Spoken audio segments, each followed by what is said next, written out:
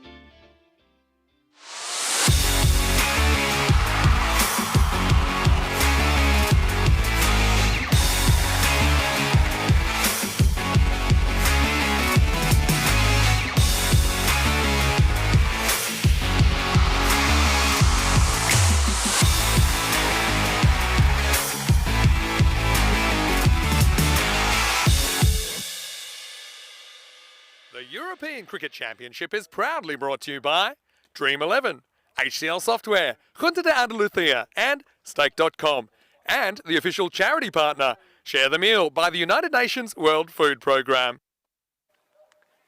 Welcome back to the Khartoum Oval. 3 days into the Euros of cricket and already we have one group run and won. The host, Team España, Spain, will be in the championship week. We start another journey today over the next 3 days. 5 teams in Group B will have their chance to join them. I'm Mr. Maximo. This is the Dream11 European Cricket Championship and it starts right now.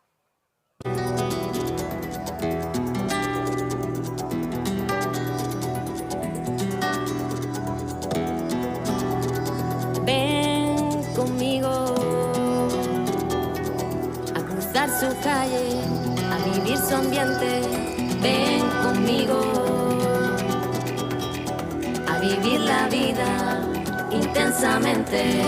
Conmigo ven, conmigo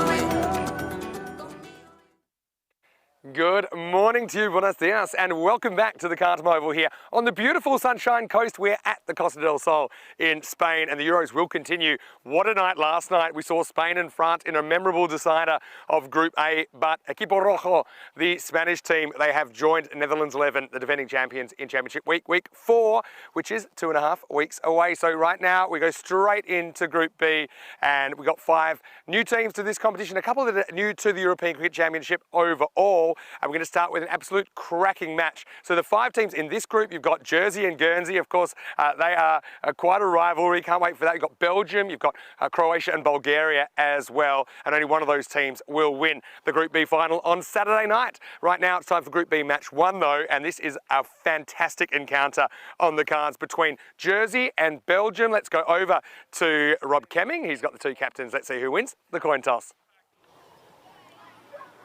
Okay, Belgium, yeah, your call. European cricket. European cricket is called. It's. We'll have a bowl. Show the sign that you're going to bowl. So it is Charles Chuggy Pershard of Jersey that wins the toss, and he's elected to field first. Well, no real surprises there. We know that when we've seen Farmers Cricket Club of Jersey in the ECL, that they have been pretty good on the chase and they've been good in pressure situations.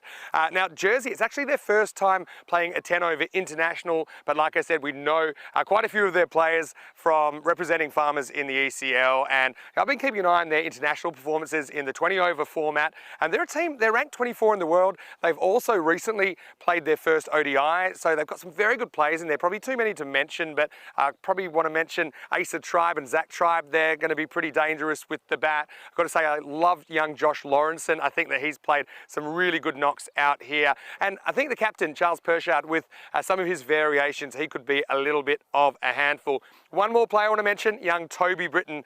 He's a left-arm teenage spinning sensation, and I just hope his hair is as fantastic as it was last time he was here at the Cartum Oval. Let's talk about Belgium though, and talk about a clash of cultures. I mean, you've got Jersey, who probably have been taught to play a certain way. Belgium, well, they're just straight out renegades. I mean, they're going to come, they're going to swing the bat. I can't wait to see this one. Belgium ranked 41 in the world in the 20-over format, but they are previous Dream11 European Cricket Championship finalists. In fact, they put 148 on the board against the England 11, but unfortunately for them, it was not good enough to win the trophy back in 2021 in that final. Watch out for Ali Raza at the top. Saber Zakhil, he's been struggling with a shoulder injury over the last couple of years, but he's another player. I think that if he can do what he did a couple of years ago, Belgium could go a long way in this tournament.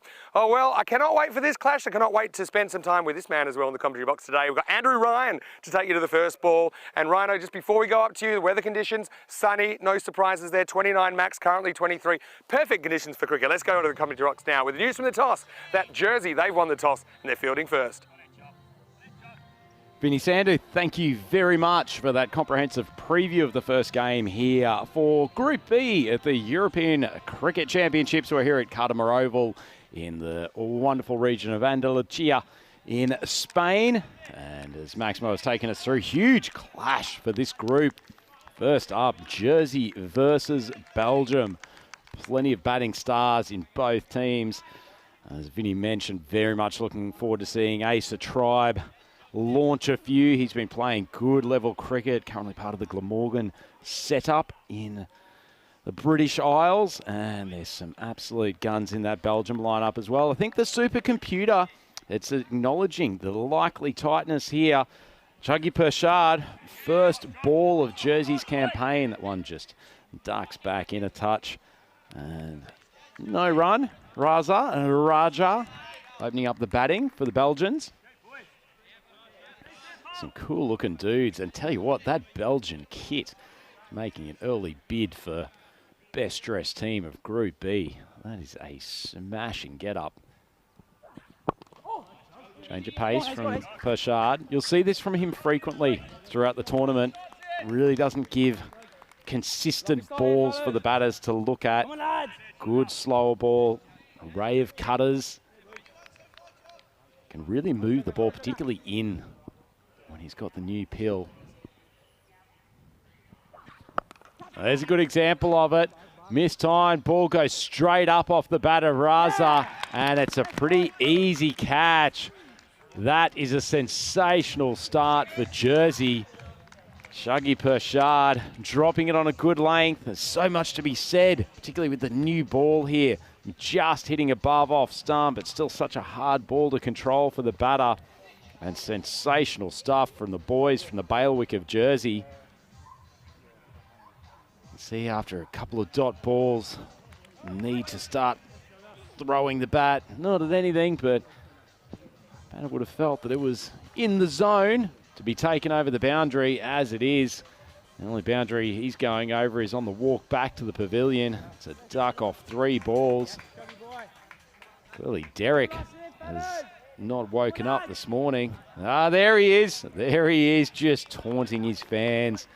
Derek waddling alongside Ali Raza, whose tournament hasn't started particularly well.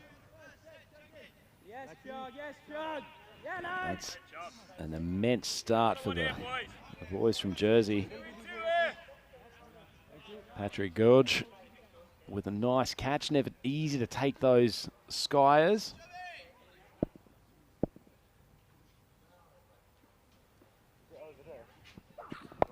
Another in-swinger. That one's gone high as well.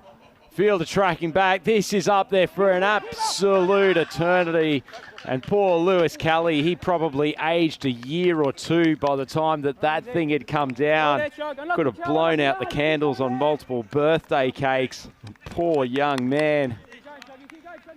As it is, he's gone back, he's gone forward. He's almost doing the foxtrot out there on the 30-metre circle. Oh, Chuggy, big appeal, the finger goes up. Great comeback. He's proving an absolute handful, and for Kalik, who probably should have been caught out on that first ball, he goes second nut, and 2 wickets now down for the Belgians. They are 2 for 2 and in a world of hurt. Chuggy Pershard, he's woken up in a good mood this morning. He's got this ball talking.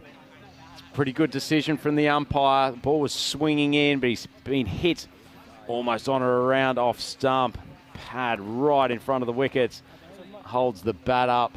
Not going to convince umpires of the quality of the boys that we have here at the European Cricket Championship, that you've got an inside edge onto that. And poor Kalik trudges off. The second victim of Pershard.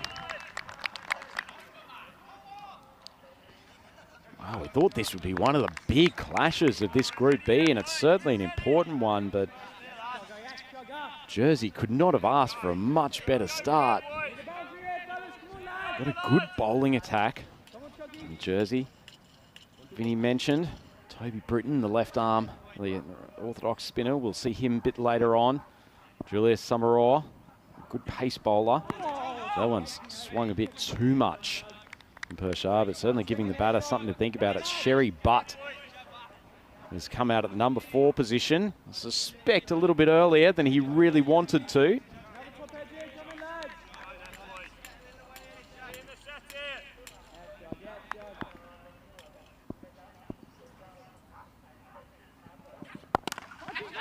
A little bit more room, but dispatches it. Wasn't a bad length from Pershard, but enough width. Had the chance to free his arms. Got some momentum in, and it's a nice shot. And finally something to talk about positively for the Belgians from that first over. 1 down, and they are 7 for 2.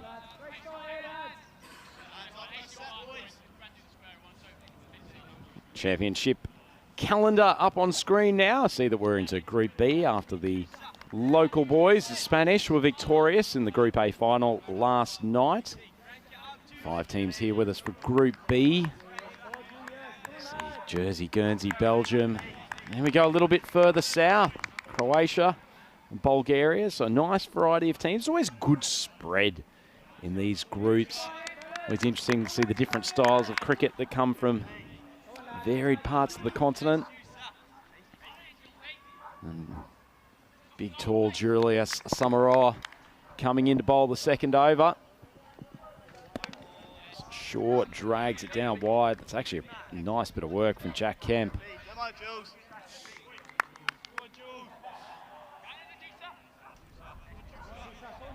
A great delivery. He's had a few injury concerns over the last couple of months, so he's not yet bowling back at full pace. Raja on strike, facing his first legitimate ball of the innings. Well, that's been just called the one over the shoulder. I wouldn't mind that from side on, just to have a look at how much it's climbed up. Good call in the end from the umpires. Raja sort of looking, wondering why he doesn't get the wide call, but a reasonable one. That's a little bit of extra pace. Sumara has clearly loosened up in the space of these 3 deliveries. Also taken by Jack Kemp, who's got the gloves. Hits the deck hard, genuine outside edge. And it's fielded down there by Guj. Nice bit of bowling. Just jagging back from outside off stump, and not badly played. Probably more of an educated edge from Raja than potentially a genuine outside edge. Of Sumara gets it up in the block hole. Continuing a good start from Jersey. Belgium 9 on the board. 2 balls to go in this second over.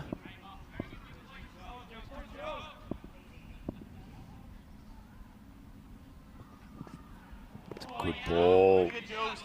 Hitting that length that we've talked about a lot over the first couple of days. There or thereabouts off stump, but just short of a good length, and particularly with his height, he'll extract some bounce off this solid Cardimer Oval pitch. And a good ball into the block out hole. The big man gets down well. No chance of a single. And continues a cracking start for Jersey. Belgium 9 for 2. 2 overs gone.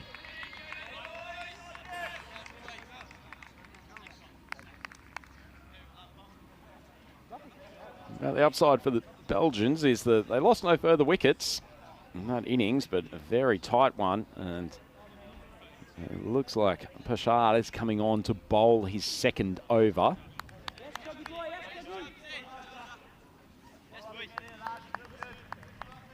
Plenty of vocals from the Jersey team, plenty of nerves back in the Belgian dressing room. Lovely strike. Well, Raja hasn't had an opportunity to free his arms too much in this innings, but the first moment that he gets half volley length that comes into his slot, strikes a wonderful Maximo. It's just an indication of the power hitting of this Belgian team. They really are one of the most dangerous batting lineups, certainly in this group, but potentially the whole tournament.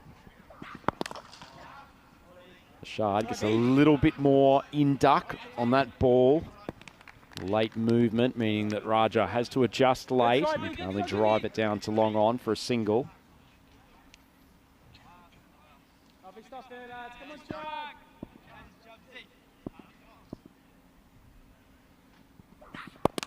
One's wide of off stump. Swings in late, shy at the stumps. Belgian boys just scoot through for a single on the overthrow. And where they're placed, they need to take as many as they can get. It was a little bit of a sluggish effort to get back in the crease from Raja, but in the end it drew the overthrow.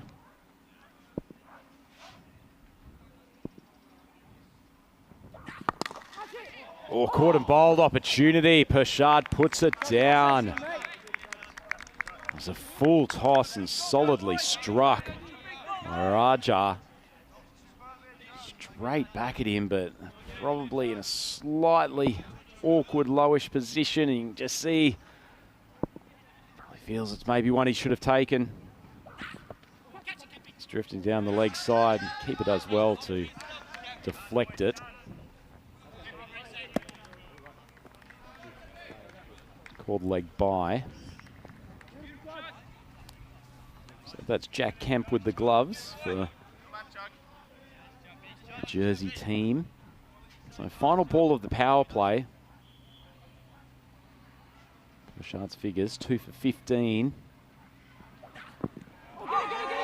Swung late, but barely even played a shot at the ball. Not going on to hit the stump, so there's no appeal, but it's the end of an excellent opening spell from the skipper. Figures of 2 for 15, and conclusion of the power play. 2 wickets on the board, and Belgium only 18 runs scored.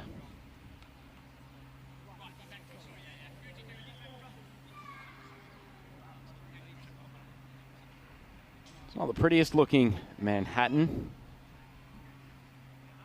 In fact, we might call it a little bit more of a Rome rather than a Manhattan, given the amount of low set buildings in there. Magic Spray Mary might not be able to give any tactical advice, but she's out there doing a little bit of work to help keep the players fit and functioning. And here we go. Man who was identified by the Maximo as someone he was really looking forward to see. Young Toby Britton became a bit of a cult hero with the Farmers team, with the locks of orange hair. Looks like he's calmed it down a bit for this tournament, which is disappointing. Bowling still looks pretty good though. There's a single. Certainly not afraid to give the ball some air. Not a prodigious spinner of it, but really relies on drawing the batters down the pitch, beating them with flight. No shortage of guile for a young man. And drifts onto leg stump. It's actually pretty well played. Had the fielder out there at probably more of a bit towards cow corner rather than deep mid-wicket, and it was hit well. It was hit square enough. That's Sherry Butt. Picks up a boundary. Britton just drifting a little bit onto the leg stump.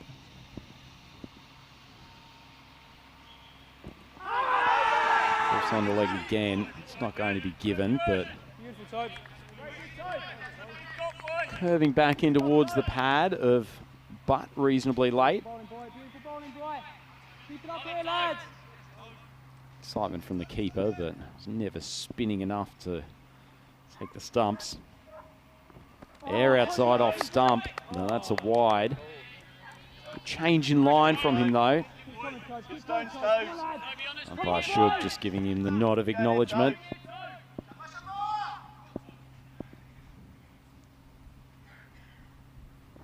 No one's outside off stump. Less flight, and it's hammered.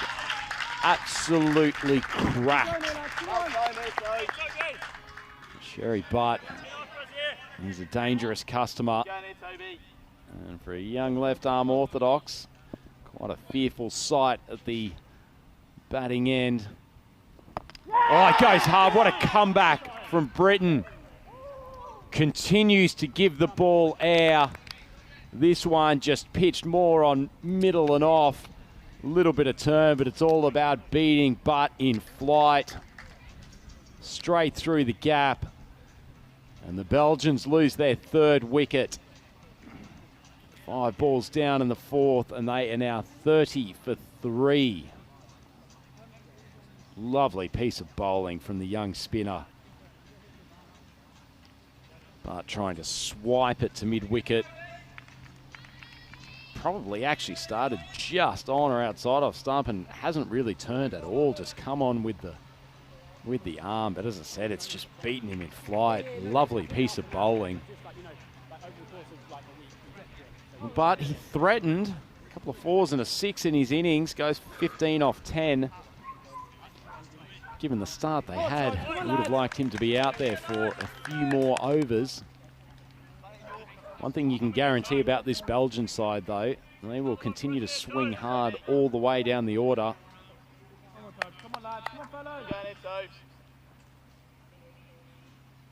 One ball to go, and skipper Chuggy Pershard in consultation with his young spinner. Brought the fielder in from deep cover position now. Very attacking field.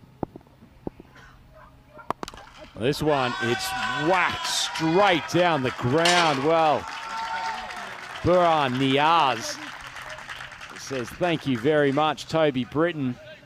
drops it on a length, and he swings very sweetly straight down the ground. Beautiful cricket shot. And a much-needed Maximo for the Belgian team. It's the end of the 4th over, 36 for 3.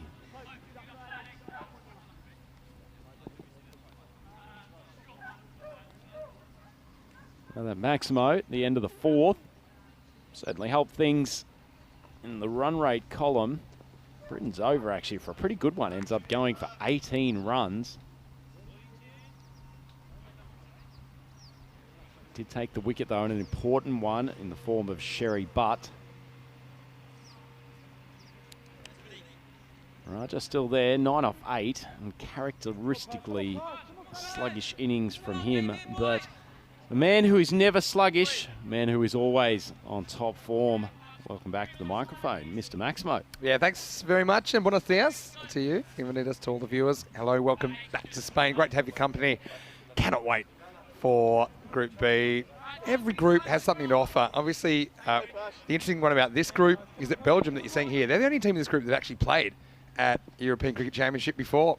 As we get ready for over number 5, and it's William Perchard coming on. He's driven into the gap, and that's going to be a boundary. Not a great start from Will. Wakas had a lot of the strike early, but it looks like he's hitting him pretty well. Yep. Well, he's finally unleashed a touch. It's a lovely shot, although a gift ball given the quality of bowling to date. Will Perchard serving up a full toss outside off stump. Wakas Raja has been around the traps a fair bit. Oh, this is high-ish, and it's going to be drilled, and it's going to be caught. I guess the question is, been called no ball, yeah. It's called on the field, and it did look high, didn't it? Let's have a look on the replay. It's definitely worth a second look, but yeah, I mean, remember, if it's waist-high, yeah, so waist-high deliveries in the European Cricket Network matches are considered no balls if they're on the full, and the benefit of the doubt goes to the batter. That's the right call, and I've got to say the officials, they were great in Group A. They made a pretty solid start here in Group B as well. Yeah, exceptionally. Tell you what, though, fair bit of fielding out there from your boy Gouge. I know you're quite a fan of from seeing him before. For sure, Patrick Gouge. I have seen a fair few of these guys before. Well, we have seen them here at the Cardamom Oval with Farmers in the Champions League of European Cricket. Oh no, that's the second one, and that one isn't going to be caught, or is it? No, it's going to be a 7-up. Big trouble on the cards. This game is swung in 45 seconds. Maximo. In fact, add one. That's 7 and a free hit coming up for Belgium. Yeah, well, poor Will Perchard, he's looking like a poorly packed item from the Amazon dispatch centre at the moment, but he's also delivering up some absolute pies with the ball. Unfortunately, he just has lost his control, and this is a big over. It's his second and final warning as well. So the regulations surrounding full high deliveries in this form of the game, if it's waist high or higher on the full, it's considered a no ball. Bowlers will get a first warning, then they'll get a second and final. Bowls another one, he won't be able to bowl anymore. Another full toss. This one is going to creep away and probably win the race to the rope. It does. So Perchard, his first ball went for 12. Now it's gone up to 16. And Belgium, turning point coming in the 5th. Yeah, it really could. Belgium, you only need to give them a wee sniff, and they will get themselves back on top. They are such a momentum cricket team. And you can just see they're walking a little bit taller out there. A bit of a strut of confidence from the two batters at the crease. And Raja, he'd been quiet before this over. Not anymore. Another full toss. That's going to be drilled despite the efforts of Gouge. It was very good stuff. Like a goalkeeper tried to tip it around the bar and succeeded to an extent. But that was a laser beam crashing into the fence for more. I hope the fence is okay. That's been smashed from Raja. It went like a rocket off his bat. Yeah, well, unfortunately for Perchard, I mean, I get what he's trying to go full, but he's just getting it too full. And the thing about cricket compared to something like baseball, you know, if it's baseball, you'd pull him out of there right now and get someone else to finish. But cricket, unless you're injured, you've got to finish your over. The weight of the tape, perhaps, just throwing him off centre a little bit. But I want to say hello to all of our viewers, of course. And, of course, we had our ECN viewer sweep that we conducted in Rome last week. Wide, and even though he steps, it's still pretty wide. So I was just checking in the sweep. It's Jersey. Were drawn by Rob Thompson and Manus, and also Praveen F. And Belgium were drawn by Ken and also by Robert McCulloch. So I'm sure they're watching, and we've got a lot of viewers, I'm sure, tuning perhaps for the first time here in Group B. Oh, another full toss. Oh, boy. It's hard to watch, isn't it? Unless you're a Belgian fan. Well, they're lit up, they're colourful, and they're enjoying the spoils here in the 5th. And poor Pershard, this is an over to forget for him, and it's not over yet. Yeah, unfortunately not. It's yet another full toss, and Raja's capable of hitting some pretty good bowling to the boundary with his relentless power. But yeah, grasping for positives here at Jersey, but they're saying, look, they had a slow start. Come on, don't worry about it. I mean, obviously he is worried, but they're saying, look, with the slowish start Belgium had, you know, they've got it back to maybe par, maybe a little bit more, but Jersey just need to try and settle down. Another full toss. Well, we're on world record pace. I mean, I think we might have already had a Guinness World Record for highest ball ever hit this morning. And as Paul Lewis Kelly, I like the fact that you said he might have had 1 or 2 birthdays before it came down. Probably needed to shave for the first time as well. But man, now this over, it's gone for 27. Could go supersonic, which is what we normally call 30 plus. Belgium, out of nowhere, have taken the lead in this game according to the numbers. Well, you might remember, Wakas Raja was barely at a 100 strike rate before the start of this over. He's now raced along to 34 off 15. 28 then, last ball of the over to come. Good finish as we get to the end of the 5th, and the score is 64 for 3. The players will pause and we'll get into the strategic timeout, and we will get an opportunity to welcome you into the Dream Box here. It's Vinny Sandy, Mr. Maximo for the European Cricket Network on a sunny Thursday morning here on the Costa del Sol. Got Andrew Ryan with me. Rico Full will be with us a little bit later as well. But I mean, Rhino, maybe some people watching ECN cricket for the first time. As you can see, games can change in an instant. Absolute twists and turns here, Vinny. I mean, for the first 3 overs, the Jersey team were absolutely dominant. Their bowling attack looks top class, which it is. Fantastic, experienced international cricketers, but it only takes sometimes one moment, or in the case of that last one over. It completely changed the complexion of this game. Yeah, true, but if you can change it one way, you can change it back as well, and I think that's important to think about. I just want to say a warm personal welcome to everyone, of course, watching on Fangcode in the subcontinent, on ECN, European Cricket Network as well, but as well as all of our international broadcast partners, and I want to say a warm welcome to you if you're joining us for the first time. Also to our official partner here, the Junta de la Andalucía, which is the local, council and the local area who provide tremendous support and resources to us to hold this event in this region. And it is very special. And the Euros of Cricket, it only comes around once a year. It only comes around once a year, but what an absolute pleasure to be out here. As you say, it's one of the prettiest regions, not just in Spain, but the entire continent of Europe, and always an absolutely charming destination for us to come and play some of the best cricket that you will see all year. That's right. They don't call it the Costa del Sol for nothing, because there's plenty of sunshine. The weather has been tip-top. And I know it's not the same everywhere around the world, but well, you can turn on the TV anytime and join us. And look, this is Group B. There's actually 6 groups, so we're into the second group now. That's 3 days per group. That basically takes us through 3 weeks. Week 4, championship week, with the 7 top teams vying for the title. Now, Belgium, you're seeing out there, they're former finalists in 2021. They were second to England 11 and actually on top in that final. They failed to qualify for championship week last year, going down to Scotland, but they were pretty close to the mark there. Pretty brutal format as well, with 5 teams being whittled down to 1 in the space of 3 days. But that's the way it goes. And in fact, of these 5 teams, we'll have to lose 1 tomorrow night, because the teams will play 10 group matches, so each team plays their opponents. So they play 4 matches. The bottom team's out, the top 4, to finals day on Saturday. And haven't we had some good Saturday night finals days together, Rhino? Saturday night finals day. I mean, could you find a better way to spend it on the Costa del Sol than coming down to Cartamar Oval? I think we'll have a series of cracking games here and some top quality teams to give us what will no doubt be an extraordinarily close finals day. And good to see Zach Tribe coming to the wicket for an over. Yeah, I mean, not surprisingly, they go to spin, they go for something different. Got a feel for William Pershard, who just couldn't get it right in his first over of the tournament. Now, a bit of length, and it's pumped straight, and it's pumped out of the ground. Maximo! Burn Niaz, he's a good player. I mean, he's recently had some more experience, you know, picked for the Pakistan Junior League as one of the top young European prospects. And he's showing it here. Also a very handy bowler, but right now they need him with the bat and he delivers. Yeah, just see he got a solid base. Hit that strongly down the ground. He's gone again. Consecutive Maximos, and Tribe has been welcomed to the crease by the blazing bat of Niaz, who is up to 18 off 4. And how that momentum has swung. Look at the win predictor. Belgium now right on top. Yeah, I'm just super interested with this first clash. It's kind of a clash of cricketing cultures. But they're very skilled cricketers, you know, both teams. And obviously Belgium, a lot more experience in the format. Although Jersey do have some players that have played a bit at the ECL. Here's that Tribe.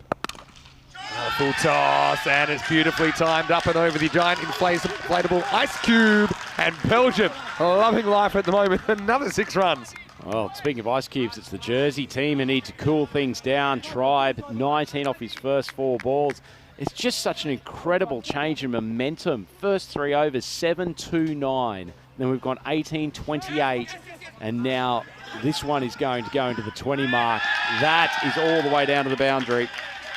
That's going to be the dreaded minimo. It's going to be 5 wides. And I've got Jack Kemp behind the stumps. He does a pretty good job. It's a tough one for him because it's full, it's wide. It's like if you're a hockey goalkeeper. You know, and it is very wide, by the way. I think that's kind of bottom corner, isn't it? Edge of the pitch, hasn't it? Yeah. Been snuck away from him, so unlucky for Kemp. There's only so much he can do. But how could it go so wrong so quickly for Jersey? I'm still trying to come to terms with it. Oh, this one might have been a wide. Almost finds the field and goes after it anyway. But, yeah, it's a bit of chaos here. It's a classic lesson of trying to keep your cool, which is easier said than done in these circumstances. yeah, I've got to say, I thought skipper Chuggy Pershab might have gone back to Julius Sumaral for this over. Just bring one of his experienced campaigners on just to try to settle things down. That's a good ball. That really took off. So I suppose it only goes for 25. Well, they've had some good 6 balls of the over. Just been some of the others that have been trouble. 6 overs down now. Belgium, 89 for 3.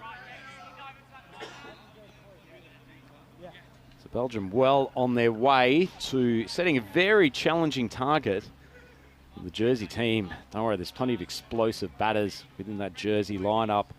Both Asa and Zach Tribe in there. I've heard word that Charlie Brennan, who's likely to open the innings, is quite a dasher. Yeah, looking forward to seeing him for sure.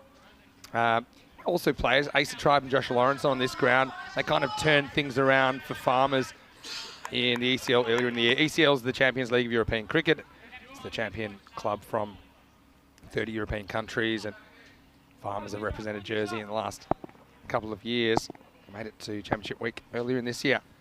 All right, so we're going back to Sumaran. You called it. Maybe it's time to see some more Julius. And so 2 consecutive dots. Be thankful for small mercies. Now look, Jersey have a good finish here. They get it right. Let's say they keep it to 10s. They're chasing 130. They would back themselves to do that. Just seems that scores going up and up. These Grizzlies are really flying. Oh, the bat speed on that. That has flown. 1 bounce. Good hurdle work as well, but the result, 4 carreras más, 4 more to Belgium. Yeah, it wasn't actually that bad a ball. Maybe a touch shorter in length than he might have liked rather than getting it up in the block hole, but that's phenomenal bat speed. And look at the talent to just open the face of the bat at the last moment. There's not really much width there. That's the kind of shot you associate with, you know, throwing your hands at a ball that's wide, maybe just inside the wide line. But he kind of just kept his weight leg side without really stepping. But he really threw the hands at it. And despite it being a straight-ish ball, it disappeared. What an unusual place for that ball to end up. He does something similar this time. This is going to fly over the gap. Maximo! Burhan Niaz has gone full-on beast mode here. His guy's always been decent, but he's doing something pretty special through the second half of this innings. Oh, Burhan's going absolutely ballistic. Once again, not a bad ball from Sumaral. Hit that length and probably actually got the out-of-control shot. He's just got enough meat on it. Well, it does it again, and he's going to get 6 more. This is unbelievable batting. Well, they say the definition of insanity is trying the same thing over and over and getting a different result. We've almost had a 3-peat there as Niaz has manufactured that over deep third for 6 more. He's up to 41 off 10, Vinny. Absolutely motoring. I'm kind of the same as what Julius is thinking here. He's like, you can't keep doing this. You can't keep doing this. But he has. You can't bounce it. You need to Yorker it. Problem is they've had so many problems with full tosses in this innings. They're kind of scared off. As this time, he just drills it so hard that it goes to the fielder on the circle. They won't get a run. But even that shot, pretty authoritative stuff. And right now, Burhan is full of beans. 7 wickets in hand as well for Belgium. We coined the term Belgian ball, hashtag Belgian ball. This is a very good example of it. They are just going for absolutely everything. Well, that's going to be a wide, because even a Burhan Niaz standing on the shoulders of Burhan Niaz is probably still going to be over their head. To be fair, there's probably good length balls that could creep over the head of Niaz. He's not the tallest young chap, but he is absolutely packed with power. What about the inside out? I don't know what you call it, like the swashbuckle. Like this. What's that? And he's caught. Well, I can't believe the kind of shots we've seen there from Niaz, but also you've got to give credit to Jersey, and in particular, Lewis Kelly there has taken that. It's pretty much a slips catch, 45 metres from the bat, and he takes it low down. That's a good one for the young man, but Niaz lit the ground up. He's going to have to go for 41. Yeah, wonderful innings, but also credit to the skipper, Chuggy Pashad. He had a fielder down at that precise spot. Couldn't have gone much closer to him, as you said, Fiddy. It's not far off a slips catch, but they had the 2 defensive positions down there, one on third man, traditional third man as well, so great captaincy. Well, I'm sure Jersey supporters, they're happy to see the back of Burhan, but I was still trying to pick apart and dissect exactly what he was doing out there and how he was doing it, but he was brilliant. 41 off just 12 balls. And the score, 106 for 4 after 7. Tell you what, Vinny, if you went back and thought about cricket 10 years ago and people would talk about it as a relatively staid and predictable and unexciting game, isn't one of the most wonderful things, whether it probably kicked off with T20, but even more so developing with this T10 format, just the organic development of new ways to hammer a cricket ball to different parts of the ground, to different deliveries. It's absolutely fascinating to watch. Yeah, for sure. Cricket's evolving. I mean, all sports are. If you want to talk about traditional cricket, you're probably talking about running in on a bumpy bit of grass and rolling ball underarm and hitting it with a hockey stick kind of thing, because that's what cricket used to be. Slowly but surely, it's always evolving. Kelly gets the ball now. Inside edge on the pad. Slow to respond, got to run out here. As long as he doesn't mess this up, he doesn't. And so that is going to be the end of Wakas Raja, I think. And yeah, it's an interesting one because Zakil's new to the crease, but he kind of pulls rank on Wakas. And we'll see it on the replay. It's like someone's just pushed the self-destruct button. Raja had about 2 or 3 opportunities to bail out of that run. Yeah, I mean, it's his call. And Zakil basically overrides his judgment for Wakas's judgment. Now, Wakas is the in player. Look, if you stacked them side by side, you know, Zakil, he's a super important batter, but yeah, that's just a break, isn't it, for Belgium? You got to feel for Wakas, but he has contributed 36 runs and batted really well. He'll go run out, and it's 107 for 5. Vinny, talk about just 2 or 3 balls sometimes can change a game completely, and we saw that with young Will Pershard's over in the first innings, but now the last 3 balls, wicket, 1 wicket. But what about the stones of Zakir to come out first ball and pretty much stand his ground and say, nah, I got this. And it's putting a bit of pressure on him. But, it's Belgian ball for you. Yeah, it's Belgian ball. Yeah, I mean, I guess some of it kind of shows up what I said is the kind of different backgrounds of these two teams. A little bit short. That's going to be put away. In fact, it's going to go all the way. Maximo. Khalid Ahmedzai comes out and gets one to swing on. Not a great ball from Kelly. Got outside the hip and pays the penalty. Well, not a great ball, Vinny, but also for a guy who's been coming in bowling left arm orthodox, all of a sudden the last 4 steps he decided he was Wasm Akram bowling around the wicket. He just telegraphed it to Ahmedzai. It was just too easy to know that the quicker one was coming. Yeah. Takes a bit off this, but is belted down the ground. Ahmedzai goes Maximo. And this is the thing about Belgium ball. They might lose a wicket. It might be a silly wicket, but they've got more batters to come. As long as they're not running out of their 10 wickets, they've got guys that'll come and hit the ball out of the ballpark. Yeah, ultimately, they're only 5 wickets down, and they've basically got 2 overs to go in this game. They've got plenty more firepower to come. They're in a good position. Yeah, I like that he slows it down. Has it worked? Fielder comes around and takes the catch. And that's nicely done. So, give some credit to Kelly there.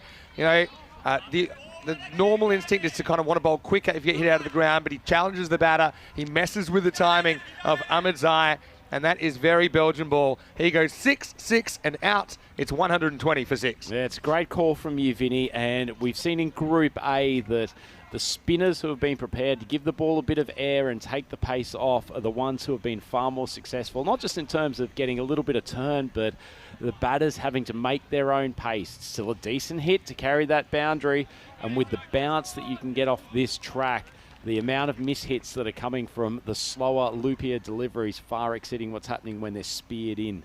Credit to Zach Tribe as well, who judged that well, and pretty much looking straight into the sun, so it probably wasn't as easy as it looked on TV. Come on, Tiger, come on, boys. And yeah, Belgium. I mean, they're a team that are fan favourites for a reason, aren't they? And that is also the end of the over. It's 120 for 6. Looks like Toby Britton's coming back, and of course, I was waiting to see the hair. Still there, but not quite as big as last time. This is pretty big as well. It's a cut 6 from Zakil. And we said, he wanted his innings. Essentially threw Wakas under the bus, despite Wakas being established. So again, Belgium do things differently. Zakil says, no, I also need to bat. And he gets 6 here, and that might not be the last one. And when he cracks this, but straight at the fielder. Brilliant catch. Robs him of a Maximo. And it's going to be 6 and out for Zakil. Britton with the breakthrough, 126 for 7. May have not had to move very far, Vinny, but that is a sensational grab from young Charlie Brennan. Saw the pace at which that ball was moving, and his hands have gone back just to provide a little bit of give at the last moment. That's a cracking catch. It reminded me of kind of Australian football style, player on the lead, taking it up above their head. I mean, Zakil, I don't mind the way he got out there. That was a really good shot. Just happened to pick out the fielder, and it literally was 2 metres either side of Brennan. I think that is going over the fence, but instead Sabah Zakil has to go for 7, and it is the 7th wicket for Jersey. Belgium now 126 for 7. That's interesting. I don't think young Toby Britton having the haircut a touch seems to have affected the quality of his left arm orthodox. Doesn't mean that it hasn't disappointed me that he's not quite the same frizz as last year. Maybe the last headmaster tournament. had a word to him. Oh, there you go. Spoke too soon. This one's gone wrong. I think as a batter, it definitely would be off-putting when he had the big mane coming and bouncing up and down, kind of hypnotising. Do you think if he and Lewis Kelly's heads came into contact, it would be a Velcro effect?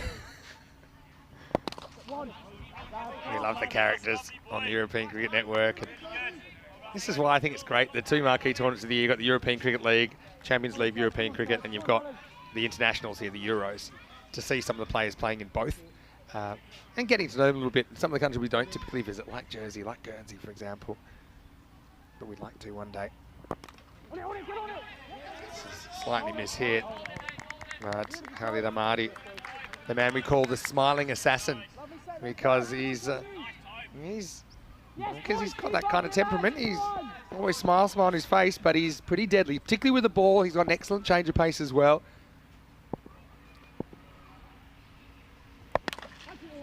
Zaki Shah out there as well for Belgium. So it's a pretty good over from Britain, considering he went for, I think, 18 off his first. You've got to be brave as a batter, but also have to be brave as a bowler, to get smashed and then come back and try and keep your head in the game and not to lose the plot. Last ball for Britain now. Oh, this is a full toss, but it might bring a wicket. Fielder coming in, can't quite get there.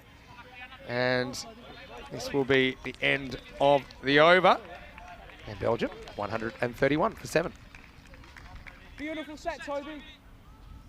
Well, Vinny, certainly after the Belgians were 18 for 2 after the power play, recovering to be 131 for 7 with still an over to go is a pretty good recovery. So Britain's completed his 2 goes for 29. Probably deserved a little bit better figures than that. Yeah, that's the way it goes sometimes, and I think you just have to eat that as a bowler. Kelly. Yeah, he gets hit up and is over the fence. Maximo! Kelly Damati with 6 to start the 10th. This will be interesting, Vinny. I'm not sure Lewis Kelly would probably be their first choice closing bowler in the 10th, but probably the skipper Pershard having to bring back Sumarora earlier than he would have wanted to has just changed plans a touch. Yeah, this slides on. They're probably just happy with 1 here. Really need to throw away a wicket on a suicide. Yeah, so Zaki Shah took a hat-trick in the recent ECI. So Belgium did actually play in Krefeld in a pretty entertaining European Cricket International Tri-Series that involved the Netherlands 11 and also Germany. So that was a real high-quality series. And look, yeah, they didn't win it, but they came second and played some good cricket. Again, I think that's such a great tune-up to have that so close to the start of the Euros. No full toss. Not the worst ball to bowl. They probably take on the 2 here at this stage. Don't know if they'll make it, and they won't. So the bat goes flying in the end. Probably a calculated risk worth taking at this stage with wickets in hand.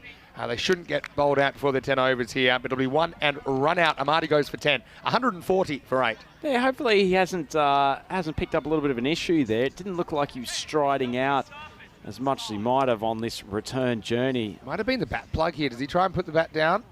Oh, actually just kind of hits the foot marks on the pitch next door.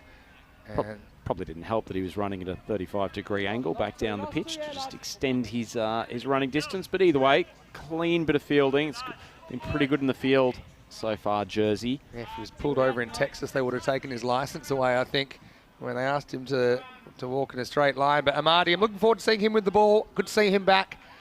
And he contributes 10 to the score. Tell you what, young Guj out there on the point boundary, he's been pretty good in the field today for Jersey. Guj is a gun. Don't worry about that. And yeah, hello to all of our viewers watching from Jersey, I should say. Speaking to Jimmy Pershard earlier today, they've got the coverage up in the clubhouse back at the famous field. Farmers Hello, Club. everyone.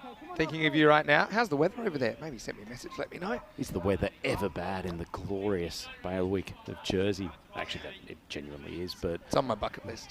Yeah. Beautiful part of the world. Definitely. St. Helier, lovely port area. This is Shafila Zahel, who's coming out at 10. There's 2 to come. 140 up. Kelly over the wicket. Oh, well bowled, but good swing. And you know what? This is going to go for 4 as well. Once it gets past you, it rarely comes back. And so bonus runs for Belgium at the end. 1-4-4, 1 ball to come. Yeah, nonetheless, he's done a pretty good job in this over, Lewis Kelly. Bowling at the tail end, never easy for a young spinner. And he's kept his head, thought through each ball. See, the win predictor's got Belgium up at 62%. Scores climbed up to 144. Last ball. 150 with a maximum. They do not. It's, you might have nicked that. Does it matter?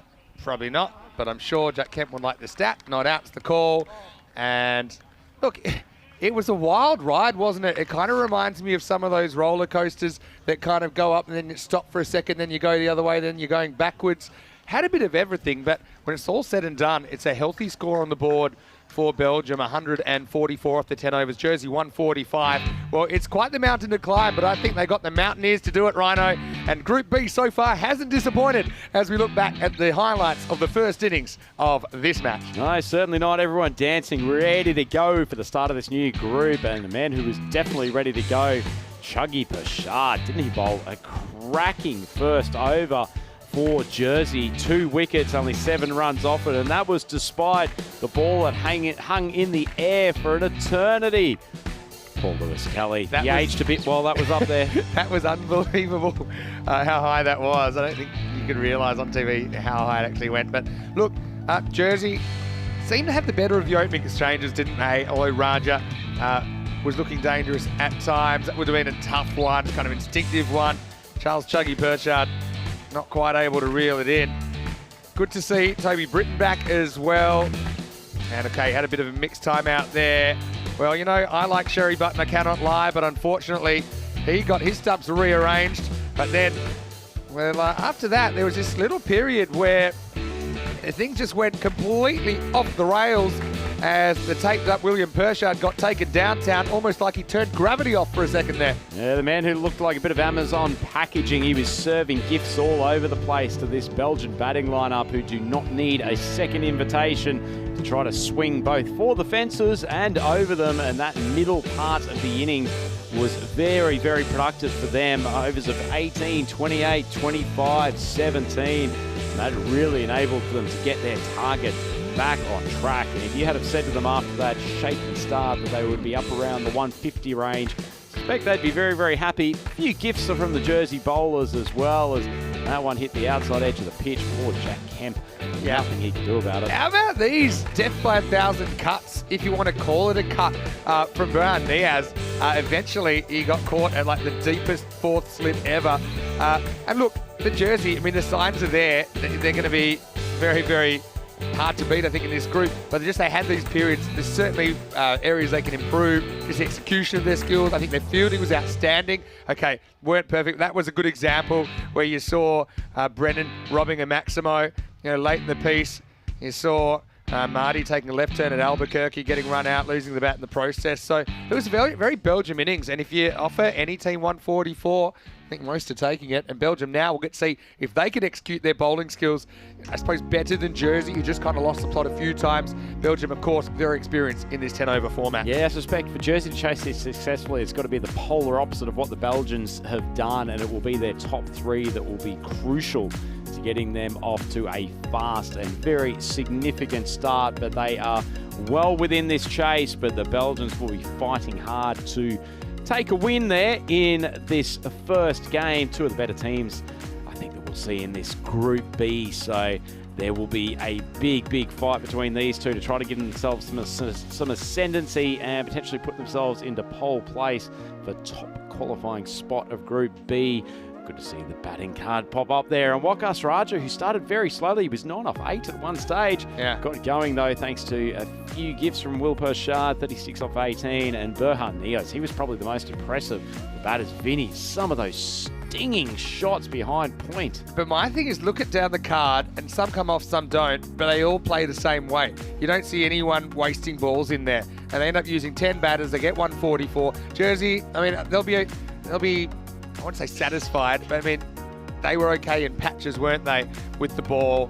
You got to look at Charles Chuggy Pershard, 2 for 15, 2 wickets also for Britain, had a bit of a mixed time. Singles for Sumareo, I think, was okay. Kelly took a wicket as well. But look, what's done is done. Jersey, these are the kinds of chases. If you want to be a champion team, you want to be pulling off these kinds of chases. We saw Spain doing this. We saw Spain chasing 140s a couple of times in their group. Let's see if Jersey can do that when we return. We're back in a few minutes. This is Group B, Match 1. Vinny Sandy with you, Mr. Maximo, with Andrew Ryan. Back very shortly with more Dream11 European Cricket Championship.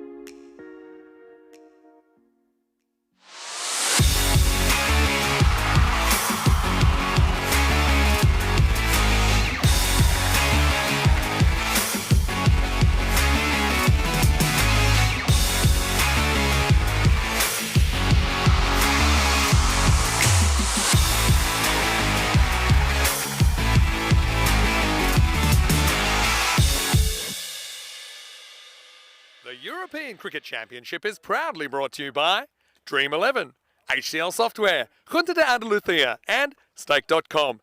And the official charity partner, Share the Meal, by the United Nations World Food Programme. European cricket fans, welcome back here to the Carter Oval. It's the first day of Group B, and we have a phenomenal clash in the context of this group between Jersey and Belgium to get us started here for Group B. Those of you who were with us on the European Cricket Network last night would have seen the Spanish take the place in finals week by reigning victorious in Group A. They managed to beat the French team in the final last night. And so 5 new teams starting out here today. These are the first 2. We still have got Guernsey, Croatia and Bulgaria to come along and greet us later on today. But it should be a fantastic chase here. Jersey, they've got some big guns in the batting lineup and they'll need them. Target of 145. Brennan, outside edge to that first ball. We know he's a dasher. Has almost popped it to the hands of backward point. Couldn't have carried him by any more than probably 10 centimetres. And the hands over the mouths, as they know, that could have been a wonderful start. So it is Charlie Brennan, the left-hander, who's faced up, and Asa Tribe, the absolute star of this Jersey batting lineup up the other end. Brennan cracks that ball on the turf. Going to be a shot at the stumps. It's not far away. And Tribe was almost back in the pavilion before it even faced the ball. Charlie Brennan just drilled that straight in the ground, and how close was that? Asa Tribe is a fairly relaxed customer with the bat, but heart rate might be a touch elevated after almost being barbecued by his partner. As it is, survives to fight another day and face his first ball. Marty, good start. Nicely worked from the leg side. Ahmedzai fields well at square leg. It'll just be a single. Good technician, Asa Tribe. Gets in line with the ball very easily. He'll score quickly, but I don't want to say using traditional cricket shots, but he's very well balanced. Relies on footwork and timing.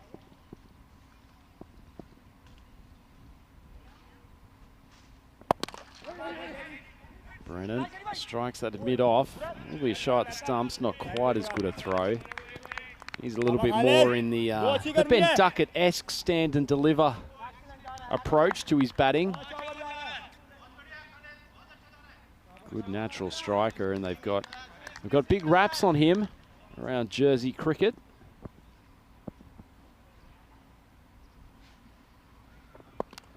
Drive gets inside. Enough of the willow on top of it. 2 bounces, and it's the opening boundary. Nice piece of batting from Tribe. He's picked that Amadi is keeping basically the same line and length of the over. Banked on him doing it again and shows some of his class. Jersey move along to 9 runs off this first over. It's a healthy run rate they have to keep up. Almost 15 per over. Bit of a change. Sweeps it around and only just beats a short, fine leg. Gesticulating to himself that he wanted more elevation, but as it was, gets enough on it, gets a boundary and closes the over with consecutive 4s. Jersey in the first, 13 for none.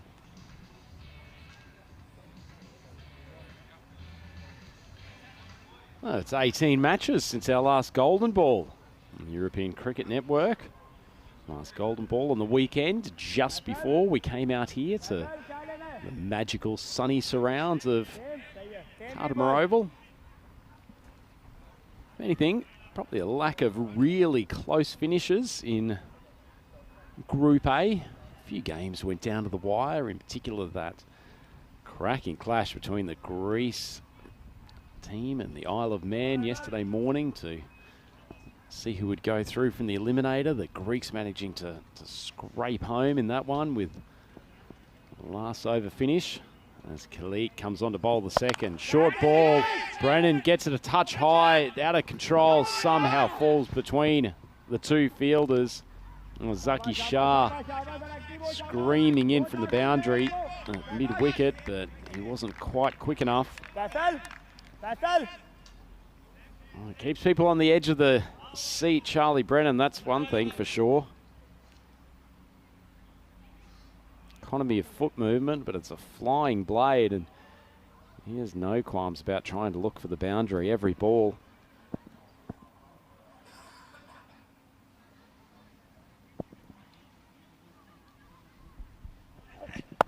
Short and wide ball from Kalik. Tried, not quite timing it. Zaki Shah with his hands on the ball again. A pretty pacey run-up, Kalik.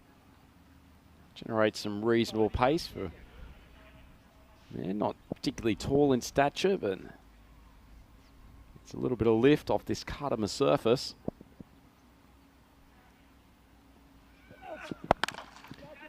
That one's just on the hip, and Tribe, I've talked before about how well balanced he is at the crease. It's just a very, very calm swing off his hip. Gets the elevation to take it over the mid-wicket boundary. Such a typical modern cricket shot. Just the rotation of that hip, almost like a golf swing at the end, generating the extra snap of power. Khalid Ahmadzi. It's out there at deep mid-wicket. May have thought he was in with a chance for a moment. But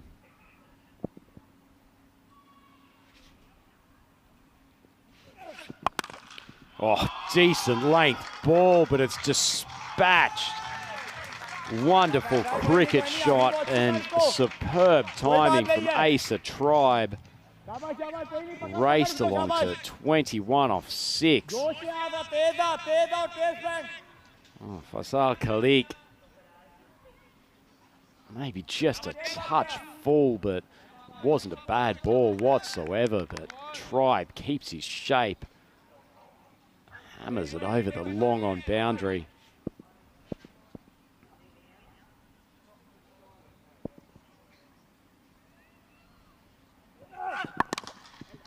Full ball driven, can't beat the fielder there. It's mid-on, but he scoots through for the single. He's a player of genuine class, Asa Tribe. He's been in and around the Glamorgan setup for the last year.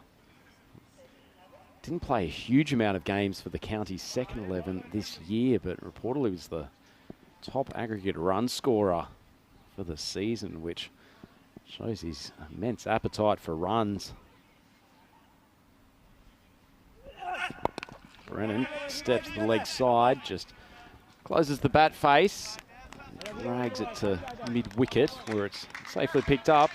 It's the end of the over. Kalik goes for 15. Jersey, bright start. 28 for none after 2.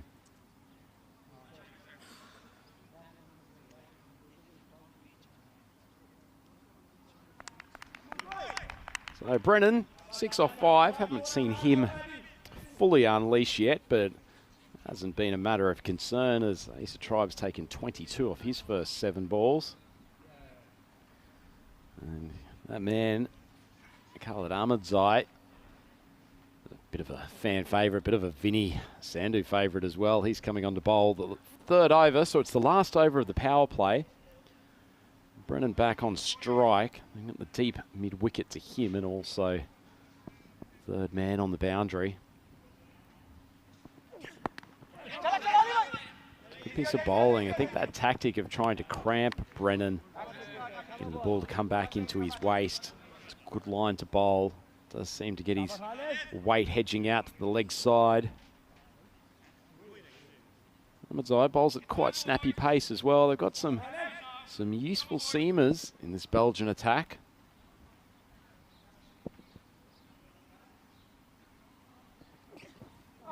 Short ball and it climbs. Looks like the ball was on a staircase rising up with the bat of Ace of Tribe. A little bit quicker than he expected. Win predictor after that ball, well, it was 50-50 beforehand. Belgium's got their nose in front now, 51%.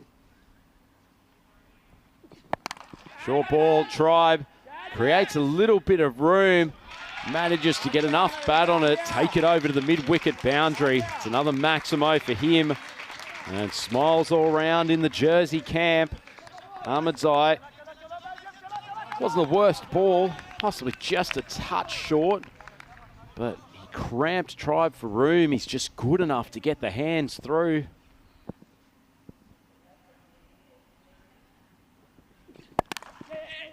Himself some room, thrashes through cover, threads the needle.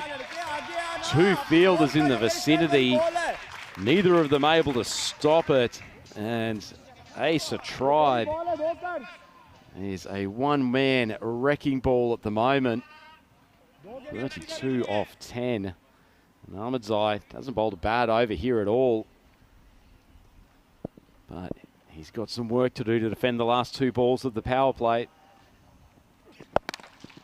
And Tribe goes again.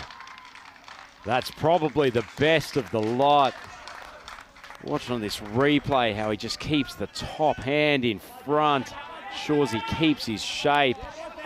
Excellent elevation, and that ball has travelled a long, long way. Wonderful shot. In Belgium, they've got a fair few runs to play with, but so long as this young man is out there in the middle, Jersey will feel that they're in control of this chase. Already above 15 runs and over.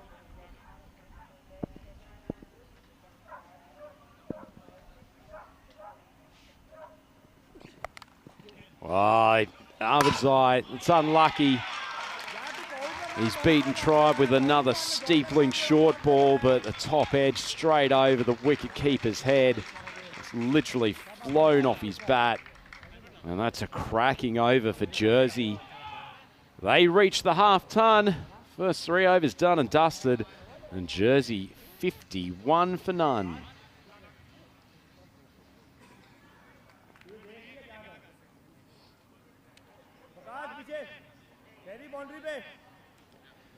And after the end of the power play, Jersey sitting 51 for none. Good to bring back the man who brings the energy to the commentary box. Vinny, Mr. Maximo Sandu. Vinny, your thoughts on the power play? A good one. If you're going to chase the score 140 and above, you need to have a good start. Well, certainly it helps to have a good start. Interesting first innings, you saw it's kind of up and down, wasn't it? They accelerated, and it was kind of an unsustainable pace. Jersey fought back. It's a game of fighting back, I think. Now it's Belgium's turn to fight back, but how good's Ace of Tribe been so far? We've seen him do it before on this ground. This is a brilliant shot as well. Now it's going to be laced, and Brennan hasn't had too much of the strike, but I think that these two are a very good pairing at the top of the order for Jersey. They're going to cause some headaches for the opposition bowlers as we see another overstart with the boundary. Yeah, indeed. That's a cracking shot from Charlie Brennan. He spotted the big gap that exists out there between long off and the deep wide cover. Goes after this, but this should be out. And it's taken. Is Sabazakil there at point? We know historically he's had a bit of a problem with his shoulders. That's kind of an awkward catch for him to take. But he does go back. He doesn't mess that one up. And so it's Zakel who bowls it. Zakil that catches it. And Jersey lose their first. Brendan goes. It's 55 for 1. Yeah, that's a bit of a mouthful, but they managed to keep things nice and tidy on the field. Good grab. Nice piece of bowling as well too. Thrashed for the boundary first ball. Just slowed it down. Made the batter create his own pace. And that's a much needed wicket for Belgium. Jersey were firing along at a rate of knots. 55 runs on the board. I see Charlie Brennan back to the pavilion. They've got plenty of hitters left in this Jersey lineup though. Ace of Tribe, Julius Sumaraw, Josh Lawrenson. No shortage of young men that can find the boundary with ease. Skipper Chuggy Pershard, he'll probably come down and be one of their closers down the order. Well, two tribes about to go to war. Asa joined by his brother Zach. These two are always good when they bat together as well. I mean, Jersey, it's such a fun team to watch. They pick up the format because they're good cricketers and they play good cricket shots, and there's value for that. Indeed they do. So Tribes one Maximo away from his half century. His brother about to face his first ball.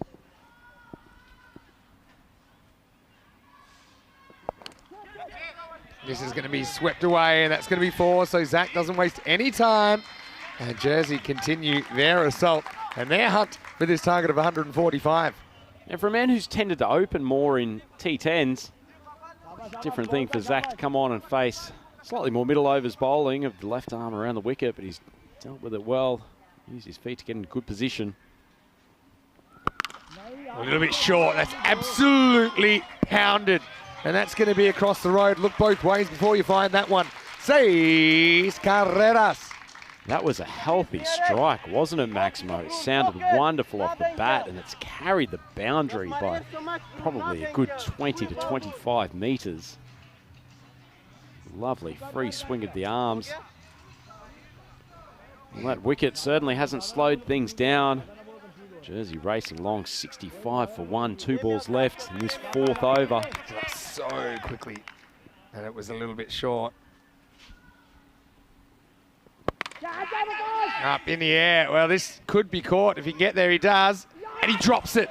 Oh, well, you wouldn't expect that from one of your better fielders, Wakas Raja. But it just bounced straight out of the palms. Yeah, disappointing. Another good bit of bowling from Zekiel. Slower one. Tribe just threw his shot a little bit too quickly. Wakas Raja's got to do better with that opportunity. This one just pops back past him for 1. So, yeah, we'll remember that. Wakas won't want to. Down the ground this time of the day, a lot of balls kind of affected by the sun.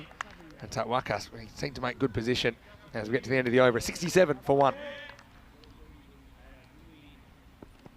Jersey, well up with the rate at the moment. Further 78 required from the remaining 6 overs in this innings.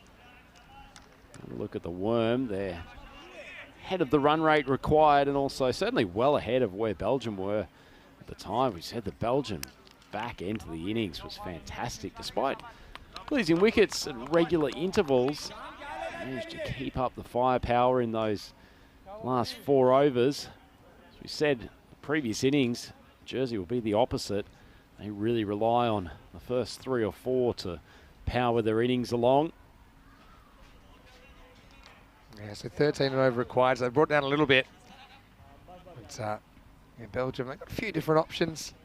Berhan Niaz batted really well. Now he gets a chance with the ball in over number 5. First ball, looks like it's mistimed, and it's another one that goes down. And well, Wakas, you can see the frustration. This time he had to go to the left. Didn't get as much of the hands on this one. Another opportunity missed. Well, Wakas will be getting a Christmas card from the Tribe family. He's given Asa 2 lives already. See, he got just his hands separated and in poor position on that occasion. It's not a difficult catch, and to be honest, it's not great technique for successfully taking that ball. Niaz should have been able to continue his fine game with a wicket first ball. Pushed away for 1 now. So, look, the thing about this game is that even if you're a very, very good batter, and we're talking about guys that have played ODI cricket, we're talking about guys that have played against some of the best players in the world, sometimes here at the Carter Oval, they're still not going to hit every ball in the middle of the bat. And because it's so aggressive, there's going to be opportunities.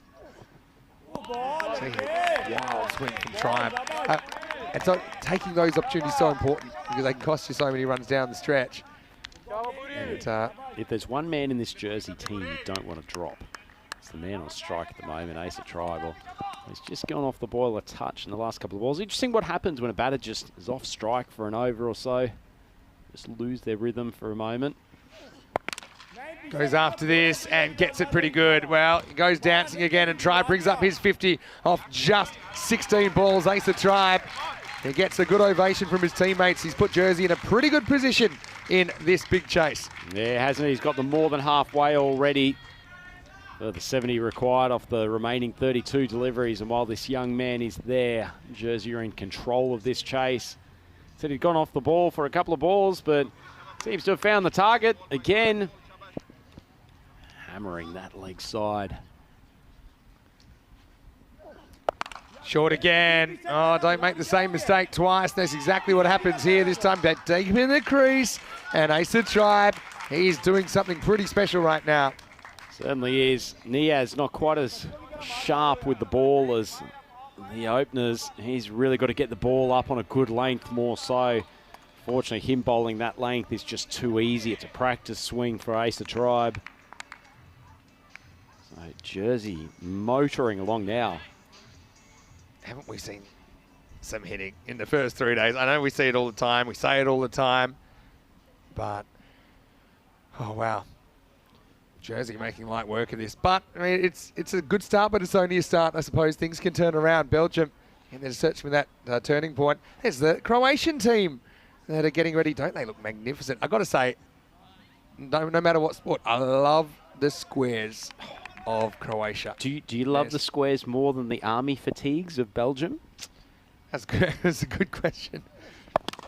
Well, this is hit straight. It's hit very well. Maximo! As Asa swings himself into the 60s. Well, they might be in the armies, but there's no camouflage out there right now.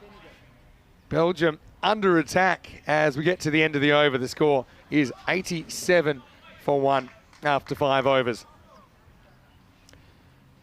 Well, Rhino, while we're here, it's probably a good time to mention our food partner as well, our charity partner, if you like. 1 in 10 people, they don't have enough to eat in the world, and so ECN, we're wanting to help this situation, and I'm really excited that we've joined forces now with the World Food Programme. So for as little as 70 cents, you can actually provide a meal for someone in need. And that's something we're doing this year. You see down there in the bottom right-hand corner of your screen, you can just, if you're enjoying the telecast, if you're enjoying what you're seeing, you can scan the QR code, 70 cents. It's about $1 Australian, I think, if you're watching from Australia, and make a difference. And you can get us close to our target. Feels so little. I actually went to our radar gun yesterday that we've got set up here. So I don't really want to talk about the figures, to be honest. Can I tell you about the radar gun? So what we're talking about is you can pay €1 over here, and there's the fastest throw wins. And apart from throwing out a few shoulders, it's a nice way to get us close to our target. But I worked this out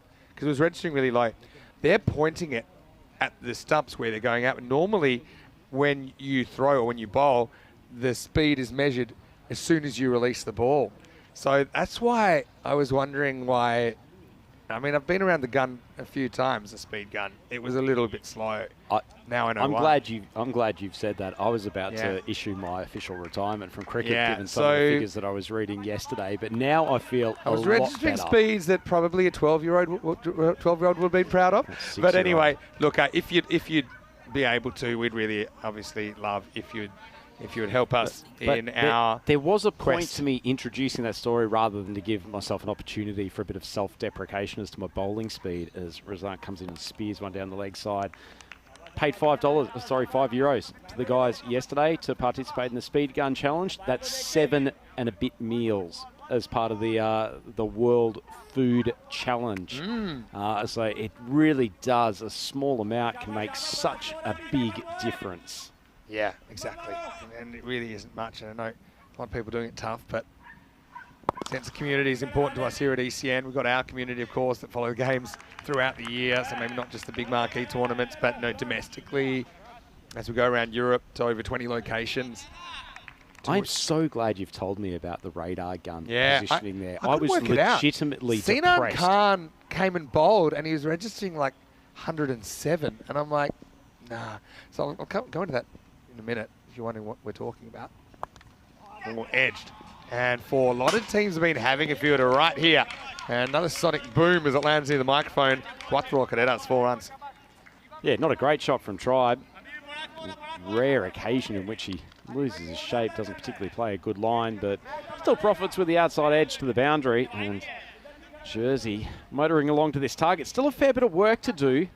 Just a tick over 11 and over. So for Belgium, it will only take one tight over Well, this is going to be out of the ground as well. They're dealing in sixes at the moment. Maximo! Ace of Tribe having a very good summer for Jersey, and he's not slowing down yet. I don't think there's been a single ball bowled to him yet that Ace of Tribe hasn't thought he couldn't dispatch to the boundary. That is just the sort of class player that he is. We've gotten to see him develop over the last couple of years here, playing for Farmers, the ECL as well. Oh, that's almost taken him out, and it's going to be 4 anyway. And the field didn't have too far to go, but it still beat him. That's 4 more. Jersey absolutely motoring at the moment. In fact, now they bring up the 100 with that drive from Tribe. Yeah, Razak, probably lucky he didn't get in the way of that. Would have cracked a hole in his ribs. That was powerfully struck by Asa. Up to 78 off 21 balls. Now he's on the charge, and this is an absolute blast over the tents. Yeah, good luck finding that one. Maximo Tribe. I don't want to mention the C word, Rhino, but it's on my mind right now. He's 84. Shot of the day. That was beautiful to watch, and he swung it a good 30 metres over that mid-wicket boundary. That's an extraordinary cricket shot. Well, that one could be the Andalusia shot of the day for sure. And when you charge, it's quite difficult sometimes to keep your balance and kind of keep your shape. Like, I know you're on the move, but you want to be balanced. You want to be in a good cricket position to hit the ball. And he's so good. That was an incredibly difficult shot made to look easy. You're so right, Vinny. Easy to just lose your position, lose your shape. Does it again this time. Not quite as elegant, but it's life, I suppose. Asa will face up as the 6th over comes to an end. It's 110 for 1.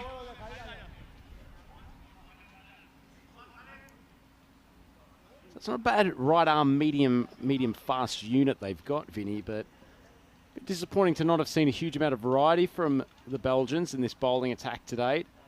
Only taking the 1 wicket. That was Charlie Brennan, who went relatively early off the bowling of Shafiullah Zakel. But from that point on, Zach Tribe has joined his brother Asa at the wicket, but it's been domination from Asa at the top. He's running towards a first up ton. Tell you what, if he does that, he'll be replicating one of the other island nations with Ollie Webster, who knocked up a first up 100. His first game as well. Yeah, so now Belgium fighting to hold on here. He's got to hope he can get a wicket, something, break the partnership. It's still 34 off 23. It's a gap between runs required and balls remaining, which means there's a shot, but if Jersey are able to close that, I think they can cruise. Wow, that one is going absolute miles as well. Maximo! Another big 6, half a dozen. Put it with the rest. Yeah, tell you what, however well he strikes the ball, Zach Tribe, he's always getting compared to his brother, but he can beat a ball a long distance. Wonderful, wonderful shot, and you can just hear the crack off the bat. That was a sensational strike. Yeah, what a shot that was. But again, the line was kind of wrong from Amadi, wasn't it, in the first place? The Smiling Assassin has got to kill a slow ball. This is dragged us over the fielder as well. Maximo! 6 more. And really, the writing's on the wall, and I think Belgium are reading it now. Well, I'll tell you what, the Smiling Assassin probably has a frown on his face after those last couple of deliveries. Lovely strike from Tribe. Didn't really try to do too much with it, just used the pace. Kept the top wrist ahead of the ball. Swung it over the long on boundary. Good shot, and Jersey absolutely racing along a rate of knots here. Impressive first up performance from them, Vinny. Very. I mean, they didn't bowl that well. Well, they did to start with. Oh, yeah. Okay, yeah. Yeah. If you take the whole innings, I don't think they bowled that well. But they're going to be dangerous, like we thought they would be. And, a rare dot ball here just slides onto the pads of that Tribe. There's some big games coming up later today. Obviously, this one being a very important one, Guernsey. Another one of the island nations that we've got in this group, taking on Croatia in the next next contest. And then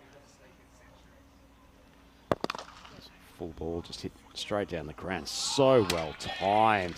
The field is quite wide there at long on, but was never in the hunt.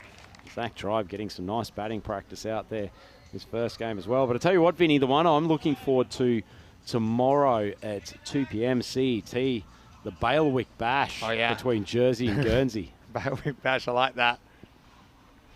Marty, last ball is over. Well, this is going to be a hit, and it's going to be hit a long way. And right now, Zach Tribe, well, he might be costing his brother a chance at a 3-figure score. But another ball leaves the building. That'll be the end of the over. It's 133 for 1. Well, we've got the Hall of Fame list of centuries there. I think you might be right, Vinny. His brother's got to manage this well. He's going to get to 3 figures, but some wonderful striking and great opportunity for Zach Tribe to get some time at the crease as well. And tell you what, hasn't he developed some power since we last saw him? Sure has. I mean, he's always supposed had it, but he would have had time to think about the game a bit more now that he's been a couple of times. Ollie Webster, you saw him as century number 31 of the season. Potentially Ace of Tribe could make it century number 32, but he's kind of got to be clever here. Doesn't want 2 sixes because that'll leave him on 98. And this is actually probably a good result. And he's so good that when he doesn't want a 6, he just takes a 4. And I don't know if he's kind of worked out all of the algebra about how he can get there, but that actually really helps because it takes him to 90.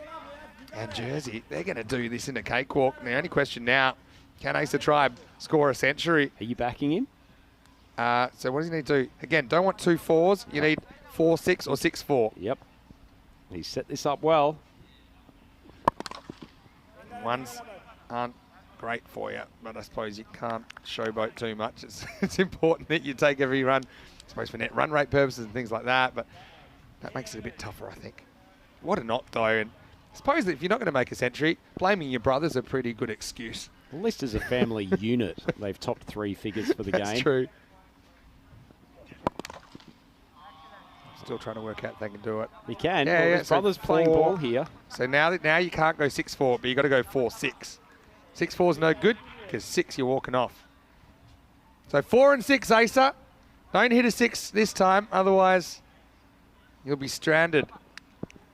I reckon he's looking backward square here. You might ramp. Oh no, somebody there.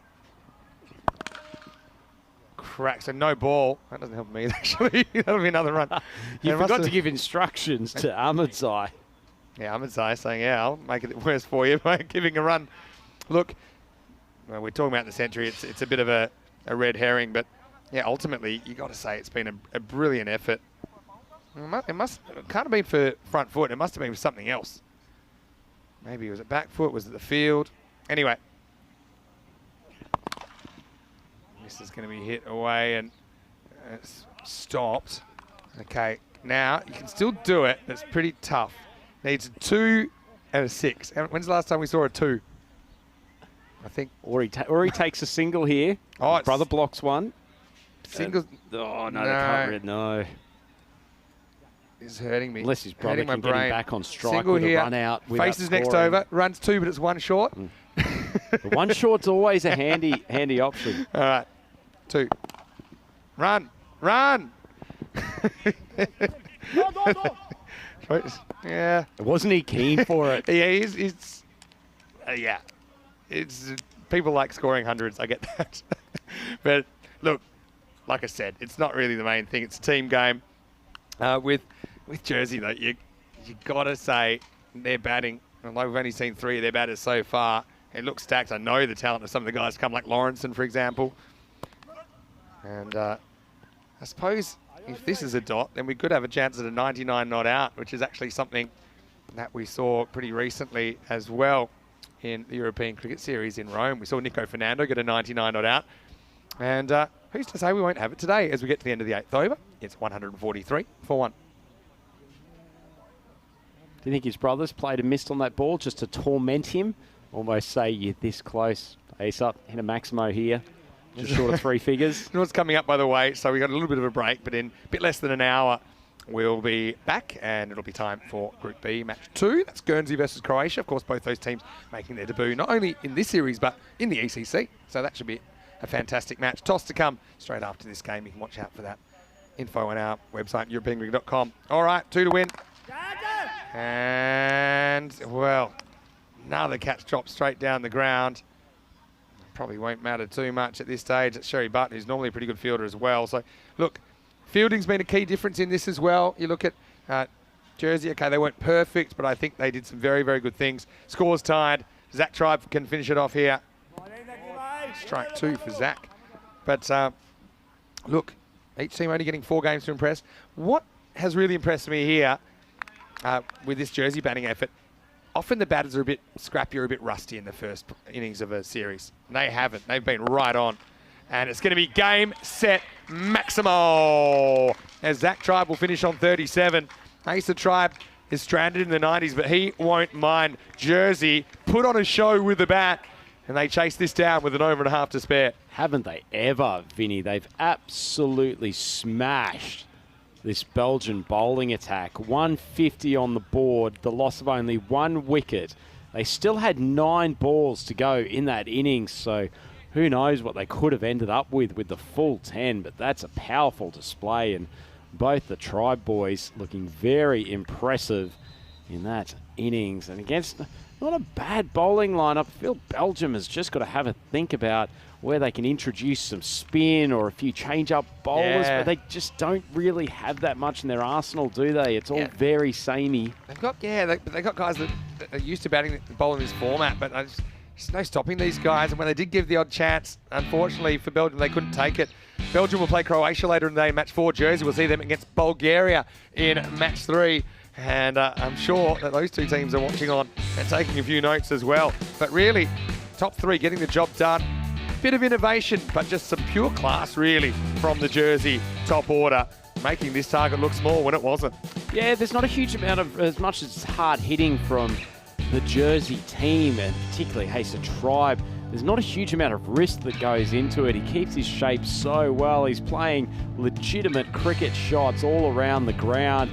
Made the occasional error, but when you're in that sort of form, it doesn't really matter. Although Belgium will rue the fact that they did drop him on, I think, 3 occasions, including 2 from Wakas Raja.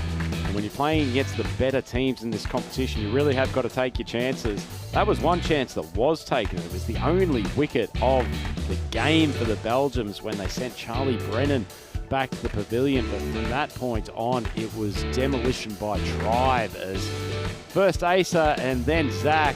Well, Asa was hitting targets all around the ground, but his brother joined him and he continued to obliterate the bowlers.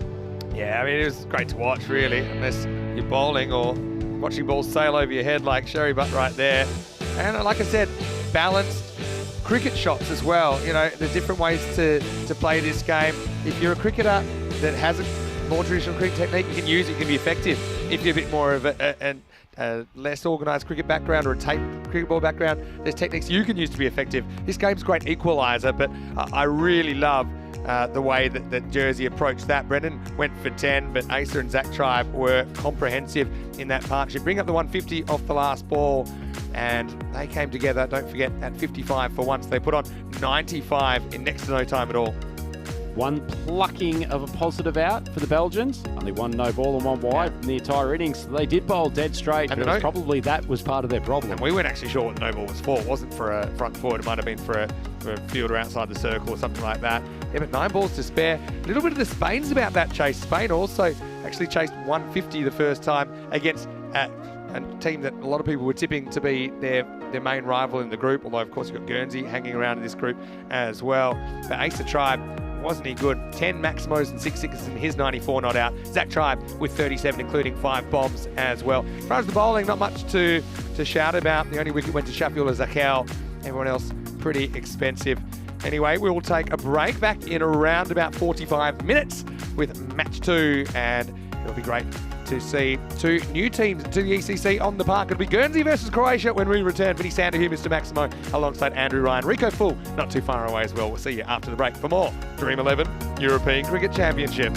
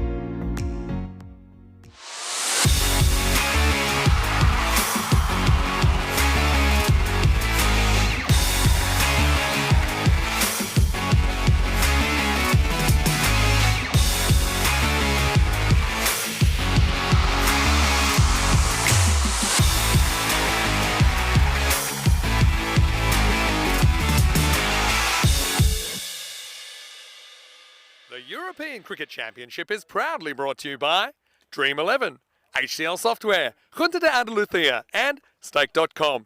And the official charity partner, Share the Meal, by the United Nations World Food Programme.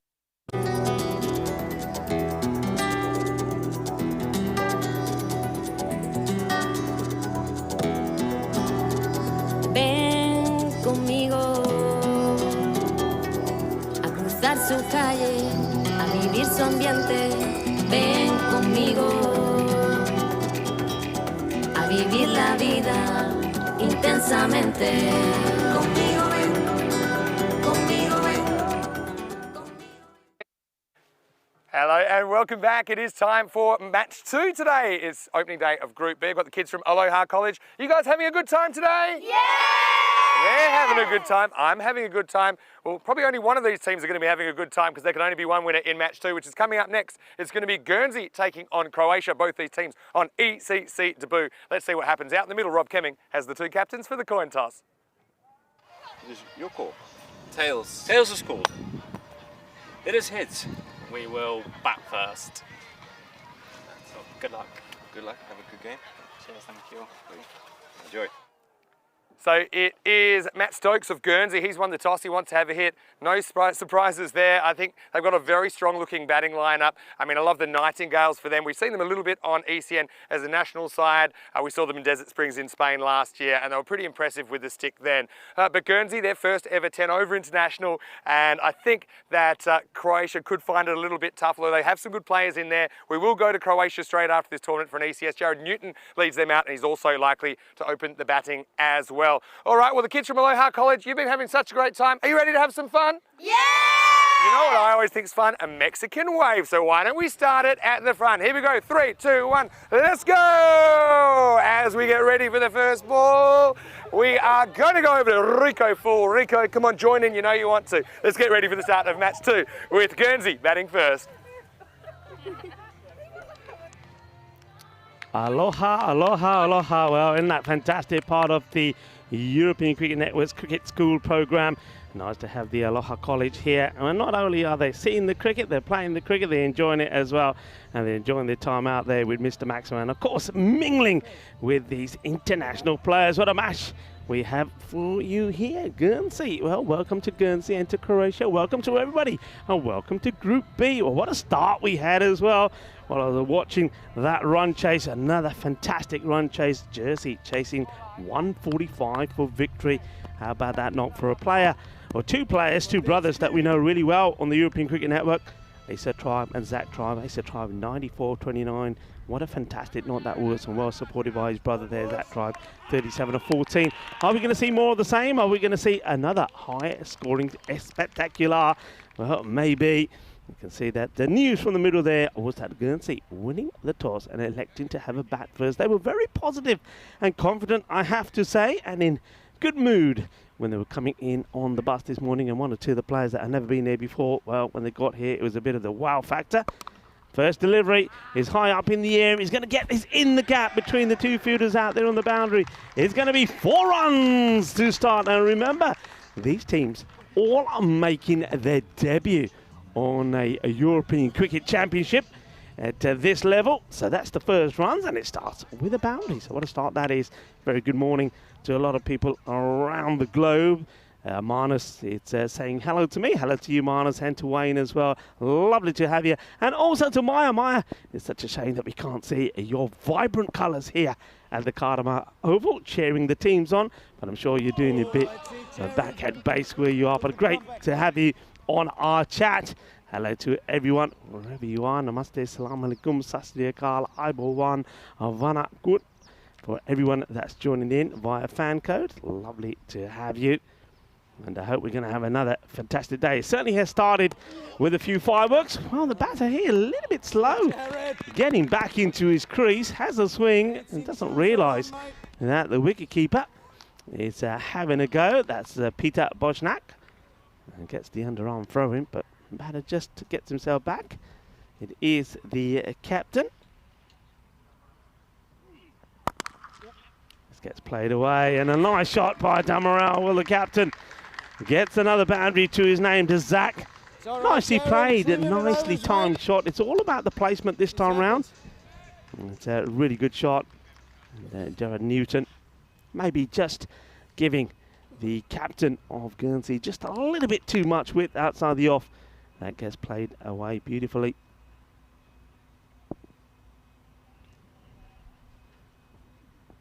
Newton goes for a similar areas, and this time a little bit too wide, and that is the call from the umpire.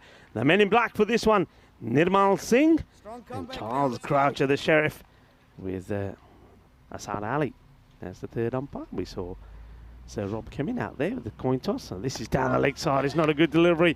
Well, the chase is on here. I think the wicketkeeper has done enough, Peter, to stop this going to the boundary. That is going to be 3 runs to go on the board because the wide and the batter's run too as well. Just gets this one completely wrong, doesn't he, Jared Newton? Just having a few issues getting the line right. He's been a little bit too far down outside the off stump. Tries to bring it back, but brings it back too much.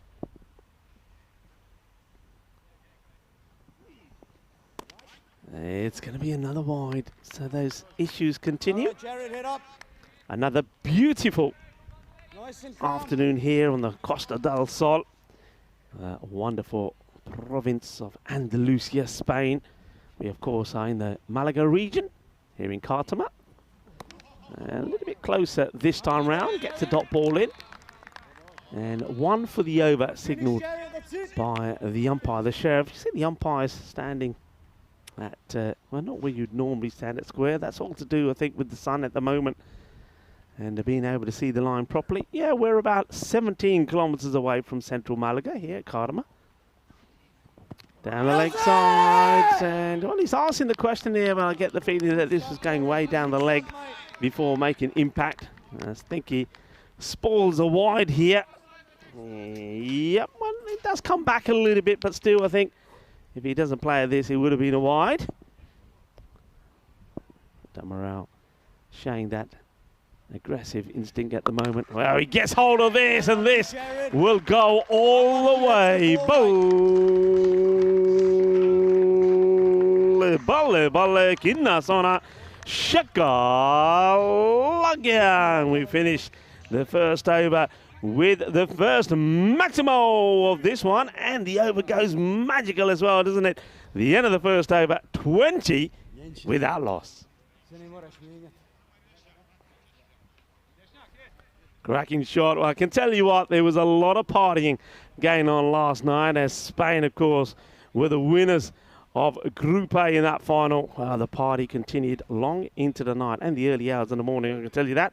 But today is the start of Group B, and which one of those 5 nations will be celebrating, and also on Saturday getting their golden ticket to Championship Week starting on the 16th of October. Plenty of cricket to happen between now and then. You can see the winning prediction there, based on, I think, previous matches the teams have played. 91% to 9 in favour of Guernsey. Oh, great stuff, Jay! A nice start there. That's it, boy! From the bowler. Just getting this in the right area, and a fine time to welcome back into our commentary position Rico Full, and part of your good time crew is going to be Vinny Sandhu. Yeah, good to be back. Jake Takur here in over number 2. Good start. Bit of in swing for him. This one swings the other way. Catches him a bit by surprise. Harmlessly through to the keeper. Got to say, I'm loving the kits. I said this in the first game when we saw Croatia warming up. Something about the squares, the pocket squares, that I just think look magnificent. So iconic. And also, I'm getting Tasmania vibes from the Guernsey. Guernsey strip like I did. Like I've seen before, as this is up and it's over the top. Has launched. This time he goes with the movement. Fitchett off the mark with a maximo. Oh, Fitchett, he gets his right, doesn't he? And once again, I think Thakur just struggling slightly perhaps with the line and getting that consistency going. It's too short, it's too wide, and he gets put away. That's been clubbed over cow corner.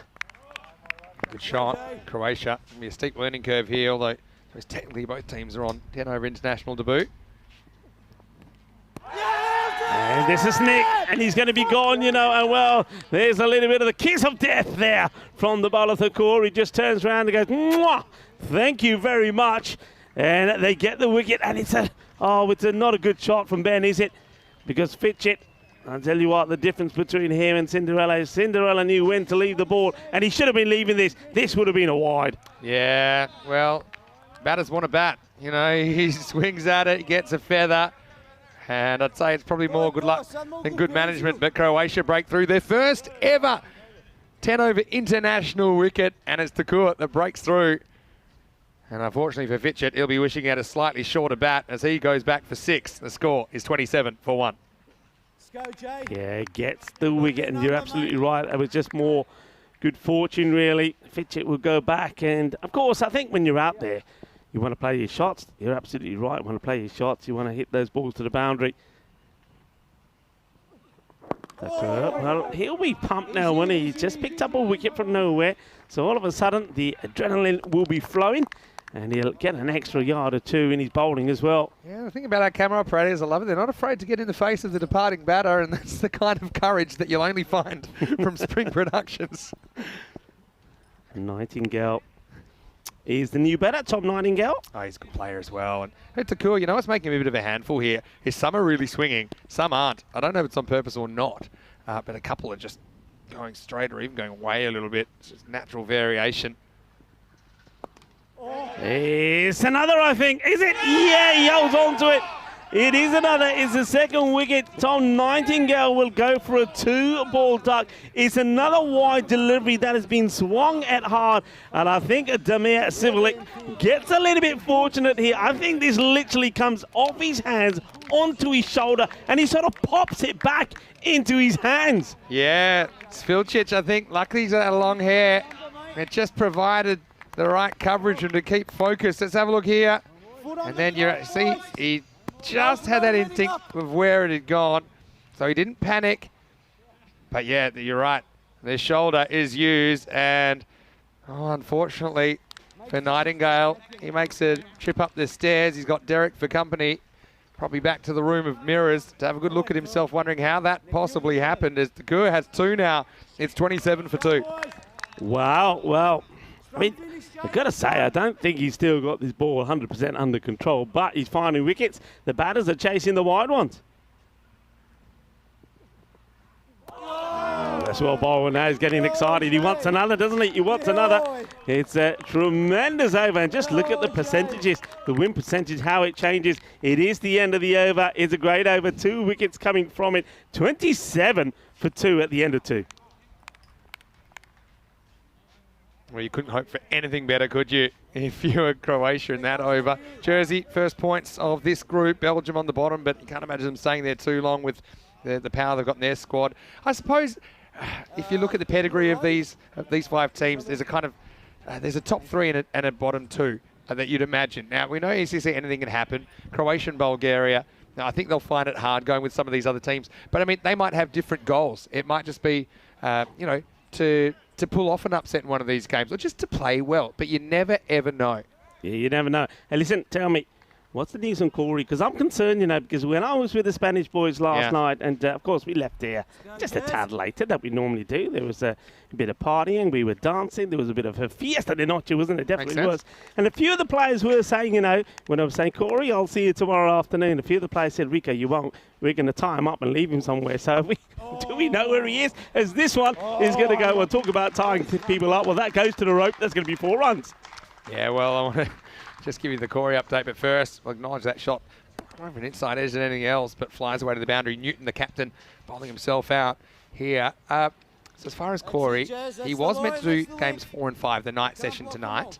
And of course, in typical Corey fashion, he was very keen to do that originally. Oh, this has popped up just into a bit of space. And they're going to go 2 here. That's really good running by Stokes. So it's all in the turn there. Stokes is such a good player. Expect to see him with the ball as well. He's captaining Guernsey in this tournament. Yeah, so Corey was very keen for games 4 and 5 originally when we did the roster. Let's just say this morning he's had a change of heart. So I don't think we'll be hearing him today. But tomorrow, potentially. Damarel just plays a bit of a lazy woof across the line here. This is partly to do with the field, I think. They've got 3 fielders on the leg side, which has left a screen. 6 on the right-hand side of the screen. So probably looking for one of those gaps, but probably wasn't the right option. Well, that is a good option. That is a tremendous shot. It really is. We haven't seen, look, I'm just thinking back to the action we saw 3 days of action in Group A. We haven't seen this shot played at all. It's the first time that it's been played and executed well, though. Other occasions we've seen in Group A, batters didn't get it right. That is a really good shot. Yeah, so it's partly the field, but also not many balls have been hitting the stumps off the paces because there's a lot of bouts, which is, makes it even safer. With no fine leg, I think it's a pretty good option if you can play it. Yeah, very nice shot. Well played. So Damarel, after swinging and missing, trying to go straight, he thinks, you know what? Why don't I expose this part of the area which hasn't been well protected? Will he try and do it again? Well, he can't do this one. He goes down the ground. He doesn't get it clean out the middle once again, though. And they do go for two. They're going to have to hurry. And they get there. Good running. Stokes is so fast. And he gets back, turns a 1 into a 2. But, yeah, so I'm not counting out Croatia and Bulgaria, but I'm just saying, having been to those places, I think that this trip will mean a lot to those players, and they'll just be hoping they can take their cricket to the next level. Well, this one is high up in the air. Has it got the legs to go all the way?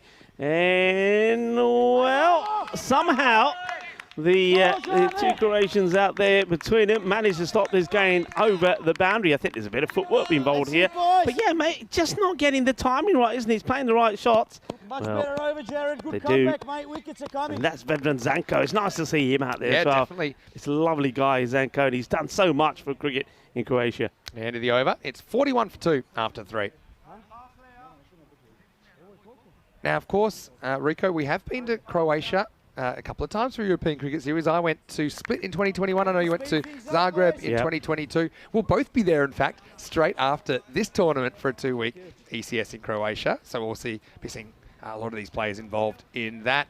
It's always a great place to visit, isn't it? Wonderful place, and I tell you why I love it so much. I mean, the teams are fantastic, the guys are great, but you see such a mixture and variety of cricketers there. You've got the experience, you've got a lot of older players and senior players playing, but I like what's happening out there with the junior cricket as well. So wonderful things happening in Croatia, and well, I think we're going to see some of that here in the next couple of days as well. As the call comes in again. This is high up in the air, and this one will go all the way. So what a way to get off the mark. Stokes, you said he's a good player. Well, he demonstrates that by scoring 6 runs as his first scoring shot. Yeah, I mean, Stokes is, very clever cricketer, highly skilled. I think no matter what the form of the game, he can adapt his game to be effective. And he made up his mind that he wanted the leg side, so he took a big step outside off and he ended up getting over the ropes, even though it probably wasn't quite out of the middle of the bat. This is Jay Tukur coming back for his second over. No surprises, he took 2 wickets in his first. And this one is going to be right. I mean, there's a big initial movement from the batter here, but I do still think this is, it's far too wide. So even though the line moves a little, it doesn't move that much. The thing is, the most you can move the line is the return crease, which is the hard white line. That looked like it was over the return crease, so fair enough, I think. See if Stokes sticks to this strategy. That's a nicely played. For a moment there, I thought he was going to leave his leg stump exposed. I think when we see this again, you will see this ball is darted into the leg stump. He had to get something on this, But you know what? I think this is the right strategy, even though it's not a great outcome for the bowler. But I think this is your best chance of actually getting him out. If you're getting him out in the in the 4th over, then you're going to save yourself a lot of runs down the stretch. So, Stokes is, I won't say lucky, but he's fortunate he caught up with that. Was able to flick it away for 4. And even then, there's every chance he might flick that to the fielder. They do have a deep fine leg in place. But, I'm a big advocate of not necessarily following them, just being a bit more attacking, going for the stumps and trying to remove them from the equation. Okay, well, this one is going to be an opportunity, and it gets shelled. Oh, what a big opportunity that was. And, well, he's gonna feel that is Mate. Yeah, Mate, he is pretty much straight down his throat, I think. Everyone at the Carlton Royal held their collective breath as this flew down to him. Decided to go knees down, fingers up. It was ball down as well. And I just don't think Stokes is the guy you want to drop. He gets a life on 10. Yeah, and, well, Jai Thakur thought for sure he was going to be picking up his 3rd wicket. It wasn't to be. Changing the field around a lot here now. I think because of that, the ramp shot that was played earlier, they got 2 men back behind the keeper. but nobody's stopping this. That's going to be 6 runs. That is clean and sweet out of the middle of that bat. Sweeter than a bowl of glove jumbo. What a lovely shot that is. Beautifully played. That's 6 runs. Yeah, left-hand, right-hand combination causing a few problems. I mean, I think I just saw Stokes making a motion to the dressing room because he would like the 12th man to go in and buy him a lottery ticket because he is so lucky to still be there. Damarel, though, cashes in the next ball with the Maximo. A good change up from the bowler. The pitches this right up. He can't stay on his own feet. He's so excited. I'm liking this from Jay Thakur. He's wearing his emotions on his sleeve here, Jay. It's very expressive. He couldn't believe that wasn't. He said that is so close, and he's kind of coming to terms with it as the ball was coming his way and had to jump up. Last ball, the over coming up. It's been a good spell. It's an optimistic appeal. This one again, going down leg side. I think only the captain, Zach Damarel, disappointed he doesn't get hold of this because it was in the slot, wasn't it? It is the end of the over. So 4 overs have now completed. And the score, well, it's going away quite nicely at the moment. 60 is up and 2 wickets down. I suppose with some of these teams that are, let's just say, not ranked as highly as some others, one issue is always depth. You know, depth, having to bowl 5 bowlers minimum. You know, depth with the bat as well. I mean, the teams that we'll see, you know, make it right to the pointy end of this tournament, they're going to have guys, you know, 7, 8, 9, 10, even 11 that can come out and hit 6s. So I suppose what it means is you're asking some more out of your key players, you know, like Newton, like Thakur, example as well. And now we're going to get Nikola Davidovic to bowl over number 5. And you mentioned the different backgrounds, the diversity within this Croatian side. I think we'll see it with Serbia as well. And when we see them, Bulgaria as well, to an extent. Anyway, Davidovic with some spin in the 5th. A little bit leg-side-ish, but he has got some cover out there. It's a man that we know really well, isn't it? He's doing the fielding out there. Is Aman Maheshwari. Maheshwari is a guy I know from his time here with Zagreb Sokol, of course. Very big club in Croatia.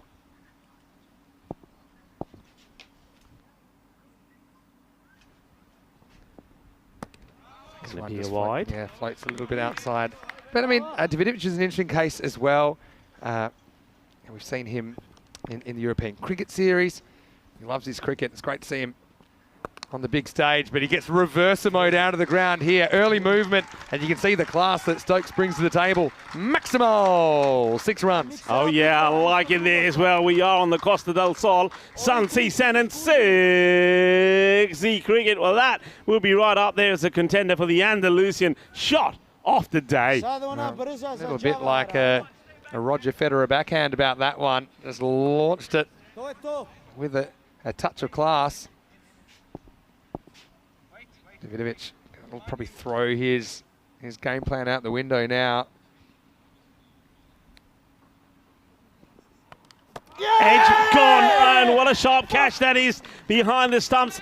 Peter Bosnak takes the catch, and it's a big wicket. Matt Stokes will go. Well, after playing probably one of the shots of the day so far, he snicks this into the gloves of the keeper. It's another wicket down. Croatia, they're up and about here. You know what? It's a different strategy, but it's worked out nicely with Peter Bosnak. He's back to the spin of Davidovic. So pretty much saying, look, I don't think I'm going to get a stumping, but I'm hoping, you know, with the bounce in this pitch, there might be a little edge. And that's one that if he's up to the stumps, there's probably 4.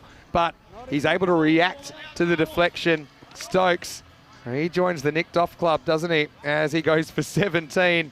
Had a slice of luck, but lightning didn't strike twice for him. It's 68 for 3. Yeah, he's disappointed. You can see that. I think he's thinking, because of the way he was getting in there, he's thinking he's going to get a big score here. He was looking like he was saying, yeah, he's rubbing his hands together, think, yeah, I think I'm going to get a few here. And then, well, he snicks that one, just trying to hit it too hard, I think. Hopefully they haven't set off to get that lottery ticket just yet. That's it, Nicky. Slicer, Davidovic. What a start this is from him. Picks up the wicket. Once again, the slower bowler's been doing the job. I've loved what I'm seeing here from Croatia. Nice looking shot. And we just take a single. They're not running the first one particularly hard. I'm loving that armband from Dividic. I know you like this, the red and white checks. I love it as well. I love the flag of Croatia. But that armband, yeah, I reckon, look at that. Look at that. That's a proper...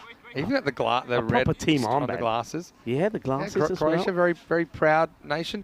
Guernsey, though, I mean, I'm so happy to see them in the ECC as well for the first time. Like I said, I got to them a little bit when I covered them in Desert Springs. There was a three-way series with Spain, Norway and Guernsey back in early 2022. It's very talented cricketers. I couldn't wait to see them as a national team out here, and I'm sure a lot of people back in Guernsey watching. Another reverse coming. This time doesn't really get it, and well fielded. That'll just be a single, and it'll take us to the end of the 5th over. It's 70 for 3.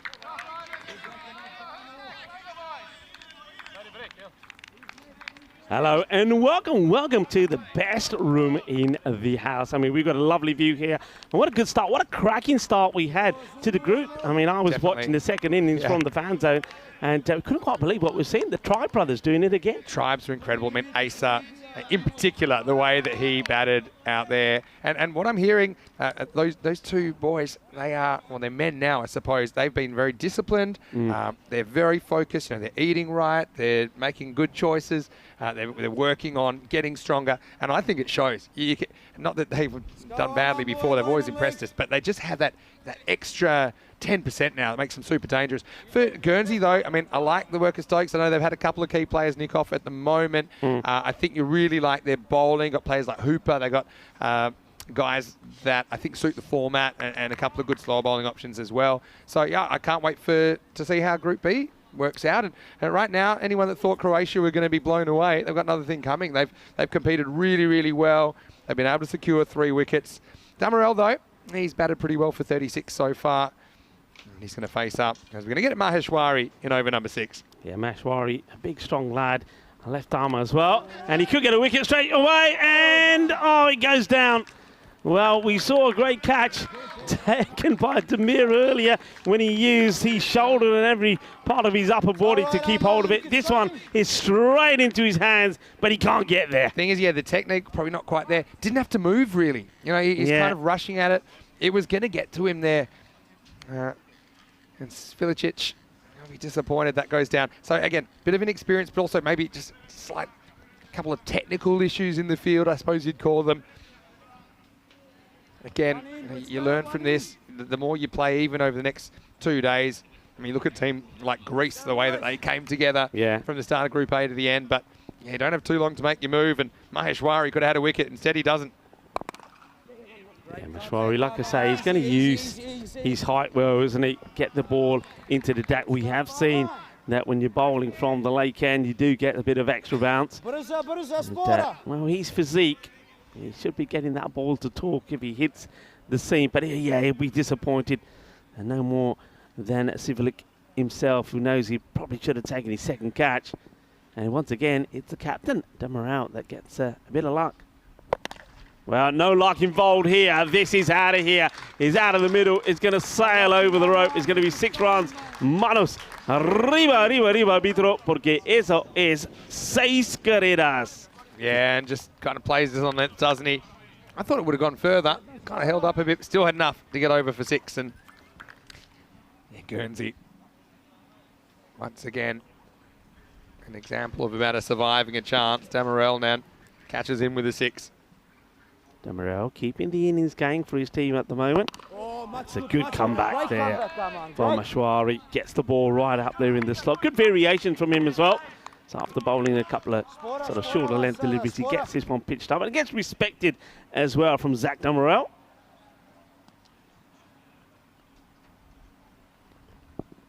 Yeah, Maheshwari just holding it reasonably quiet despite that Maximo. Although this one could be into the gap, and it is. It's going to be 4. So once again, not sure how deliberate it was to put it just there, but Damarel finds the gap and moves to 47 within reach of a half century. Yeah, I'm just looking at the field here. I think Croatia could probably get one more across. There's not been too many shots that have been played by Damarel on the offside. He hasn't cut and he hasn't gone through the covers. I would get one more across there and sort of fill that gap.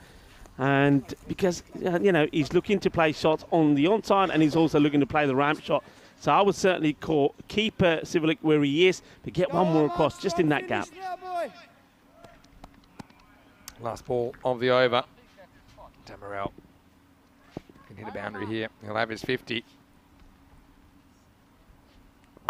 And he will, and he'll get it in style with the biggest Maximo of his innings so far. That sails over the boundary, well batted. Shaba, ball badanya to Zach Damarel, the captain, and what a start on debut. The first time that Guernsey are playing in the European Cricket Championship, and the captain, well, he stepped up to the mark. He scores his 50 in just 22 deliveries.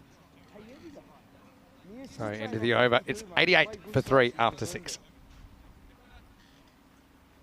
Just talking about Guernsey, I mentioned that I saw them in Spain. Well, actually beat Spain in one of those games, give an idea of how strong they are as a nation. So the game I'm talking about on the 1st of May last year, Spain making 107 off the 20 overs. The thing I remember about this, though, in the first 5 overs, Always Ahmed and TDC were batting.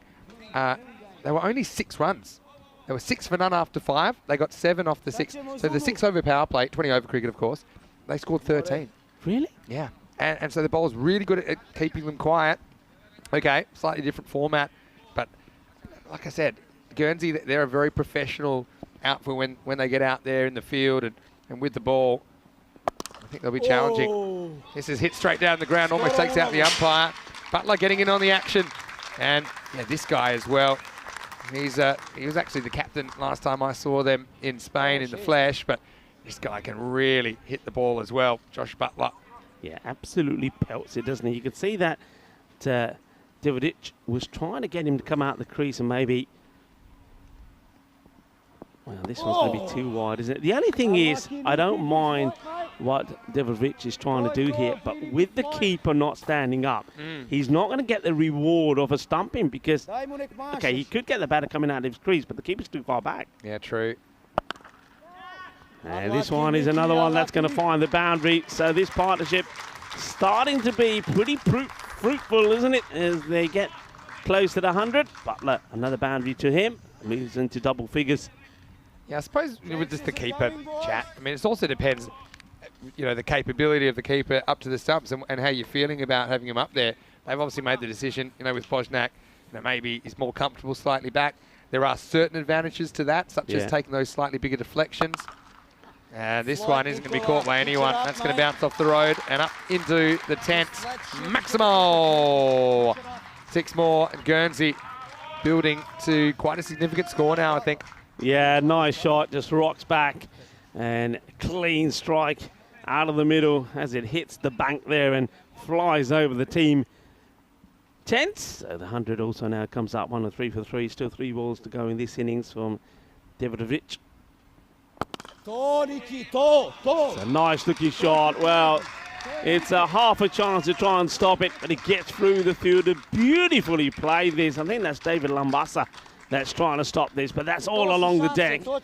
Delightful shot. So you see the power of the ball being bludgeoned over the mid-wicket boundary, and then they see this one. Beautiful, classy shot. Top draw, that is. 4 runs.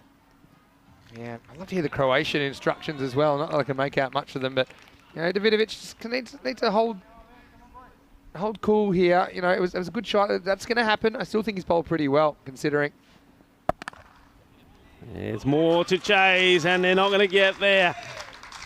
It's going to be cuatro más. And this is turning out, and has turned out to be, a very productive over so far. Still a ball to go in it. And, well, he's gone 4 wide, 4, 6, 4, 4. 23 off it so far. The only ball not to go to the boundary was the wide ball. Yeah, Guernsey, despite the 3 wickets, they're motoring, aren't they? It's 160's pace now. Can Davidovic finish with a wicket? It gets clipped away, and it's a chase on the run. Iba, but they can't get there. A desperate dive there from the fielder. Cautious the Kafi Kitty, divey both Sony Mari. Apane Takoranu. But Joka Lagya and the over, well, it will finish magical. Just a shade short of being supersonic. 27 come off it And at the end of 7 overs, Guernsey are well on their way to a big score, 115 for 3. Yeah, of course. ECN proud to announce the first ever European Cricket Championship for women. And that's going to take place right here at the Carter Oval in December this year. In fact, it will be our last tournament of the year. We started all the way back on the 20th of January, and we're going all the way through to the 22nd of December. So, yeah, super excited that we'll get to see those 5 nations competing. Of course, you know, when you look at this tournament, the ECC for men, it started 2 years ago with 15 nations, then 21, now 31. Who knows how many next year?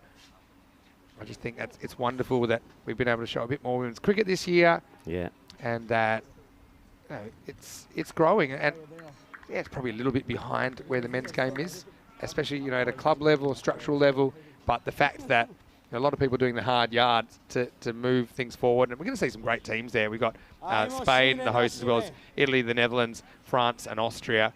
And I think it'll be tremendous entertainment. It'll be the same 10-over format. Yeah, looking forward to it. I've had the pleasure of being involved in some women international cricket already this season. And the cricket that we've seen has been absolutely outstanding. And I love the characters that we're finding within those teams as well. Definitely.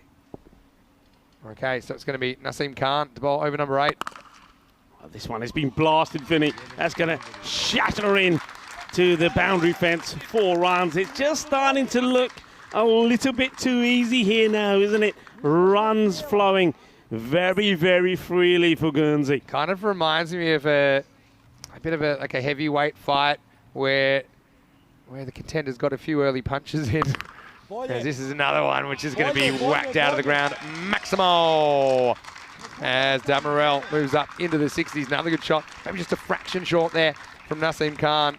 But yeah, it's like the contender has held their own in the opening couple of rounds, maybe got a couple of jabs in, but now one of the champions coming back saying, hey, hold on a second. Damarel has had the odd loose shot. That's one of them.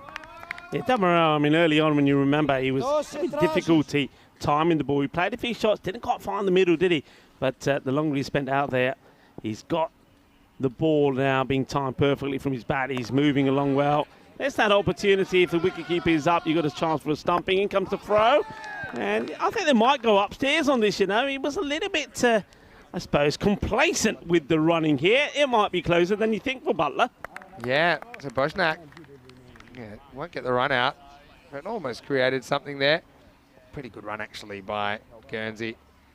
Picks it up and it hits the target. Possibly an overthrow if they were paying attention.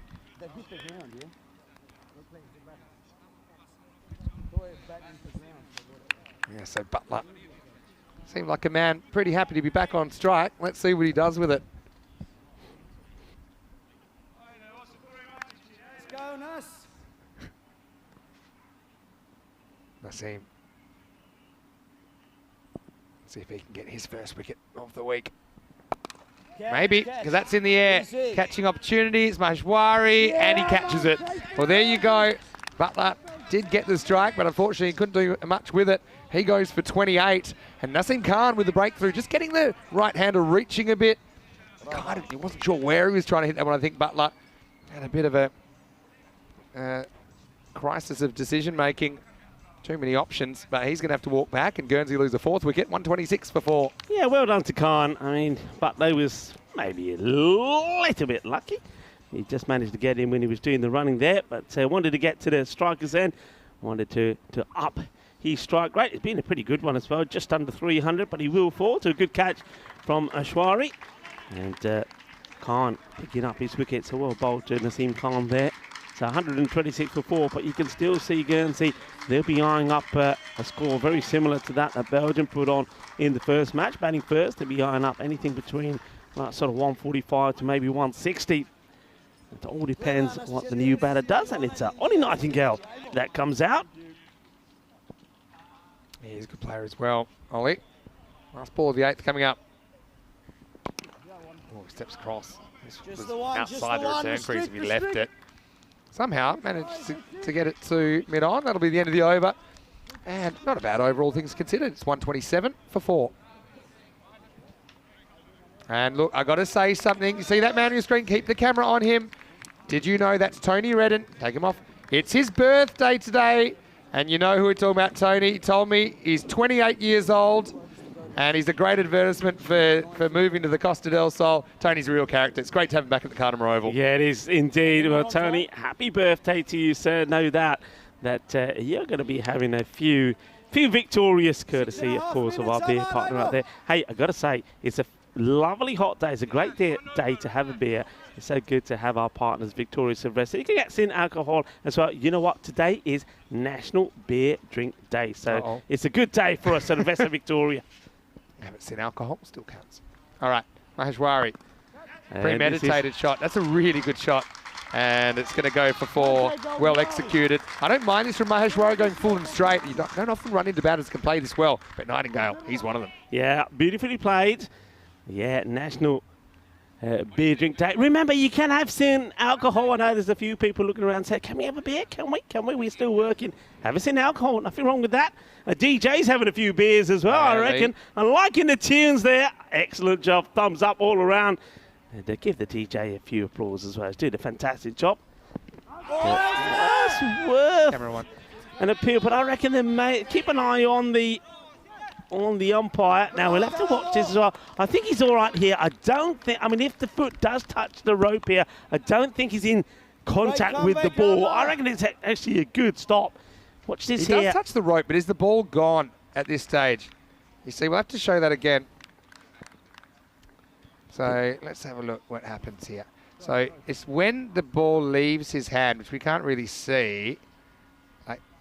I think he's okay there. Is that benefit of the doubt situation? Yeah. I think I saw it live in front of me here. I think the ball ricocheted away from his body by the time he did slightly gently touch the rope with his foot. I think that's okay. It's a good stop. And like I said, the protocol there is benefit of the doubt goes to the fielder. Good stop. Yeah, well done to Sivalik as Maheshwari comes in again. And a batter, well, he wanted to get funky. As well bowled by Maheshwari. He can see early on what Ollie Nightingale is trying to do. And he says, oh, no, you don't. And he puts it in just a bit fuller. Nightingale then has to change his approach and change his shot. Well bowled from Maheshwari.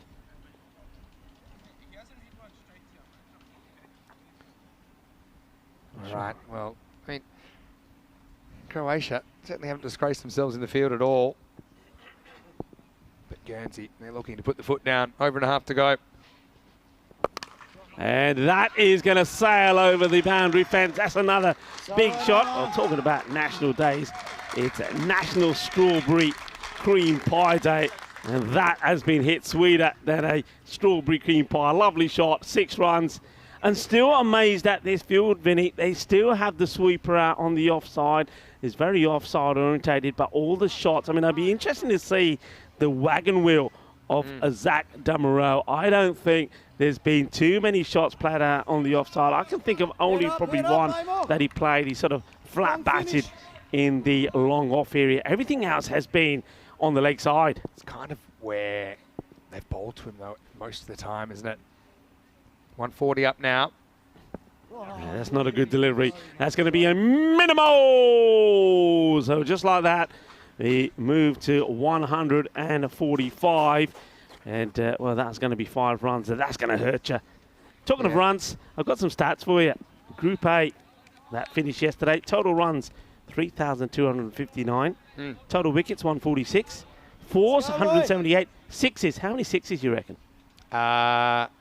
Good question. All right, can I guess? Yeah. This is going to be hard. After this ball maximum. Okay. This one is a teaser, but it's a great catch. Absolutely brilliantly done. What a good catch this is. And that is going to be the end of Zach Damoureux. And it's going to be Maheshwari that's going to get the wicket. Well, he comes back after bowling 5 wides and gets the wicket. But this is all about the catch here. That's superbly done. What a good catch that is. That's such a good catch, isn't it? And yeah, kind of had to get both his hands on the ball, didn't he? And so, like I said, slightly uncontrolled shot, hand coming off the bat.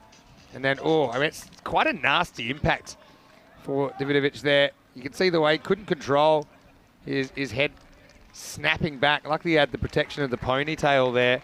It's the end of a pretty good knock, and you see his wagon wheel there. A pretty leg side dominant. I think it's where they bowled to him most of the time, though. But 70, including 6 Maximo 6-4s for Zach Damerel. Great start to his tournament, and he leaves his team in good shape, 145 for 5. Yeah, doesn't he do well? So come on, what's the number? I'm going to guess 312. Yeah, very good guess. What is it? 306. Oh, that is good guess. 306. Top scorer was Umair Bashir with 268. Top wicket taker, well, there were 3 of them joint on 9. William Singh, Mohammad Atif and Numan Amjad. What a guess. What a good guess. Didn't look it up promising. Mind you, it's your name, Maximo. I expect you to be there or thereabout. That's 4 runs. Not a Maximo, that's cuatro, but that'll do. It just helps them get to that, as I said, that sort of 160 sort of score, which they would love here. Yeah, Alex Bushell comes out and gets the ball on the pads, gets the hands through it. It's a fine leg in place, but he couldn't catch up with that one. That'll be the end of the over. So 1 over remaining. Guernsey, 149 for 5.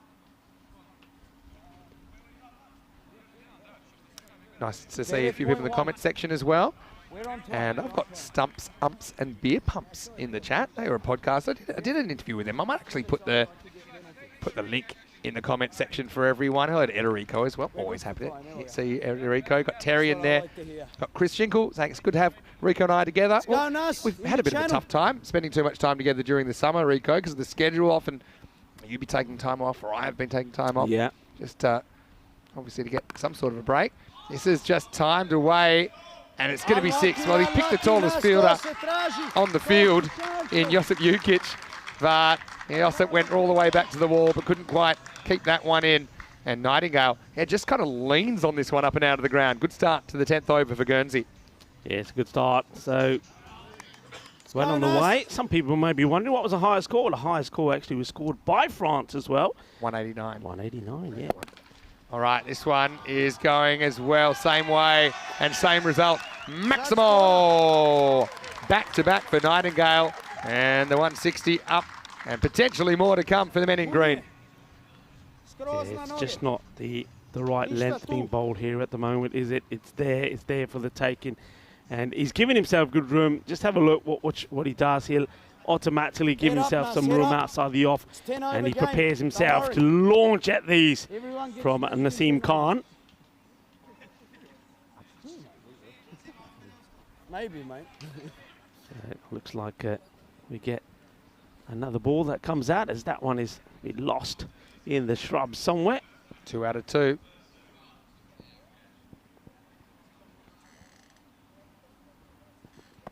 Much better, good comeback, to se traži. This time. I love just to hear the encouragement at this stage. Yeah. You know, it's not easy. You're on debut. You've had some good moments. Look, to be fair to Croatia, they've taken 5 wickets, and there's some quality in this Guernsey batting lineup. So yeah, the in-betweens haven't been too kind to them. But I love they're still backing each other up. And Naseem trying to keep things as quiet as possible. Bushell gets his second delivery. Oh! It's a better delivery. I'm liking that after he's seeing what the batters have been doing, been stepping across and playing on the leg side. He gets his a little bit wider, swings away a little bit. Good ball from Khan. Bushell swings hard at this. He's in the air, but he's going to go over the infield. Should be stopped on the boundary. And it will be civilly. Does really well. And They couldn't decide what end to throw. In the end, they kind of split the difference, but were able to get 2. I'm just thinking what a great thing it is that we've gone from 15 countries to 21 and now 31. And the fact that it will give so many players the chance to play against cricketers that they would never play against otherwise. Yeah. Now, these 2 teams, they've never met before in international cricket. No surprises there, because they're probably quite far away on the rankings. But just to think about the improvements we're likely to see from a variety of nations just by playing more experienced, more seasoned, more coached opposition. I just think the results are going to be fantastic. Last ball coming up, though. Guernsey, 6 for the perfect checkout, 170. And they're going to get it as well. It's going to go all the way. Bolle,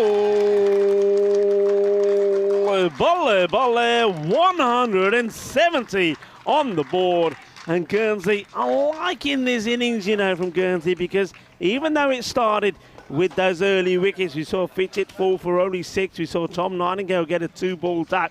They always found a way. Batters came out there, played positive, and they were hitting runs well. It's a good, solid team batting performance. 170 on the board. A bit of the bang, bang, bang in the last over. Triple 20, and then bullseye last one out of the ground as we go back and look at the highlights of the first innings. Guernsey winning the toss, electing to bat. But the Croatians, well, they were certainly putting up a fight, creating and taking a couple of opportunities early. Well, they did let a couple slip through their fingers. Having said that, Damarel, I think that he batted pretty well for his 70. But, I mean, maybe some good fortune there. But certainly Croatia, they were able to at least get a few blows in, including that catch, which kind of bounced off the shoulder, then back up into the hands of Svilicic. Yeah, I mean, this is where they were up and about when they Croatia, and they were enjoying themselves a little bit. They had some rewards. It was time to get a little bit funky, though, from the captain. Didn't he bat well, though? It's a lovely knock from Zach Damarel. Played some beautiful shots, and just the longer he was in there, the better he got, and I think he got used to this artificial pitch pretty quickly. But that was an opportunity. That was Stokes when he was dropped on 10 by Mate, and we thought, well, that could be quite expensive. Fortunately for Croatia, it only cost them just 7 more runs, because Stokes was eventually out to this one on 17. He'd be pretty disappointed about that one, because it looked like he was set for a big score. One man that was set for a big score was Damarel, and being dropped on 37 by Sivlik certainly didn't help, and he then went on to power himself to a half century, eventually finishing on 70 of 28 deliveries before he was dismissed to a superb catch. And watch out for this catch coming up as well. It's absolutely tremendous. Just diving through the air and taking it off the bowling of Meshwari. Some nicely timed shots beforehand. But the hitting became cleaner and crisper as the innings went on. That's Meshwari. He was in the action, wasn't he? Taking the catch to remove Butler. And that ended up being a nice stop. And then, well, this one hand coming off the bat, so not able to get the power on it, but beautifully done as Djebovic taking the catch. And, well, that's going to be a lovely moment for him to look back on as well. But despite those wickets falling, the runs were being scored pretty quickly as well. And that means that Croatia, they're going to have to go at 17 and over if they are to be victorious in this one. A quick look at the scorecard. Zach Damarel, the captain, leads by example, doesn't he? 70 of 28 deliveries. A few glitches from Fitchett and Nightingale. Matt Stokes plays some nice shots. He looks like a good player, as does Josh Butler. Getting a good partnership going with Damarel. And then there towards the end, Nightingale scoring some valuable runs as well, and being supported there well by Alex Bushell. The bowling figures there, 2 wickets from Jai Thakur. Sprayed it around a little, has to be said, but well, getting the ball outside the off stump did the trick. Wickets apiece there for Djebovic, Meshwari, and also from Naseem Khan. So first time we've seen Croatia out there. I think they'll be pretty pleased with their performance in general. Couple of catches did go down, with cost them probably tens of runs. But let's see how they go out there with the bat. And I just hope that they're pretty confident and pretty positive, and they enjoy their moment out there. And of course, get some batting practice in. That's the key, I think, in this first match. Remember, these teams have got plenty of cricket to play here today. There's going to be 2 matches that are going to be played by all the teams. So this one really is just about getting yourself in and just seeing where you can get to. And well, next time that we're going to see Guernsey in action will be the last match of the day in the night against Bulgaria. It's a good opportunity for them to get out there and get some batting practice under their belt. I'm Rico Full. You're watching the European Cricket Network. This is the Euros of cricket happening in Andalusia at the magnificent Kardama Oval, the Field of Dreams. And we'll be right back in about 10 minutes time for the reply from the Croatia.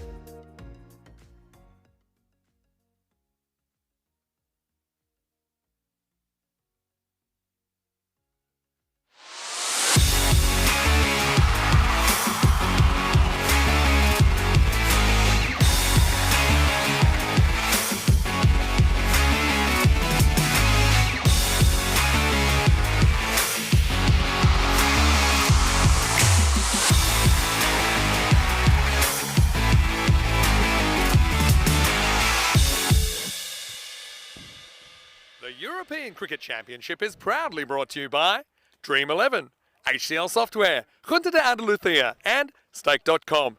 And the official charity partner, Share the Meal by the United Nations World Food Programme.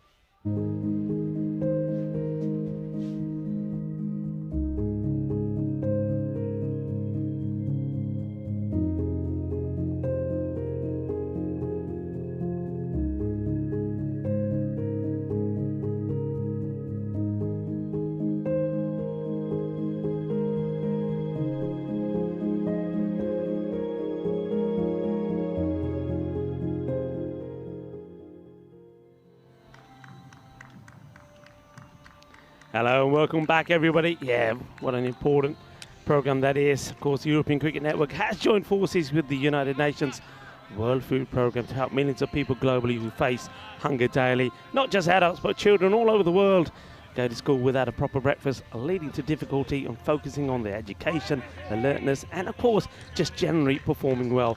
Our cricket community can help. Scan the QR code and find out more about Share a Meal. And stronger together, we can do our bit to make a difference. Nice to know that we're doing things here at the ground as well. Have a go at the Golden Arm as well. Returning back to this match. And of course, Guernsey have put themselves in a very good position. 170 on the board. Here's the first ball. Croatia need a good solid reply. And this one beats Jared Newton. Luke Bichard is the bowler. Hello to John Gray and Mandrake, and also Chris Nitzel is in the chat as well, and Julian Dawson. Lovely to have you guys joining us here, and hello to Heath and Gina as well, tuning in from Jersey. Good delivery. Just goes wide off the crease and angles this in. 99% as opposed to 1% is what the win predictor is saying in favour of Guernsey. No surprise there really, with a big score on the board. Newton looking to get bat on ball. And just slices this up in the air, and now running into trouble. Direct hit, he could be in trouble. I think he would have been gone here, you know. We'll have a look at this. First of all, doesn't play a good shot, does well, and a bit fortunate to get it over the bowler. Gets it over Bichard, but then watch the throw. Oh, it would have been so, yeah, I think he would have gone here. I think the bat probably would have ended up being just on the line. Would have fallen short. So a little bit of luck, but still no runs on the board. 3 balls in. Just taking time to compose himself.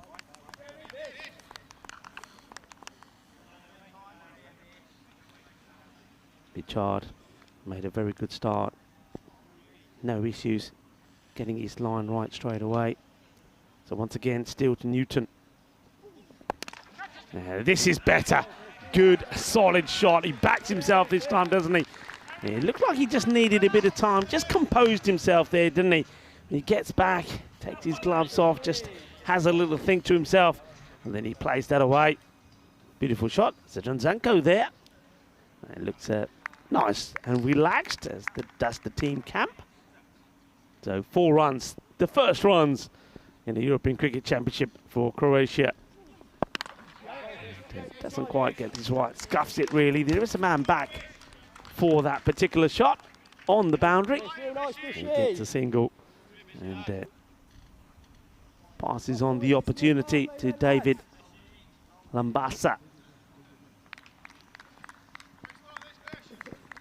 Takes his card and gets ready to face his first delivery.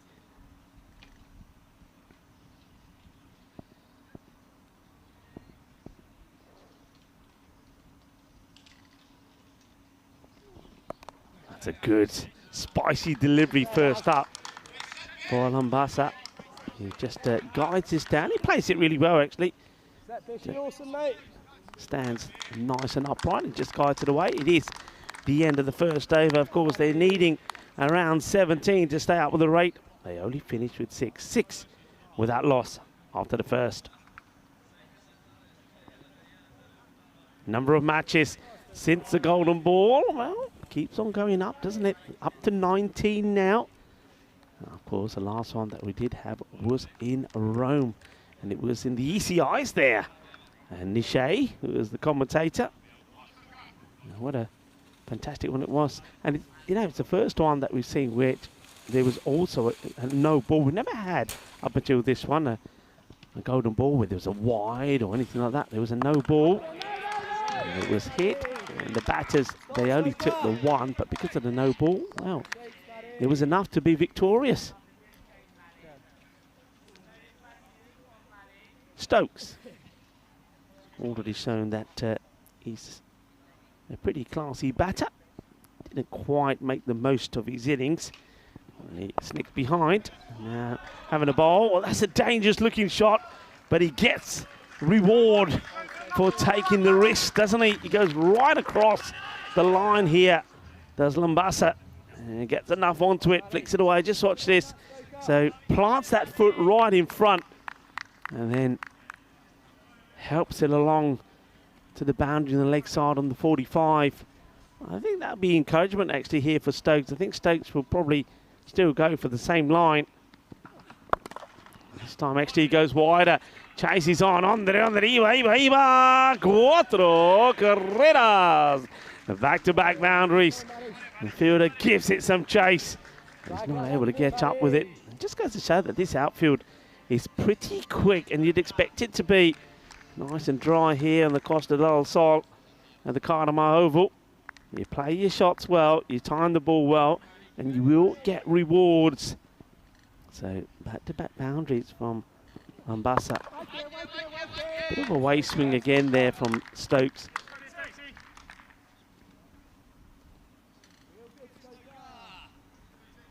Just get the feeling that after bowling some of these away swingers a little bit wide outside the off, that Stokes probably will try and come back with one that's straight.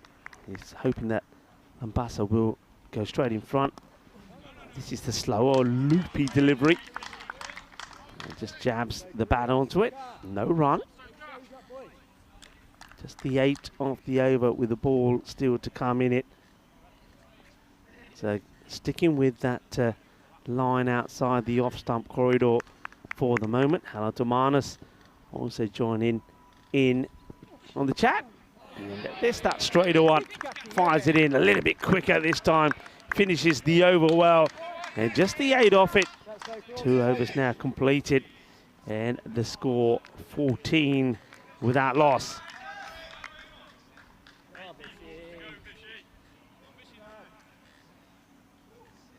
Welcome back. As you can see, these are the teams you're going to see in Group B. We've already seen the likes of Belgium and Jersey, Bulgaria to come, and Croatia and Guernsey doing battle here.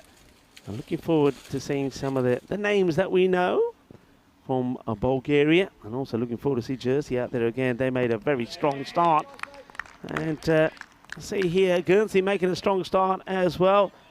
Put the runs on the board, 170, and now the openers, the opening bowlers, making a very good start. That's another very good delivery from Bichard, just keeping that ball religiously outside the off stump, making it very difficult for the batters to get hold of it. It's not really giving them enough room to cut. Gonna have to try and create some room. Well, that's a nice clean hit, straight down the ground. Goes just a little bit straighter this time. That's Bichard, and the batter is able to hit straight through this one. Nice shot, beautifully timed. 4 runs, nobody back there. That'll do. More confidence for the likes of Gerard Newton.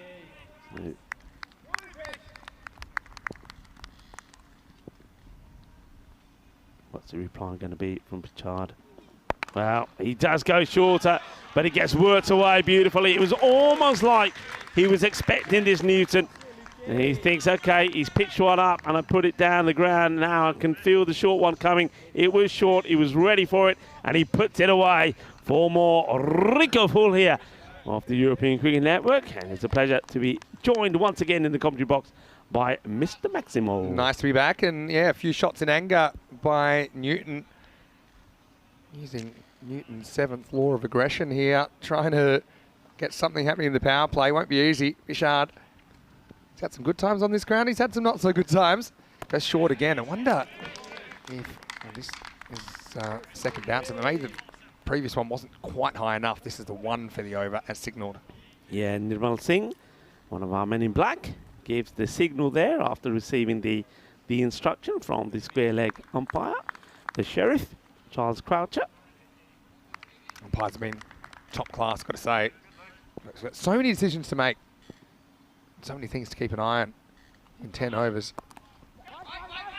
He's unlucky, really. It was the right shot to play, got himself in a good position, did Newton, but unfortunately he's guided into the direction of Nathan Letizier, who doesn't make any mistakes. Yeah, so I suppose the thing here for Croatia, go out there and try and put together a good innings.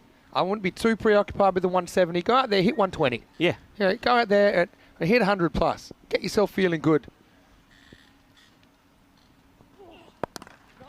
Yeah, what you want to avoid is being, I suppose, blown away, which can happen, I suppose, when there's a bit of a chasm between the two teams. This is the end of the power play. Guernsey not able to pick up a wicket as yet. Croatia 22 without loss. Yeah, you're absolutely right. You know, make something from it. It's going to be, it's going to be a long 3 days. And the first 2 days, of course, in the matches that you play, the main thing is you got to avoid finishing bottom of the pack. You got to stay in the top 4. And if you can do that and keep getting better as you go along, well, you can do what the likes of Greece and well, even France did. That's what you got to do. And I think in this one, really, it's all about, like you say, Vinny, get in there, make an innings, get used to this pitch, get a score on the board. Yeah. Because I think, don't forget, they're going to be playing the last match of the day against Bulgaria. That could be a crunch match. And you don't want to, call it too early because we're still to see, right? But in the last group, there was kind of Czechia and Greece that struggled against some of the more accomplished teams, and they basically had to fight it out for the 4 spots, so the spot in finals day. And if you just look at the rankings, for example, and the previous experience of the teams and the caliber of players, it seems that Croatia and Bulgaria are fighting for that. So obviously it makes it really important when they meet each other. Yeah. And look, with Greece, we talked about them sneaking into 4th, but then what did Greece do? They knocked over Isle of Man, they finished 3rd. So I suppose that's probably, if you ask Croatia and Bulgaria what their ultimate goals were for this tournament, seeing Nightingale coming in again and getting knocked down to long off, they would probably say to qualify for finals day. It's a realistic and achievable goal for both those teams. And to do that, you're going to have to play some good cricket in the first 2 days. Yeah, you're right. Absolutely right. Nightingale. This one's been called a no ball. Just once. So I think they call this for height. I thought it actually was dipping on. I think it dips after it goes past him, though, right? I reckon that's pretty high. Yeah. And he's not coming out. Yeah, good call. Very good call. So you get a bit of a warning there and say, okay, can't be doing too much of that. It's Nightingale. This time he goes a little bit short, tries to work it away. No run, though. Frustrating when you get a free hit and you can't cash it in. Yeah, good work there from Alex Bishard. I like the way he was walking in. So if he stays on the 30-yard circle there and doesn't walk in, it's a single, but he attacks it, and that's enough to tell the non-striker not to bother. This one will bobble away to the man at long off on the boundary. He'll just take a single, so the rate forever climbing. Nightingale, slightly quicker ball outside the off. Drop bat on it, but the intent needs to be there as well. Getting bat on the ball is fine, but not really trying to force the issue, not trying to get the power in the shot. I'll take a single, so it's all tiki-taka at the moment, isn't it? Tiki-taka, tiki-taka, that's not going to do it. You need to see a little bit of aggression. So Nightingale gets a tidy over in there as well, despite the no ball. They weren't able to make the most of the free hit, so 4 overs now complete, and Croatia, well, they're just plodding along at the moment, at 27 without loss after 4. Yeah, so, look, 27 off 4. It's a pretty tight over, that one from Nightingale. Just offering something a little bit different. Now I think we're going to see Adam Martel bowling. I think, yeah, you still want to try and be aggressive. I feel with Croatia, because they might not have the depth at this level, that sometimes these guys might be a little bit more conservative, a bit worried about about what might happen if they were to get out and how things might unravel. But yeah, I still think, you want to take it on. Treat it like you're batting first, for example. For me, yeah, keep coming back to that 100. See if you can get 100 on the board here against a pretty good Guernsey attack. That's a nice looking shot. That's better, isn't it? He rocks back and he plays this with a little bit of oomph. And he gets that to the boundary. Great positioning. Nicely executed. 4 runs. That's a good shot. Good to see Sam Houghton in the comment section. Sam, of course, seen him playing for Zagreb Sokol in the ECL Champions League. And don't think he qualifies for the Croatian national team, but he's certainly a contributor to Croatian cricket. Keep an eye on the guys. I'm sure he's very proud of how they're going so far. Guided away. Thinks of the single, but the non-striker Lambasa not interested, saying, nope, stay there. I think that ball sums up the difference between, how Croatia probably will play and, for example, a Belgium will play or something like that. Belgium are trying to hit that for 6, whereas Newton's kind of looking to work it. This one, give him credit. He goes for it. That's also partly the pressure of the fact that there was a dot the ball before, forced him to a more aggressive stroke. Yeah. Damarel behind the stumps after scoring a fine 70 earlier. The captain, he'll be very happy with the captain of Guernsey, the way things are going here at the moment. This is a good position for him to be in as well, because with this rate now getting to, well beyond the point of no return, he's got the liberty now to be able to use other bowlers, get them to turn their arm over. So it's a good opportunity for him to say, right, who have I got in my squad? Right, you can have a bowl. Let's see what you do. Let's see what you do. Because the pressure isn't on. Asking the question here, I think it sounded like there was a bit of bat on this. I guess we'll never know. Not out anyway. It is the end of the over. Only 5 come from it. And at the halfway point in this innings, well, this run chase has gone really flat. 32 without loss at the end of 5 overs. Once again, I want to welcome you into the Dream Box. We are your good time crew, as you always say. It's pretty standard here. Mr. Max Rico, great to have you here. Rhino, he'll be back in the box. I'm going to step out for the next one. Corey, not here today, but I do have it on Guru Authority. He's going to get a good night's sleep tonight. He'll be with me tomorrow morning for some really good matches, including I think it was the Berwick Bash, I think was what it was being called, between Jersey and Guernsey. So, yeah, looking forward to that as well. We want to welcome you wherever you're watching from around the world. Right now, okay, probably a slight difference in the two teams, skill-wise, experience-wise, class-wise, but still, this is what it's all about, isn't it? I look at, like, for example, the Rugby World Cup. You see sometimes mismatches, but then you look at what happens in the countries that have those experience. They improve, they get better, and then you come back a few years later and they're really challenging. Absolutely. Look, just have a look, just in 3 days. Look at something like Greece. Look how they improved. And that's one thing that I always say, and all coaches will say this, you only get better if you play better opposition. If you just stay playing the same sort of teams all the time, you're not going to improve. You've got to be challenged. And that is where the likes of Croatia here, Bulgaria as well, they're really going to thrive from this. Yeah, for sure. And a big hello to everyone who's watching from Guernsey and also from Croatia, as well as all of our other viewers around the world. But a special hello. Of course, it must be pretty special when it's your country that's out there, because 5 countries every 3 days already. We saw Spain go through last night. Nightingale back into the attack, and this one could be, no, he hits it too well. I just thought there for a moment that the fielder on the boundary there at long off was going to be in the action, but he's actually hit better and harder than I thought. He gets down on one knee and he absolutely clobbers it. That's Jared Newton. It's a nice looking shot. Yeah, nice shot. I suppose the difference with someone like Newton, who I really like, by the way, Jared is a good player. He's in sometimes in a tough position. I feel like a lot of pressure's on him to score a lot of these runs. But, he's kind of waiting for a bad ball, or he's a bit more selective about what he puts away. I think that in this tournament, a lot of batters are a bit more proactive, if that makes sense. So I think he just has to try and find that balance. That was a nice strike, though. Yeah. And I think that one again there sums up what you were saying about the difference between maybe Croatia, a team that haven't got huge experience at this level, and the likes of maybe somebody like Spain and, of course, Belgium that we saw. They're being aggressive, or they will be aggressive to every ball. They've got that mentality it's about going out there, being fearless, attacking every delivery, and if you're out, you're out. Let the next batter come in. Yeah. And you can see here, no wickets have been lost here. So, but no wickets lost. You'd expect to see a bit more of an effort to try and increase the run rate. Yeah, and look, runs don't just happen by themselves. You know, you have to go looking for them. But also, you know, you also have to acknowledge that it's difficult. If, you know, for example, in Croatian, we've both done a European cricket series there. Yeah. You know, you're probably not facing the kind of bowling that you're going to face when you come here. So it is a bit of an adjustment. It's worked away into a gulf of space out there on the leg side. Nobody inside the 30-yard circle there at all.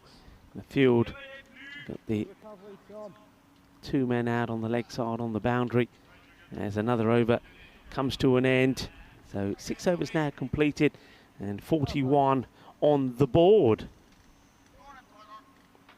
You're having a look at the batting to come. They've got some batting there. I'm not saying they don't. I suppose, you know, I just think probably one of the main differences between teams that will make it through the championship week and challenge the final versus the ones that might not is to do with depth. This is a nice strike though. Going, and gone. Maximo!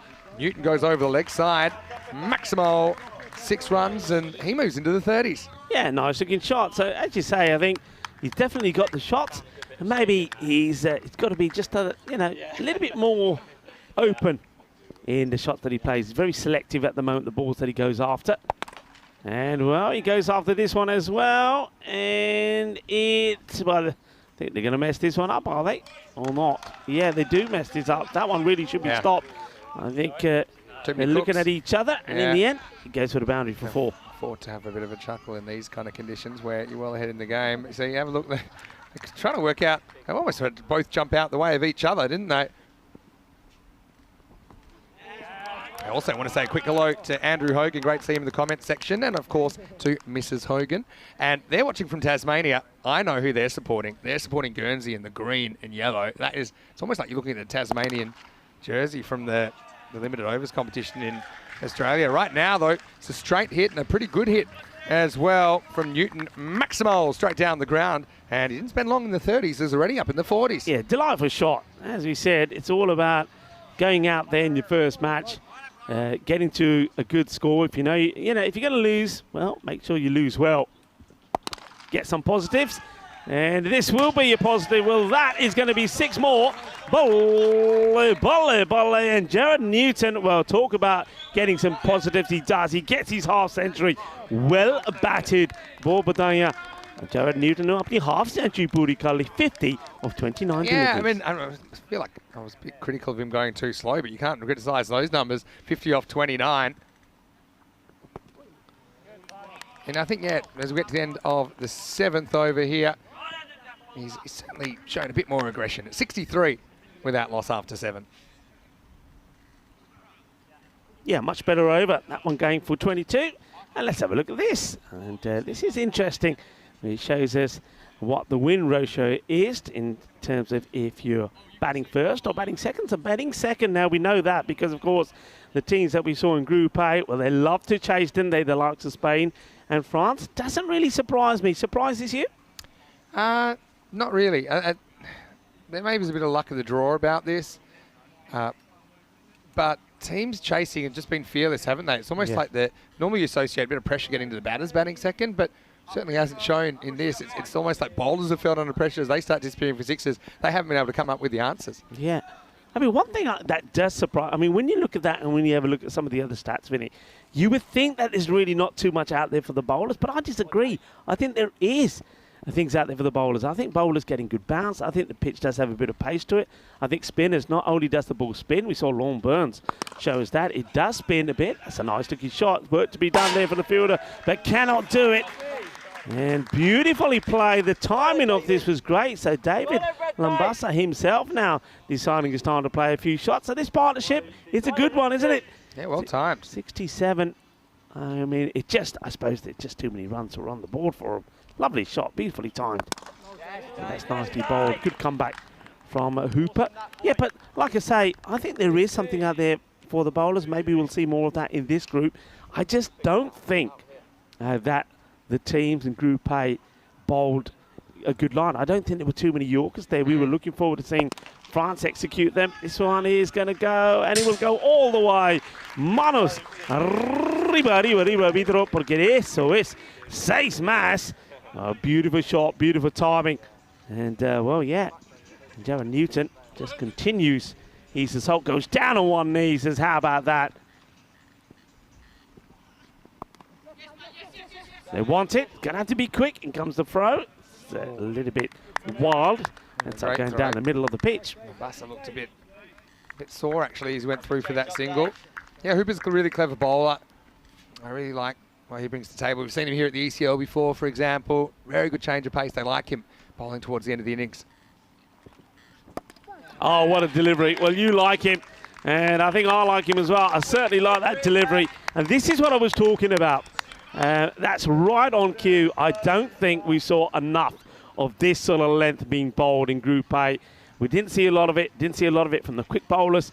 And you get the ball on the money like that, very few batters are going to hit you for 6. And more often than not, if they do try, you're going to knock them over. Jack, and for their style. Beautiful delivery.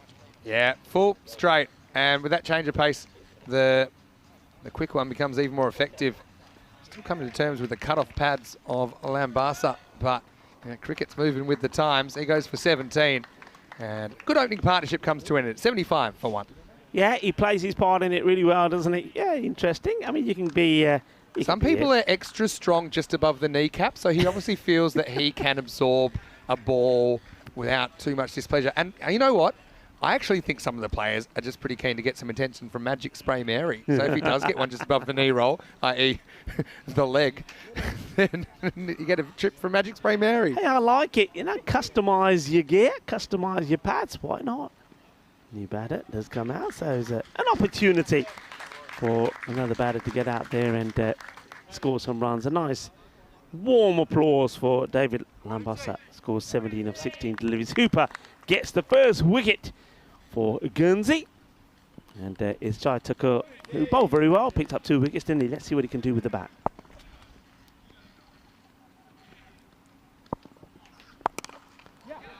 Nice looking shot on the left-hander, plays his out. He's going to take a single. Hands, well, I was going to say he hands the strike back to Newton, but he won't because he takes a single. He's going to go back on strike because that was the end of the over. It's 76 for 1 after 8. Tale of 2 lions. I don't think we'll ever meet. But still Croatia. Yeah, with a good finish here, maybe they can make that 100 that we talked about. Yeah, tour ball gets them there. So, yeah, it's just important that you're playing for something. And I think little targets like that, like imagine, okay, 24 off 12. Give yourself that kind of situation here and try and bat accordingly. Now, without the win on the line, you're not going to be crazy like throwing away wickets or anything like that. But I think, you know, you would imagine with 9 wickets in hand, even against this strong Guernsey attack, that you'd be hopeful as a batting side you can get to 100 here. Loving the little details on this, the Guernsey kit as well. And of course, we do like the Croatia kit because I think me and you are both fans of the red and white sort of checks on there. This is a wide ball down the leg side. But yeah, just look at the detail on that. A bit of the splash of the orange and the yellow. So, liking it. Looking good. Looking snazzy. As Stokes comes back into the attack with the ball.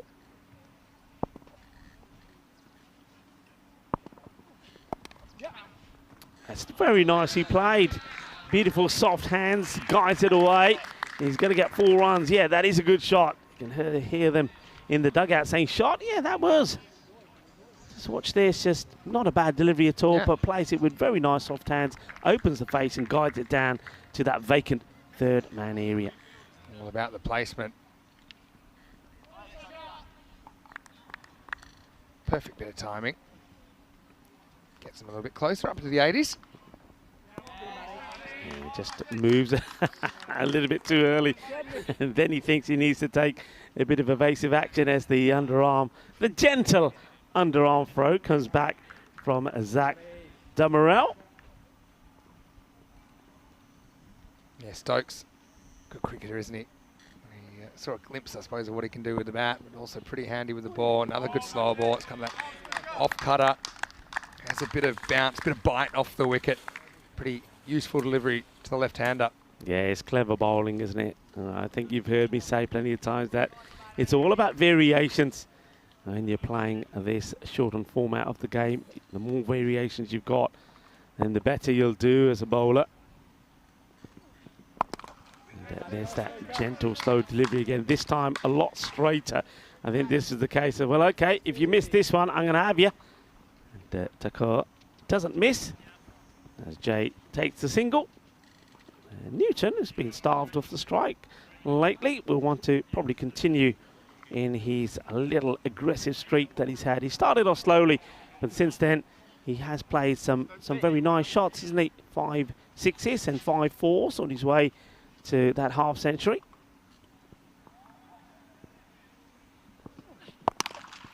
There he goes for another, and he gets this good. Oh, what a lovely shot this is. It was almost like a little punch, wasn't it?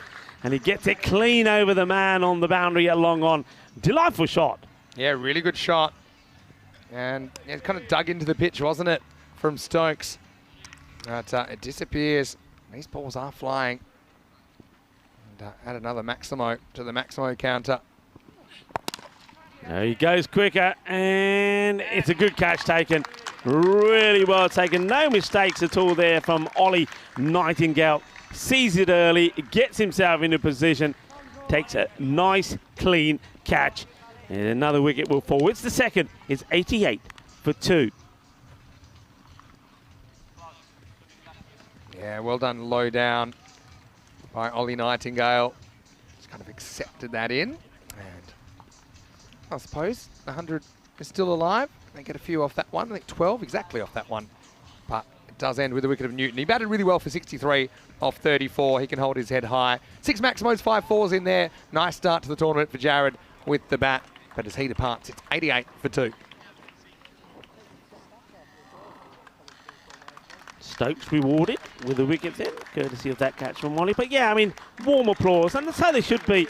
I like that innings, and I've also liked what Jay Thakur is doing out there. We do know some of the other batters out there, somebody like Aman Mashwari, who is the man who does go out there. He's a big hitter of the ball. Seen him play in Zagreb. He's played some really good innings there.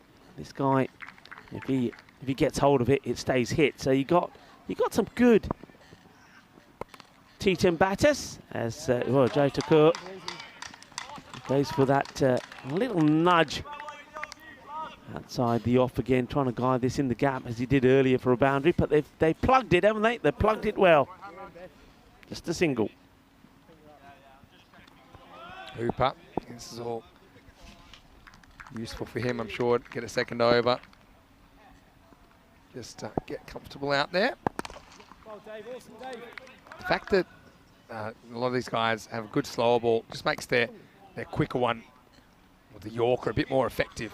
Because it's about if you start having the slower ball in your head, then you can be surprised. We saw that, didn't we, with that initial dismissal of Lambasa. Hooper comes in again, and it's whipped away. And, will just be a single. And oh, it's great to see Michael Daub in the chat. Michael, how are you? Lovely that you can join us. I hope you're enjoying the action from the Cardamom Oval. I met Michael, actually, not too long ago. Lovely man. Hello, Michael. Good to have you. Watching from Germany, I'm sure. Big swing and a miss here. 100's creeping further and further away in the sunset, unless we see something big from Maheshwari. He's a great guy, isn't he? We love seeing him when we do go to Croatia. I love his stories about how he got involved in the cricket and the cricket that he's played, especially his stories of being behind the stumps as the wicketkeeper. Mashwari hits this high up into the air. It should be the end of him. It will be. And just gets the one to his name. Never really got in a good position here. He was reaching for this. And though he does get bad on the ball, he was going to get no power into it. The weight and momentum has to go into the shot. You can see here, nothing going into that at all. Just goes up in the air. It's an easy, straightforward catch taken by the fielder. Here we go. Nice and easy. Good control. No problems at all. Tom Nightingale takes the catch. Hooper takes the wicket. And that's the end of Mashwari. 3 wickets down now with a ball to go in the innings. It's 91 for 3. It was quite an unusual slower ball, I think, from Hooper. It seemed to almost just stop in the pitch. I don't even see how you do that, but yeah, it forced Maheshwari to try and make all the pace himself, and he wasn't able to get it out of the ground. So this is a nice chance to see Nikola Davidovic with the bat. I remember he played in the ECS in 2021 in Split, playing for Sir Oliver Split back then. Yeah, the likes of Hawk Moon as well, and Andrew Hogan, of course, all joining in the chat. It's great to have you all there with us, and a big shout out to everybody watching via fan code as well in the sub-Indian continent, and of course all the other networks that are following us, Sport in France, for example, and I know a lot of people watching in Turkey as well. Welcome everybody, welcome to our global audience. And that'll do it. So Davidovic gets off the mark, but Guernsey get off the mark in the tournament with 2 points here over the Croatians. It was an entertaining match, really. I mean, Croatia, they can hold their head high. They weren't embarrassed. They weren't skittled or anything like that. They're going to end up 92 for 3 off the 10 overs. And the margin of victory will be 78 runs. And just a reminder, we'll be back in 25 minutes with the next match, which is going to be Bulgaria versus Jersey. But right now, let's have a look. And look, a pretty solid opening partnership here. Croatia, not a bad start to their ECC, although they don't get the points. But Guernsey, I mean, they didn't really find a way through wickets-wise, but they certainly made it pretty tough for the Croatians out there. Yeah, I'd agree with you. I think I like that partnership from Gerard Newton and David Lambassa. It was almost like they thought, well, okay, what are we going to do in the first match? We're just going to get ourselves in. We're just going to go through the motions. We don't want to be overawed, and then we'll build on that. And they certainly have done that. They've certainly got something that can build onto. Of course, they know. They don't need us to tell us that next time around that they're there with the bat, they've just got to go at maybe a quicker pace. But maybe they're thinking here, look, against the likes of maybe something like Bulgaria later on tonight, if they bat this way, if they try and go on to score maybe 20 more runs on the board, then it might be enough. Yeah, true. And then 92 against this attack, maybe it translates to maybe 110, 120 against the Bulgarian attack later on, which might stand up under lights, and that is a really important game. But yeah, ultimately, you know, you just want your batter to spend some time at the crease, especially early in the tournament. Still be aggressive, and we talked about that a little bit earlier. But I think that Guernsey, their fielding, I talked about that earlier in the day, didn't I, that they pride themselves, and I think they on holding their catches and being athletic in the field. I think we saw some of that from them as well. Yeah. Bit of sting out of the game, I suppose, with such a big score on the board. 170 was the first innings. Second innings, 92 from Croatia. 63 from Newton. Again, that's a good innings from him, isn't it? Lambassa was a good foil for him. The Kua came out. The rest didn't get too much batting at all. But you see the discipline of Guernsey, just the one no ball, the one wide in the 10 overs. They're a pretty professional outfit, and I think, you know, if they click, they can go a long way in this series. Yeah, I agree with that. We have a look at the bowling figures here. I think you said it, Matt Stokes, he looks like a classy player.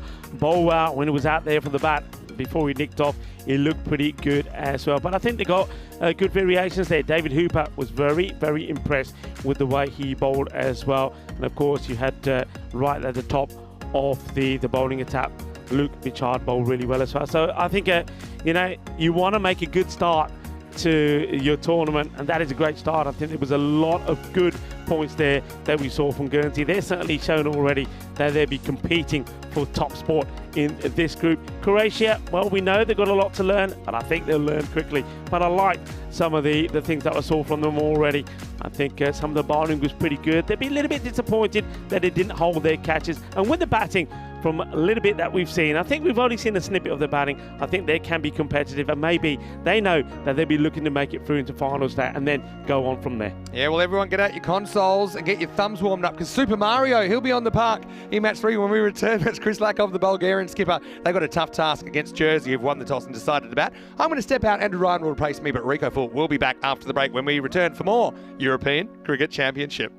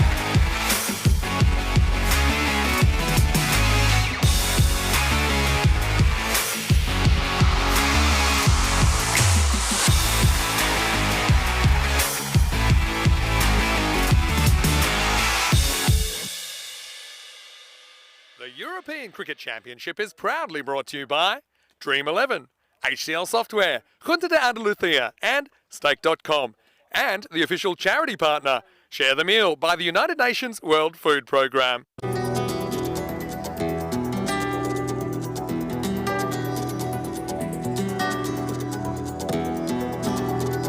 Ven conmigo a cruzar su calle, a vivir su ambiente. Ven conmigo a vivir la vida intensamente. Conmigo ven, conmigo ven. Hello and welcome back. It's great to have your company for the Euros of cricket here from the Costa del Sol in Spain. Now we roll into the third match of Group B and we'll get to see the fifth and final team to arrive, and that is Bulgaria. Bulgaria taking on Jersey in this one. Rob Kemming has the coin. He's with two captains. Let's see what happens at the coin toss. Okay, your call. European cricket. It is European cricket. We'll have a bat, please. Jersey will bet. Fantastic. Good Cheers. luck, mate. This is a little something from us. Thank you Enjoy very that. much. Enjoy Thank that you. with pride. Cheers, brother. Cheers. Have a good game. Thanks, mate. Good game. Thank you. Thanks. So the coin toss has been won by Charles Perchard, and he says we're going to have a hit. No surprises there. Didn't they bat well earlier, particularly the top three, in particular the Tribes, in particular Asa Tribe. He was incredible, ended up with a 90-odd not out in a bit of a demolition job of the Belgian bowling. Having said that, Jersey, I don't think their bowling was quite to their potential. Good in patches, but I think in the middle it kind of got away from them a little bit, so I'm sure they are going to work on that. And someone like William Perchard, for example, had an over, didn't really go his way. I think this is a great opportunity for him to go out there and just try and execute and get some confidence back with the ball. But let's talk about Bulgaria, a place we've been to many times on the European Cricket Network. They're led by Chris Lakov. Watch out for him. He does look like Super Mario or My Name is Earl or whatever you like, but he is a real kind of rocket in the field. He's had some injury issues. Good to see him back. I think he'll be a key player. In particular, he's a very good fielder, and we'll have to see if he's still quite as good with those injury issues he's had. But watch out for Omar Rasul as well for Bulgaria. Slightly different looking team, I think, to some we've seen in the past. Again, I think they're pushing it uphill against Jersey, but a little bit like Croatia last game, I think that they can do themselves proud, get the odd blow. Whether they can win the game, I'm not so sure, but you never know in this form of the game. Let's get ready now as we get ready for the next game. Over to the commentary box. And guys, I can tell you the news from the toss here in match number 3 is that Bulgaria are going to have to field first because the Jersey team, they've won the toss. They're going to have a hit. Let's see how they hit them. Thank you very much for that introduction, Mr. Maximo, Vinny Sandhu down there, pitch side, giving us the lowdown on this clash between Jersey, who were first up winners in Group B this morning, their opening game against Belgium. One of the other fancied sides in this particular group of 5, and they dispatched them quite easily with a sensational chase led by Asa and Zach Tribe. They have a different foe up against here, the boys from Eastern Europe, Bulgaria. They are here to play their first game in Group B. And it's a good time to introduce a man who is absolutely no stranger to the commentary box here at Katamarova, Mr. Rico Full.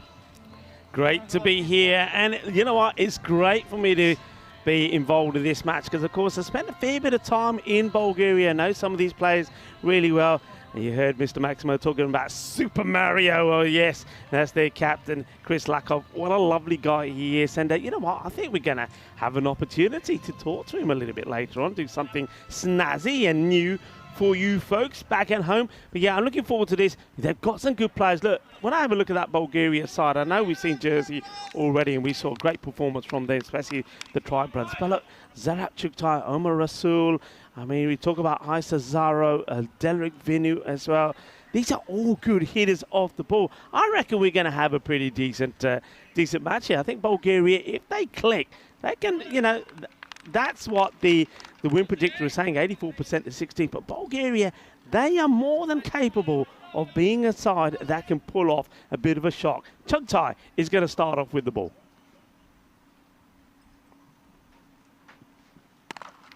Bullish ball, driven through the offside by Brennan. Doesn't quite time it, but it has been called no ball. Full toss, so Chugtai was hoping to get away with a high one there, but no such luck. Brennan's been joined by Patrick Gush in the opening spot, so leaving Asa Tribe to cool his heels for the moment.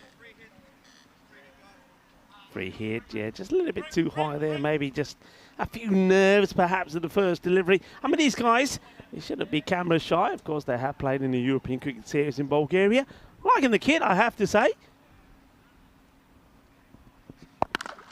Another full one. It gets dropped below the waist, and he's gotten away with it.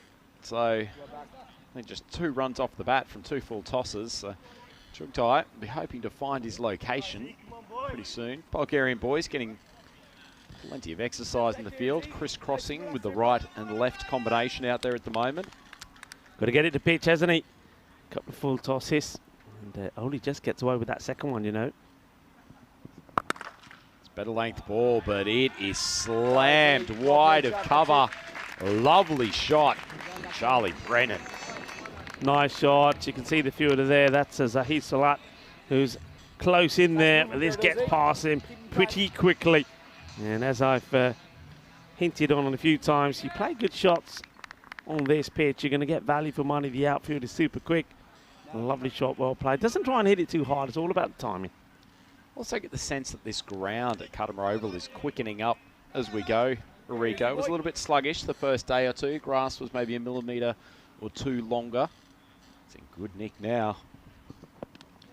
That ball started wide of leg stump, but Brennan does have a tendency to get his body weight going out outside leg stump. That ball's curled back into him, strikes the pads, no run. Yeah, good support for the bowler from the fielders, applauding him, applauding the dot ball. Chugtai, very good batter as well, as a good all-rounder. Good to see him on the big stage.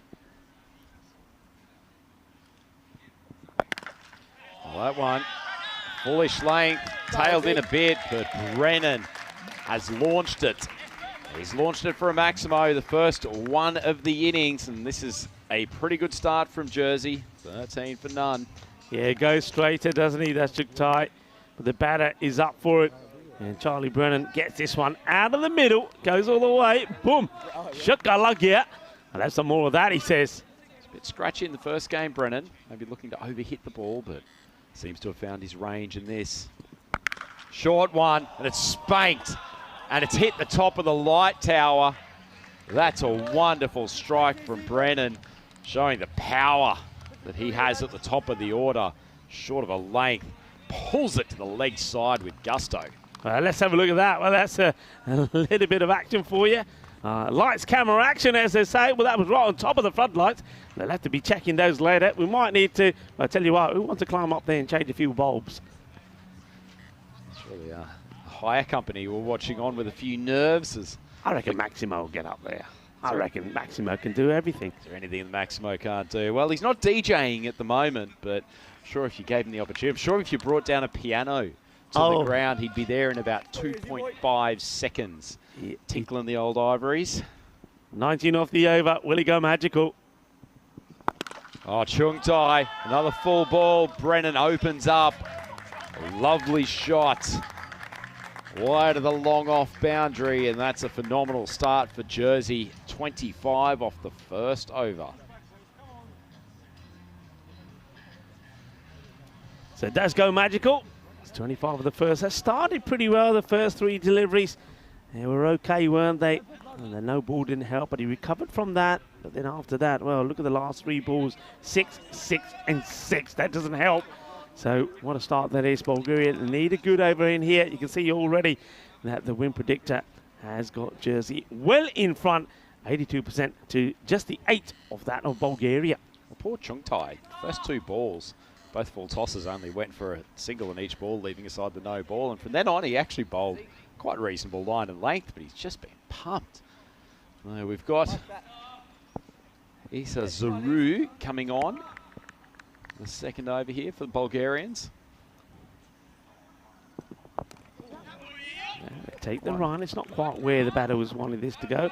Yeah, this guy impressed me. It's the first time I saw him earlier in the year in Bulgaria. Isa Zaro, he bowled very well, but he was pretty decent with the bat. That's one thing I'm seeing here with his selection from Bulgaria, that a lot of these players are all-rounders, so they'll be useful with the ball and with the bat. So let's just see how well they combine together.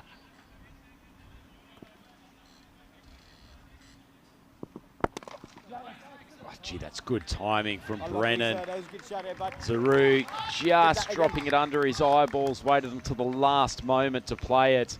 He's found the gap, and they got big raps on this young man, Rico, within the Jersey cricket setup. Beginning to see why. That's a delightful shot, really is. I mean, you'd look at that ball and say that ball doesn't really deserve to go to the boundary. It was well pitched up. It was in an area that a lot of batters have swung and missed at. He just plays it late, but it's timing and placement. Oh, Zaru puts that on a lane. Brennan puts it straight back over his head for a Maximo. Oh, what a start this is, and what a strike. Absolutely beautiful. And I think already now you can see Bulgaria thinking, where do we bowl to this guy? Because so far, wherever they put it, he sent the ball over the boundary. Yeah, hasn't he? Found his range. Feels like he's standing at the driving range on a Saturday morning at the moment. 33 off 8. Well, another full toss. It seems to be the most potent delivery for the Bulgarians at the moment. Brennan drags it across the line just for the one. Yeah, well, they haven't been able to put the full tosses away. This is that slower delivery. And you can see no issues with the height. It's dipping, but I suppose you've got to try things. And, well, Cesaro gets away with that one, really. But now let's see how he deals with bowling to Patrick Gorge.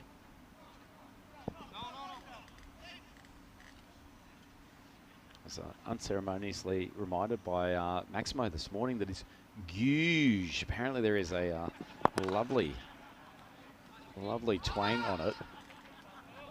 Might get some feedback. A bit of my pronunciation from the local Jersey folk. So say it again. This game. Googe, eh? Guge. Okay. Making it sound like an ice cream commercial at the moment. Imagine a choc-covered thing with almond nuts on the inside. Ooh, yeah. Perfect for a summer day here in Malaga. Oh, it's just a day at the beach for Charlie Brennan at the moment. Slaps another 6 over long on. He races away to 40 off 10. He's almost got every run for the Jersey team. They are 44 for none. 2 overs down. Speaking of ice creams, that one was hit sweet out the middle, sweeter than some of the ice creams that you can get out there in the kiosk. So if you're feeling a bit of the heat out there in the fan zone, go get yourself an ice cream. As we have a look at the table so far, the Guernsey, they are top of the stack with a very good net run rate with that victory that we just saw over Croatia. Jersey, though, didn't they play well in that first game? Certainly did. A bit of power in this batting lineup. We've got some good bowlers as well. That was a solid performance from Guernsey as well. Although the Croatians fought hard in that last game, didn't they, Rico? Showed that they won't be pushed around in this group. Yeah. Yeah, I mean, that's what it's all about. I was talking to Maximo about it. It's about these teams that, okay, they know that probably they're the underdogs. They haven't got the wealth of experience that some of the other teams have got, but they're going to learn and learn fast. And every time you're out there and you're playing stronger competition, you will get stronger, and that's what you expect to see. That's what I expect to see from Croatia, and this likewise with Bulgaria, you know. Indeed. So Guj just dealing in singles at the moment, brings Brennan back onto strike.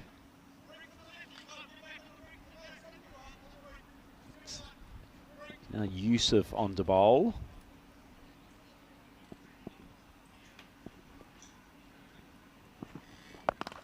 Oh, Brennan, lovely timing. Doesn't try to overhit that ball.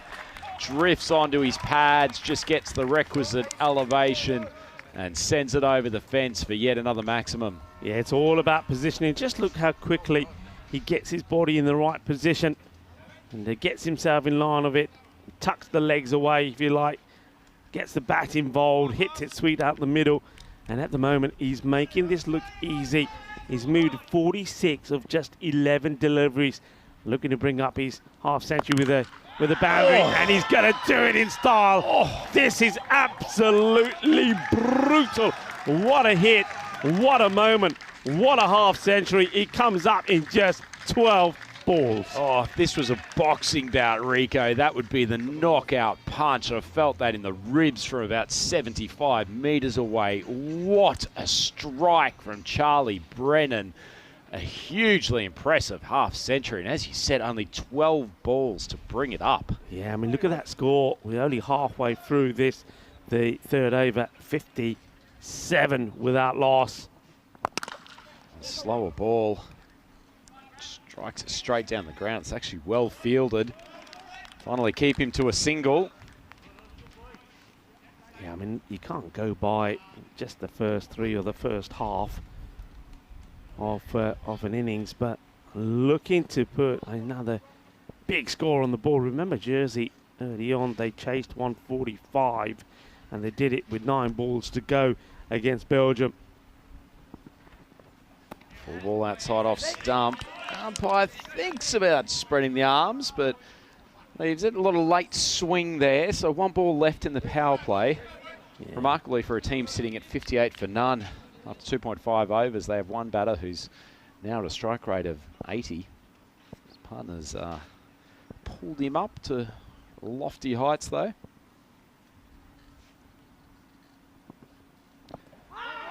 Full ball on leg stump, and Goose tries to swing it around the leg side. Doesn't make contact, leg by. That's the end of a very productive power play for Jersey. They're going at almost 20 runs and over off the first 3. 59 for none.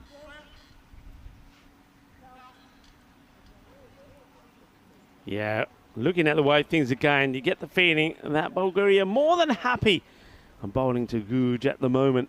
And they'd rather keep Brennan off strike, but he is crashing it to all parts of the ground. It's quite remarkable. Charlie Brennan on 53, his score on 59, and he's been pretty sensational with his striking. Looks like they're making another change here.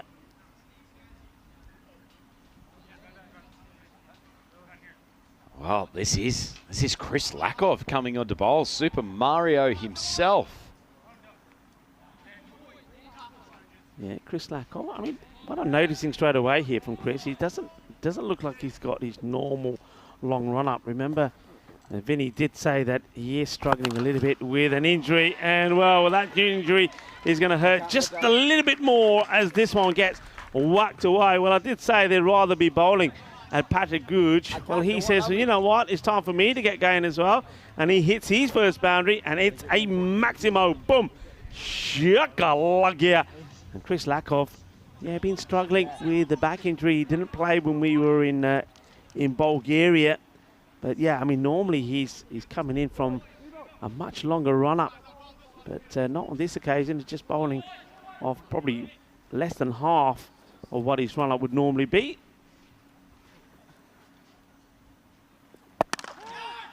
It's a better ball. Gets it up to a slightly awkward height with a little bit of bounce off the pitch, and Guj can only drag it to the man coming in from a long on for a single. Yeah, but this is where it gets interesting again as Charlie Brennan comes back on strike. And the wicketkeeper, Omar Rasool, now takes the helmet, so he's going to stand up. He's a very talented player himself, is Omar. So he's going to stand up. He's more than capable. So I suspect Lakov's going to try to go a little bit short of a length here and see if he can just get young Brennan pulling a ball that jumps on him a touch. Try to get a blooped fly ball out to the outfield. He's got long on, deep mid or deep cow corner, and then a deep square leg, probably just forward of square. That's hit straight to mid wicket. Andrew Ryan, you're genius. It's well taken catch. Zirak Chugtai in the mid-wicket position. It was a nice piece of bowling from Lakov. Probably not completely short of a length, but missed time by Brendan. Just jammed him up a touch. Neatly taken snare. And that's the first wicket down. Jersey 66 for 1. Yeah, good catch by Chugtai. And Super Mario, he does it again, doesn't he? The captain comes on to bowl, but I like that. They had a plan.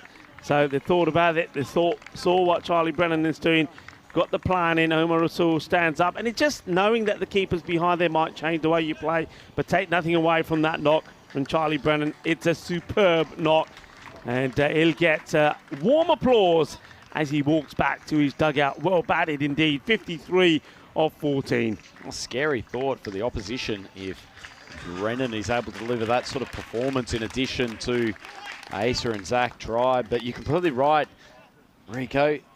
Even if you don't have a great plan, at least make the opposition think that you have something in store for them. And wicketkeeper coming up just gave a different focus to the game. Smart play from the Bulgarians.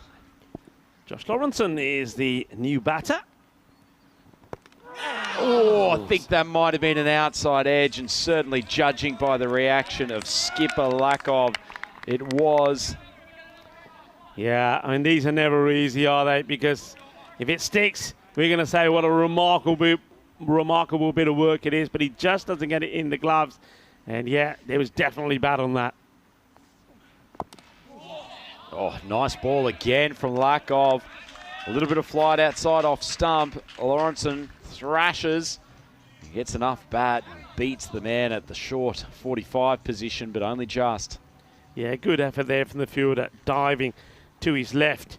And that was Firas Hussain, but the ball beats him. Gets to the boundary 4 more, so the boundary's coming and the score still going up pretty quickly despite the wicket of Brennan.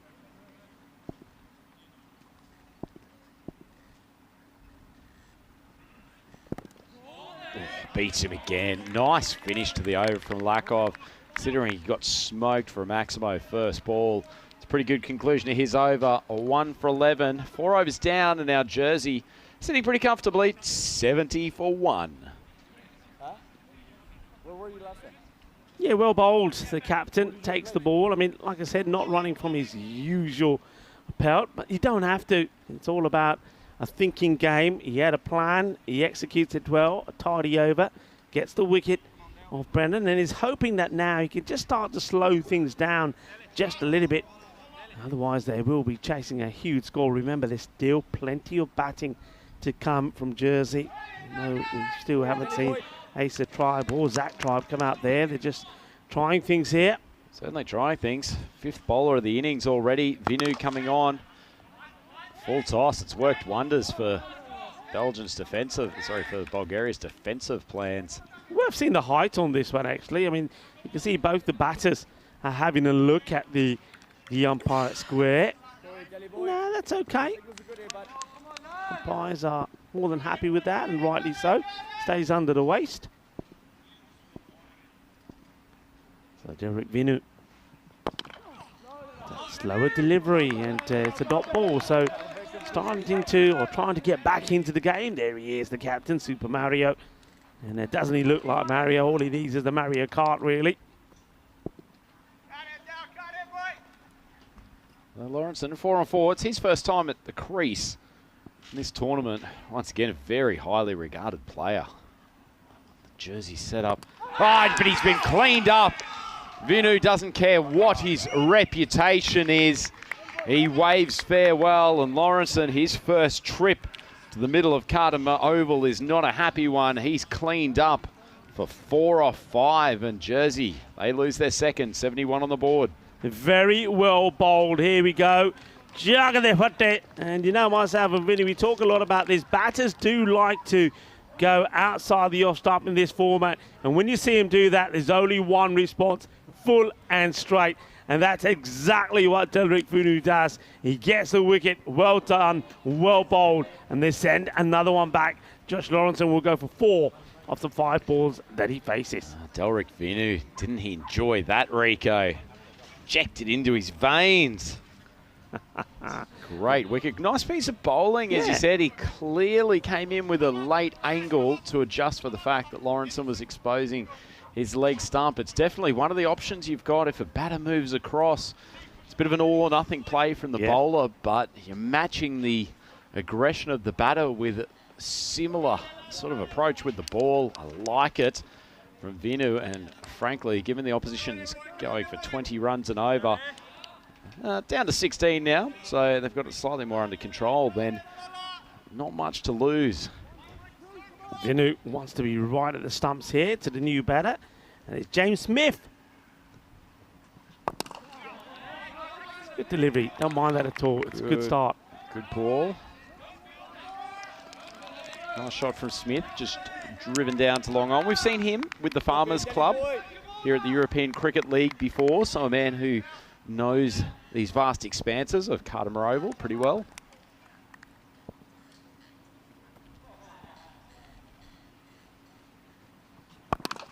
Nice full ball in the block hole from Vinu again. And tell you what, Rico, this full toss plan from Bulgaria, not sure if it's intentional or not, but my word, it's working an absolute treat. It seems to be working well, doesn't it? That's another one where, I mean, he's probably lucky he doesn't hit that so well because the fielder was there waiting for it. Chuck tight. Now, have a look at this field positioning here now. Talk about putting some pressure on. Look at that. That's Chris Lackov, the captain, putting himself in the firing line. Oh, tell you what, he's probably lucky he didn't hit it 2 metres to the right. He might have had his head taken off, but Lackov maybe wanted to just get close to the bowling crease, given he's coming on for the next over, saved himself too much of a walk. And that is the end of the 5th. And the Jersey boys, 77 for 2.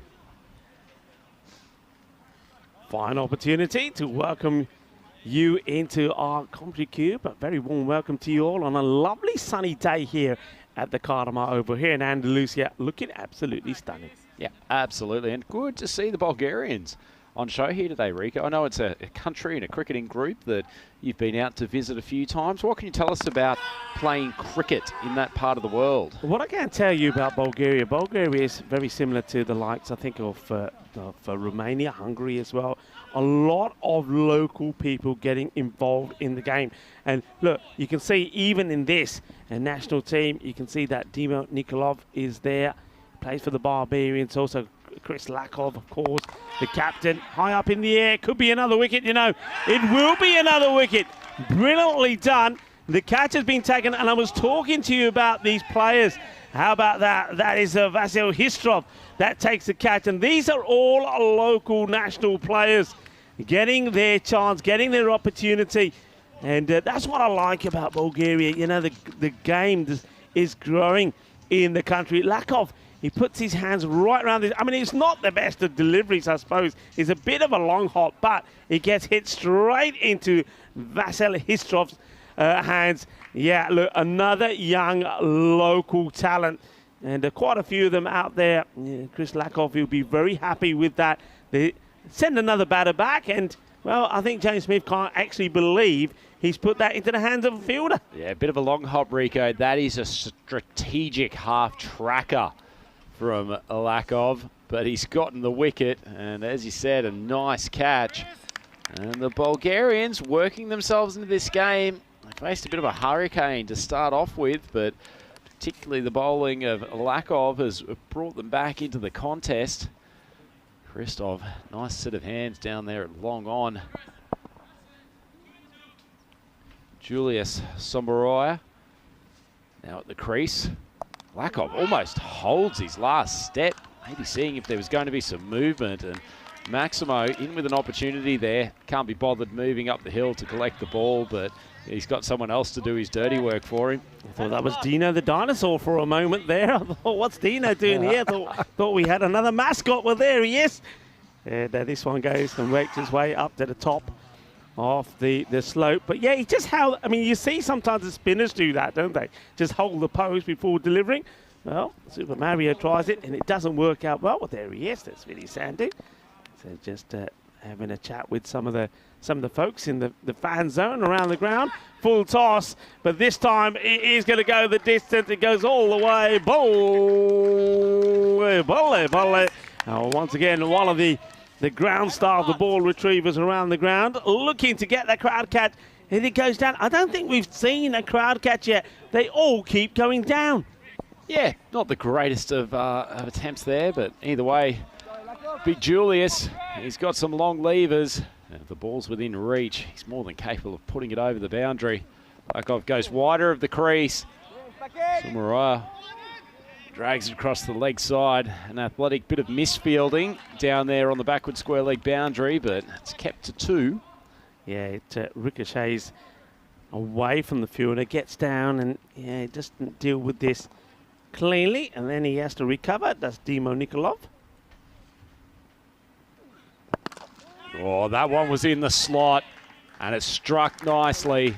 So Sumarau comes up with 3 Maximos in his first 4 balls, and doesn't that misfield become a little bit expensive, Rico? Brought him back onto strike, annihilates the final ball of the over for 6. So Jersey, 98 for 3. They've still got 4 overs to go.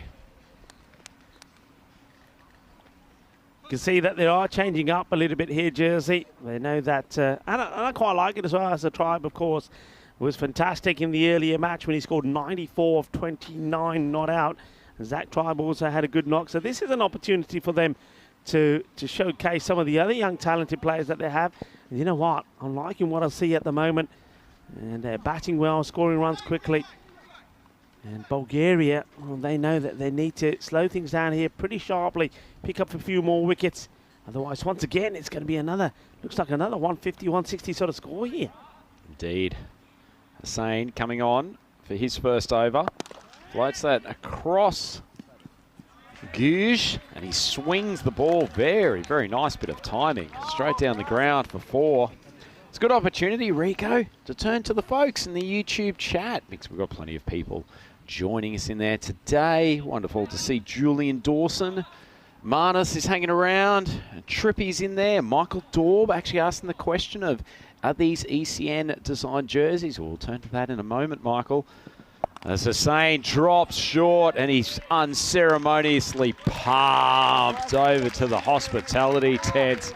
Great striking from Guge, who has finally found his range. Yeah, he's sort of abided his time a little bit, hasn't he? And now he's cutting loose. It's a little bit too short. It's in to the body, but it's down the leg side. And that's just going to be easy pickings. He's got to go fuller. I'd like to see him just get a little bit of flight on the ball as well. A bit of flight, take a bit of the pace off, and just get that batter in 2 minds whether to come out or stay in his crease. But he's got to get that ball to be going across the right-hander. Couldn't agree with you more, Rico. Hussain looked like he bowled that as a seam-up ball rather than as a traditional off-spinner. So back to Michael's question. Fairly sure these are the official national team outfits. Am I right? You're absolutely correct. Yeah, this is all the federations coming up with the kit here. What's happened here? This is a no ball, and this is all to do with, I think this is going to be sloppy. Chris Lakoff can't believe it. He's got too many men out.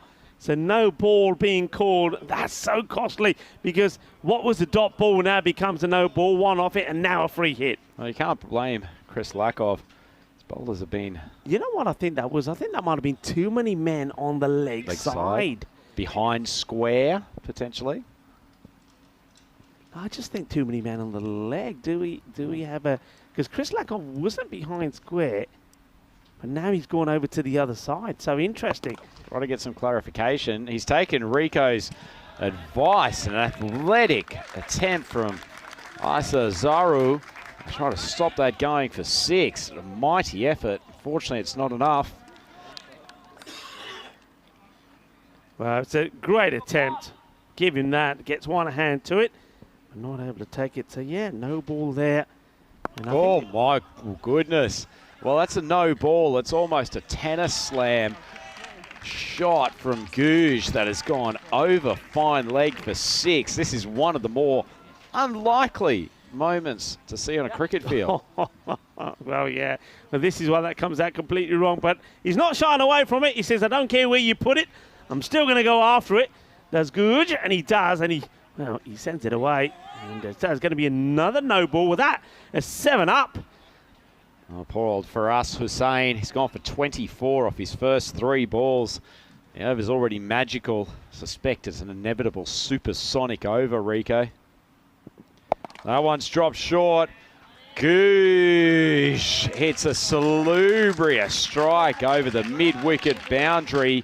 He has definitely found his range this over. Yeah, it certainly has. There's Andy House keeping an eye on things up there, where the players' tents are.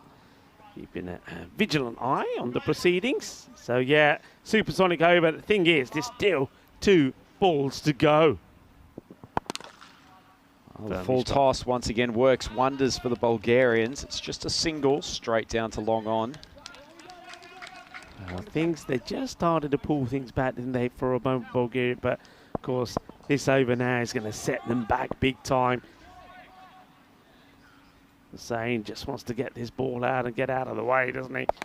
Well, he's got out of the way, but unfortunately it's courtesy of yet another maximum to finish the over. That's huge. Hussain goes for 37, and Jersey, if they weren't already in control, have broken this game open. They have pumped their way to 135 for 3. 7 overs completed. That over game for 37, and ball by ball it was 4-6, and no ball, and that was because of a field infringement. And the next ball was 6. Then there was another no ball which went for 7 and 6, a single and 6. So 37 off the over, and this is going to be another no-e, and it will be another 7 up. Well, Bulgaria, they are losing the plot here. Now the 140 comes up. Dear, oh dear, what's going on? And now Guj moves to 49 of just 19 deliveries. Well, given he was 4 off 5 at one stage, this is a stunning barrage from young Patrick Guj. The wicketkeeper showing he knows how to handle a bat as well. And Vinu, who bowled a pretty good first over, took a wicket in there. One of the 3 that Bulgaria's managed to snaffle. He's now under big pressure. Free hit. Pretty good ball. Gets it in the Yorker region. His arm action gives him a little bit of natural in-swing, so that one's almost curled back in and taken the stumps, although it was off the free hit ball. Yeah, that surprises Omar Rasul behind the stumps. That comes through to him a lot quicker than he expected. Good comeback from Vinu.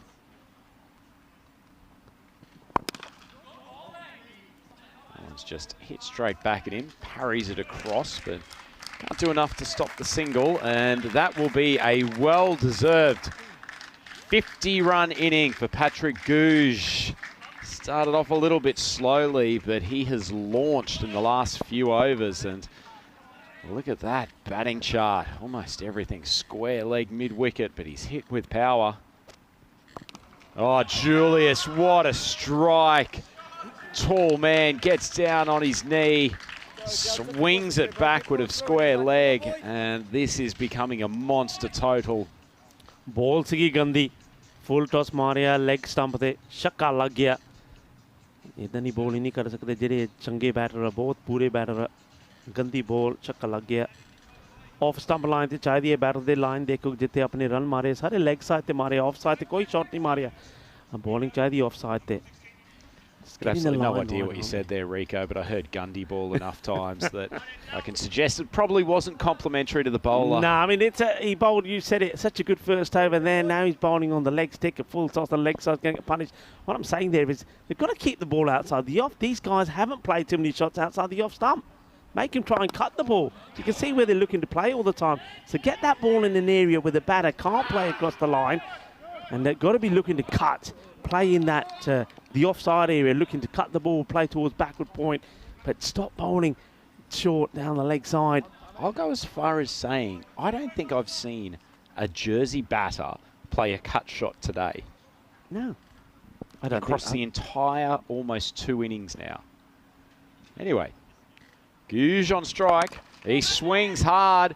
This one's popped up. Probably stay in the field of play, and an excellent catch. So Vinu, he recovers his figures somewhat, and that is the conclusion of an enterprising innings from Patrick Guj. He can be proud of his efforts. He departs for a score of an even 50. And Jersey, they lose their 4th, 150 runs on the board. Chaktai once again showing what good hands he's got. Comes across and takes the catch. Makes it look simple. That wasn't easy. He had a lot of ground to cover. So yeah, Derek Vinu's not been anywhere near the best over from him. He's bowled a bit of all sorts. But what he does do, he gets the ball pitched up. And if you pitch it up, well, you've got more chance of getting a wicket if you're bowling short. And Guj will go, but once again, he's going to get warm applause as he's the second batter of the Jersey side here that has brought up his half-century in this contest. He joins the likes of Charlie Brennan right up there on the half-century front. Well batted from him, 50 of 22. Given the temperature here in Malaga today, Rico, I'm not sure there is any other form of applause other than warm applause. Certainly sweaty stuff out there for the players. Bright blue skies, minimum of cloud cover. Nonetheless, Vinu trying to complete his spell. He's got 2 for 22. Drip some of the leg side. Should be fielded. Man coming out there from square leg. Fires it in. They keep it to the 1. So Zach Tribe will maintain the strike. And Jersey, 2 overs to go. They're at 151 for 4. Yeah, going along really well. I said that they'll be looking to once again get to around about a 160 score. I mean, the scores in this championship have been fantastic. Just look at today so far, the start of Group B. Belgium put 144 on the board. The problem was Jersey got there. They made 150, and they got there with 9 balls to go, only losing 1 wicket. Then we saw Guernsey put 170 on the board against Croatia. Croatia finished on 92. And once again here, the team batting first look like they're going to put a big score on the board. And Bulgaria, they're going to have, well, one hell of a chase on. So Chung Tai coming on for his second. Short of a length. He gets a little nick. And Zach Tribe on his way back to the pavilion after his stunning innings in the first game. Only last 2 balls here. And good start from Chung Tai with the second over of his spell. Yeah, I mean, like I said before, when he came on the ball the first over, he's a tall chap. He's well built. When he hits the ball into the deck, the ball does respawn. You can see Zach Tribe coming down the pitch, looking to lay into it. It probably would have been better off just staying back and looking to play this probably on the uppercut in the gap between third man and the man at point. But gets a snick on it. Rasul doesn't make any mistakes. So Zach, he goes back with just 1 to his name. And that means that chance for Asa to come out, his brother, see what he can do. The man who batted superbly in match number 1 of Group B when he scored a 94 not out of just 29 deliveries. Oh, full credit to that ball. But Chung Tai, we've been saying, begging this Bulgarian attack to get the ball outside of off stump. That one started just outside off. He's just rolled the fingers over it a touch. Gripped on the deck, moved away. Nice piece of bowling all round. Okay, Asa Tribe, you know what he's out there to do now. It's not a time to build an innings. It's a time to get out there and whack the ball as hard as you can. Let's see how he fares in the first one from Chung Tai. Steps around, gets off the mark with a lovely little paddle. It's just no matter the Chung Tai's pace is not bad, but for a player of Ace's quality, it's just too easy. Yeah, well, he's seen the ball pretty well, isn't he? He spent a lot of time out there in the first match this morning.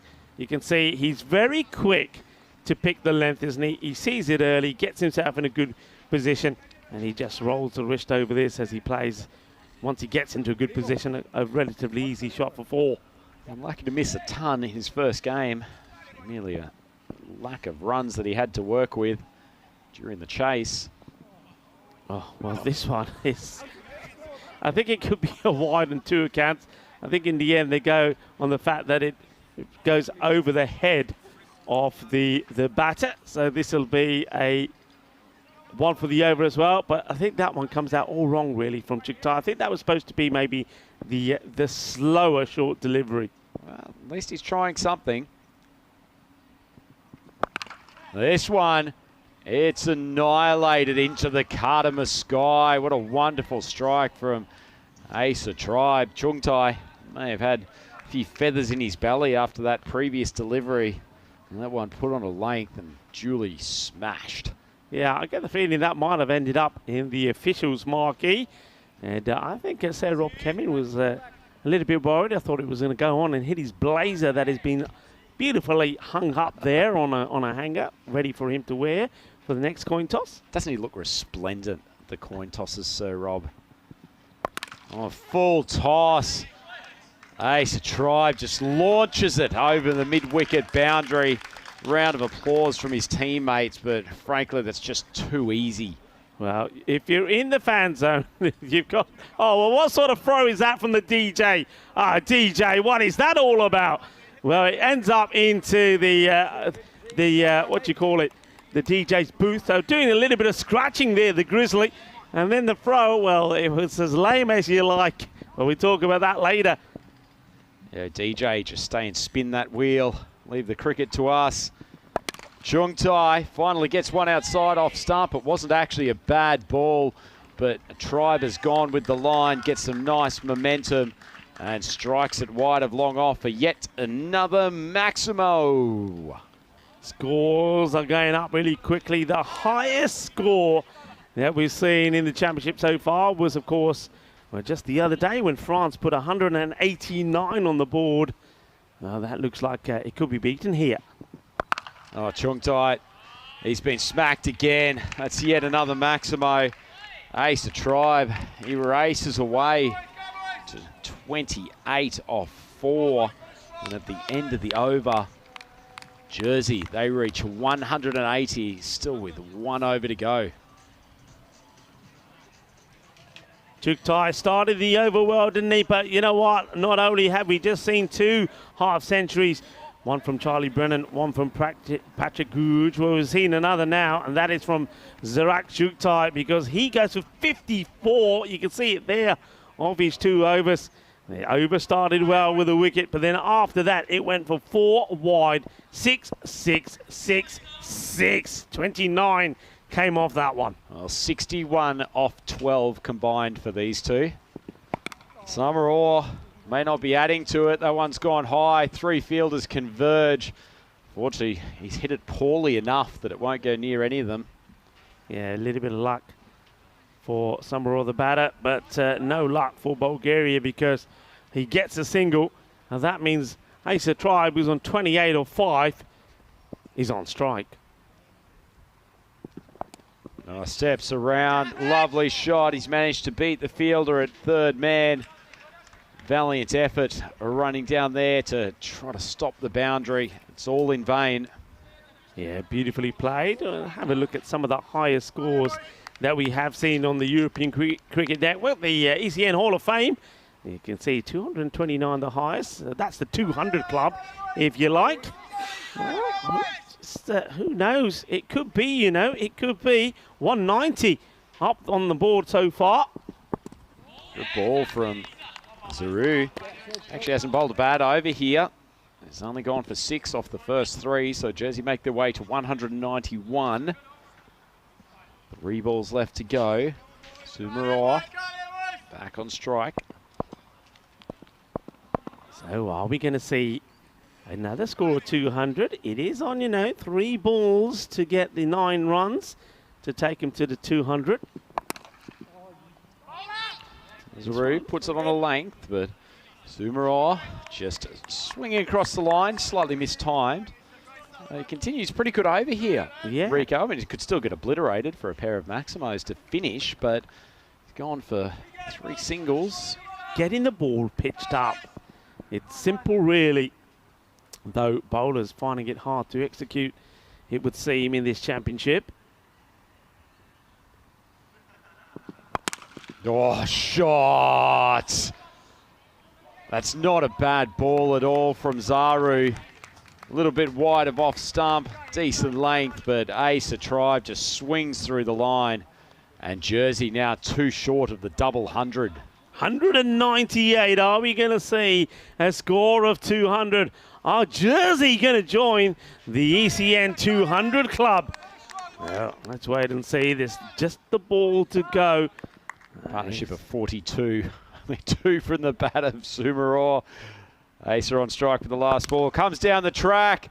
Hits it high. Is there going to be a catch? No. There's going to be a fielder running away for the ball, but they do manage to scoot through for 2. I suspect that poor Hristov has lost that in the sunshine and had to take evasive action.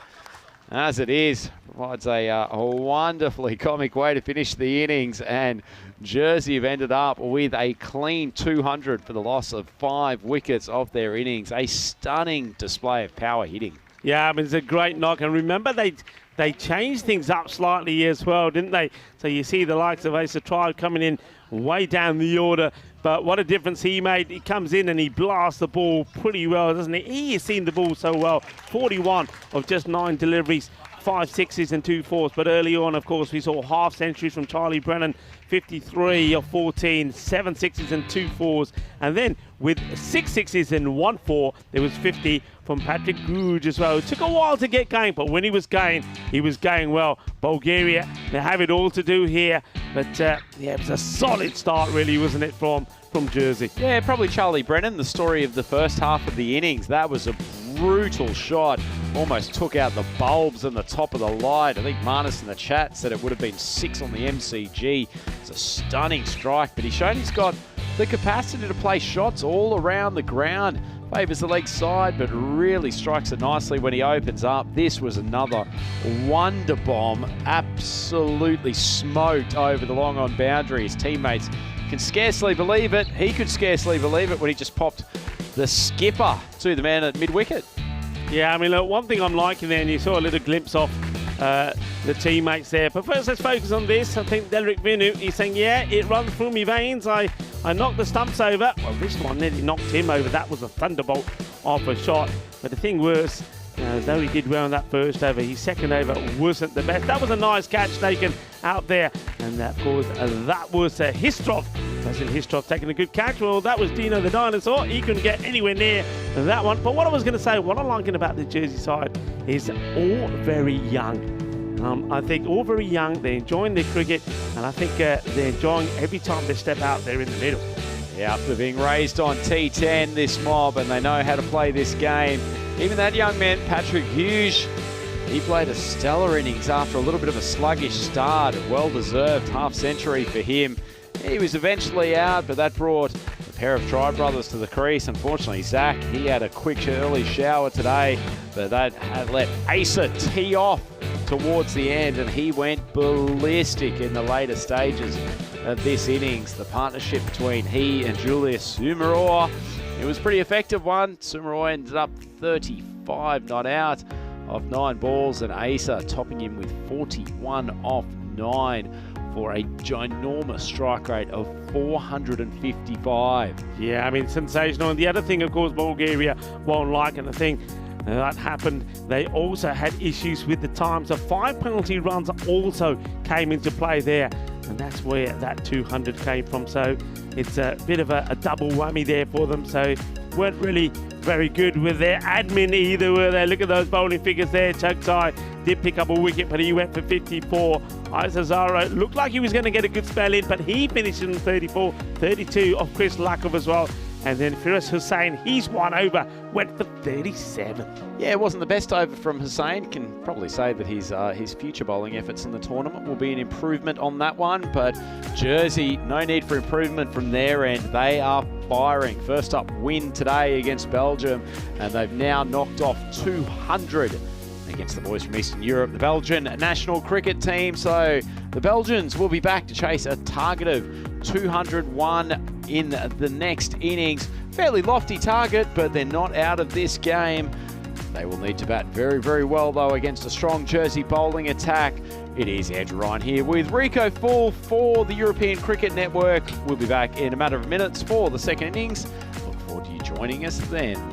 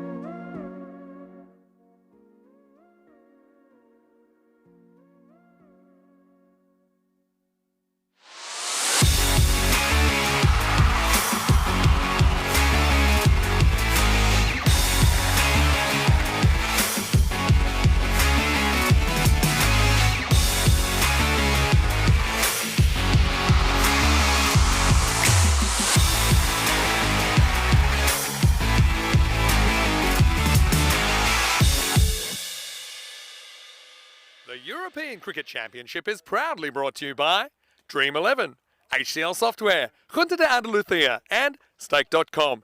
And the official charity partner, Share the Meal, by the United Nations World Food Programme. European cricket devotees, thank you for joining us back here at the Carter Oval.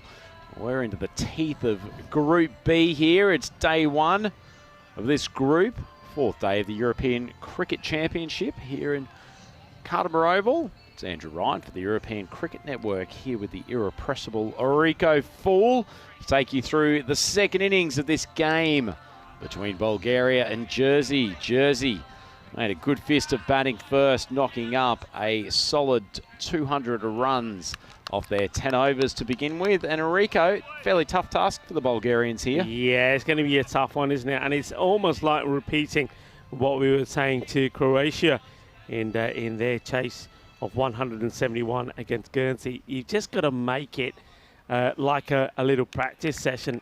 You know, it's the first time that they're out there in their first match. First time Bulgaria playing in the European Cricket Championship. Go out there, play your shots, try to get a good score on the board. And, you know, you're going to go down, but try to reduce the margin. And this one is going to be a teaser for the fielder. You can't get to it. And it's just going to be a single, so it's a chance. It could have been a wicket straight away. Rasul could have gone first ball. You can see he's not happy about that, is he, the fielder? He gets the opportunity, and I think he would have backed himself to take that, James Smith. Yeah, it was a tough catch, running backwards with the flight of the ball. Nonetheless, I don't think skipper Chuggy Pershard is too disappointed with the effort. So Rasul survives his first ball. That brings Chugtai onto strike, and you're quite a fan of his batting, Rico. Yeah, I've seen this guy bat really well. Hits the ball beautifully. His timing is good. He's I think for me, and I was saying this when I saw him first up in Bulgaria, he's more of a longer format player. I think he knows that here himself. But he has managed to adjust pretty well. A good solid left-hander. Let's see how he fares here. And that's a nice shot. Backward of point, just over the top of the fielder there. I think that's Toby Britton, who couldn't quite elevate to stop the boundary. Nice start for Chugtai. Yeah, you know that's Toby. There's only one man that's got hair like that. It's good to see Toby back here at the Carter Oval. Of course, we've seen him playing for the Farmers, as some of these other players here. Well, you say he's the only man with hair like that. Lewis Kelly, number 50 for Jersey, is also sporting a Britain-esque hair these days, as Pershard just drags that ball down the leg side. Yeah, it's all about going out there, getting a good score on the board, and I think we said this about Croatia, we said about Bulgaria as well. They've got a very important match coming up, the last one of day one of Group B, match number 5, when, Bulgaria play Guernsey. And that could be the big one for them. They're going to have to try and impress. Nicely played. We'll take the single. Yeah, good straight bat from Chugtai. It was a decent length ball from Pershard, but he's nicely struck it down the ground. Pretty big job to keep up with this run rate. Approximately just a touch over 20 runs per over for the Bulgarians. Oh, big in swing. A lovely delivery from Pershard. Rasul walked down the wicket to him, but the inducker has gone straight underneath his flashing blade. And the first wicket down, Bulgaria 7 for 1. Yeah, it's in the slot, isn't it? Pitched up. I don't know where Rasul is looking to play this one, but needs to be hitting straight. Misses it. And he doesn't miss the money, does he? Perchard knocks them over. Rasul pretty lucky to have got off the mark, really, when he was dropped by James Smith off his first ball. But that's the only bit of luck that he gets.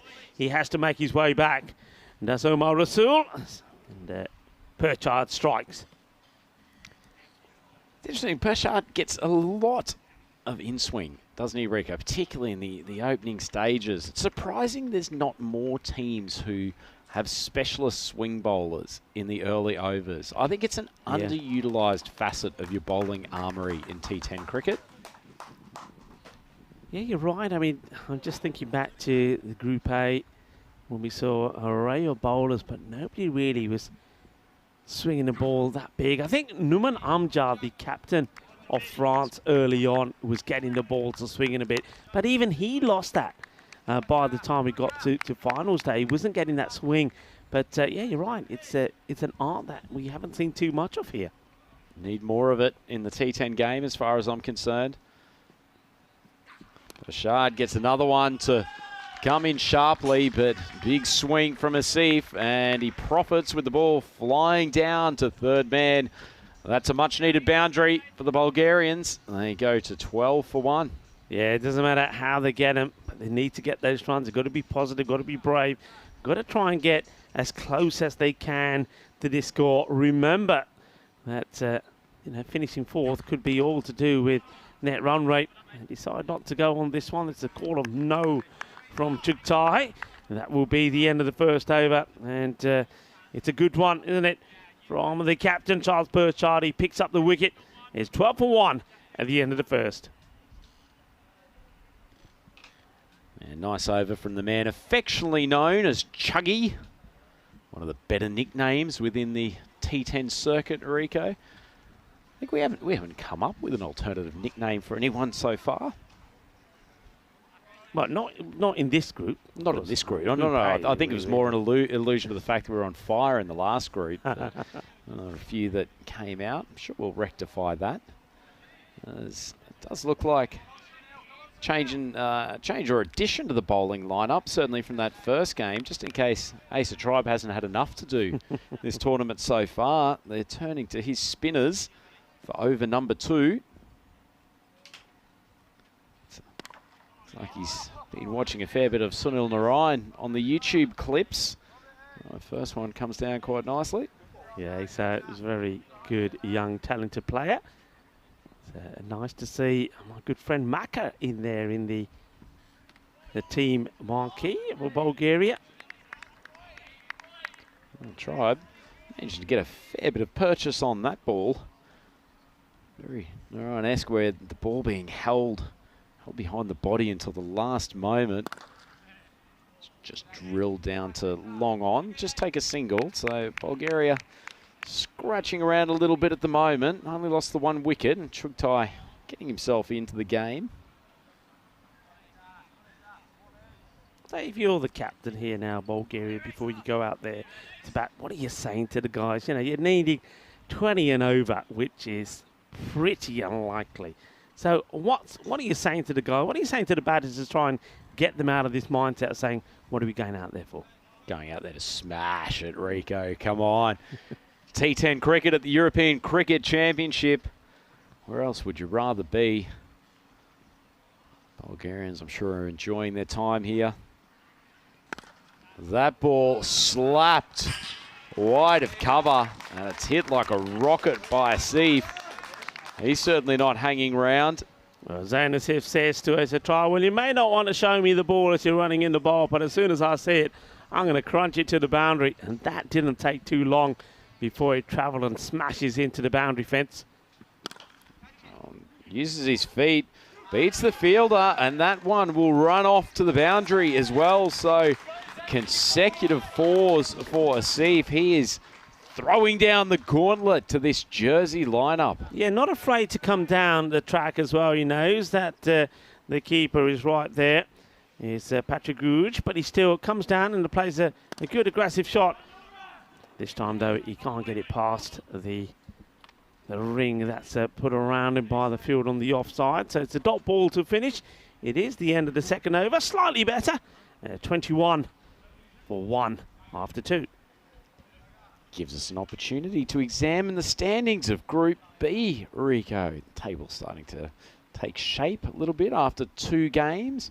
You had a good look at Guernsey in the last game. Some observations on them, and in particular how they may match up against this Jersey side in the Bailiwick Bash tomorrow. I think they were very well polished. And one thing I noticed about them is they got to that 170 score, but they weren't blasting the ball all over the place. They just played some very good, polished cricket. And the score ticked along nicely. Their captain, of course, and batted very well, scoring 70 of 28 to Damarel. But good partnerships.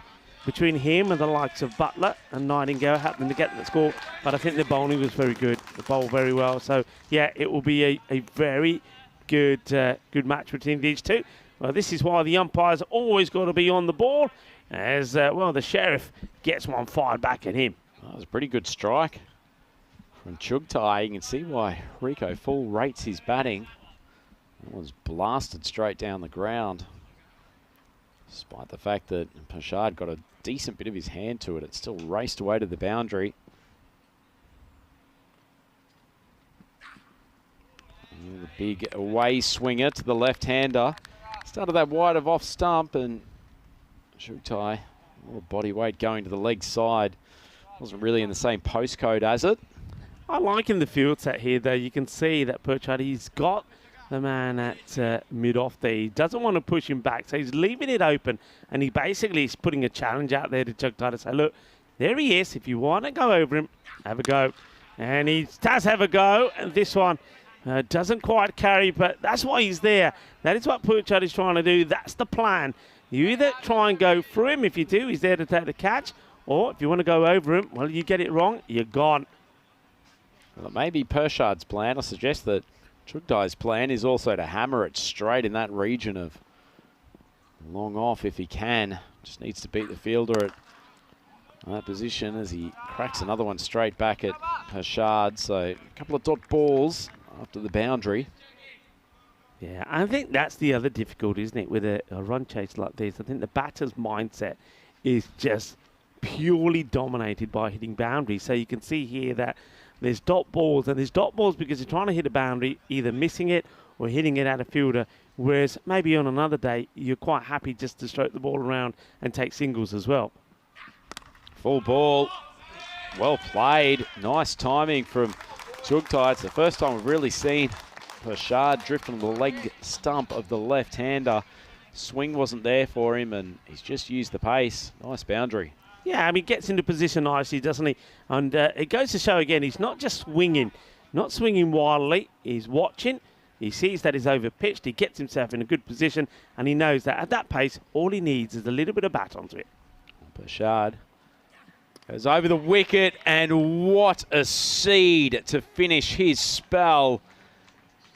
Yorker just spraying past the pads of Chugtai. And a fantastic end to the power play for Jersey. Second wicket of Bulgaria back in the pavilion. 29 runs on the board. Yeah, look, he opts to go back and then he tries to come forward, but that ball was right on the money. What a delivery this is. And what we don't see on this, or maybe you get a chance to see it better there, is the swing that he gets onto it. It's full, it's pitched up, it's Yorker length, and Perchard, he gets the second wicket, and in the same manner as that he got Rasul, pitching the ball up, Yorker length delivery does get you wickets. This is what we've been calling for from the bowlers. So that's the end of the over. Bulgaria, 29 for 2. You're completely right, Rico. Perchard using that in-swing to great effect. And as you say, both of the clean bowls have come from really good Yorkers. Absolutely up in the block hole. Not a huge amount the batters can do. Sulat comes out to join Asif at the crease.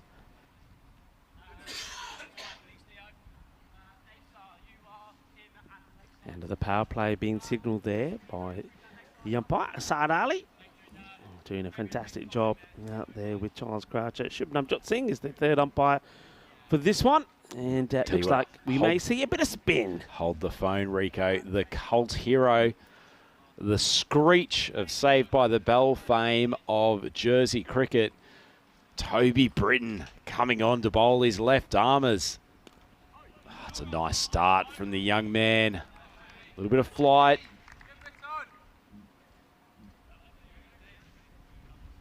Disappointed, actually. Both Max and I noted this morning that Hare's lost a bit of volume since we last saw him. His bowling's still pretty good. Might be an opportunity at the bowler's end if he had have gone for the reverse flick, but as it is, just keeps it to a single. That brings Zaid Sulat onto bat for the first time in this game. Similar stage, Jersey 66 for none, so Bulgaria a little bit behind the rate at the moment. That one's wide of off stump. Britain challenges the batter to cut him. Challenge not accepted.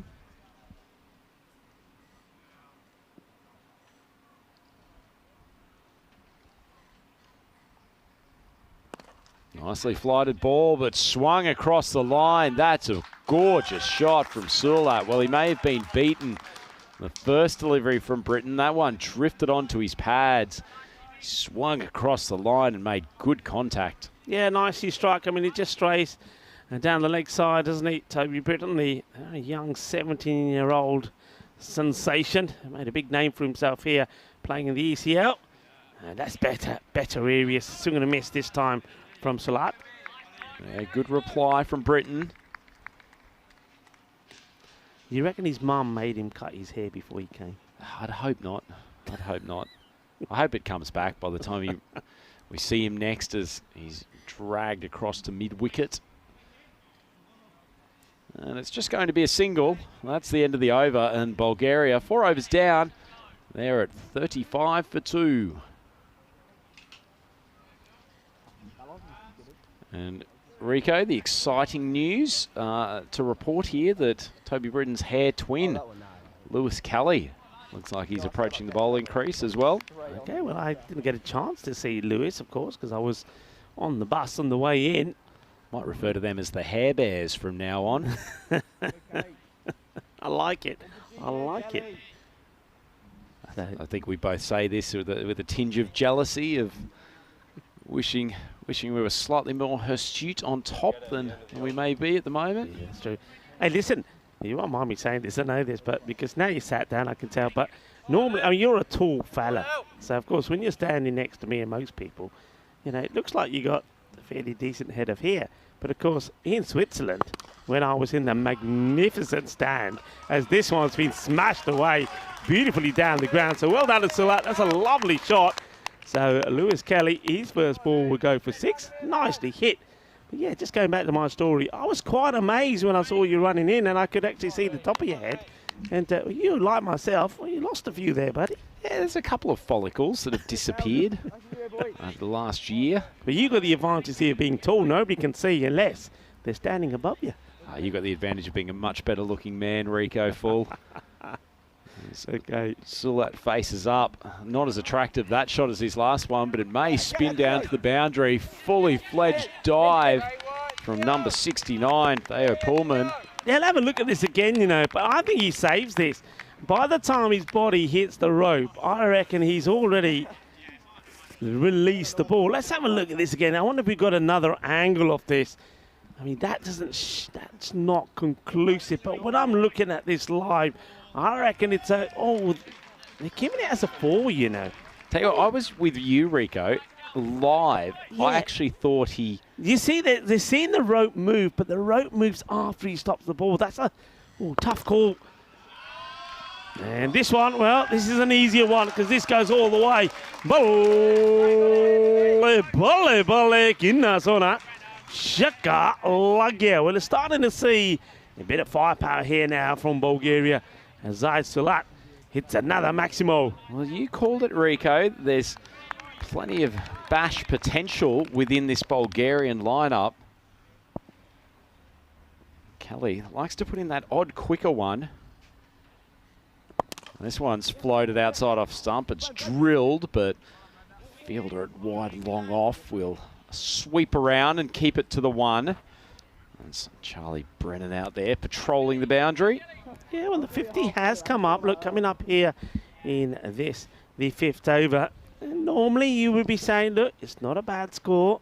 They could go on to, with the acceleration, with wickets in hand, to get to that 130, 140 sort of score. Of course, the problem is they need to get to 201, which is not going to happen because they need to go at over 28 and over from here on in. But still, finish on a good score and get yourself set for the next match that you've got, your second match in the day. And, of course, that will be match number 5 from Bulgaria. Take on Guernsey. Guernsey, of course, a bit like Jersey. They looked the business when we saw them earlier, and they got that victory over Croatia. Kelly puts that one wide of the crease. Saw Asif charging down the deck. Asif had an opportunity to get back before any stumping could be affected. So an expensive over so far. It's gone for 18. Best of the innings for Bulgaria so far. That one's wide of off stump. Nicely bowled.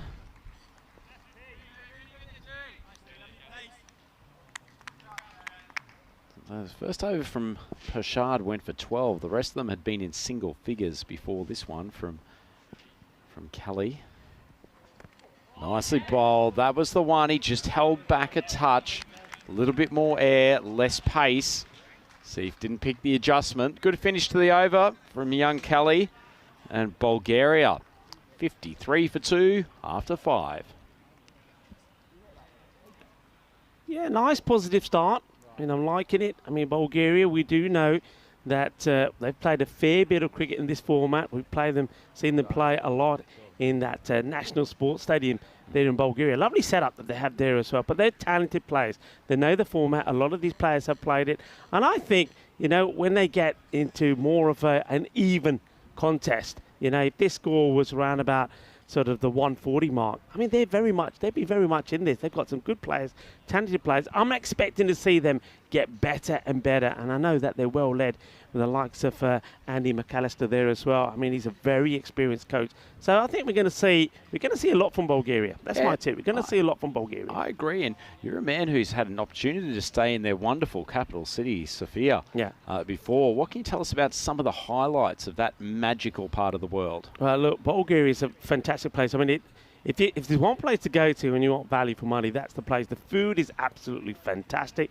But the hospitality, the people, they're just marvellous. And they love their sport. That's one thing I can tell you. Not just cricket, but all sports. And that National Sports Academy over there, well, it's just, you know, everything and anything from hockey to football, athletics. They take their sport seriously. And that's why I think with the growing numbers getting involved in Bulgarian cricket, I can see cricket going from strength to strength. And, of course, the partnership between the Bulgarian Federation and the European Cricket Network is so strong, stronger together. I think Bulgarian cricket is on the up, not just the juniors. Women's cricket is coming up there as well. I know they're introducing cricket to a lot of the schools.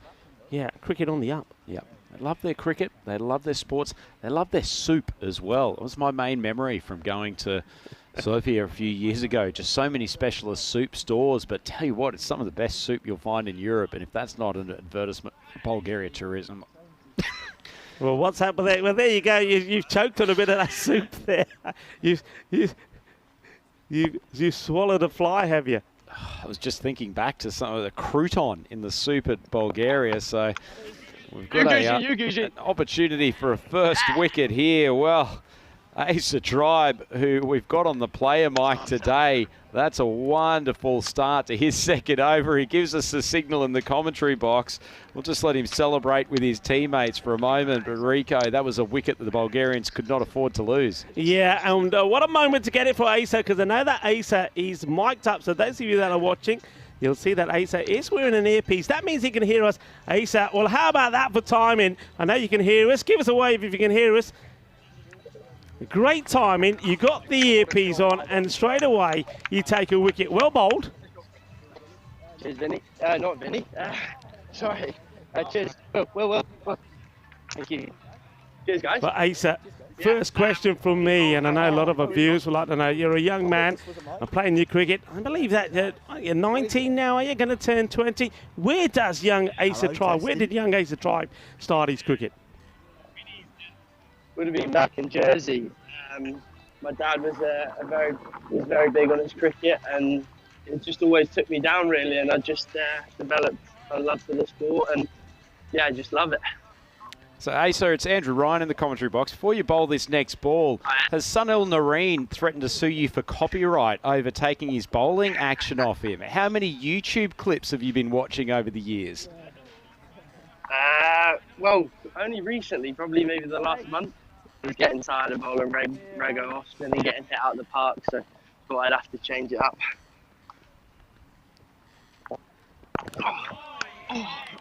Lovely. Well, this is quite fantastic. Talking to young Asa Tribe here as he's doing a bit of bowling as well, and you can see him grunting through that one. Another dot ball.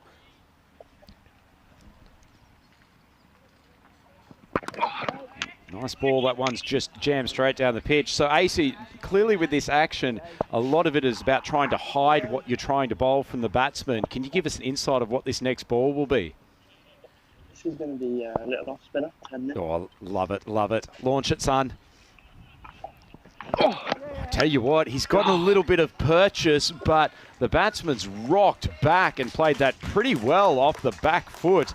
Cut shot, which has been a rarity during the course of the day, and it goes to the boundary. Yeah, haven't seen too many of that. I think Asa, you batted very well as well. I've seen you bowling here at 94, 29, and then in this one, you came out and you blasted 41 of 9. I think you'd be pretty proud of that shot yourself, wouldn't you?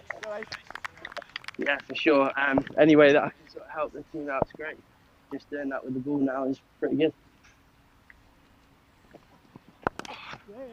It's a nice shot, drilled out to the man who's had to move wide of long off. We'll let Asa get through the final ball of his over, and hopefully we'll have him for the next over as well. So Bulgaria 58 for 3. What ball am I going to bowl? Mate, can you give a top spinner? Top spinner? No, I haven't got an arm ball. Arm ball, go for it. Oh! They down the ground. Well, that's the arm ball. Well, you don't quite often get a bowler bowling what you're requesting, so that's a new novelty. It is the end of the over, and we get an opportunity to speak to Asa a bit more, with maybe a little bit more freedom, with Asa having to think about what he's going to have a bowl and also what questions that we're going to ask you. Well, while you walk into your position, Asa, first of all, I mean, what does it mean to you? And also the other young players in this side representing your country, playing here on the Field of Dreams here at the Kardama Oval in Andalusia. Yeah, it's amazing, especially playing in front of quite a few people, whether that's on telly or on YouTube. Look, and in front of the cameras is great. It's a great experience for people, and this sort of can make and break cricketers, can't it? But yeah. No, I love it. I've loved every moment of it so far. It's great to see you playing with a smile on your face, Asa. You clearly enjoy it as we see Theo Pullman. Actually, quick question for you, Asa, while you're on the mic. Is this a Theo or a Theo Pullman?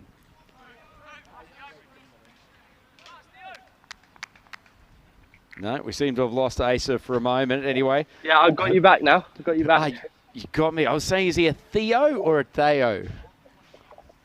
Theo.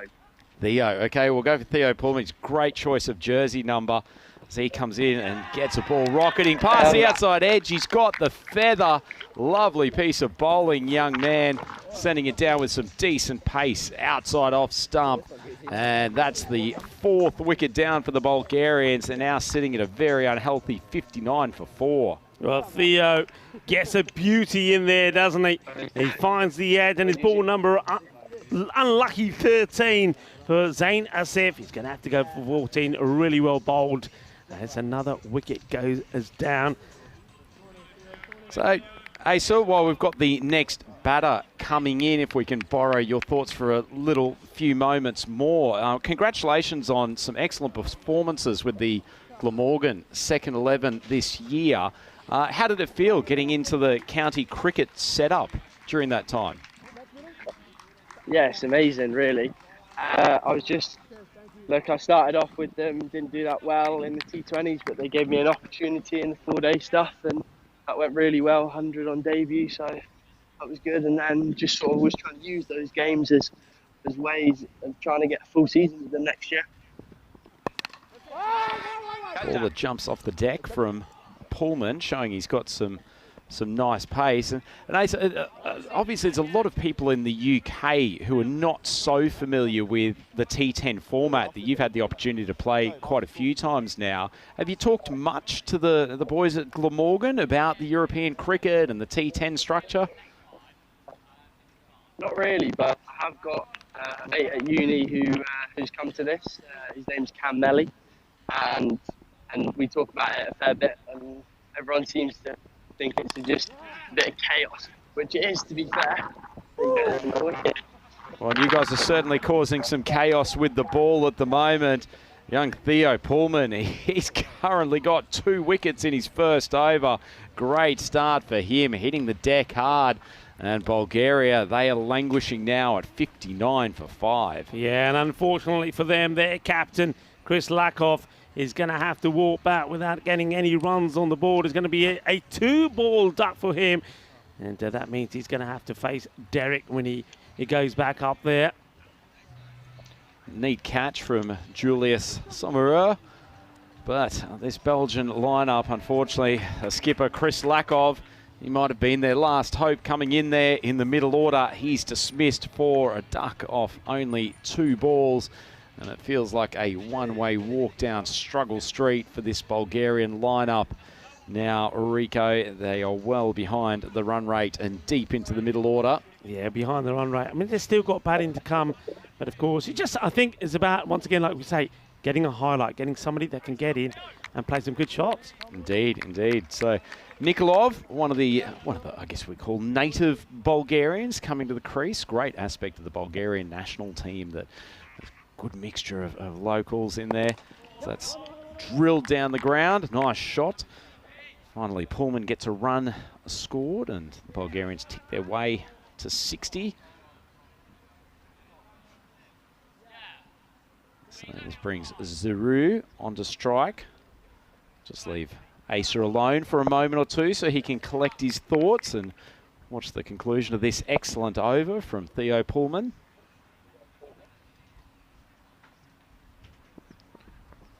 Good full ball, change up. Looks like he's got some skills with the ball. Young Theo, excellent over. He ends up with 2 for 1. Bulgaria, 60 for 5, 3 overs left.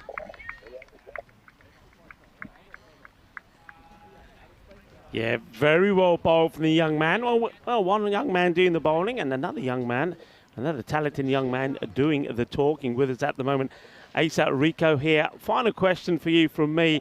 I mean, you're out there in the middle. You're eyeing up 100, weren't you, in that last match? You had your brother out there with you as well. You finished on 94. Was there a point when the two of you were calculating how to go about facing the ball so you could get that 100? Well, while I talk to you, we'll see a catch taken, but it was a no ball, so that one won't count. Free hit coming. So, Asa, what are your thoughts on that one? Yes, Rico, I was trying to calculate it, and Zach was actually very nice. He knocked the ball down the ground to get me back on strike, but didn't so happen to be that I could get over the line. But well, it's a nice strike. Nice strike off the free hit. Unfortunately, doesn't carry for a maximum, but they will run the one in between. Yeah, it was the free hit, of course. That's a nice swipe straight down the ground. Good contact. Nikolov showing he's got some power in those Bulgarian biceps. Maximo, and the first one for a while for the Bulgarians. Final one from me, Asa, and then we'll let you enjoy the last 15 balls of this contest. You've got a fair bit of competition for the top order spots with your brother Zach and Lawrence in there as well, and obviously Charlie Brennan showing he's got some power as well. Will you keep on rotating people in those opening spots and give everyone an opportunity and then settle on your main lineup later in the tournament? Yeah, I think early on it's very important to give everyone a go at the top of the order. We need everyone striking when it comes to those playoffs and finals games, because we remember last year against Swanholme, they didn't bat many more batters than the top 3, and then because we got wickets in the final, they were struggling. So yeah, I think we'll keep rotating the batting, try and pick up as many points as we can, and then settle on our final order. Yeah, I think that's good tactics. Shows that you guys are really learning your craft in this T10 format. Well, Asa, we really appreciate your time on the microphone today. You're a champion young player. We always love the way you go about your game here, and the Jersey team bringing so much to the European Cricket Championships. So good luck for the remainder of the game, and I'm sure we'll see some more fireworks from you later in the tournament. Yeah, thanks very much. Anytime, guys.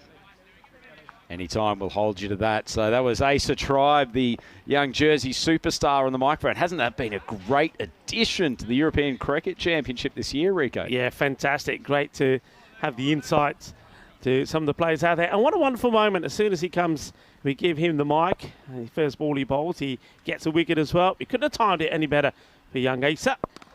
It's a good ball from Luke Kelly. Fair play from the young man too, as well, allowing us to effectively order a delivery from him.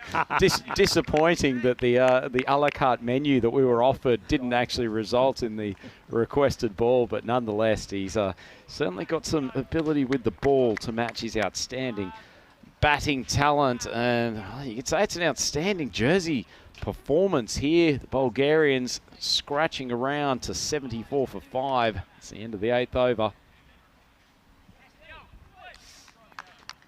Yeah, it just hasn't happened. I mean, we knew it was going to be an uphill struggle. We didn't think they were going to get to the 201 that they needed, but I thought they would at least got to 100 and something. I mean, like I've said, they are a team that are made up with some strong, powerful batters. I know this man, Isa Zaro, who's out there now, along with our local national talent, Dimo Nikolov, are good hitters of the ball. I wonder if they can give them a bit of a flurry towards the end and see if they can get close to that 100 score.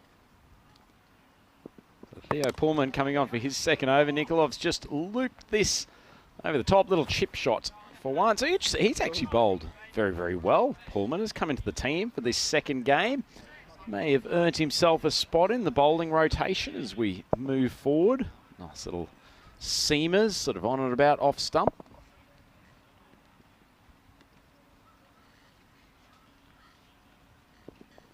Short ball.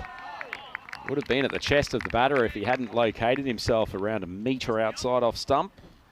Yeah, Pullman just showing that he may be a young man, but he can certainly do battle and mix it up amongst the men as well. Goes for the short delivery. Well, there's Asa. He seems to be worn out after his a double role of playing the game and talking to us. But yeah, it was an absolute pleasure talking to him. What a lovely chap he is.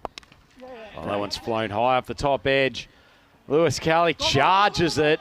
He's flummoxed by the spin. Normally that's what he's trying to do with the batters, but fortunately on that occasion, it gets way out of control for him, and it's a boundary for that man, Zaru. Yeah, he gets a boundary, just doesn't bargain for the backspin there off the bat. So a rare error there from Jersey, but what a performance it's been from them. As Pullman comes in again. Oh, big shot. Zaru is on fire. That is a wonderful strike. I love the way he holds the pose here. Kinda, मैं शक्का मारूंगा पर मेरी photo भी खींच दो. Click, click, click. Smile, please. Oh, what a shot. Holds the post beautifully. Straight off the meat of the bat. Lovely shot.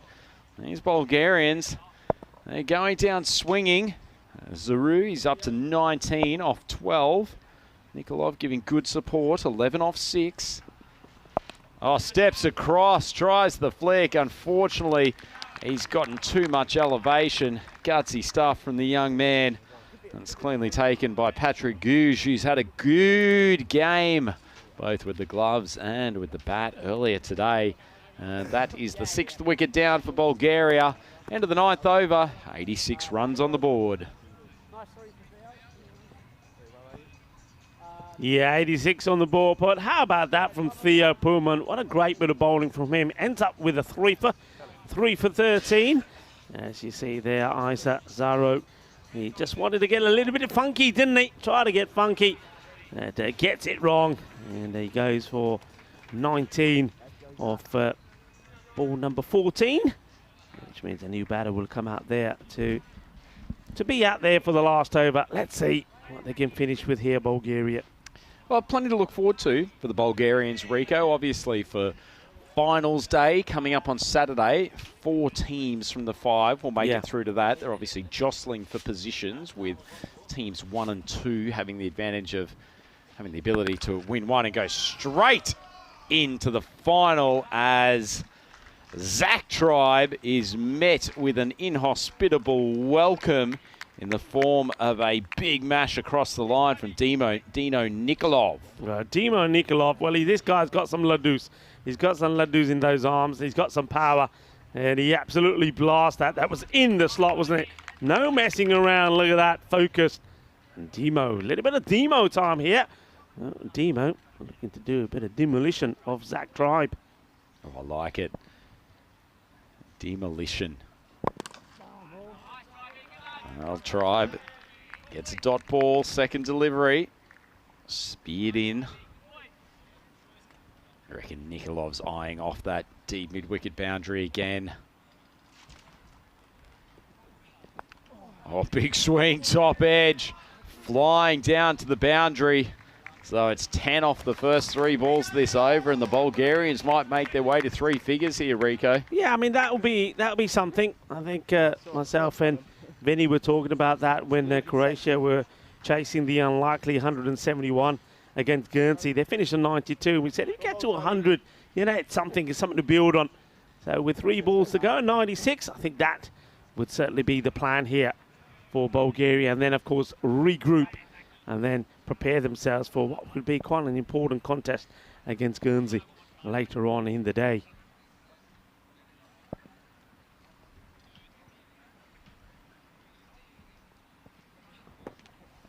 Pushes one outside off stump. Umpire's arm stays down for the wide call. So Nikolov is up to 21 off 10. 2 balls to go.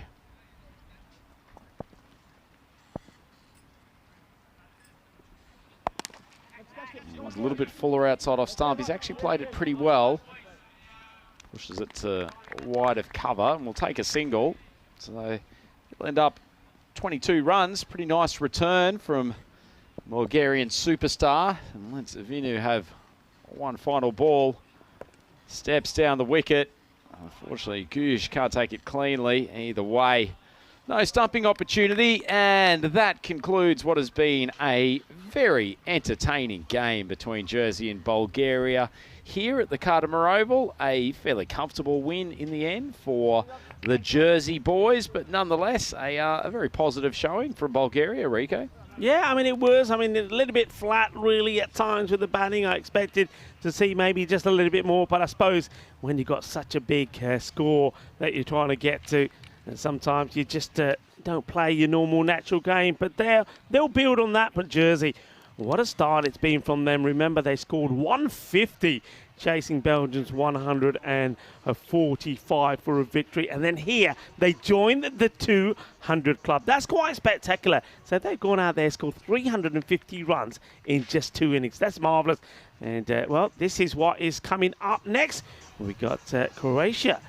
They will be taking on the likes of Belgium. Match number 4. That one is going to come up in around about 45 minutes' time. Let's take a look of the highlights of this match. Well, and weren't there some highlights here? Chuggy Pashad showing he's got exquisite control of that new ball, getting his in-swinger talking and whispering sweet nothings in the ear of the stumps as it went and caressed them twice in the space of his 2 overs with a pair of spectacular Yorkers. Yeah, I mean, these bowls, so, I mean, just look out for the Yorker. And what I think the second wicket when he got Chugtai was all about him just changing the angle.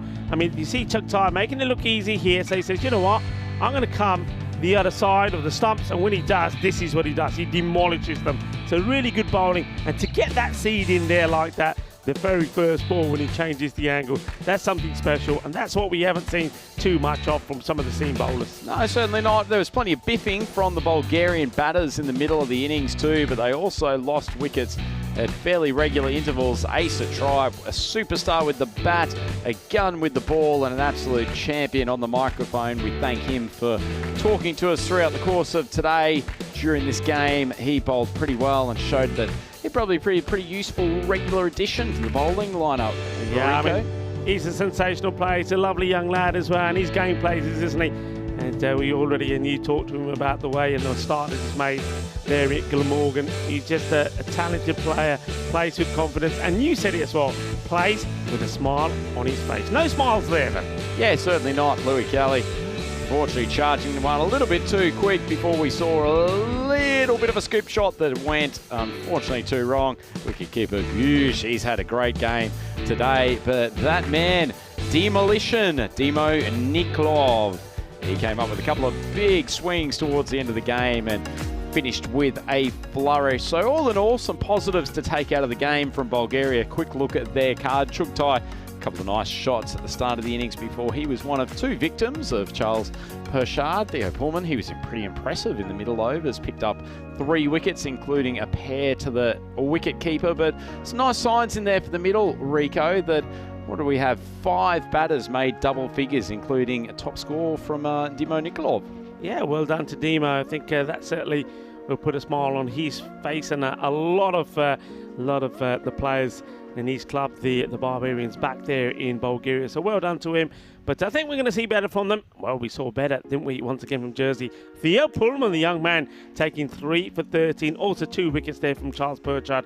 Didn't he bowl well? Got the ball pitched up and getting that Grizzly to swing around a little as well. Yeah, certainly good to see an exponent of the moving ball taking control at the top of the innings. And Jersey took control of this game from the start, basically. Charlie Brennan, he was probably the best today, 53 off 14, and Patrick Gouge supported him very well and took up where he left off. So having your openers score a pair of 50s, pretty helpful. And obviously Asa Tribe coming with some bullets towards the end, 41 off 9. All in all, comprehensive win from the boys from Jersey. That leaves them 2-0 in this Group B so far. They've got plenty of work to do to try to stay top of the table, but things are looking good. And Bulgaria, they've got a lot to look forward to later in the group as well. So thank you for joining us for this match 3 of Group B on the European Cricket Network. It is Andrew Ryan. I was joined here by Rico Full. Our next match will be coming up at 18:30 CET. So a little bit of a break in between. Get yourself a couple of cups of coffee, potentially. But please do come and join us for Croatia, Belgium, starting in 44 minutes. Join us back here on the European Cricket Network, and we'll take you through 2 more games this evening. Plenty more action here in Group B. Look forward to having your company then.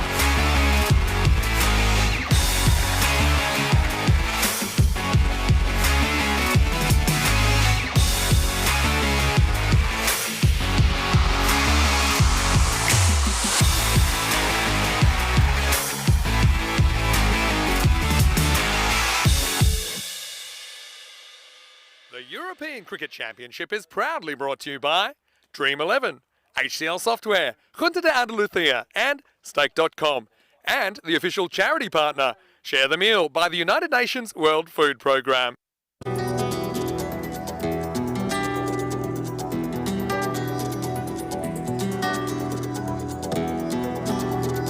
Ven conmigo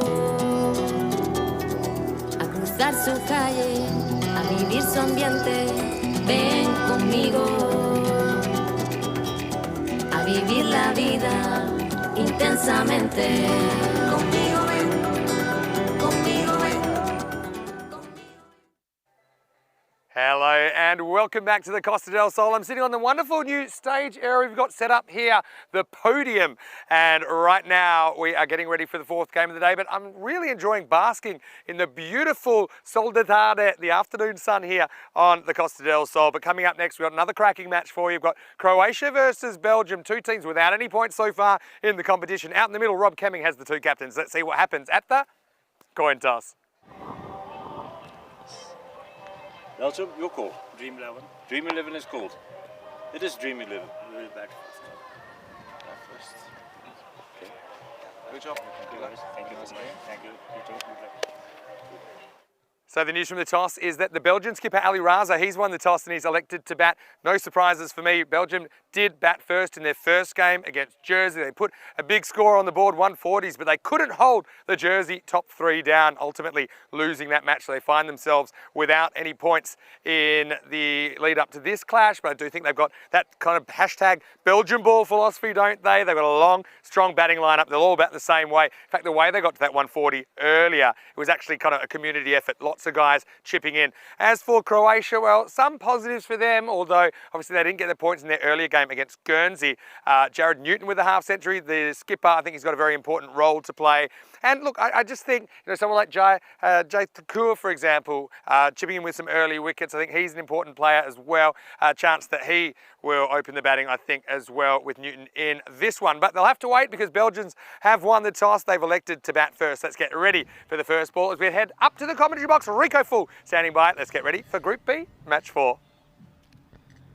Thank you very much to Mr. Maximo right up there at the ECN studio. Look out for some of the interviews coming from there where our founder, Daniel Weston, will be talking to some of the federations. Looking forward to those, but also looking forward to this match. I wasn't here in the morning in the queue when I saw Belgium take on Jersey. Belgium, as Vinny said, did put runs on the board. Wakas Raja, 36 of 18. Bunan Niaz, 41 of 12 were the main contributors getting to that score. But Jersey, well, thanks to As a Tribe, knocked them off pretty comfortably, didn't they? He made 94 of 29.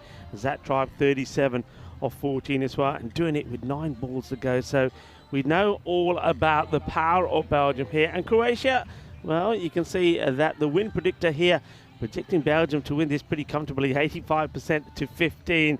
And let's see how those figures change during the contest of this first innings. But yeah, of course, we know all about the Belgium side.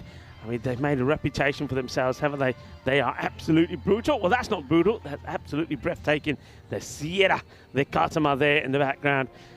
This, the Katama Oval, where a European cricketer's dreams come true.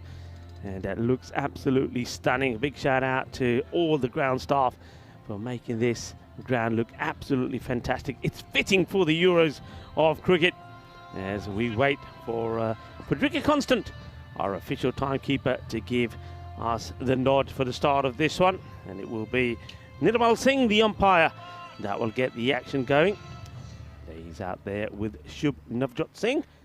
Azhar Ali is the third umpire. So we wait for the battle of bat versus ball. It's going to be Mashwari to bowl the first, as our official timekeeper Frederica Constant says, okay, let's get ready to play. And well, that's the way the Belgians do play. And Ali Raza, 3-ball duck in the first match against Jersey. Well, he's not waiting around, is he? He gets going straight away, courtesy of not a good delivery, short down the leg side, and not a good one there first up from Mashwari. Gets put away with ease. He's got to get this right to Raza. Better in the better area. Bit of action there to the left out there. Don't know if Spring Productions can get some of the birds that are flying around in circles. I mean, that often suggests that there might be a bird of prey or something around there. But well, whatever's going on, they're going up and down in a swarm. It's going to be just too wide this time, so going to have to bowl that one again. Raza just doing a bit of stretching. Very warm afternoon here on the Costa del Sol.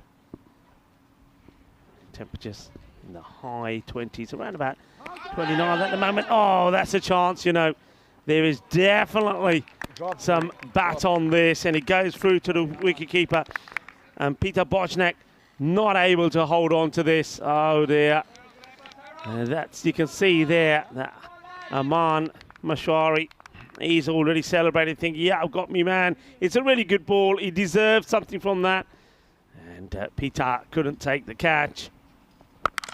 And then Raza will send the next ball out of the park. That is big. That is boom-blastic. And that is why you cannot give a chance to these guys. Raza, he should have been back in the shed for just 4. And in fact, the next ball he smashes away for a huge 6. That is absolutely brutal. So, well, fair thought for the bowler there, Aman Mashwari. He's probably thinking, what do I have to do?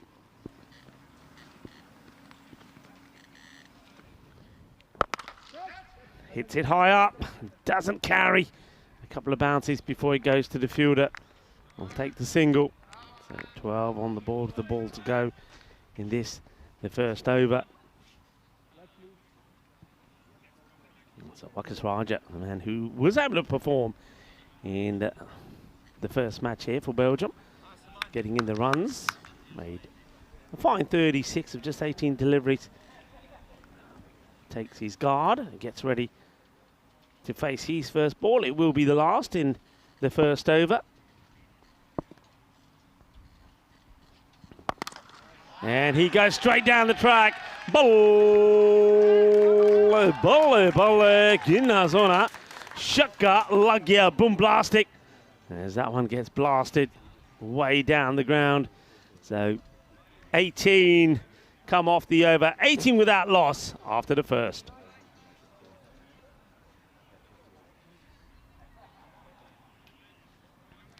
Gives us an opportunity to have a look at this graphic here. Spain, of course, have got the golden ticket to be up there with the Netherlands in Championship Week. And this is, of course, from Thursday through to Saturday.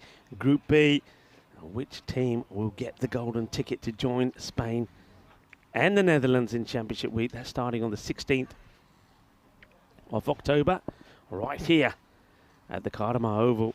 And Jay Tucker to come on to bowl. This guy bowled pretty well when we saw him. Picked up 2 wickets. Starts with a slowish full delivery, and it's going to slowly make its way over the boundary. Not quite where Ali Raza was probably looking for this to go, but it still gets there. And a bit of a swing, and that's going to be 4 runs. It gives us time to welcome back into our comedy position here to Mr. Maximo Vinisandu. Welcome back. Yeah, thanks, Rico. Nice to be back after a short break. And now this is, I suppose, it'll become the twilight game, this one. But still, you know, it's early in the tournament. Still plenty of sunshine pretty much throughout this 4th match of the day. Jake the Cool, a bit unlucky to go for 4 there. Now this one's unreachable. Bosniak gloves that one. I'll be certainly finding it hard to get it out of his mind that he's dropped Ali Raza, especially when the next ball, I think it's on a milk carton, it's missing, it's never found. And that kind of can play on your mind a little bit. But anyway, it's a bit of a skill to kind of put that out of your mind and just get on with your job behind the stumps. Does well to grab this one. And the thing with Bosniak, as you can see there, I hear the mail on him. He doesn't like wearing inners. He says that it just kind of ruins his feel a little bit, finds them uncomfortable.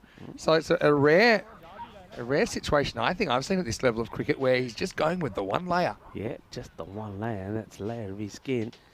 As Thakur keeps to the outside the off-stump plan. Slower ball. That's pretty well bowled. Excellent bit of fielding down there. Jared Newton, didn't he bat well earlier with his half-century? He's got a big responsibility in this side. Jared actually has a Croatian passport. I do believe he's planning to move full-time to Croatia in the near future. I know he's also expecting a son in the next few weeks. So all the best to the Newton family out there. Joe Thakur, so far, pretty much so good. Gets driven. Once again, Newton comes into play. Don't the outfits look magnificent? You know, we talk about a lot of things improving in European cricket over the last 3 years. Yeah. The kits are getting amazing. You got the Belgian, I don't know what we call that one. It's like a finger painting kit, the Belgian one. And then you got to love the traditional, the red and white squares on the Croatian kit with a striking blue.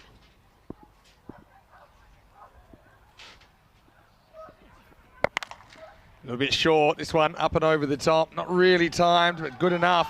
That's out of here. Maximo! Well, that's another dagger in the heart of Peter behind the stumps as that one leaves the field as well. 6 more. Yeah, well, Ali Raza, as I said before, he missed out in the earlier match, but he's not missing out on this one, is he? That's easy picking through him. Yeah, I mean, the contrast between the two kits here, absolutely fantastic. As Jay comes into bowl again, has to go fuller, doesn't he? He does, and that's what he gets. It's up and it's out of the ground. Maximo Raza had a slice of luck, but nothing lucky about that shot. 6 more. 6 more. And when the balls are still going this over, it's an expensive one. Just, yeah, look at the way he just leans into that. I think he's half expecting it to be pitched up. The only problem there, I think, for Jay was that he gives him a little bit of width and he's able to get a good stride into that and hits through it, hits it clean. Don't want to jump the shark here, but I know that there was a 200 in the last game. With this kind of a start and with this kind of a batting lineup, you kind of worry. And it's going to be a steep learning curve for the Croatians, no doubt. And when Newton, wisely electing not to bowl himself at the moment, this is going to go over Deepak's to recover, and that's 6 more. Maximo! Well, Ali Raza, he set the tournament alight, didn't he, in 2021 in a run that took Belgium all the way to the grand final of the first ever Euros of cricket, where they put on 148 against England. Unfortunately, they couldn't defend it that day. But right now, they're looking the goods, looking like building a big total here. That's the end of the over. We're having a look at the standings. 44-0 at the moment on the field. But you can see there, Belgium without a win. Jersey and Guernsey are on the board. But in case they have not, one of these two teams will register a win for the first time in match 4. Yeah, and what's impressive there with the likes of Jersey and Guernsey is the net run rate. I mean, very high figures there as a result of the way they've got those victories. Yeah, it's been very, very exciting to see a number of new players today. Zanko going to come on, and he might get a wicket first up. He's going to have to do it himself, and he's got it. Well, Veteran Zanko, if you're going to try and get these guys out, you got to throw them something different. And this one, well, almost had mould growing on it by the time it reached Wakas. He'd mistimed the shot. He was in about 7 different minds. Zanko cleans up his own work. And all of you that had Zanko for the first wicket taker, well, you're very, very happy because that is the first one here in match 4. Well, he didn't bowl in the last match. Now, we've seen this guy. We've seen him take loads of wickets in Zagreb. I mean, there you go. Me and you looked at each other before that, thought, hey, this is going to be interesting. I mean, he stops the shot. I don't know why Marcus Raja does. It's almost like he gets there and for some reason he decides, nah, I don't want to go after it. And he just gives back the easiest of return catches back to Vedran Zanko. And Zanko says, thank you very much. Yeah, again, it's a good location. It's not quick, but it doesn't have to be quick. And Vedran Zanko, he's a guy who gives a lot to European cricket, Croatian cricket. And he has the big wicket of Wakas Raja. His Kalik, though, coming out at 3. And he's going to go over cover straight away. Well, this one was slightly fuller.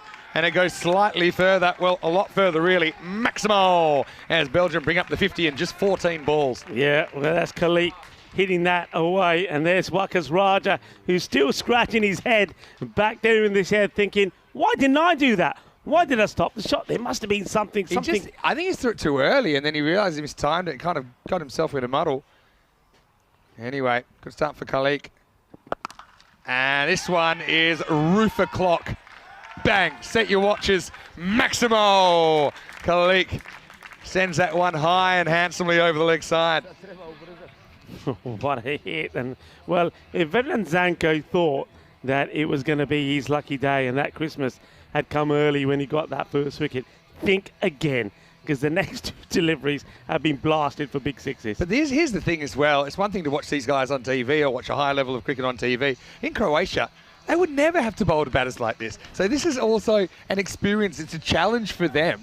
Okay, and already you saw that Zanko had some success first ball of the over. But I mean, that ball that just got sent over the leg side, I don't think in Croatia that ball ends up 100 metres from the bat. But here at the Cardamom Oval, like I said, the learning curve is pretty steep. It goes full, and that one not really timed this time by Khalik. Just a single. Yeah, it's going to be disappointed that he hasn't put that away, because he turns it into a full toss, but just doesn't get the right strike. Well, look at them, the boys. They're looking quite dashing. I was just wondering where they could be camouflaged wearing that kit. Maybe amongst the loads of oranges and lemons. A little bit of the St. Clements about that. There you go. Well, that's the bouncer, or his version of it. And it sits Ali Raza down. Well, Ali Raza probably hasn't been knocked out by a slower delivery in his life. Look at this. He plays it so early, doesn't he? That's not so early. Notice that Magic Spray Mary didn't even get up out of her chair that time. She's probably saying, no way, I'm not coming out for that. Last ball, the power play. He's working appeal, you know. Yeah, I think it's just going to miss the leg stump. I've got to say, Zanko, in the circumstances, he was the ideal bowler. And considering he had two outfielders to play with, in the end, that's a win for Croatia in my book. 1 for 13 for Vedran. And at the end of 3 overs, Belgium, 57 for 1. Yeah, 57 for 1. I mean, there was a couple of dot balls in there. You're absolutely right. A few dot balls in there, that would help. And now, looks like we're going to see a new bowler come on to bowl. It looks like it might be Nicola. Gets ready to go. There's the signal for the end of the power play first from Navjot Singh, making sure that everybody sees that signal. Hello to everyone in the comment section as well. I noticed that Lance Hall had a question about the bats being used. Are they any heavier? No heavier than you'd have normally. They all have to meet ICC regulations, of course, as Terry pointed out. And Davidovic coming on. And I think this is the play here. Kind of accurate and a bit annoying. The Belgians, they love the pace on the ball, don't they? And they're not going to take a backward step. So, yeah, Davidovic, love the way he goes about his cricket, but he's got a task on his hands here. And there we go. And it's this same Croatian tactic with Bosniak. Yeah. Back more for a thick edge rather than a stumping. And it worked earlier. It almost works again there on Khalik. Khalik. Let's see if you can get hold of this one. Gundy ball, and really it's going to be a wide, but it could have been 6. And Davidovic probably happy that one is only a wide. Yeah, he's at normal circumstances. This would have been sent to the boundary. Well, this time he does get a piece of it, and sometimes get it right, and when they do, the ball flies. That one into the Spanish afternoon sun. Maximo says Carreras mas for Belgium. Goes a long way, doesn't it, when Khalik hits it. And he wants to do it only one way, and that's to hit 6s. And that's his 3rd one, isn't it, on his way to 19. Special hello to Kitty Hundley, who's watching from the USA. Hello to Matt Hodgson as well. Hello to John Gray. Always great to see you, Marnus. Anyone I missed? Charlie Hunt, I think, has even popped in. Oh, there we go. It was the quicker, shorter one, and it's going to disappear pretty quickly. That's going to bounce over the tents. Maximo, 6 more. Khalik certainly making the most of this shot in the number 3 position. He's absolutely smashed that. I don't know if that was deliberate or not from Nicola, but didn't have the desired result for the Croatians. Well, that ends up going into where the golden arm competition is going on. Well, I wonder if Jay got the speed gun on that, because that was travelling a fair bit, wasn't it? And if you haven't had a go there, talking to everybody in the fan zone, go on and have a go, and well, put some money towards the Share a Meal program, where of course we're doing our bit to help the millions of people that go without a meal every day. Davidovic gets hit up and over the offsides. Good cricket shot. Really good cricket shot, that one. Maximo Khalik has raced to 31 off just 8 balls. Yeah, it's good hitting, isn't it? It's almost like the batters have to get used to this sort of unusual, very slow deliveries coming their way. They've had a few swings and then they thought, hang on a minute, we've just got to change our approach slightly, and it looks like Khalik has now got it tuned in. That's well bowled. In the previous one, oh no, well, keeper's end's on here, but they'll get back. It'll be the end of the over. It is 76 for 1. So what I was going to say is the previous 6, remember the one that went up over, kind of mid-off, extra cover for 6. And as a bowler, especially when you, let's call a spade, they're playing against a team that are much more experienced, especially in this format and just playing a lot of higher level cricket. If they hit you for 6 and you made them earn it with a good shot, then you can cop that. But what you don't really want is be bowling short, down the leg side, kind of putting it on a plate. If they hit you good balls for 6, that's life. It'll happen sometimes. It opens up the opportunity that they might miss-hit it and you could get a wicket. Well, he got away with it in his first over. Willie in the second. I get the feeling that they've got their eyes in here now, but hey, maybe not. Is another one that comes through. So well, they're not liking the bowling here from a veteran Zanko at the moment. And now you can see Khalik going over and having a chat with his captain. I wonder what he's saying to Ali Raza here. Yeah. Few people saying that this is their nightmare bowler. They'd rather face Shoaib Akhtar than Zanko. I can understand the thinking. As this is hit straight, and that's going to probably bang into the ball. We'll catch it. Oh, one-handed. Yeah, one hand off the inflatable moon ball. Maximo. I've got to think the time's coming. Maybe when we get a new sponsor, that's got to be worth something. You know what I want to see? You know what I want to see? And I heard a few people talking about this. I want to see the QR code up there for Share a Meal. And every time it gets hit, there's a donation go that way. Great idea. Oh, this one would have been a wide, but he can reach it anyway. Fetches it, puts it back over his head. Maximo. 6 more. Hashtag Belgian ball coming thick and fast at the moment in match 4. Well, whatever Khalik said to his captain, it's working. Because the next 2 deliveries after that dot have gone for 6s. The same way when Zenko took a wicket of his first ball, the next 2 balls went for 6 and 6. Well, that's the way he works, maybe. That's a good shot as well. That's kind of through the arc. It's over everyone, including the first layer of ball retrievers. Maximo, another 6. Belgium climbing. And right now they're on the 200 pace. Yeah, they certainly are. I mean, it's just, the thing is there, I know you tried to do something slightly different here, Zenko, but the thing is, I don't think the likes of Ali Raza or Khalik are going to go charging down the wicket here and get stumped. They're just waiting for it, and they're just plummeting it big. Ali Raza, by the way, had just brought up his 50 there. And now he's going to bring up another 6, so he moves on to 58. Well, that's another roofer.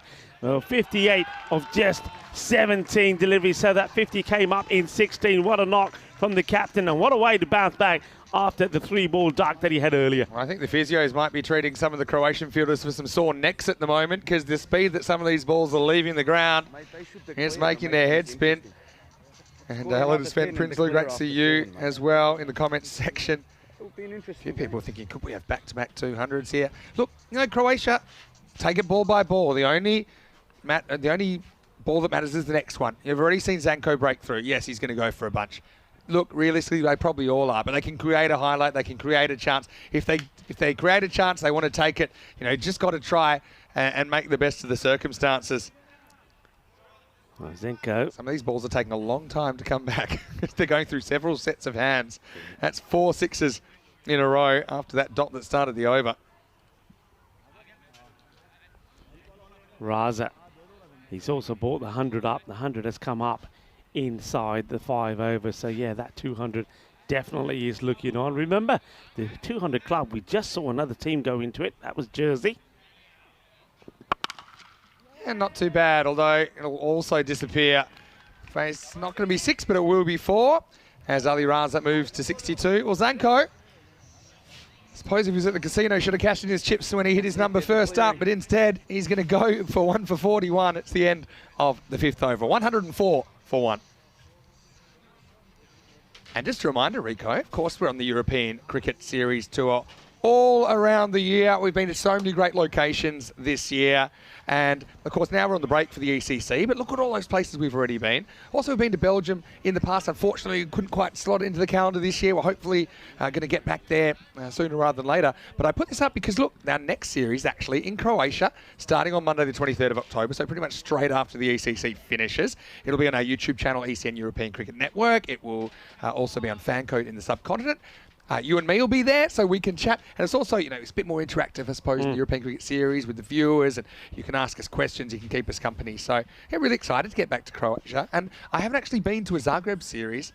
I've only been to Split, so yeah, looking forward to that. So Newton does get a bowl, and he's probably, you know, the cricketer with the biggest pedigree, Jared Newton. You know, typically, you know, has been playing in the South African system. And we saw him score a pretty handy half-century the previous game that they played, and also can deliver some useful left-armers. So he tries to push it across. Got to say, I love some of the quirks. And actually, look, I'll never forget our first day of European Cricket Series in Croatia. I mean, the ground there it's the Hotel Resnik ground in Croatia. It was quirky. I'm going to tell you, that, and this is very European cricket, okay? So this ground, and it's actually a wonderful complex. The touring teams go there. But, you know, the infrastructure in Croatia in cricket, you know, it's not quite where it is somewhere else. He has so many pairs of sunglasses, by the way. It's a completely different pair. Anyway, I got sidetracked. Some of the highlights of the ground were, it was pretty small. Yeah. Okay, it's pretty small. Oh, is this out?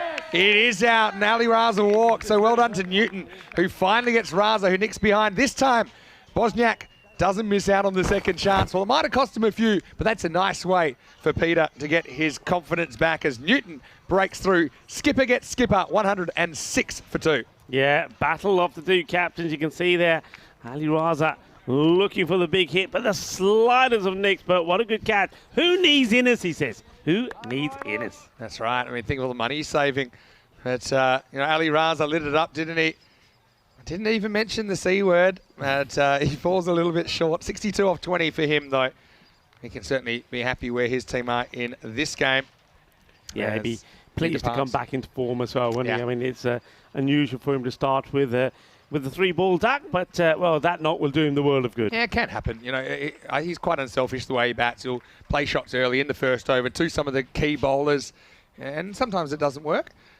Sometimes it does. Sherry Butt comes out at number 4. Nice to see him again. Of course, he scored a century in the ECS Belgium last year. And see that Ali Raza gets a good ovation from his teammates. Yeah, it does. And leaving the coach hanging there. Coach probably couldn't see him through the sunglasses. Anyway, this is going to be Sherry Butt, who's going to blast for first up. Classical cricket shot. What a great start for Sherry. He was in sensational form back in Germany when, of course, they were playing the ECIs there. Not that long ago, actually. He made some really good, valuable contributions. He's just such a classy player. He bats with a lot of time. And he plays that down well, and they're taking on the arm of the fielder, but good backing up there from Khalik. Yeah, well done. And so that ground in Hotel Resnik, there's many things that were interesting about it, but it had pretty much like a footpath on the field, like on the offside. Well, this is straight up in the air. Anyone catching this? Well, no. Here's the short answer. Davidovic threw himself at it. I hope he's all right there. I think he might have actually done himself a bit of an injury here. This is no good. Yeah. They're calling the medic out there pretty quickly. Yeah, and look, the medics will spring into action here, but it was... Yeah, I'm not sure if it was in the fall. Looks like he tripped quite badly just before. Now, whether his knee or something went, I don't know. But as soon as he fell down, and what was concerning was that the fielder who was closest to him immediately starts to signal for the medics to come out there. So this is not a good look. And the other thing at this time of the day, you know, he's kind of looking to the sun as well. So that's pretty off-putting as well. But you can see there's some concern. Yeah, that's Davidic who is down there. That's that Nicola. Let's hope that he's okay. And well, Mary is there. Sam Williams is going out there as well to make sure that everything is okay. Yeah, so, look, they're going to give him some attention, give him some time. While he gets that attention, why don't we have a look at what's coming up? And just for those of you around the world, I can tell you also the score right now is 112 for 2. But yeah, Croatia next up on the calendar, and then we'll be in Malta for 3 weeks. We'll be in Spain and Barcelona for 3 weeks. Really looking forward to that. The ECCW is something we're really looking forward to, with 5 nations taking part in the first ever ECCW. And Rico, the next time we'll be back here for men's cricket in the Carlton Oval will be on Monday, the 26th of February 2024, with the European Cricket League. So that's the Champions League of European cricket. You're watching the Euros. And well, the good news is, looks like Davidovic is up on his feet. I just think, remember earlier as well, he thought he was all right, but he took a bit of it. Remember when he took a catch earlier or attempted something in the field, he hit the back of his head earlier. And yeah. I don't know if this is the head more than, you know, the way he's walking. It seems like maybe it was a leg injury or maybe a knee injury. I mean, they're running away from us. And I think it's the second time I think it's the bang on the head. Yeah, it's the second time that he's kind of fallen in this fashion today. So, yeah, he needs to get checked out. And, yeah, you can see there he hits the ground pretty hard. And, look, I remember Nikola Davidovic is playing for Sir Oliver Split in the ECS 2 years ago at the ground we were just talking about. Lovely guy, puts a lot into his cricket. You know, he mentors a lot of the younger players as well in the team. And look, I'm just really happy that he's walking off under his own steam. He's going to get the attention he deserves. And yeah, I mean, cricket, like any other sport, there's some scary moments. Injuries can happen. At least, you know, he'll be getting the best attention possible. Yeah, and he certainly will do. It's nice to see that the Sheriff Charles Croucher, Sam Williams, is out there with him as well as Mary. So yeah, I mean, I think you're right. I think he's trying to find that, isn't he? Look, it's that time of day. You mentioned this earlier. Yeah. The sun is coming down. There's long shadows. I think that's gone in the sun. He's lost it, and then at the same time, he's both feet in the air. And when he lands, he sort of thuds the back of his head hard on the ground. Good thing is, at least this ground is pretty soft. But still, yeah, I think that's just shaking him a bit and maybe slightly concussed. So well, I'll give you a silver lining. If he did it at the Hotel Resnick ground, he's fallen straight on the footpath. So at least it's a softer landing here. In other words, he's glad to be playing away from home. Yeah, that's right. Anyway, look, Nicola, he's a pretty tough cookie. I'm sure he'll be up and about. But the good news, I suppose, for him as well here, that, you know, we've got the medical staff here. We've got all the stuff required for him to get looked after. Anyway, probably Mate Jukic comes on as the sub fielder. That was the end of the over at 112 for 2. And, yeah, just an unexpected break in the game. It looks like the 12th man should be on. That's Mate Juk. Yeah. Mate was in the action a bit earlier on. Not in the 11 this game, though. As this is Josip Jukic coming out, and he's going to get... Well, I think he got caught, but it's gone over the line. Maximo. Well, you know what? If it's going to go for 6, and it's going to go for 6 no matter what Lambasa does, next best thing, gets the moral victory, does catch it, but he can't stay in the field of play. Yeah, catching it out. It's a good catch. Give him that. But unfortunately, the ball has easily cleared the boundary. So 6 more. As Khalik continues his assault of 6. That's a full toss. I reckon this might be too high, you know. And it has been called straight away by Nirmal Singh. So free hit to follow. Yes, it is. And that was pretty clear. Jukic is a bit of an entertainer in his own right. And you can see Nirmal Singh just letting him know that he can't be bowling too many of those. 2 more and he will be off. This is too short, and Sherry's going to take care of it. Jukic just gets that wrong and pays the penalty. Maximo, 6 more to Belgium. Too short. It was Gundy, wasn't it? And even though it wasn't the set batter to face the free hit. Sure, but makes no mistakes at all. Like I said, he's such a clean hitter off the ball and a very powerful man as well. So that one gets smashed away. And just look at that score. It is going up rapidly. And, well, the numbers seem to be going up in 4s or 6s as well. This one just prodded away. A rare defensive shot. And Josip Jukic, who's bowling here, I don't know, I might have to try and sneak this video on at some point, but he played one of the most remarkable shots I've ever seen in the European Cricket Series back in 2021. And I think, Rico, you know what I'm talking about. I think we've got to try and get that up. As this is flicked away, and it's a catching opportunity, and it's taken. Practice makes perfect. Yeah, fantastic effort out there, and you're right about Lambasa. Caught one off the field. This time he stays on. Another stop, drop, and roll, but the Croatians have another wicket. 127 for 3. Yeah, well held, and this time it does count because he is in the field of play. Nicely done. I mean, it just was like a clip, wasn't it, from Khalik. He's trying to click this away, but he gets more height than distance. Really good catch, nice technique, holds on to it. Well done, sir. That is the end of Khalik, who'll go for 40 of 14 deliveries. Yeah, good impact innings from Khalik, wasn't it? 6 sixes in there, so they didn't even hit a 4. 36 of his 40 runs in Maximos. And yeah, I think Belgium, not necessarily a bad thing for them if a few different guys get a hit in this innings as well. Just to give him a few balls. I think Saber Zakil is a guy, he looked like he was hitting well before, but found the fielder on the deep cover boundary.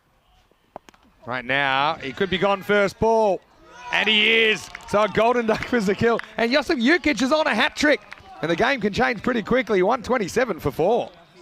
Yeah, well, I was just about to say that if one man who didn't quite perform in the ECIs that I was talking about in Germany, it was Saber Zakil. I kept talking about how he's such a good player, how he's recovering from injury, etc. But he's just not in the luck at the moment. So he's going to go. This is a great catch taken by Allen. So we're going to have a golden duck and a play on a hat trick. Let's see Golden Derek. I think Golden Derek's going to make an appearance pretty soon. And come on, Goldie, where are you? Don't be shy. There he is.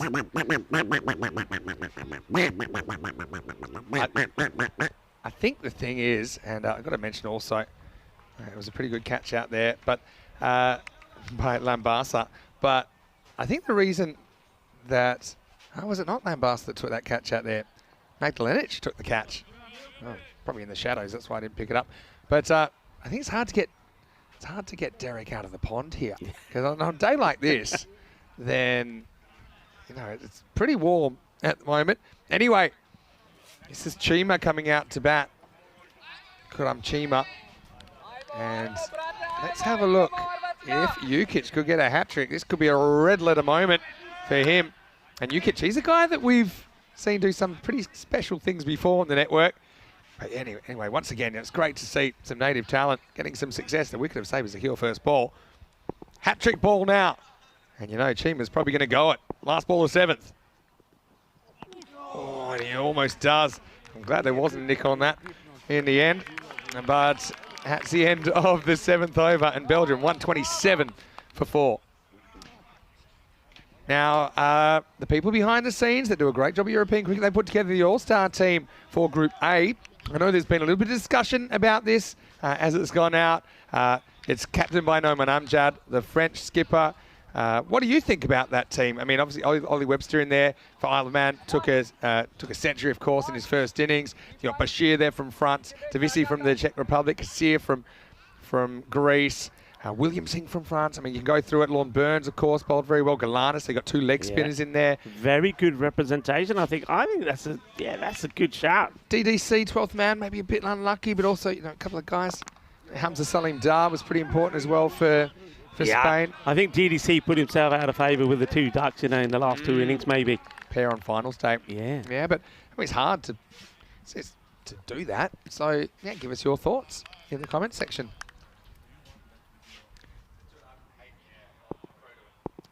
Mashwari coming back into the attack. Slightly different this time around. He went for 18 off his first over, but of course, some of those big hitters out of the equation, he'd be hoping for better.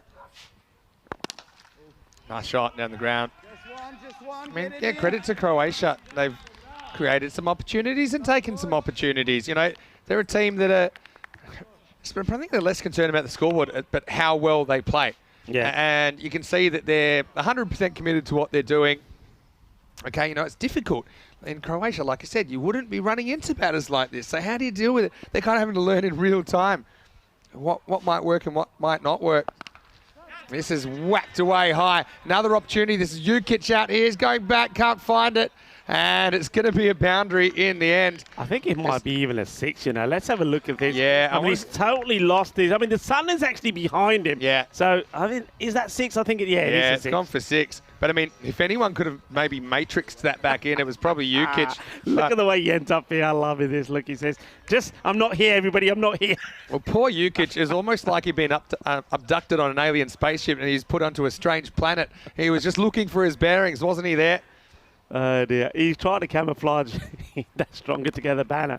Oh, that's well bowled. It's defensively played. No run. Now, at the end of this over, you know, we're talking about Josip Jukic. You just saw there, he's a lightning rod for exciting stuff. Yeah. And we just saw him take 2 wickets in 2 balls. We just saw him grappling with that chance. It is pretty difficult, actually, when you're kind of in the shadows and then the ball's coming out of the sun. But he did something which we've never seen before and never seen since on ECN. And there's not many things you can say like that, as we've done over 3,500 matches now. But I'm in a second. So after this ball, so stay with us. Don't go to your commercial break or anything. Don't have a cup of tea, because I'm going to take you back down memory lane to the 11th of October 2021. And this was when, with the game kind of on the line, Jukic was batting 3 for Sir Oliver split in the ECS Croatia.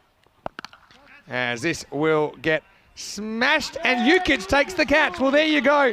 He gets a second opportunity. The man we're talking about right now, he's a lightning rod for action as Sherry Butt finds him in the deep. That's 5 wickets down now. It's 135 for 5.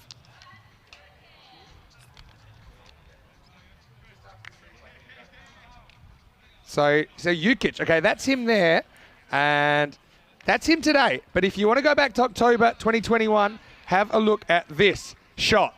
Last ball of 4th. He plays it behind his back. This is against Split, India Broder Split. And this is the ground I was talking about in Croatia. So look how far he's come. From this ground, you can almost see the footpath.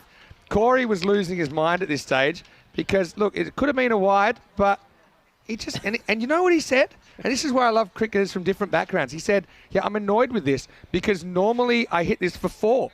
Like, he plays this shot all the time. So, I mean, Jukic is a guy that I remember fondly. Yeah, he tore up the pitch as well. Yeah, I was going to say, what is that? We couldn't believe what we were seeing. But it was, I mean, imagine if he hits that for 4. We got a brief view of the footpath in the background. That's just to the left of screen. But yeah, wonderful. Back to the present now. Great work by our production as well. This will be a wide, I think, just hits the line. But that's what I love. We've seen people this year. Yeah. We would have seen 8 people that bat with their hands the other way around on the bat. And some of them are hitting 100-metre sixes. You know, we've seen things you wouldn't expect. We've seen guys bowl right arm pace and left arm pace. We've seen a guy score 100 in his first game of hard ball cricket, for example. Yeah, too right. Here's the 9th. As this is more work for Jukic, who's probably going to try and boot it. Wow. Yeah. And the thing is, oh no, now we potentially have a run out, but the throw's gone in the middle of the pitch. Have a look at this. I mean, we've seen some foot fielding. This was like, well, it was like he was volleying this into the back of the net. Have a look at this. It's like Watch the corner's been headed back out of the box. Watch and this. Then, yeah, look. But it's a deliberate kick to his teammate. That's not a stop. Yeah, the Jukic is amazing.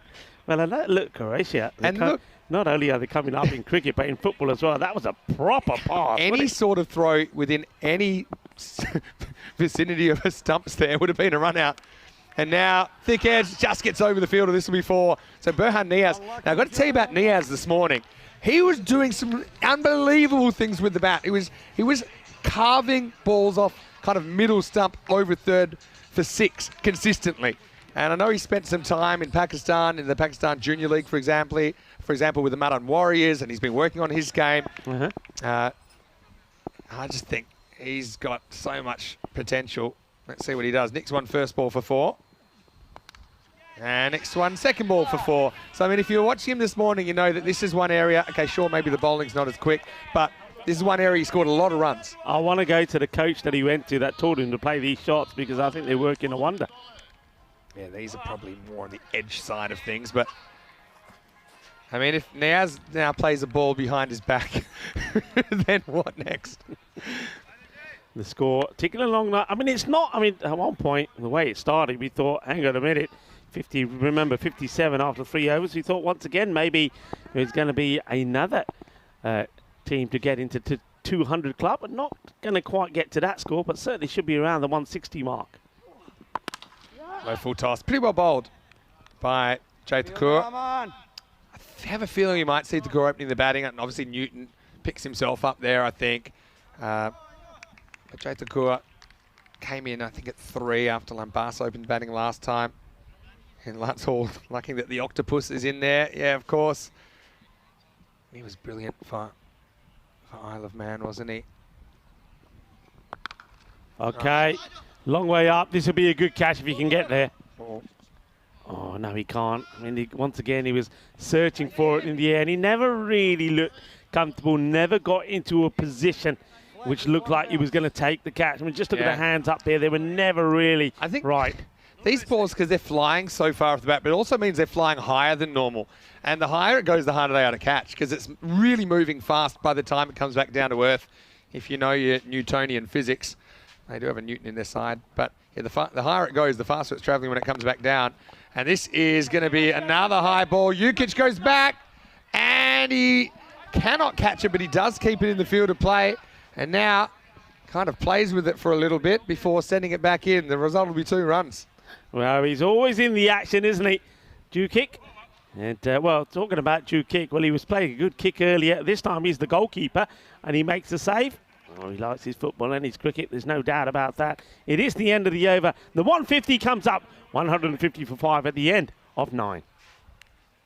Yeah, so let's have a look at the bowling figures. Newton's bowled 1. Imagine he'd get this last one. Look, you got 4 people there that have taken wickets. Jukic has taken 2. Newton 1. Zanko 1. Maheshwari 1. So, yeah, some positives. And I think same thing with Croatia. When they go out to bat, they just have to go and put a respectable score on the board. I don't think they're going to get 160-something, which is likely what they're chasing. But put 100 on the board. You know, challenge yourself against Belgium, who are a very good bowling attack. Belgium didn't bowl very well this morning. They'll be keen to sort themselves out. Newton, good length first up. Thinking of 2 here, but it's not really on. Yeah, so go, put 100 on the board, bat well. That's all you're asking for, because essentially, I think Croatia and Bulgaria have the same objective, and that is to make the finals day. Yeah. And then see what happens. You know, only one of them can make it. I think the other 3 are more about battling for the top 2 and the double chance. Or bowled by Newton, this one gets He has past. bowled well, hasn't he? Yeah. He's bowled in a very good area. Very good. He's got his radar tuned in right, and he's got all the Belgian batters swinging and missing. Of course, he's picked up a wicket as well, thanks to a good catch by Bosnick behind the stumps. Slow ball that time, I think, but you know, I like the length that Newton's bowling here. He's full. He's not really giving the Belgians something they can get under easily, and I think that's the key to bowling to them as well. Yeah. So again, Newton's a guy, you know, he's not based in Croatia at the moment. He plans to shortly move with his family. So, you know, he's another guy. It's going to be great to have him around and kind of learn from his experience. Again, it's pretty well bowled. So, yeah, I think, yeah, okay, they're going to be chasing a bunch here, no doubt. But in Croatia, they'll be able to pick this apart, see what worked, what didn't. You know, I've liked, okay, their efforts in the field. Hasn't always worked out, but there have been some really good catches taken. And obviously just playing in these conditions. Well bowled by Newton. This is a great last over. I said 160-something, but it won't be that many, I imagine now. And how many off this one? It's been 1 dot, 1 dot. Yeah, 3 singles. Super over, it really is. Yeah. All right, last ball coming up. Chima, it's found a bit hard to get going. But he gets the last one away and out of the ground. Maximo! So they do hit the last one large. Newton just misses his spots. That last over is a really good one to snip out and show what worked and what didn't. When he just missed his spot, when he was a bit too short of that Yorker, it disappeared. 159 in the end for Belgium. 160 Croatia will be chasing. But really, I think it's all about gaining the experience, trying to play their way into the top 4. Croatia, some highlights in there, and certainly A bit of the good, the bad, and the miscellaneous in there early. Belgium, I think they walk off, having made a rollicking start. Couldn't quite keep up that pace in the second half, but plenty to remember about the first half of match 4. Yeah, loads to remember, and you're absolutely right about Croatia. I mean, look, they tried hard, didn't they? I mean, Belgium got off to a blistering start, and they went Ali Raza. We knew that he was going to try and come back strong after his failure in the earlier match against Jersey, and he certainly did. He was smashing the ball to all parts of the ground. Wakas Raja, well, he played beautifully against Jersey, but he got done by some devastating bowling from this man here. That was so well bowled by Vedran Zankov. Just totally outfoxed him and took the catch himself. The problem was, and we couldn't believe it, and we thought it was fantastic. The problem was, though, that he made a habit of bowling a good first ball, but then after that, the others, they went the distance a fair number of times, and you can see that here.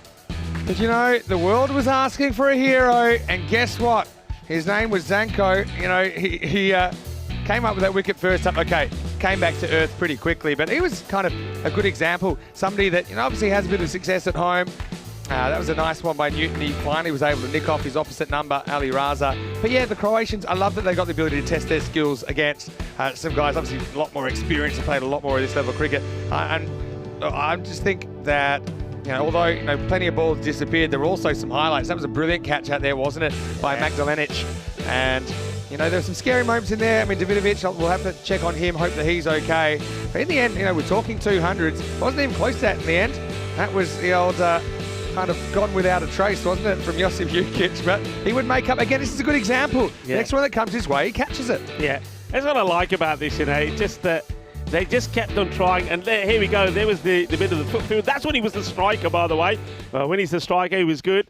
He hits it in the back of the net, and then he was a bit later on. It was the goalkeeper when he made the save, stops the ball going to the boundary. So, yeah, I'm not going to fight. The only thing we need now, Croatia, is to do better with the bat as well. Just to have a quick look at the scorecard before we talk more about that. Ali Raza, the captain of Belgium, 62 of 20 deliveries. What a great strike rate that is as well. Over 340 runs there from Khalik. I really like the way he was hitting the ball well there as well. Then we saw Sherry Butt, 19 before he fell. And, well, the tail, well, you call it the tail, the middle order, if you like, it went pretty well. Chima, 13 of 9 and 11 of 5 from Burhan Niaz as well. There's the bowling figures there, 2 wickets from Jukic. I think he bowled really well. And Newton is a good player, but he's got to perform with the bat as well. A little bit expensive. There was Vedran Zanko, but he did pick up that very first wicket, didn't he? And it was the very important one as well of Wakas Raja, who was in very good form in the earlier match. So, yeah, once again, Croatia, they've got a big score to try to get to. Last time they were playing, they had to go past the 170 mark. This time they have to get to 160.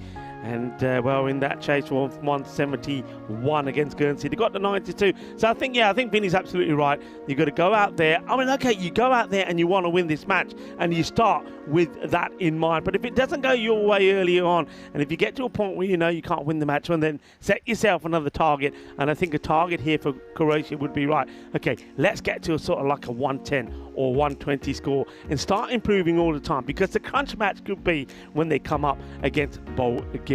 Join me, Rico Full and Mr. Maximo, when we return in around about 10 minutes time for the conclusion of this match number 4 in Group B. You're watching the European Cricket Championship. It's the Euros of cricket here at the Cardiff Oval. We'll be right back in 10 minutes time. Volvemos en 10 minutos.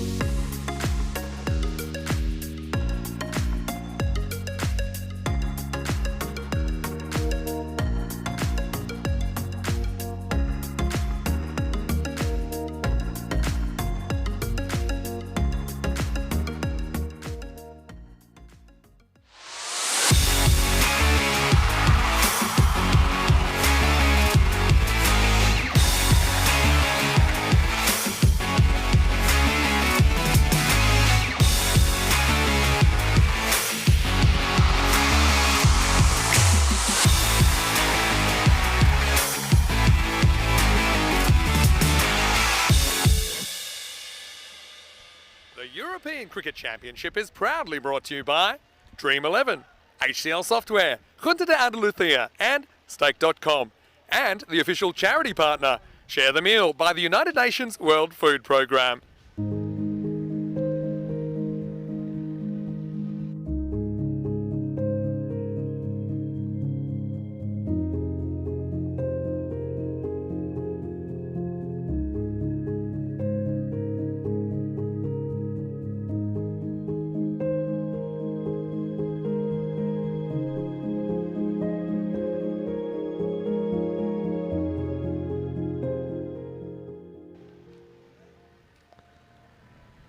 Hello and welcome back. Yeah, you can go onto the European Cricket Network website and get that QR code. And remember, 1 in 10 people worldwide don't have enough to eat. The European Cricket Network wants to help, so partner with the United Nations, the World Food Programme. You can help fight hunger for as little as 70 cents as part of our Share the Meal program. Scan the QR code to learn more about how ECN is helping to share the meal and how you can make a difference. We get ready for the start of this innings. 160 required for Croatia to register their first win. Belgium, they're hunting for their first win as well. One of these two teams will be victorious and get their first points on the board. As it is going to be Amadi. This is Khalid Amadi that starts with the dot. Newton plays and misses at the first.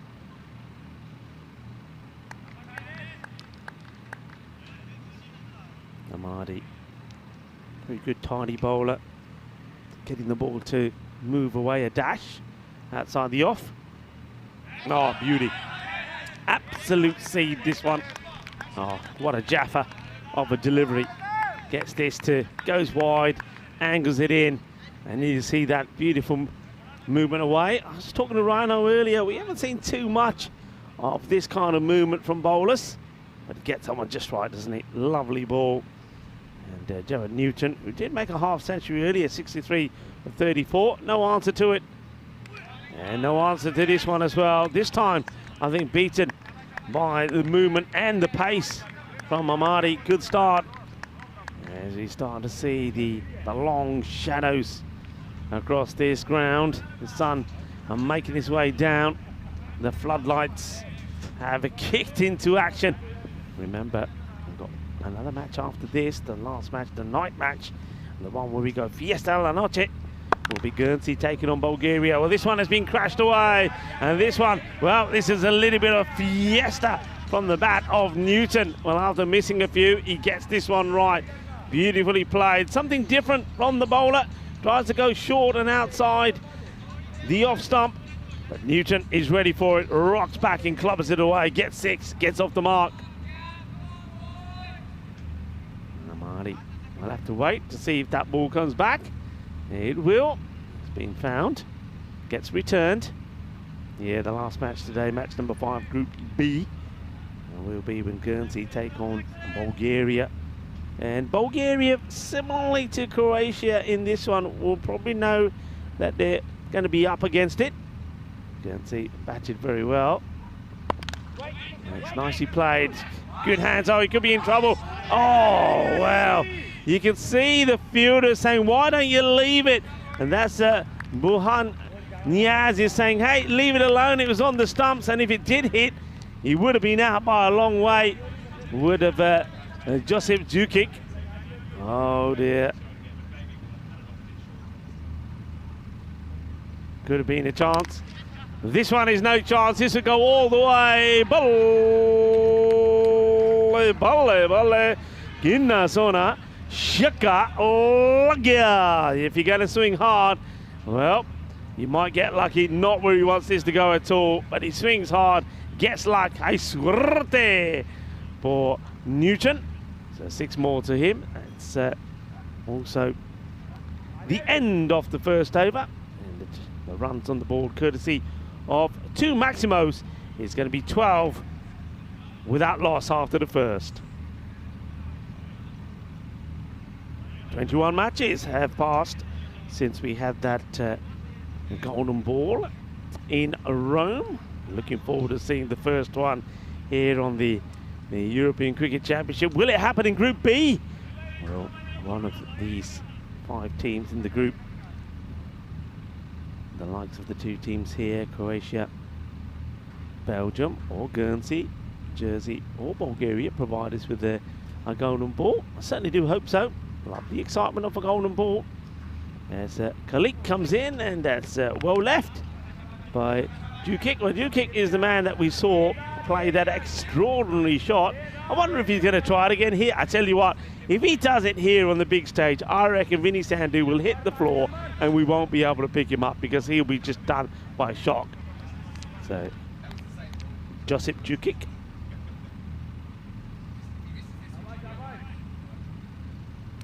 So, Djukic. I think everybody wants to see if he can play that shot again. Well, this time it goes outside the off. And of course, this is what we're talking about. Look, just remember, we showed you this earlier. Can he play this again? And can he do it on the big stage? It's called a wide. You can see the bowler's not happy about it, Kalik.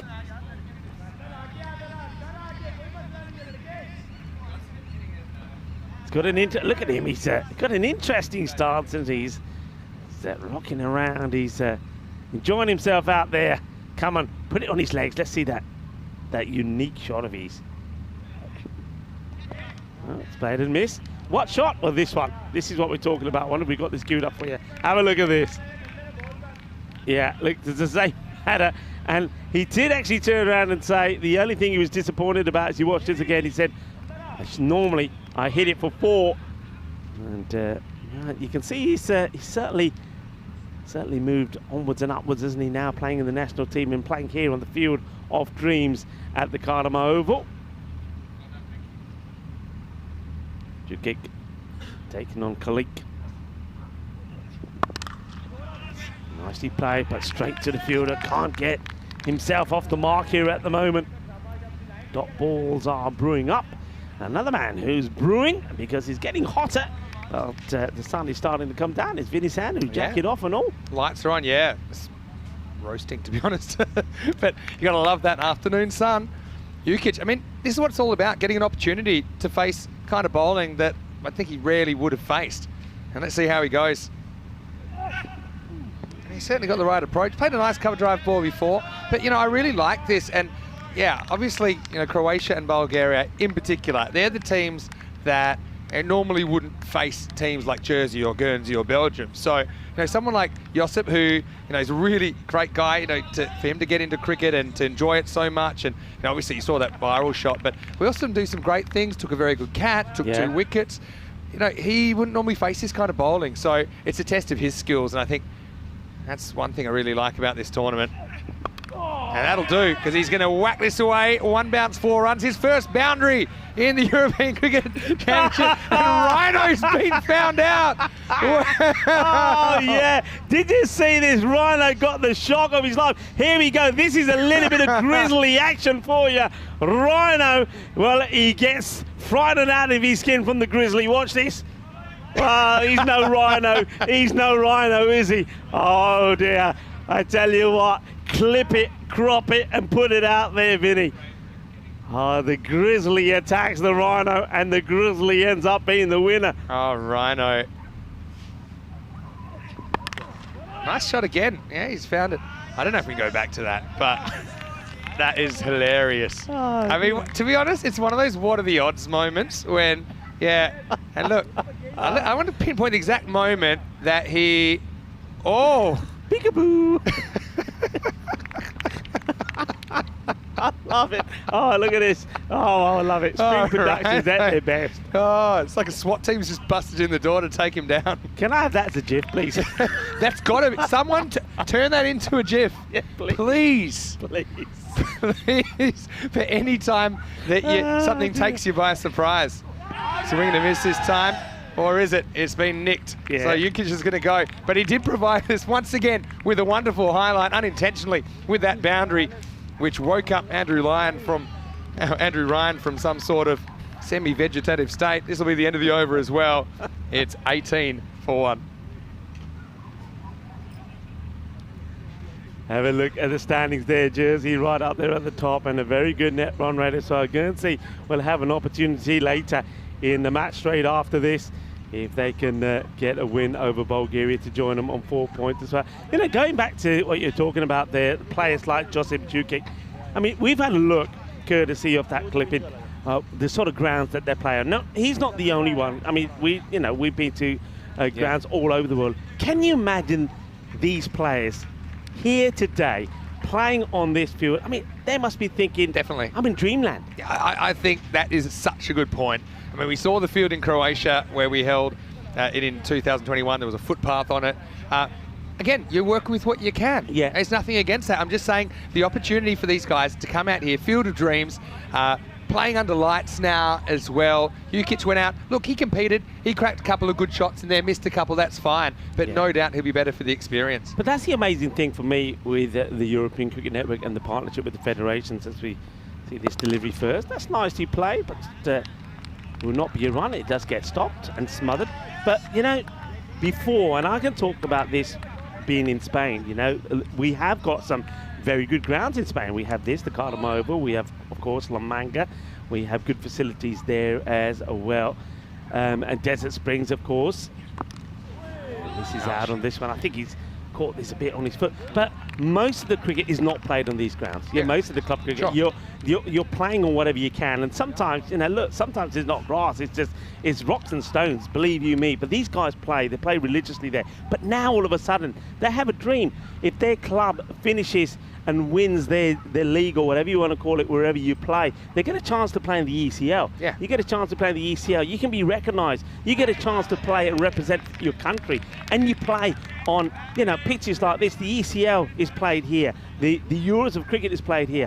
What a wonderful opportunity all of a sudden for European cricket. Definitely. And look, you know, in a way, it's just a shame, you know, for these players. Sometimes it's just 2 or 3 days they get to experience it. But at least they get to experience it. And the fact that 31 countries of various levels of cricket infrastructure as well as obviously cricketing pedigree, if you like, they get to play in this tournament. That's what makes it so unique and so special. And, you know, credit as well to Jared Newton. I think he was tempted to open with Jay Thakur, but he thought, you know, had an idea and said, you know, Josip, you're having a good game here. Go up there, open the batting. You know, he normally would bat at 3 for his club. And go out there and see how you go. Swing the bat, try and give us something. You got him a boundary. And so that's a great cricketing story. I'm loving the comment section, though. A few people scared that we were going to have a charging rhino and that somebody's going to get trampled by the rhino. I think Matt Hodgson was asking what's in that tent. It's kind of like a bit of a chill-out tent. Yeah, it is. So that's what makes it even more funny, that he was just sitting working quietly and all of a sudden there's a grizzly bear in the door. Not out, but 4 leg byes as Thakur won't get off the mark, but will get 4 for his country. Yeah, 4 leg byes, a bit of an appeal there from behind the stump from Adi Raza, but just going down the leg side. Hey, I also want to give you an update on Nikola Davidovic, who, he banged his head. It was kind of twice he's banged his head today. So I think he was momentarily knocked out from that. That's why everyone was so concerned straight away. He kind of, apparently they told me that when he got up, his first words were, "Did I really hit my head that hard?" And they said, "Yes, you did." But he's off getting medical attention, but he seems fine. Excellent. Obviously, he'll be monitored, and that's good news. I think you'd have to do the right checks, follow the protocol. Yeah. But it's good that he came back and he was alert straight away. That's a nice looking shot, but no run. I just want to follow up with what we're talking about, players playing where they play, wherever it is around in Europe, and then having the opportunity to come here. But the other thing about that is I want to touch on what's very important is, of course, the juniors and the youth. Juniors and young people, boys and girls, watching cricket now, watching it being played here, have now themselves can say, right, if I get into cricket, if I start at a local club, I too could one day be here and play here. Yeah, definitely. You know, and that's really what it's about. It's long-term vision, isn't it? I'm just going to say well done to Croatia for pegging Belgium back. I mean, they were 104 after 5. We were talking 200s and all kinds of things, records. They held them to 55 in the second half, which is actually a win. Yeah. So, I mean, you'll see with some of these countries, the underdog countries, if you like, sometimes they'll win a whole match in an upset, but often, you know, they might win a section of a match. So for sure, that second half of the first innings, you know, to only give up 55 to Belgium, Croatia can be really proud of their efforts there. All right, it's going to be Zaki Shah. Really jumps, and Newton can't deal with it. Of course, Zaki Shah, he was a hat-trick taker, wasn't he? in the ECI in Dresden. Of course, our 2-week adventures around Europe. We normally spend 12 days doing domestic cricket and then 2 days of a 10-over tri-series, international tri-series. And Zaki Shah took a hat-trick in that one. Yeah, he certainly did. This is skied. Now, it's probably a keeper's catch, Ali Raza. There's time to think about it. And he takes the catch. And so a little bit of revenge, I think, because remember, it was Newton that got Ali Raza out, and it's Ali Raza that catches Newton now. So a bit of captain revenge on his opposite number. That'll be the second wicket down. Croatia 23 for 2. Yeah, no mistakes there from Ali Raza. Makes it look really easy. Gets himself into a position. It takes the catch, and Zaki Shah gets another wicket. Just seemed to have a few issues, didn't he? Gerard Newton with the ball that was moving away from him. He just couldn't get right.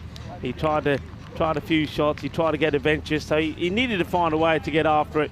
He doesn't get it right. Gives his wickets. Unfortunately, this time around for him, he's not able to get into the big runs. Yeah, I think probably when he looks back at that, he probably wish he held his shape a bit better. There's a big gap over cover, for example. That might have been a better option. But, you know, you can't criticise a guy for trying to move the rate along. Nah. You know, I think last time he was kind of just trying to, not bat time, but, you know, he wanted to make sure that he didn't get out too early and didn't take too many unnecessary risks because he didn't want them to risk getting skiddled. 23 for 2. It's over to Aman Maheshwari, who I believe, if my memory serves me correctly, he captained Zagreb Sokol back at the ECL earlier this year, coming out at 4. And he gets one down the leg side. First up, called wide. Yeah, wide ball called. It's Shub Navjot Singh. I'm sure that Dora and his beautiful daughter are watching him perform from back home in Hungary. He's well bowled again. That's that little bit of gentle movement away, and very little footwork at the moment here from Maheshwari. But I mean, I've seen him bat, and once he gets going, he can certainly put a good score on the board. Just needs to get himself in, and that's what he needs to be thinking here. Just trying to think to get yourself in. He may not get the opportunity. Oh, just out of reach from the fielder. That was Waqas Raja. Yeah, Waqas. We dropped a couple of easy ones earlier. This one probably would have made up for them. I will have to say, we'll have to go in the drop column though. They say things come in threes, but this would have been amazing if this had stuck to his right hand. Just wasn't able to get off the air, was he? If you have a look at his feet here, never really gets up. And if he does, I think he gets more of a chance, the ball hitting more the palm of the hand than it's a tough one. Fingers. Tried to make a play on it. Anyway, Jay Thakur faces up. Yeah, back over the bowler just. He'll get a single. Now, Waqas, that we just saw put down that tough chance, he's agreed to actually be on the player mic. And we'll probably catch up with him in a couple of overs. So if you have any questions for Waqas, now is the time to put them in the chat. Waqas from Belgium, of course, has been opening the batting. Pretty good bowler, though I haven't seen bowling really today. A nice looking shot from Maheshwari. This will end the 4th over. It's 27 for 2.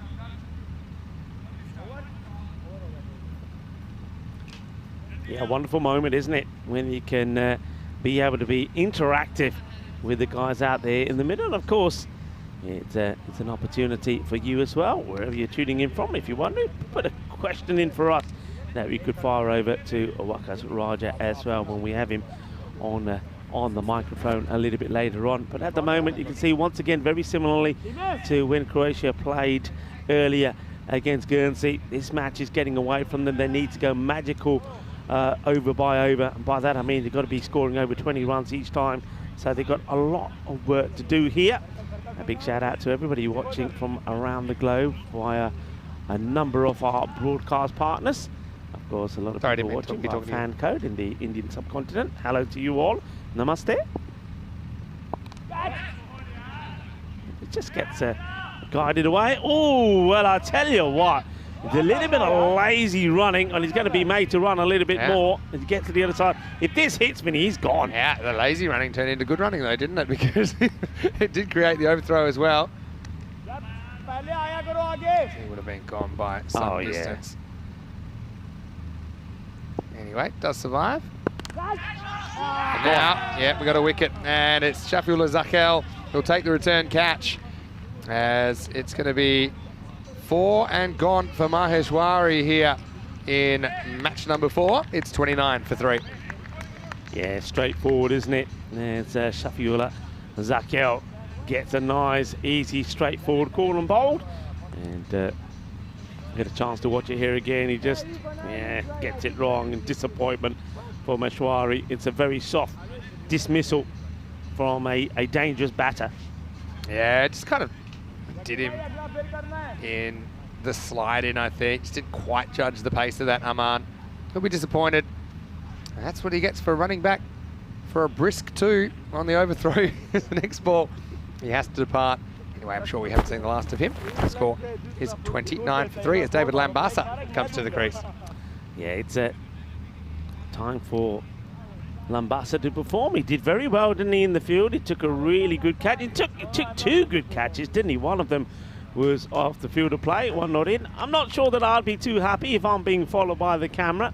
And back into the dugout once I haven't really made a good performance. I suppose he did get some runs, but still, I think I know that 1 or 2 batters would probably be a little bit heated when they go back, to say the least. Yeah, nice shot. David opened the batting a little bit earlier on. Didn't disgrace himself at all. Was involved in a pretty healthy opening partnership.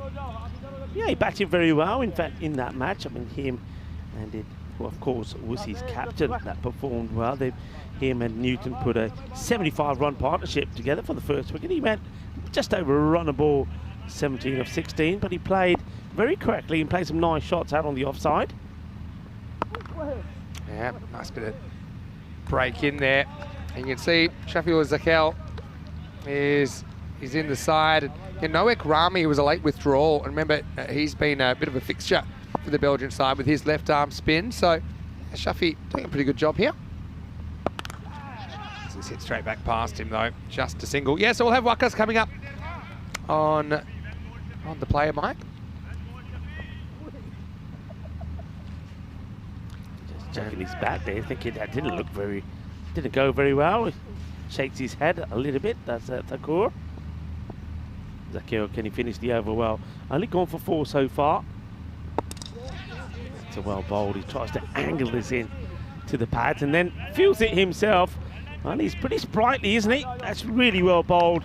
Just the 5 runs coming off, and at the end of the over, the score 32 for 3. Yeah, I want to again welcome you into the commentary box. Vinny Sandy here, Mr. Maximo. Rico Full with me. Sun's starting to go down, the twilight fixture. Great to have your company for the Euros of Cricket. Only comes around once a year. But this is one of kind of 2 marquee tournaments, in men's cricket at least, with the Champions League in February, March here at Khartoum, with the Euros here September, October. Also, we've added in the Euros for women in December this year, which is a great initiative as well. We couldn't do it without the support of the Junta de Andalucía, the local governing body here, who provide enormous resources and support. So we're really thankful to them. And yeah, every time we get here, it just gets bigger and better, doesn't it? And we really love the opportunity to come back.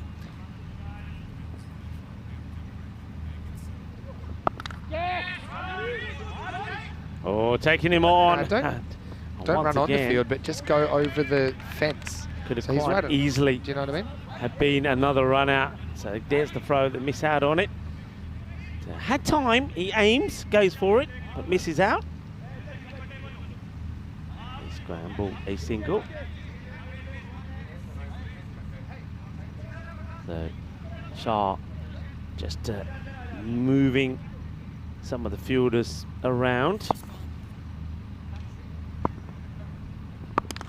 It's well bowled and nicely played, good footwork there from Thakur. The problem is that that's rate required, it's just getting bigger and bigger all the time. Just trying to give you a quick look at the last time that we saw a boundary, and it actually was in the 2nd over. Ball number 4 when there was a 4. Well, speaking of boundaries, well, that's what happens. Well, maybe we should do a bit more for Croatia and keep thinking boundaries.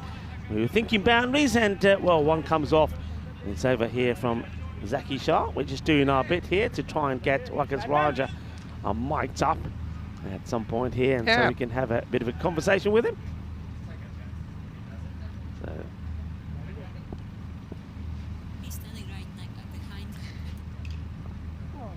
Oh, well bowled. Just look at the lift on this. Good variations, I have to say. from the bowler. So he's, once again, like I say, I like to see bowlers that have got this variation, the quicker one, the shorter, gets one pitched up, and also using his crease very well as well. Sometimes goes to the stumps, sometimes goes a bit wider. Lambasa, he can't get going here, can he? Yeah, they can't. But, you know, might as well have a go. Still a few guys behind him. Some of these teams, they've been okay with not losing wickets, kind of holding their own. I suppose the next thing is, you know, can you convert that into scoring a little bit quicker, or a lot quicker? Nice for the over coming up. Big swing and a miss. That'll take us to the end of the 6th over. 38 for 3.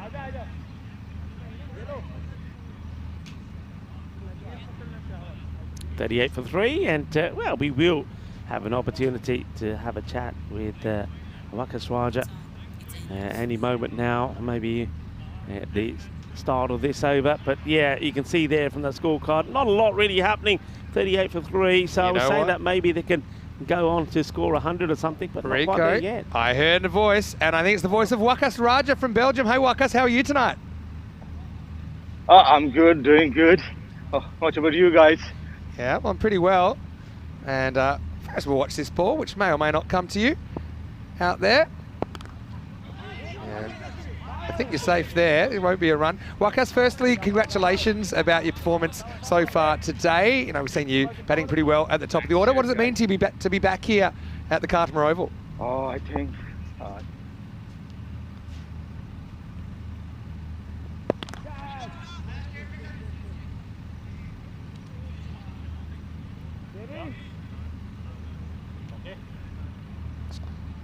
just played out there to the man at long off. Yeah. Does the fielding.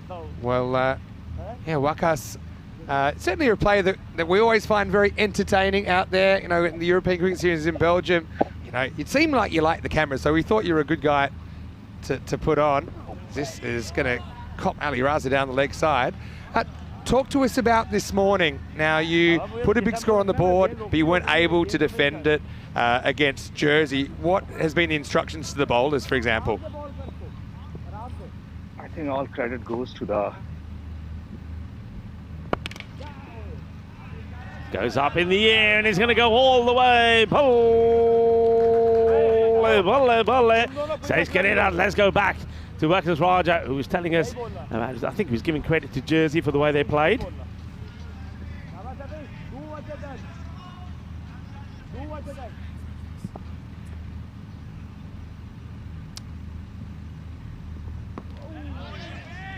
Well bowled, good comeback. Yeah, I mean, I think you're right there. They did bat very, very well, and sometimes you can, you know, you can't really stop guys, and I suppose you never really got below that top 3. The importance of taking wickets pretty important. But tell us about, you know, how do you think your chances are in this tournament, Wakas? Because of course we all remember you made the final back in 2021. Yeah, we're looking forward to come back, man. You know, we like to bounce back. That's how we are. You know. Now I remember you were at the crease, Wakas. Yeah, I was going to say, you were at the crease for the only ever golden ball here at the ECC. You were batting with Saber Zakhil. It was against France in the pouring rain. Yeah, France. Yeah, that was one of our biggest memories. I'm going to ask you a question about that in a second.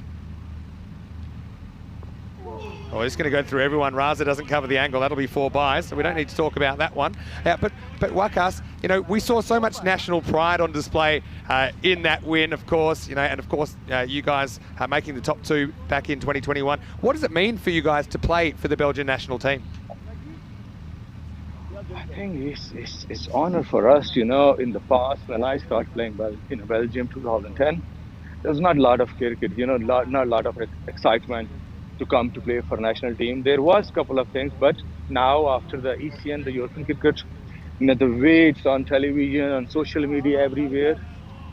And after that, Phil, player, you know, we was not that fit in the beginning, you know, before 2021. But later on, we start pushing ourselves. These 40 minutes, it's not just 40 minutes. It's a lot of hard work. Yeah.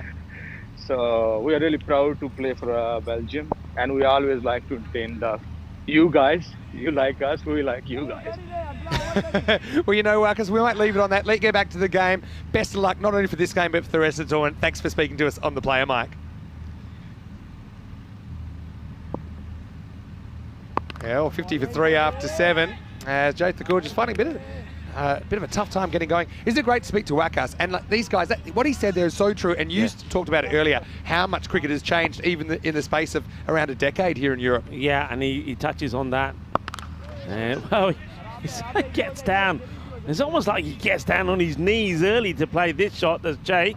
But he'll get a single, so hasn't really been able to work the ball away for a boundary. Lambosa has found once or twice. Yeah, it was great to have a chat with him. And he's absolutely right. I think it's all about, I think there's more of a professional approach, isn't it, from the teams. They understand, they understand now it's not just about batting and bowling. Fielding has become so key. Honestly, I think that's one of the key takeaways. And it's something we've seen being worked on a lot, especially at the international level. Sherry Butt getting a bowl here. Gets hit to square leg just for a single. But I think, you know, it's just natural that the kind of exposure that they're getting now, you know, you want to bring your best. You know, we saw, for example, Asa Tribe making runs earlier on, and just hear about how he's approaching it. You know, he's a guy who has ambitions of playing professional cricket. And a lot of these guys do. And you know, the ones that aren't quite there yet, they're learning a lot from the guys that are a bit more experienced. Good, quick delivery there from Sherry Butt. Really fires that one in. Well bowled. So Sherry, with his off spin. Oh, that's out. Unless he's got that foot in, which I don't think he has. I reckon he could be going here. It's really quick work, this from Ali Raza. Watch this. That's lightning quick, and Yep. I think the heel goes down, but he doesn't get the toe part down, does he, quick enough? He's gone. Yeah, it's a great replay as well from our friends at Spring Productions. And so, yeah, Sherry Butt with the breakthrough. Ali Raza helping him out as Croatia lose a 4th wicket, 52 for 4. Yeah, really quick work from Raza. Very impressed. You know, it's quick take and reflect actions as the right hand just knocks the bells over. And you can see the batter there.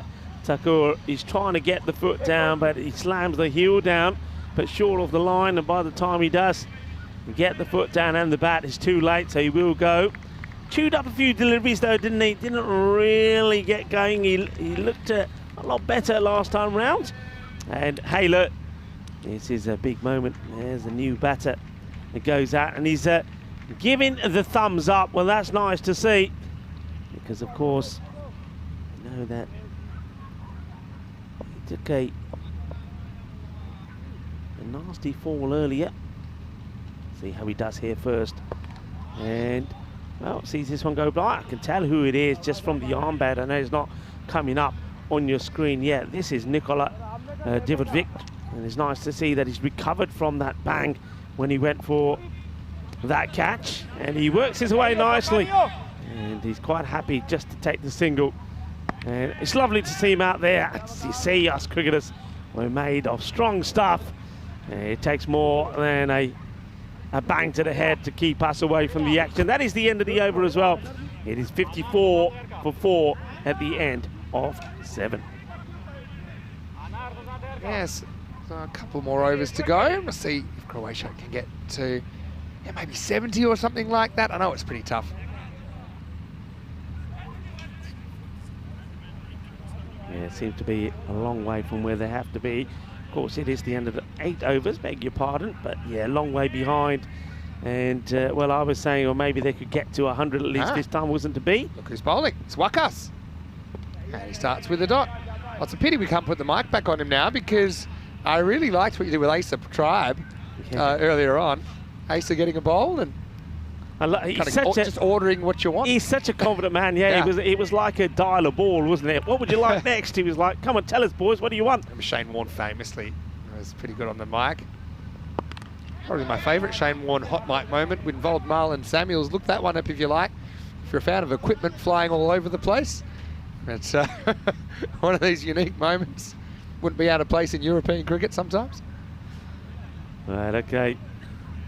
Lambasa. Every time I say his name, I feel like going dun dun dun dun dun. Lambasa. Let's see what he can do here.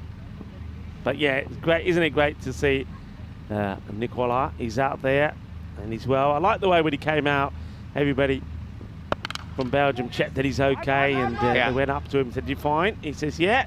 Well, this wouldn't have been fine because this is another one. They've had a few efforts, a few shies and the stumps, and if they had hit on any one of them, it would have been out. But he does make it.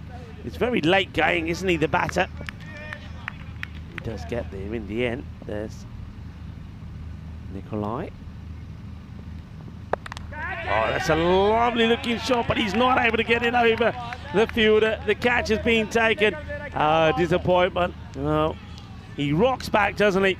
Rocks back, tries to get it over the man at backward point, but he doesn't quite get under it. And in the end, it's a nice catch taken. And well, I suppose Wakas Raja, after having a chat with us, full of confidence, picks up the wicket. Yeah, he does, and yeah, disappointment as he just kind of trying to go up and under. Could see him out there though, Nicola, but he is going to have to depart. He goes for 2, and the score is 56 for 5.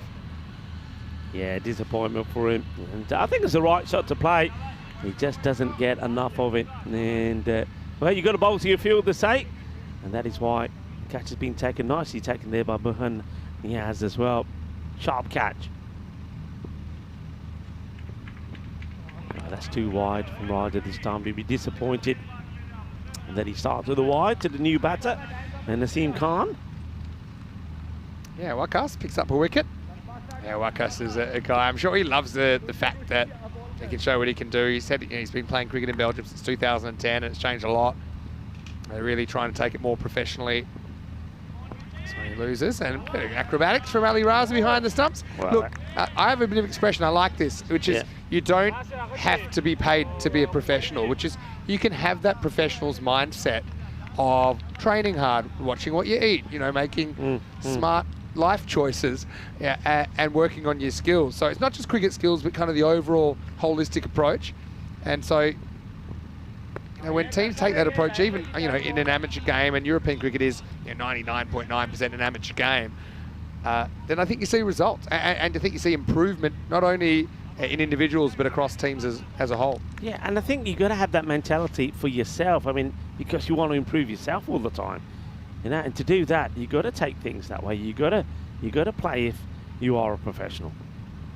Slower delivery, and well, plays this way nicely. But once again, the field is set.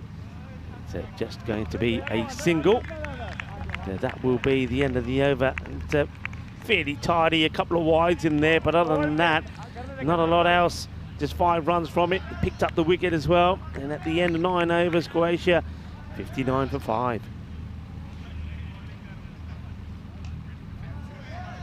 Yeah, plenty of bowlers use it. It's a good opportunity for Belgium to kind of throw the ball to a few options. This is what's coming up, by the way, in the night game.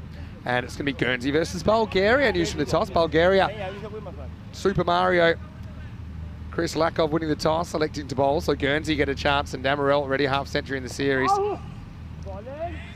And look, no, Guernsey a chance for them to bat under lights as well. So it's pretty invaluable experience should they make the decided tomorrow. Sabres Akil gets the bowl. For a guy with an injured shoulder, he probably shouldn't be doing this, but yeah, really, I can't keep the ball out of his hands. And Shub. Shub's in all sorts of trouble here. First, I think he gets a little bit of a wallop from the bowler coming back, and then, well, the ball hits the stumps, and he tries to stop the stumps. Oh, yeah, well, Shub, the life of an umpire. First Watch he this. hits his injured shoulder, knocks into Zakil, and then can't stop the ball hitting the stumps. Well, come on, Shub. Sort yourself out. It's pretty well bowled. I think with Zakil, he probably won't mind if it's a wide because it means he gets another ball that he might take a wicket. But he does have a very dodgy right shoulder that's been bothering him for a while. Nevertheless, it's very Sabres Zakil that he's electing to bowl some leg spin here in the 10th over. That's out to me. That's out. I tell you, this is the laziest bit of running that you will see from Lambasa. Well, he doesn't do that, Lambasa, because he needs to go a little bit quicker if you're doing the Lambasa. Just look at this. He's just like, oh dear, oh dear. I reckon when we see this again, this bat is going to be short of the line. That is not good. You won't want to look at this again. That is out for me. I don't think he gets it past the line. That's real disappointment. I think they may want to have a look at this just one more time. I wonder if we can just slow it down just at the point that the bell has come off, which is there, so you can see he's well short. Oh, that's terrible running, really, from David Lambasa. I think he's going to get his ears chewed off by the coach when he gets back there. You can't be running like that. That's not good at all. Yeah, bit of the old Lambasa. La Lambasa. Se necesito una poca de gracia as he goes for 15, run out. And it's that man, Wakas Raja. Since we talked to him, he's playing a pretty good game. It's bad luck for David. He just wished the pitch was a little bit shorter and he would have been fine. 61 for 6. Yeah, he's going to go, gets run out. As veteran Zanka comes out. Yeah. Hey, I tell you what, Zanka can give the ball a bit of hit. Look, talking about some key players and key names in European cricket, it's like a new era, isn't it, for Bulgarian cricket? How did that get through everyone? It goes through everything. Buys, you know, or is it leg buys? No, it's buys. Well, look, I'll be completely honest now with Ali Raza, who's a very, very good keeper. And I know they're winning by 100 here and everything, but there's a couple of times he's kind of been a spectator behind the stumps. And in a big game, it's not a good habit to get into. What I mean by that is, you know, he's expecting the ball there will hit the stumps or hit the batter or the bat or whatever. But, you know, he needs to track the ball a little bit better when it's kind of drifting in from left to right as we see it, this kind of ball. Does a little bit better there to at least get behind it. Now, this might have been interesting. It also might take out 2 or 3 people. Wow. First of all, how does this miss the stump? I tell you what, if this hits his pads, everybody's going LBW, and if it doesn't get given, they're going to say, oh, the umpire's terrible. Incoming. There's 3 or 4 or 5 human beings there that were in danger. Anyway, this is in the air. Could Zakil get a wicket? Well, it's a catching opportunity, and it's taken. Well, there you go. Zaki Shah takes the catch. Zakil loves what he sees, and unfortunately, it's going to be Naseem Khan that's got to go. 66 for 7. So wicket goes down with a ball to go in the innings. So the 7th wicket down, and well, that's why I wanted to have a bowl, I suppose. Sabah Zakil says to the captain, if you bowl me, I'll get you a wicket. He does get a wicket. It's pretty well bowled. I mean, he does have the shoulder of an 86-year-old, so I'm not so sure it's smart. It's, that will be the end of Naseem Khan. I don't believe that's Zanko. No. Zanko's still there. It's, so you can put Derek. Oh, poor Derek. No. Get me the shotgun. No. That was Khan did get a run, by the way. Yeah, I know. That's what I mean. He didn't get a duck. I promise it'll just be a warning shot. You know that you can't do that to Derek. Did you see what happened to Dane Kirby in Rome? He had 5 golden ducks. And they were all on the screen. It's like a plague. Oh, that could be out as well. You know. I don't know. I'm going out. These are my keeper's instincts. Partly because Ali Raza is sure. Look, there you go. He's gone. Ready, out.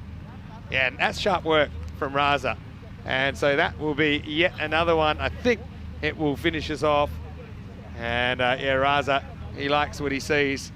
That will be a golden duck. Okay, you can bring Derek back. Probably won't need to because that's the end of the game. Magdalenic goes without scoring. 66 for 8. So look, in the end, the margin of victory is 93 runs. You know, that's probably fair distance between the teams, but still, you know, sometimes even if games aren't close, you can gain a lot from them. I think Belgium get a chance to work on their bowling skills. Croatia, they just got to test themselves against a team that once made it to the decider here in the Euros back in 2021. So I think that both teams get a lot out of match 4. Yeah, I also think with Croatia, and I think they did this with the bowling, the way they used the bowlers, and maybe the batting as well. I think the captain here, Newton, he took the opportunity to give everybody a go, to see what people do, how they bowl, how they bat. And I think for the next matches that they've got coming up, maybe those matches they believe will be the ones that they probably could get a result in. He's going to go with what he's seen as the best. Well, this was great. How about this for a bit of group? HCL Software Play of the Day. Thank you very much, Andrew Ryan. And I love that they've shown it several times. And well, that was Jukic. He's my player of the match for creating that moment. But look, like we said, tough one for the Croatians to come out. They got the experience to face some bowling that was pretty much different to anything they would have seen in Croatia. Some handled it better than others. That's fine. It was a learning experience. But Belgium, they pick up their first points of this ECC. Yeah, and yeah, they'll be happy about that. No wonder there was a lot of smiles on their faces. So well done to them. And also well done, I suppose, to Sabah Zakil. He'll be saying, well, look, next time I've got a bowl, Ali Raza, I've got a bowl because I'm on a hat-trick. Nah, you can't carry it over to the next match. On that 12, lucky he's wearing the helmet. He might have lost a couple of teeth there. But Wakas came on after having a little chat to us. Picked up a wicket, also run out late in the piece. But, you know, just think, you nailed it when you said that we saw the field in Croatia that we played ECS cricket on, and then you see the field here. 3 wickets falling in the last over, though. Zakil, like I said, his shoulder is barely held together. I'm going to go out there and tell him never to do that again because they need him with the bat. But Guernsey, Bulgaria tonight, Dumarel at the top. I'd like to see a bit more of Fitchett. I hear really good things about him. You got the Nightingales in there with Stokes and Butler. Pretty good. Top 6, you throw Nathan Letitia at 7 as well. Hooper with the ball. He's a player we might be able to have a chat to as well.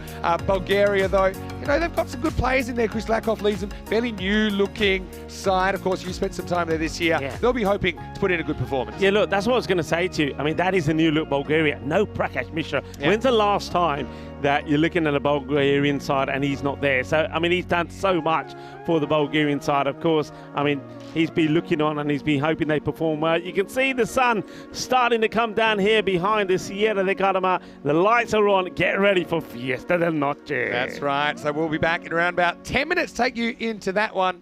But for now, this is Vinny Sandu, Mr. Maximo, alongside Rico Fall. Back soon with more Dream 11 European Cricket Championship.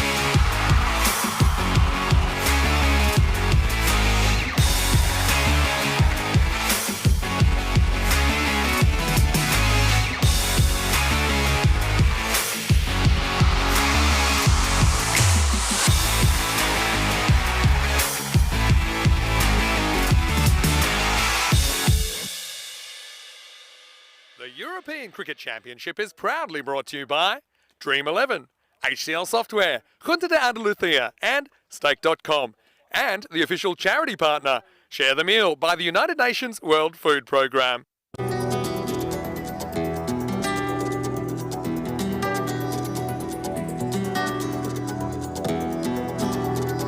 Ven conmigo a cruzar su calle, a vivir su ambiente. Ven conmigo a vivir la vida intensamente. Conmigo ven, conmigo ven. Hello, welcome back to the Dream11 European Cricket Championship. I'm being quiet because this is the director's room where the magic happens. One part of the magic, that's at least. We've got Elvira, we've got Elmars here from Spring Productions at the moment. They're doing things that I don't really understand, but that's fine because it helps us get the action to you around the world. Coming up now, we have the night match. It's going to be match 5. We've got Guernsey who are here to take on Bulgaria. Let's see what happens at the coin toss. A little bit earlier, Rob Kemming had the two captains. Let's see what happened. It's your call. Dream11. It is Dream11. We'll have a ball. You have a ball. Good. We'll have a ball. Cheers, mate. Good luck. Hey, good luck. Enjoy that. Cheers, thank you, you. bro. Go on. Have a good game. So it is Bulgaria that win the toss, and Chris Lakov, the captain, decides that he wants to send in Guernsey. Now, I think that's just about us getting a feel for the game. I think Bulgaria, they're probably a little bit worried about getting skittled after what potentially we've seen so far in today's play. But I do think that it's another great learning experience for them. For Guernsey, obviously, an opportunity to bat under lights. Same with Bulgaria. And they've got quite a few players from the Indo-Bulgarian side that won a memorable game under lights earlier this year. Well, I'm going to leave it to the professionals now up in the commentary box with Rico Full and Andrew Ryan standing by. Big thanks once again to Spring Productions. They are wonderful partners, and we love working with Spring Media, and hopefully we do for many seasons to come. Let's get ready for the night match. Over to you guys. Let's get ready for match 5. And ready we are. The floodlights are on. The last of the natural light is fading away as the sun goes down behind the Sierra de Cartama here at the Cartama Oval. That there, folks, is the field of dreams where European cricketers' dreams come true. Guernsey, well, they made a very good start, didn't they, when they got a victory over Croatia by 78 runs, 170 to 92. And Zach Damarel was in top form that time. He scored 70 of just 28 deliveries, and he had good support from Josh Butler there as well. Bulgaria, on the other hand, they didn't have such a good start, and they were blown away by Jersey. Jersey becoming a member of the 200 club as they put 200 on the board, and Bulgaria got to 97 for 6. So they're looking to bounce back here and bounce back strong. Look at that, a lovely sight there. Yeah, and it was so great for Vinny to go behind the scenes there for Spring Productions. And yeah, Vinny, you're absolutely right. Spring Productions, our production partner, are absolutely fantastic. And we couldn't do what we do without them. And I know that their work is marveled around the globe as we get ready for this one. You saw the news on the middle there, that Bulgaria winning the toss, electing to field first. I have to admit, bearing in mind that the chances of this match could be pretty similar to their match against Guernsey. I mean, Guernsey have been very good with the bat. I probably would have had a bat first, to try to put some scores on the board, and then try to see if Guernsey have some issues batting in the night. But okay, that's the call that's been made here by Chris Lakov, the captain of Bulgaria. Hello to everybody that's tuning in around the world. Hello to Sonia and to Babu Dada as well. Hello Harry, hope you're well, enjoying the cricket, watching from the UK in Colindale, and everybody else that's tuning in. There's Rico Full here, and alongside me, well, it's pleased to welcome Mr. Scaredy Cat himself, Andrew Wright. Andrew, don't worry, I'll protect you from the grizzly. Still in one piece, Rico, don't worry about that. Certainly some concern that that ball flew into my little private tent while I was trying to do some work and cracked me on the kneecap as it was. Just hit one of the Victoria Cerveza chairs. Good news for my knees going into later age. That one's just swung over the top. Short ball from Zaru, and Damarel gets going immediately, Rico. Yeah, Damarel, he took a while to get going when we saw them first up in the first match. But then straight after that, it needed about 10 to 12 deliveries, but then he got his eye in and he crashed it all over the place. So Zaro has got to get this right. There's slight change from Bulgaria as well. Going with Zaro to open up as opposed to Chugtai. A couple of good balls from him in the first game against the top tier Jersey batting lineup. And well, that's not a bad delivery. It goes for it straight down the ground. Fielder coming across. They can't stop it. This is where Zaro's thinking, well, if I had my 2-man straight, maybe. Not a bad delivery this, but still a good shot. Safe shot to play. He knows there's no fielder back there. Yeah, good cricket all round, actually, as you say. Zaru, that ball almost right in the block hole. Damaral managing to strike it down the ground. He's got a very high backlift, reminiscent of a lot of modern batters. Allows him to really chop down and get those balls on Yorker and do something with them. It's better delivery, tucks up the batter, and well fielded as well. You can see the players attacking the Bulgaria. They're going to come back pretty strong here. Just a phenomenal atmosphere around these nighttime games, isn't it, Rico? The intensity from the players, the cheers from the crowd, the hum of the generators that are keeping these lights going at Cardimer Oval.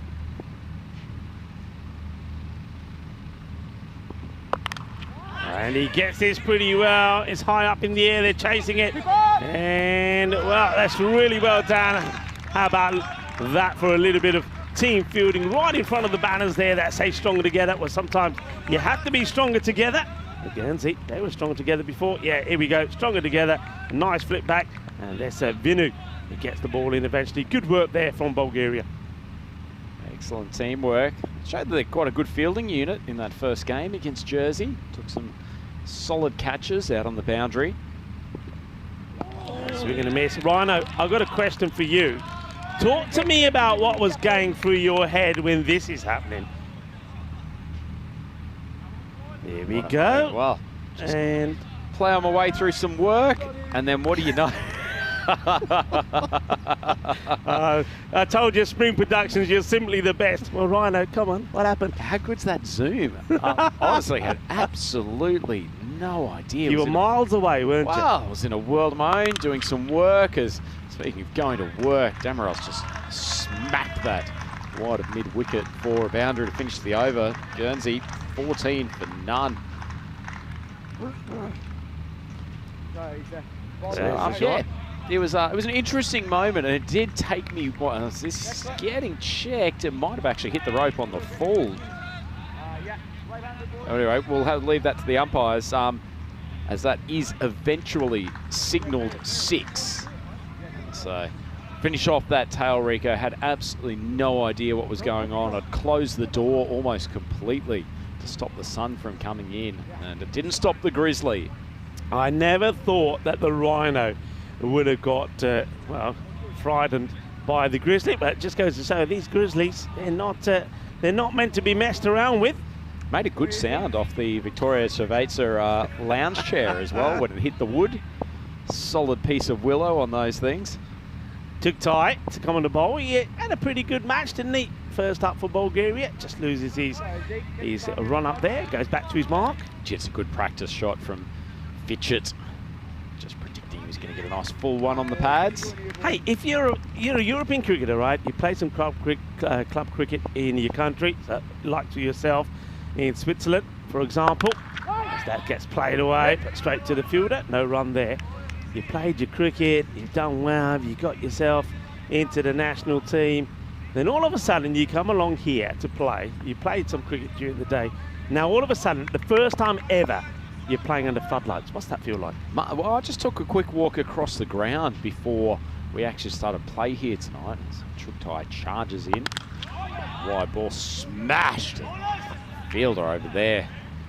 Delric Vinu gets his body in front of it, puts it on the line for the Bulgarians. It's certainly a different vibe. I mean, I think the big difference between here and, I guess, permanent floodlights in cricket grounds is they're quite low. So if you're fielding one of the square positions or long off and long on, decent chance that when you're going for a catch, you will get some form of light in your eyes. It's not easy. Obviously for the batters, some batters actually quite enjoy it under lights, get a nice big reflection off the white ball. Some of them feel like they just don't pick up the pace quite as well. Yeah. It's definitely a different experience just playing in the bright daytime. I think that's more the thing for me. It's an experience I mean, some of these guys probably never imagined in their wildest dreams that they would be playing cricket under floodlights here on a ground like this. What a marvellous achievement it is for them. And it's something that I think that they'll remember for many, many years to come, or the rest of their lives. It's a great opportunity. And it looks absolutely stunning as well. I just love this fixture later on in the day. I love the way that even now, as you look out there beyond the skyline, you know, as the light starts to fade, you can see the last bits of the yellowy glow disappear, and pretty soon that'll all be darkness. It's absolutely fabulous. Chuck tie once again to Ben, who this time will get it through the field. He's played a couple of shots in that area, haven't they? Both the batters, Damarel as well, they haven't been able to get one through. Vinu has been like a brick wall, but this time he gets it in the gap, just angles the bat into the space and gets 4 runs. Yeah, lovely shot from Fitchett. He's found the field on a couple of occasions, but managed to place that through the gap, very nicely timed.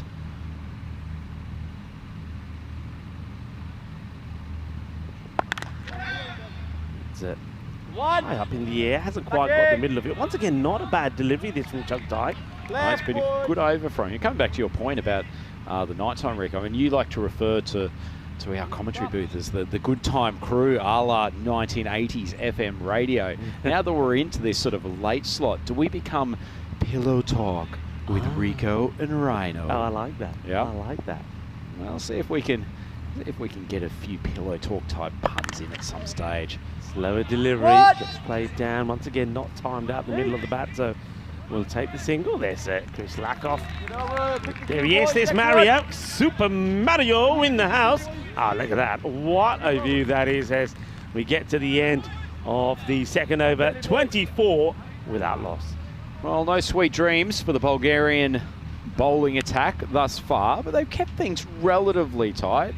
A couple of good shots from Damarel and Fitchett finding the boundary. Wide of point in that last over. Having a look at the standings, it's the 2 bailiwicks, Jersey and Guernsey, sitting at the top at the moment. Jersey been mightily impressive. Come here with a young team, but they are very adept at this T10 format. As Vinu steams in for the 3rd over. Damarel not quite timing it down the ground. Lakoff will come around and keep it to 1. Yeah,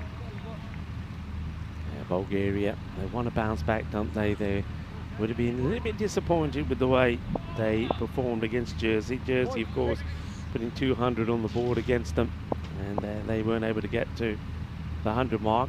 Vinu bowled well in that one. It's been crashed, hasn't it? And that probably will go all the way. Yeah, it does. It clears the rope. He hits it firm and hard. And once again, when you haven't got those 2 men straight, you leave one of those areas open, whether it's long on or long off. Good batters expose that. Lovely shot, you can see there. He just gets enough of it, get over the boundary, 6 runs. Oh, hitting it firm and hard. Rico already into Pillow Talk in the 3rd over the innings. It's a lovely shot from Fitchett. Wasn't actually a bad ball. Swung fairly late. He just played it right underneath his eyeballs. Rode the swing. This is hit down the ground as well, and it's going to be an absolute scorcher.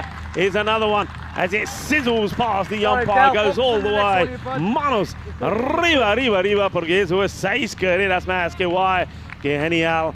Eso golpe es muy dulce, más dulce de tarta de chocolate. 6 carreras más. Well, Ben Fitchett says fetch it to the Bulgarians. It's a lovely strike straight down the ground. Once again, he plays the ball nice and late. Waits for it to come into his zone. Never reaching out, just using his timing, using his eye. It's going down the leg side, I think. Sort of comes back a little bit, this, I think. I mean, I think that's what probably means that Ben Fitchett has missed out on this. Just comes back a tad, but can't be LBW. It's going to be missing leg stick. No, that's a fine. Maybe even been a slight change of pace. But Rico just held up in the deck. Guernsey looking to get into the 40s in the power play, I think. That will be the plan. Slightly pitched up again. This time it will be fielded by the man who's out there at long on, and that's going to be Isa Zaro. Makes the stop. This is It's not a bad start from the Bulgarians. Just about to exit the power play. Just around 13.5 runs and over. Certainly not out of control yet, and they'll be able to move the field back as soon as they finish this delivery. Oh, this has been absolutely crunched. Oh, that is a monster strike. New balls, please. This one is not coming back. It's on its way to Marbella. That is gone all the way downtown. Good Lord, we're going to need to send one of our transfer taxis to get that pill back. What a strike Mother for mia. Damaral. That was huge. And Damaral, as he did in the first match when he did score a very fine 70 of 28 deliveries. He gets better with time. That over goes magical. It's the end of the over. It's the end of 3. It is 44 without loss. Rico, that has probably got to be the biggest Maximo. Is that the ball still travelling, or is it the moon?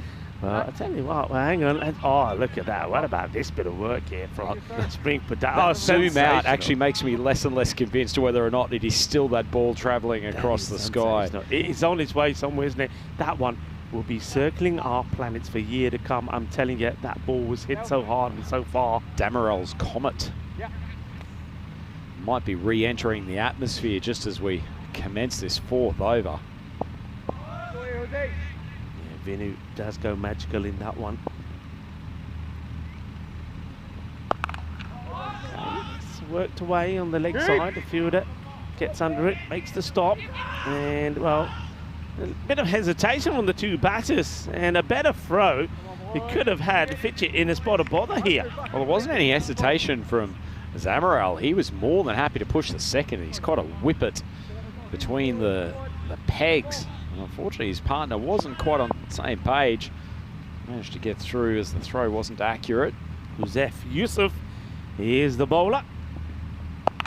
And he's going to go the distance as well. Adios, Bolota. Well, watch out there in the fan zone. I suppose you've got to be careful out there as well when these Grizzlies are coming your way in the darkness. Oh, what a hit. Yeah, lovely shot. Swivel at the hips, generating the power to launch that far into the Cardamom night sky. Looks like Damaral and Fitchett are having a contest to see who can hit the biggest bomb tonight. That one brings the 50 up as well. 50 up in at the start, the first part of this 4th over. Some of the Belgian boys back there, you can recognise their tops anywhere. I think they'll be pretty impressed with some of the hitting that we're seeing so far here from Guernsey. Look, going back to that toss. Putting Guernsey in, that's going to be a wide. He tries to sneak this one in. Yeah, going back to the toss. I think it's a brave move, isn't it, to put him in? Brave's one adjective that you could use for it, Rico. Won't necessarily get into some of the others, especially after they were pumped by Jersey when they bowled first in that last game. They haven't got a bad bowling attack. It's probably, to be honest, at the moment, it's a little bit short of a length for the speed that they're bowling at. They need to be pitching it up, at least getting the ball a chance to move. It's better lane, better lane. That's better, isn't it, from Yusuf? Saw him by, and that's the other thing, and I think myself and Vinny touched on this a bit. I mean, I've seen Yusuf and the likes of Chagtai and Vinu as well, bowling in Bulgaria, playing well and bowling really well. But this is the next step up. And, to get used to this, they're going to have nights like this and days like this where batters are going to go after them. But you've got to then go away from that, have a look, get the coaches involved. I know that Maka will be there with them. And just learn and say, right, what was it I was doing wrong? Where did I go wrong? This one a little bit short, and if it's short, it gets put away. That is whacked out of here. Lovely jubbly. That one sails over cow corner. Well, if you need some analysis of that, bowling a half-tracker wide of off stump to a batter who clearly likes to play a heave out to mid-wicket, doesn't take a genius to work out what the issue was. But Rico, when you're playing against excellent players of this quality, those square of the wicket shots or the heave to mid-wicket off a short of a length ball, unless you have got some genuine pace or bounce in your bowling armoury, that's just too easy. Yeah, at least force them to try to hit the straight drive or hit over cover. Oh, well, this is another one. That is brutal, isn't it? What a hit that is. Que guay, que grande, que genial. Eso es 6 carreras más. Ay, ay, ay. It's another bullet. Isn't the ball carrying tonight? That's some strong hitting. You said the Belgian team might be sitting there impressed at what they're seeing. They may be slightly concerned given there's some fireworks coming off these Guernsey bats. Yeah, I think straight away after this over, I think Bulgaria have to take the pace off. Thing is, though, who have they got that can do that? Maybe Chris Lakoff will come on to bowl next. That's slower. Gets hold of it.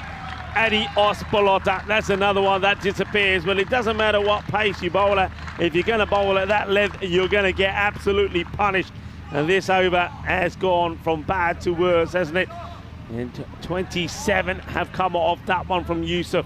And the score races up into the 70s now. 71 with that loss after 4. Thanks to tormenting poor Yusuf in that over, Fitchett has raced along to 45 off 14. He's one big strike away from a half century. Have a look at the run rate chart. Well, it started off at least a passable rate, particularly after some reasonably tidy second and third overs, but unfortunately, that last one from Yusuf has gone the distance many, many times, and Guernsey 71 for none after 4. It's a pretty good position, and I think this is the right decision. The skipper trying to put the Bulgarian side on his back.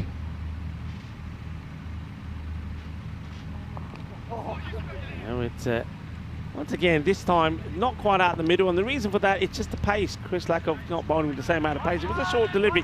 Mind you, Chris Lakoff, he did take a couple of wickets earlier, didn't he? But you have to say he took 2 for 32, but the wicket-taking deliveries weren't the best that he ever bowled. Well, neither was that one, to be honest. When you said he took the pace off, that ball was almost going in reverse by the time it got to the batter. Certainly completely flummoxed by the lack of velocity on the ball. Seems to be a specialty of Lakoff of really, really slowing it down, digging the ball into the deck. Okay, this could be a chance. It goes high up in the air. Can anyone get there? And, well, what happens here? Where does that drop? It's quite amazing.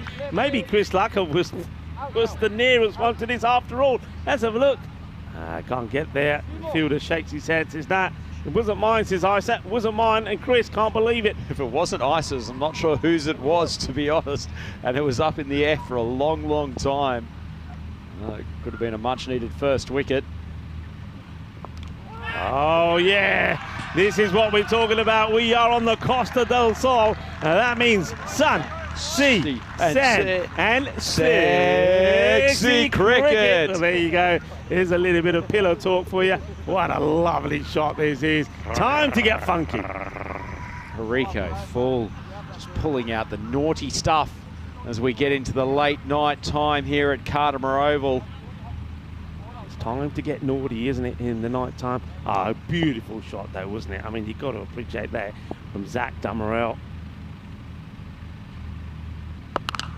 Oh, well, he goes clubbing now. Lovely jubbly. Well, it is the night time. It's time to party. It's time to club. And it is time for clubbing, isn't it? What a good hit this is. Oh, once again, are we going to see another huge score here? Remember, Bulgaria, Jersey scored 200 against them in match number 3 in Group B. It's heading that way here again. Well, I think the sort of clubbing that the Bulgarians would be preferring at the moment is the doof-doof variety, not what they're facing from the Guernsey batters. 80 partnership now. It is rising very quickly. It's not a good delivery. The fielder does really well. It's sharp reactions. It was down the leg side. And batter will be disappointed. I think Zach Dummerell that he's not able to put that away to the boundary. That's a good stop from the fielder. Certainly was. It was timed nicely. Hey, are you sponsoring these lights? Everywhere I look, it's rhinos. What's going on? You're not joking. I'm not joking either. That's a great stop. Firas Hussain down there at the fine leg position. Wonderful athleticism, and he's done his captain a service. Might give him an opportunity to bowl increase as a thank you. Lakoff goes for 13, and Guernsey halfway through 84 for none. Yeah, they are motoring away. Well, it's time to have a little chat with our audience around the world. And we are, well, there you go. I told you, you are everywhere. What's going on with that? Well, I just don't understand why this is a surprise. Well, this is the Rhino brand dominating the world. Well, this is the Rhino himself. Well, you're here. Well, what's going on? How come this Rhino? You got your own fan club here or something? I've got my own fan club, business interests, portfolio all across the Costa del Sol. No, not only joking. That's our official suppliers of the lights. The Rhino, what's the word? Alquiler or? Alquiler? Yeah. Alquiler. Well, yeah. It's a company that, of course, sources the lighting for us, which means that we can play the cricket by the night time. I was more getting towards what is that? Is that lighting in Spanish? No, alquiler is rental. Rental. Okay. Rental, yeah. It sounded like the way the words formed. I actually thought it could be Luz or luminosa. luminosa. Luminosa is like lighting, if you want, or luz. Well, it is très bien luminosa. It's a butcher of words in multiple language. Took tight, and it's gonna be out, I think, this. Oh, he drops it. Well, I'm surprised. I mean, he goes for the funky shot once again, does Damarel, and he puts it straight into the hands, really, of Hussein, who should have held this. I know it gets harder and more complicated in the night, but look, this one, no excuses. Well, this had to be held. He actually anticipated this very well, Hussein, and considering the save that he made down at the short fine leg position in the last over, I'm stunned that he has dropped that catch. And this one's been hit pretty well, trying to get it in the gap. Very good fielding, beautifully done by Dimo. And now they're asking the question here. So we're going upstairs. Well, Rhino, you reckon he's gone here. Dimo, this could be superb bit of fielding from Dimo. Dimo Nikolov makes the stop. Here's the work here. Let's have a look at this. And, well, going by that, I think he's gone. I don't think he makes his ground. He doesn't. Fantastic work. And Dimo Nikolov, a great stop, great throw, and that is out. So the partnership comes to an end. That will be the end. And, well, watch this. He wants to come back for two, doesn't he? Little bit of hesitation, then he gets going. But he's going to be gone. So that is the end of Ben Flitchett. He was batting so well. He's going to be so disappointed. Misses out on his half century. He'll be gone for 46. Yeah, Rico, I know you're used to having a self-congratulatory partner in the form of Maximo most of the time, giving credit to himself, picking what happens on next balls. How good is the shout with the naked eye there of calling that out? Yeah. That is a sensational call. It's a great call from you. Might just give up now. That's 1 from 1. And no, but halfway through you could see there was just a minor hesitation. Jersey, they've got some good outfielders, the Bulgarians. It was an excellent throw, minimum of fuss for the keeper. Well executed. And as much as they're under pressure with this continual striking by these Guernsey batting lineup, holding their heads high, and that's an excellent bit of work to register their first wicket. Yeah, Dimo Nikolov, I mean, he is a Bulgarian-born national player. He picked up playing the game not that long ago, you know. He's got better and better now. And not only was he the captain of his club, he's here playing for the national team, and he just pulls off a remarkable bit of fielding. But there's nothing you can do about that. The runs, even though that wicket does go down, the wicket, of course, of Ben Flitchett, the runs still keep coming. And that one's not the best of deliveries down the leg side.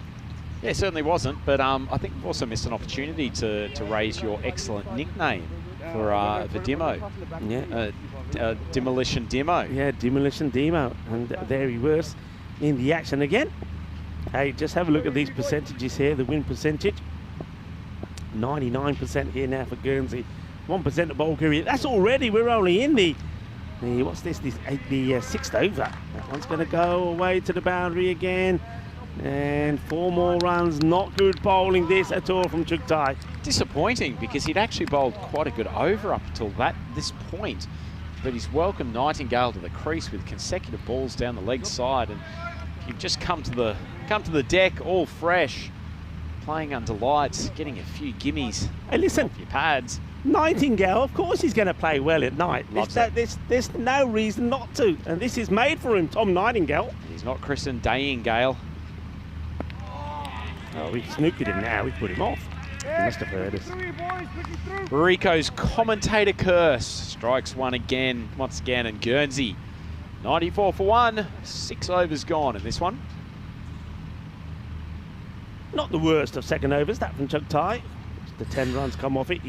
There was a wicket to fall as well, courtesy of that run out with the demolition man. Demo with the throw, Demo Nikolov. Brilliant work from him. Tell you what, no, young Damarel has been standing at the opposite end getting mouldy for the last over and a half. Hasn't been able to get on strike much at all. The right hand has just been monopolising it. He's sitting at 38 off 16. Just moving the field around here now as Chris Lakov is going to bowl his second, and well, wants to get funky once more. He doesn't execute it well, does Damarel this time. He played one beautifully, didn't he? So just going to be 1-1, and Nightingale will go back on strike. Question for you, Rico. When you describe a shot as funky, does it always have a negative connotation, or can a funky shot be a good shot and produce a good outcome? I think funky is... Oh, well, that's good effort there from Chris Lakov. I think funky is when you see the batter do something different. Take something away from out of the textbook. A little bit unorthodox, maybe. So it can produce a good shot? Yeah. It's not used in a sort of wholly derogatory form? No. In the lexicon of Rico full commentary? Nicely played. That's going to be 4 runs. I tell you what, this one is nothing really funky about this. This is just pure class. Beautiful footwork, beautiful timing, delightful shot. He's just been defrosted, Damarel. Coming out of storage. He's been unleashed on the Bulgarian bowling attack again. He's got some shots, hasn't he? Well, this is hit and... Okay. Stop is there. They're taking on the 2, you know, risky, but they'll get there. Well, Issa Zaru didn't quite get to one in the last over from the skipper. This time he has. Tough catch. It was dying on him. Certainly got much less elevation than the previous attempt. But skipper, Lakov, may think of changing it up as that one's gotten away from the keeper. Has actually bounced considerably. And it goes for what I suspect is 4 byes. Yeah, bye signal there by the umpire. Well, they're looking happy camp at the moment, aren't they? As you see, the score now gets past the 100 mark. Damarel is set to put up another half century for him. 70 he scored in the first match against Croatia, on their way to 170. Nightingale there supporting him at the moment is Damarel. He'll be going after the captain, Lakov. Yes, probably will be a wide here. Misses out on this one again. He's missed out on a couple of these, says Damarel. Maybe he just gets himself too far across. Yeah, he goes a little bit too far across. As a result of that, not able to get anything on it. Oh dear, not again, surely, not again. The chase is on the Iba. And the fielder can't get there. Cautious the Kavi Kitty Zahid Salutne, but Joka Lagya, 4 byes again. And I got to say, Vinny was talking a little bit about the keeper before, Marasul. He says that sometimes he doesn't really get himself in a good position. That's another classic example of that. Just leans away from it. He does. He's almost trying to avoid the ball there. Worried about getting struck, but that's the end of the over. And Guernsey continue to fly. They are 1-1-1-4-1 after 7.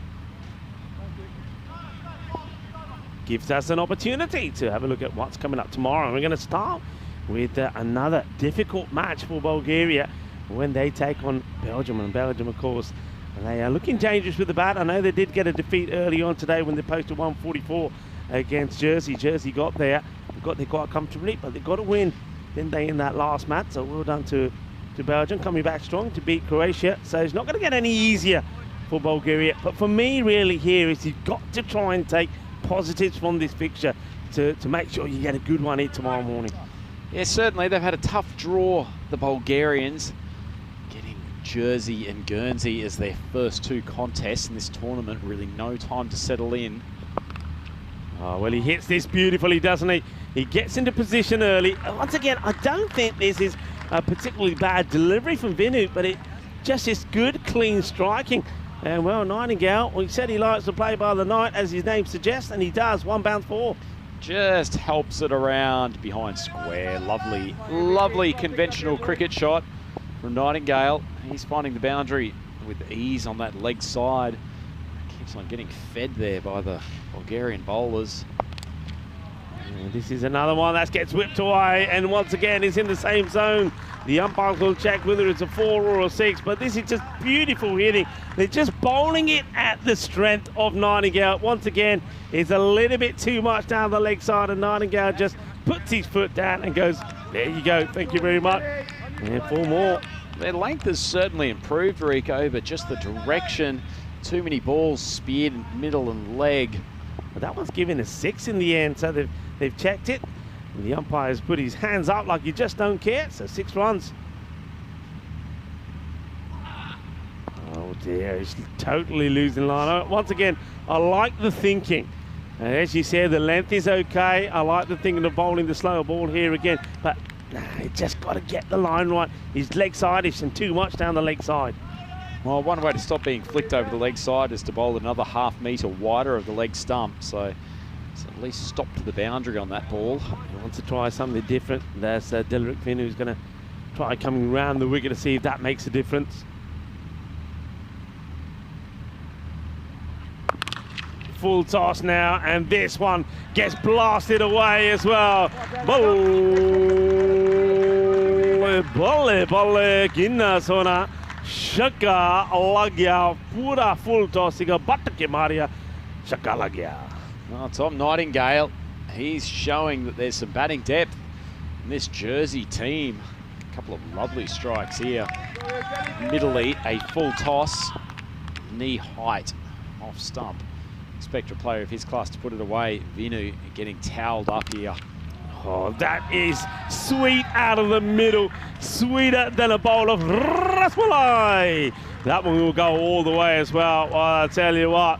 Hey, what's this? Is put them up in the air. Come on, that's the way to do it. Well, there's a Magic Spray Mary putting her hands up in the air like she just don't care. That one ends up on the top of the first stage marquee. Oh, wow. Have a look at this. And, yep, it's right on top of the cube. The Mary in action. Is there anything Magic Spray Mary can't do, Rico? Slower delivery, but it's wide, and he gets it on the half volley. Gets absolutely blasted away. This 50-run partnership has come up in just 14 deliveries, and that is a nightmare of an over there from Dream11.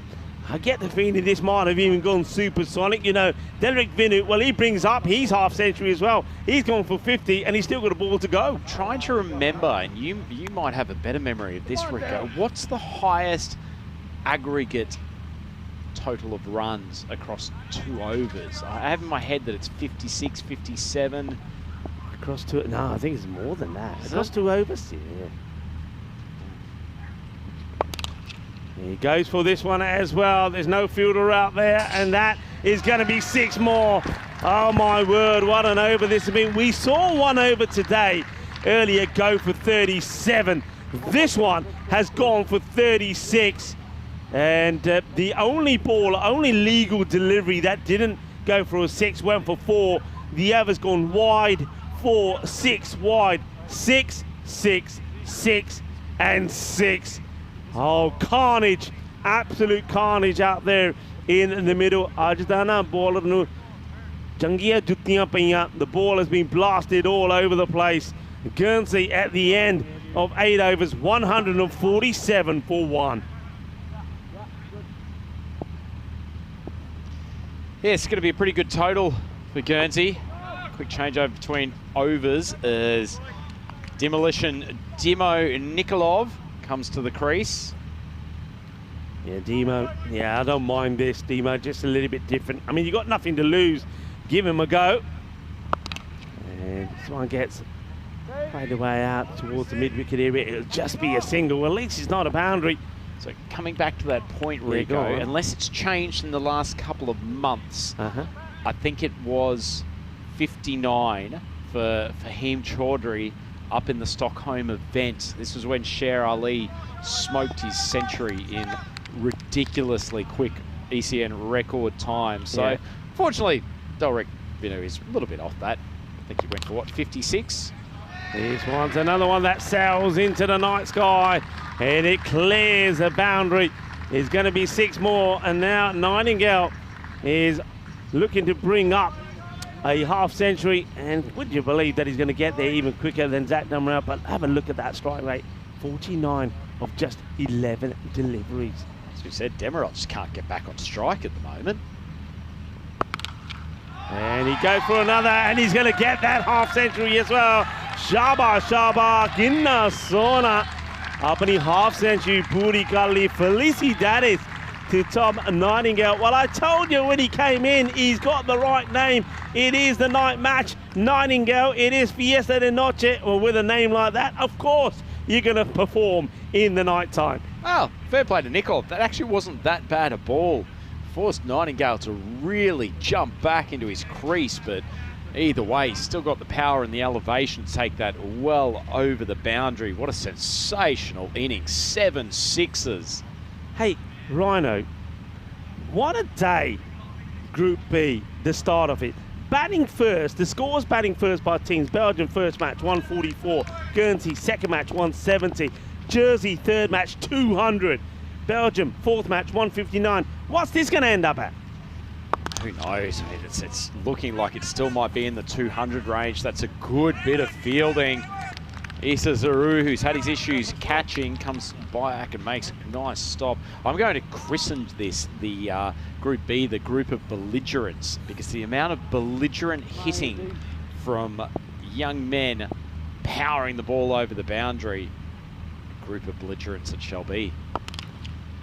This one, a bit of a full toss, but it gets dragged out onto the leg side. They take the single, think about the second. It's not going to be, even though Omar Rasul doesn't quite take this cleanly. Tell you what, Chris Lakov has got a pretty decent arm from that outfield, hasn't he? Sends a rocket back into the wicket keeper. And this one is another one that's going to go all the way. Manos, arriba, arbitro, porque eso es 6 carreras más. Qué guay, qué fuerte este hombre es. Well, that's one. That's Andreev there, a part of the Bulgarian Federation, and I reckon he's already into the victorious. Looks like he's drowning his sorrows there, Rhino. Yeah, Bulgaria facing a pretty hefty target. Guernsey now 169 for 1. So Tom Nightingale raced along to 62 off only 14 balls. This has been some innings, Rico. Damarol's finally got himself back on strike, so after a flying start, he might well bring up his own 50 during the course of this over. Mind you, he's had the best seat in the house, isn't he, at the other end, watching that this knock from Nightingale. Okay, it will be Zara to come back to bowl the last. And he could get a wicket, he should get a wicket, he should do it all himself, and he will. Well, this is what happens when you sat at the other end and it gets a little bit cooler. You get cold, you get rusty, and Zach Dummerell is going to have to go, but not before he's made a fine contribution himself. 47 of the 24 balls that he's faced, and of course he has had the best seat in the house as he's watched Nightingale perform. The only thing he was missing was the deck chair and a bit of popcorn. Yeah, it certainly did. Needed to be left in the microwave for maybe another minute. Hadn't properly defrosted after standing up at the other end for so long. Tremendous innings from him though, 47 off 24. And the second wicket finally goes down for Guernsey. Score 169. So there is a heavy total for the Bulgarian batters to try to chase down. There's still 5 balls left in this over. Good start from Zuru though. Got that one to climb and into a particularly uncomfortable spot for Zach Dammerel. But this is what we were saying before. If you are going to bowl it short, it's got to be straight at the body, hasn't it? And, okay, wants to take it on, and he will get there. That's very good running.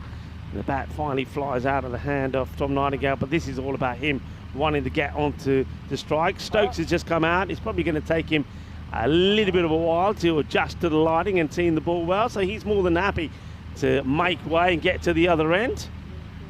So Nightingale will try to continue his assault on the bowlers. 170 now up on the board. Still 4 balls to go in the innings. Well, they had one over, going to stay in single figures. Zaru's threatening it here. Oh, he was. Ay, ay, ay. Madre mia. Que fuerza tienes esta, hombre. That's another one that disappears. Well, that grizzly is going to be circling our planet for years to come. What a hit. Well, I know the rhino Aquiliers are pretty powerful around this ground, but I'm going to say that has gone into a place called the darkness. You just look, it just vanishes. It's gone. It's still going. It's still traveling. Adios, pelota. Esa pelota no va, eh? Esa pelota no va. Okay, chance high up in the air, or is it?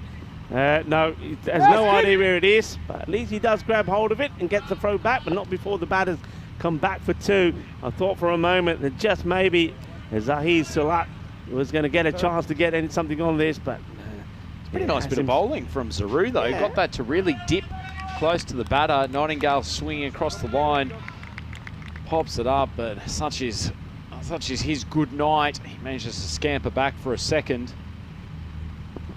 Oh, misses out on this one. That's a rare miss from Nightingale. You can see he can't believe it himself. He's disappointed. Dot ball, well, that's a rarity, isn't it, in this contest? Zaru, he's still on for the single figure over. 9 off it so far. Come on, Rico. What do you think? A wicket last ball. 6. Oh, wow. It's a dot. It's not quite the wicket, but it is the best over that we've seen. He can't believe it. Well, Nightingale has missed out on 2. The rhino is celebrated. All hail the king, Zaru. What a cracking change-up on the final ball after the previous 2 overs have gone for 36 and 22. He has managed to pull out a 9-run over. Outstanding stuff. And when you combine that with 16 off his first over in the overall scheme of an innings that has gone for almost 18 runs per over, pretty good return. Yeah, pretty good return. Well, you've got the ECN robot started now. He's asking the question: should we be calling this the group of belligerents? A little bit of a poll there on our chat. But look, yeah, I mean, it was a fantastic last over, I have to say, but still 178 on the board, 179 required for victory for Bulgaria is going to be a huge ask. Let's take a look at the highlights, and I tell you what, there was a little bit of clubbing happening in the night time, wasn't there? Yeah, it certainly was. I'm going to go straight onto the poll and vote in favour of the group of belligerents. So there was plenty of that early on as Demirel and Fitchett flayed the Bulgarian attack all over this Kardama ground. It was a stunning display of hitting from the get-go. Look at that gorgeous Kardama night sky. Fortunately, it's disappeared into darkness now, as many of the balls from the Bulgarian pace attack did, as well as, in particular, Fitchett showed some power hitting over the leg side. Some of this hitting was sensational. When we saw the scorecard, you'll appreciate even more. Ramesh Satish saying some of these hits shouldn't be 60s, they should be 12s. Yeah, Ramesh, I agree with you. Ramesh, of course, a very popular and a very good cricketer that we know from Romania. Well, that one was out. That's going to be unfortunate, really, because Ben Fitchett was batting so well. Well, he doesn't get his half century. And, well, Zach Demirel didn't get his as well. You thought he was going to get to his pretty quickly, didn't you? But Tom Nightingale had other ideas. Yeah, Tom Nightingale monopolised the streak, monopolised the strike if I've ever seen a man do it. Barely let Demirel touch a ball from the time that he got to the crease, but boy, did he make the most of it. That was some tremendous, belligerent hitting from Nightingale as he ended up 70 off only 18 balls. Yeah, good wicket there, wasn't it, from Isa Zara. Well done to him. I think out of all the bowlers, he certainly did fight hard. I mean, all right, he had a bit of a mare out there in the field, didn't he? But he did make up for it with the ball. This is a scorecard which is looking very, very healthy for Guernsey, and it's going to send a message out to some of the other teams in this group. Look at that, a pair of 47s from Zach Demirel and Ben Fitchett. But Tom Nightingale, what a knock, 70 of 18. The only thing will be he's going to be a little bit disappointed. He missed out on a couple of deliveries there right at the end, but still a fine knock. What a wonderful performance so far with the bat this from Guernsey. Yeah, Probably not the prettiest bowling card there, although there was some good performers. As we said, Zaru up the top, bowling fantastic last over to only go for 9. He bowled very, very well. And Chugtai as well came up with a couple of tight ones, only going for 18. Unfortunately, a few other bowlers getting more than a little bit of tap, and as a result, Guernsey have managed to take their way to 178 for 2 off their 10 overs. So Bulgaria need a fairly healthy 179 runs off their 60 balls in order to take victory in this final game here tonight in Group B. It is match 5 of Group B at the European Cricket Championship 2023. It's Andrew Ryan here with the wonderful Rico Ford. We will be back on the European Cricket Network in a matter of minutes to take you through the second innings of this game. We look forward to having you then.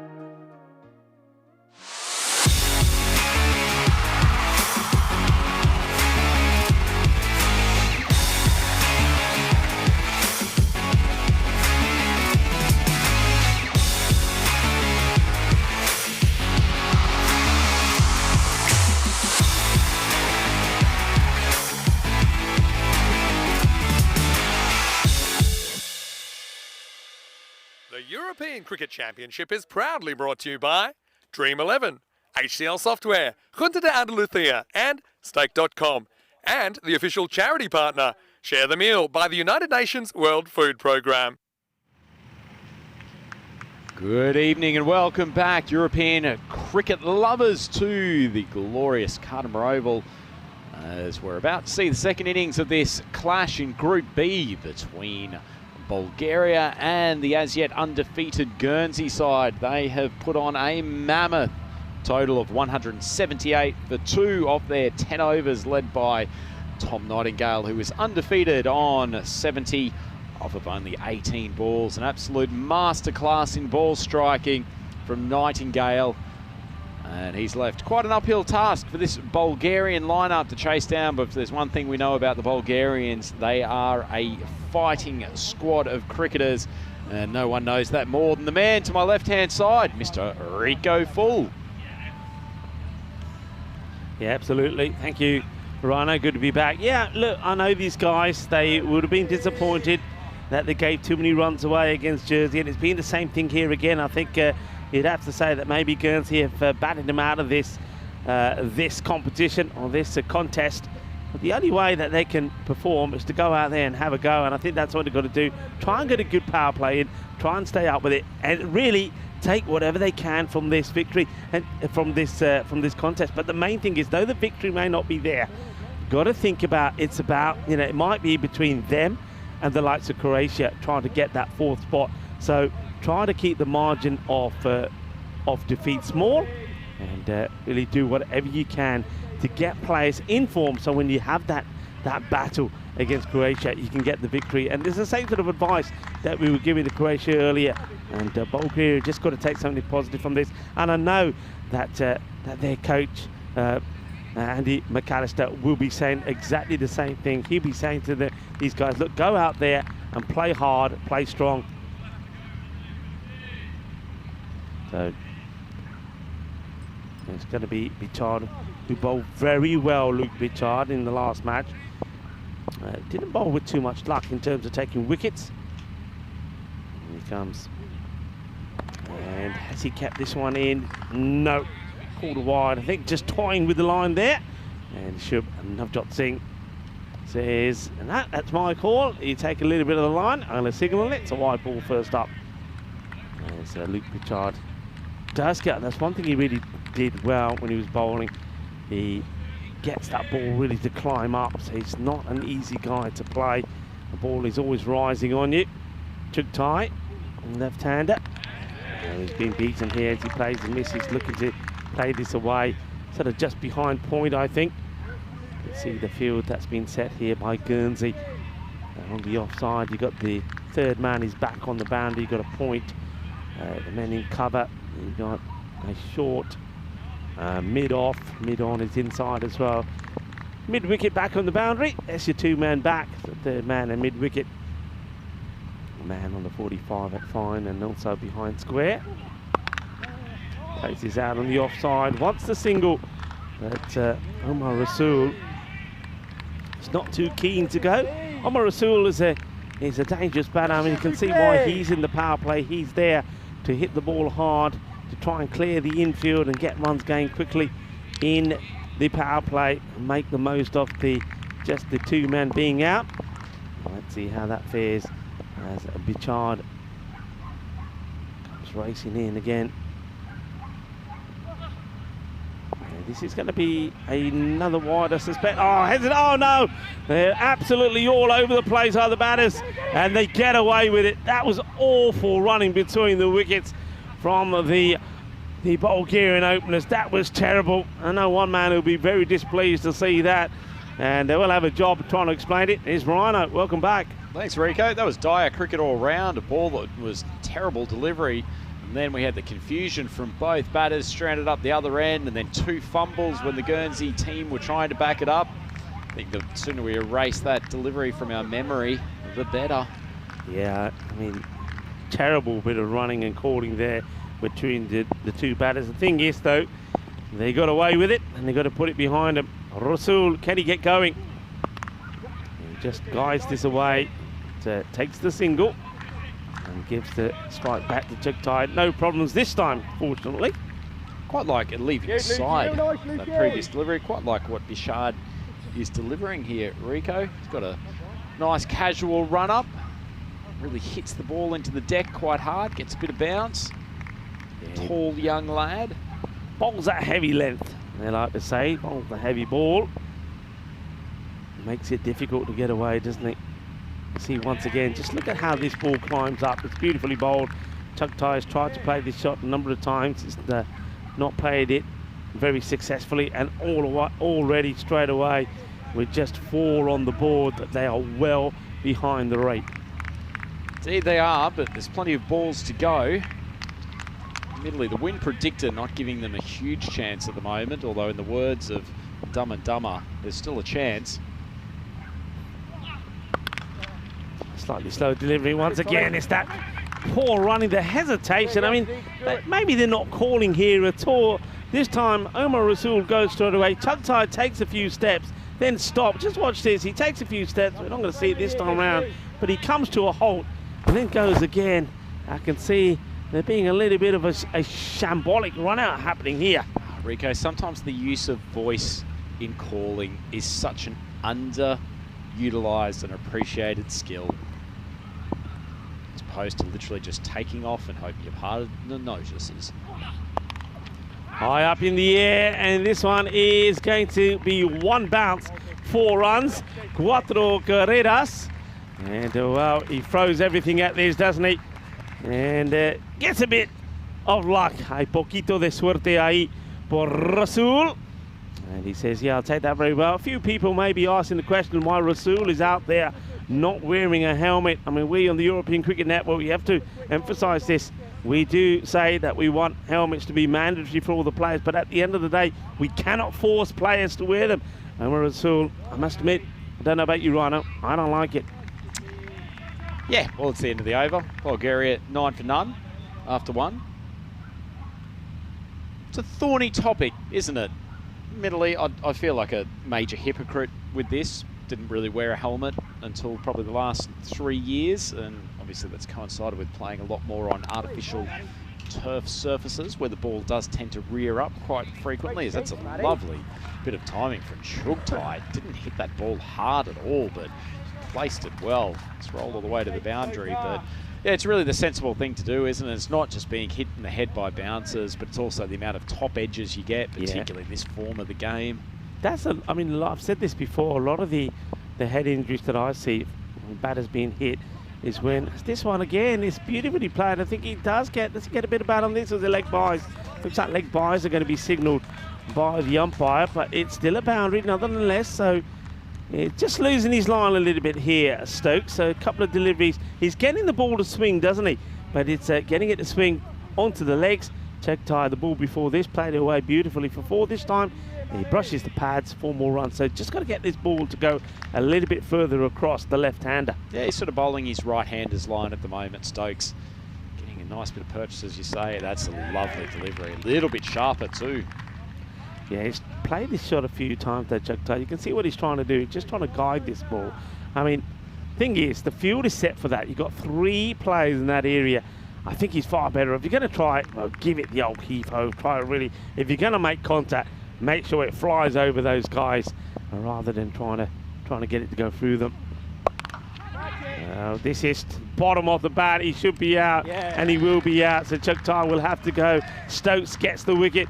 Chugtai just doesn't get in the right position. He's reaching for this in the end. He hits the bottom of the bat, and the catch is going to be taken. And Matt Stokes gets the wicket, and Ziraat Chugtai will go for 5 of 8 deliveries. Yeah, he's a pretty good cricketer, Matthew Stokes. Been in and around the Sussex second 11, so he's played some top draw stuff over the years, and probably the most renowned player from Jersey at the moment, certainly within their typical international structure, and having some enjoyment out here today. His first wicket, and the first wicket down for the Bulgarians. 17 runs on the board. Yeah, he'd be disappointed, Chugtai. He played and missed at quite a few outside the off. Wasn't able to make things happen. As a new batter comes in, and well, it looks like it's the demolition man comes out, is it? Or is that not? I'll just double check. It might actually be Zain Asif. It's hard to tell under the lid. Yeah, it is Zain Asif. Because I saw Demo there sat still in the dugout. So Zain, let's see if he can get something started here for Bulgaria. He joins Rasul out there, who's on 5. Tell you what, Demolition Demo deserves another bat after some of his striking in the first game today. Just look at this delivery. It's so difficult to play, isn't it? I mean, they're not allowing you to drive. You're not able to get back and be able to cut this one. Just a delightful delivery, and I think he's going to be a lot happier bowling to a right-hander. Yeah, certainly will. I guess Asif probably making it harder for himself by taking 2 or 3 steps down the wicket. Maybe just a bit of stability, playing from the crease is the way forward. A bit like that. Yeah, I mean, when you've got somebody like Stokes bowling who's moving the ball away from you, if you're not going to use your footwork, then you're not going to get anywhere near it. That is the end of the over. It's a good over from Stokes. Had a few issues getting his line right to Choktai earlier. Gets his wicket and gets a nice tidy one in. 2 overs complete. Bulgaria 17 for 1. Well, compelling narrative being developed with the table here, Rico. Probably 3 sides that have shown that they're going to be there or thereabouts, the business end of this group, and probably Bulgaria and Croatia seem to be at first glance likely to be fighting it out for that 4th place and to get in there on finals day as Mishard continues. Yeah, once again, that's the line that they continue with. You can see that batters, look, they're trying to hit this ball sort of in front of them, aren't they? That's the one for the over, by the way. I think you can see he's trying to give himself a little bit of room here as Rasul. And not able. I suppose he's trying to play the uppercut, trying to get it over the man at backward point. They can't be bowling that one again. Richard. Onto the legs, it's high. Gets it past the man who's making the diving effort. Backward square. And the batters come through and take a couple. So just clearing that fielder inside the 30-yard circle behind square here. See this again here. Oh, agonisingly close. Yeah, it's Adam Martel there, just around square leg. Diving effort from him would have been a spectacular catch. Have you worked out our HCL software play of the day yet, Rico? I mean, at the moment, one that comes to mind probably could be that one from Demo. Demo Nokolov, our demolition man, with that run out. I mean, brilliant stop, and then he got the throw in there pretty quickly as well. I mean, that's right up there, isn't it? Oh, we've seen some huge hits as well, haven't we? Some big hits. Perchard bowling those Yorkers. They were pretty useful as well for Jersey.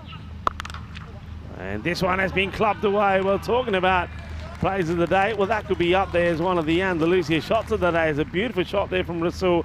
He'll be so happy to get that one out of the middle of his bat. I mean, he is a talented player. He hits the ball pretty well. And every time he gets one out of the middle, that'll give him a little bit more confidence. Oh, you know what the best thing about this shot, Rico, too, is just his swagger after he's hit it. Look at that. A little bit of a head nod to himself.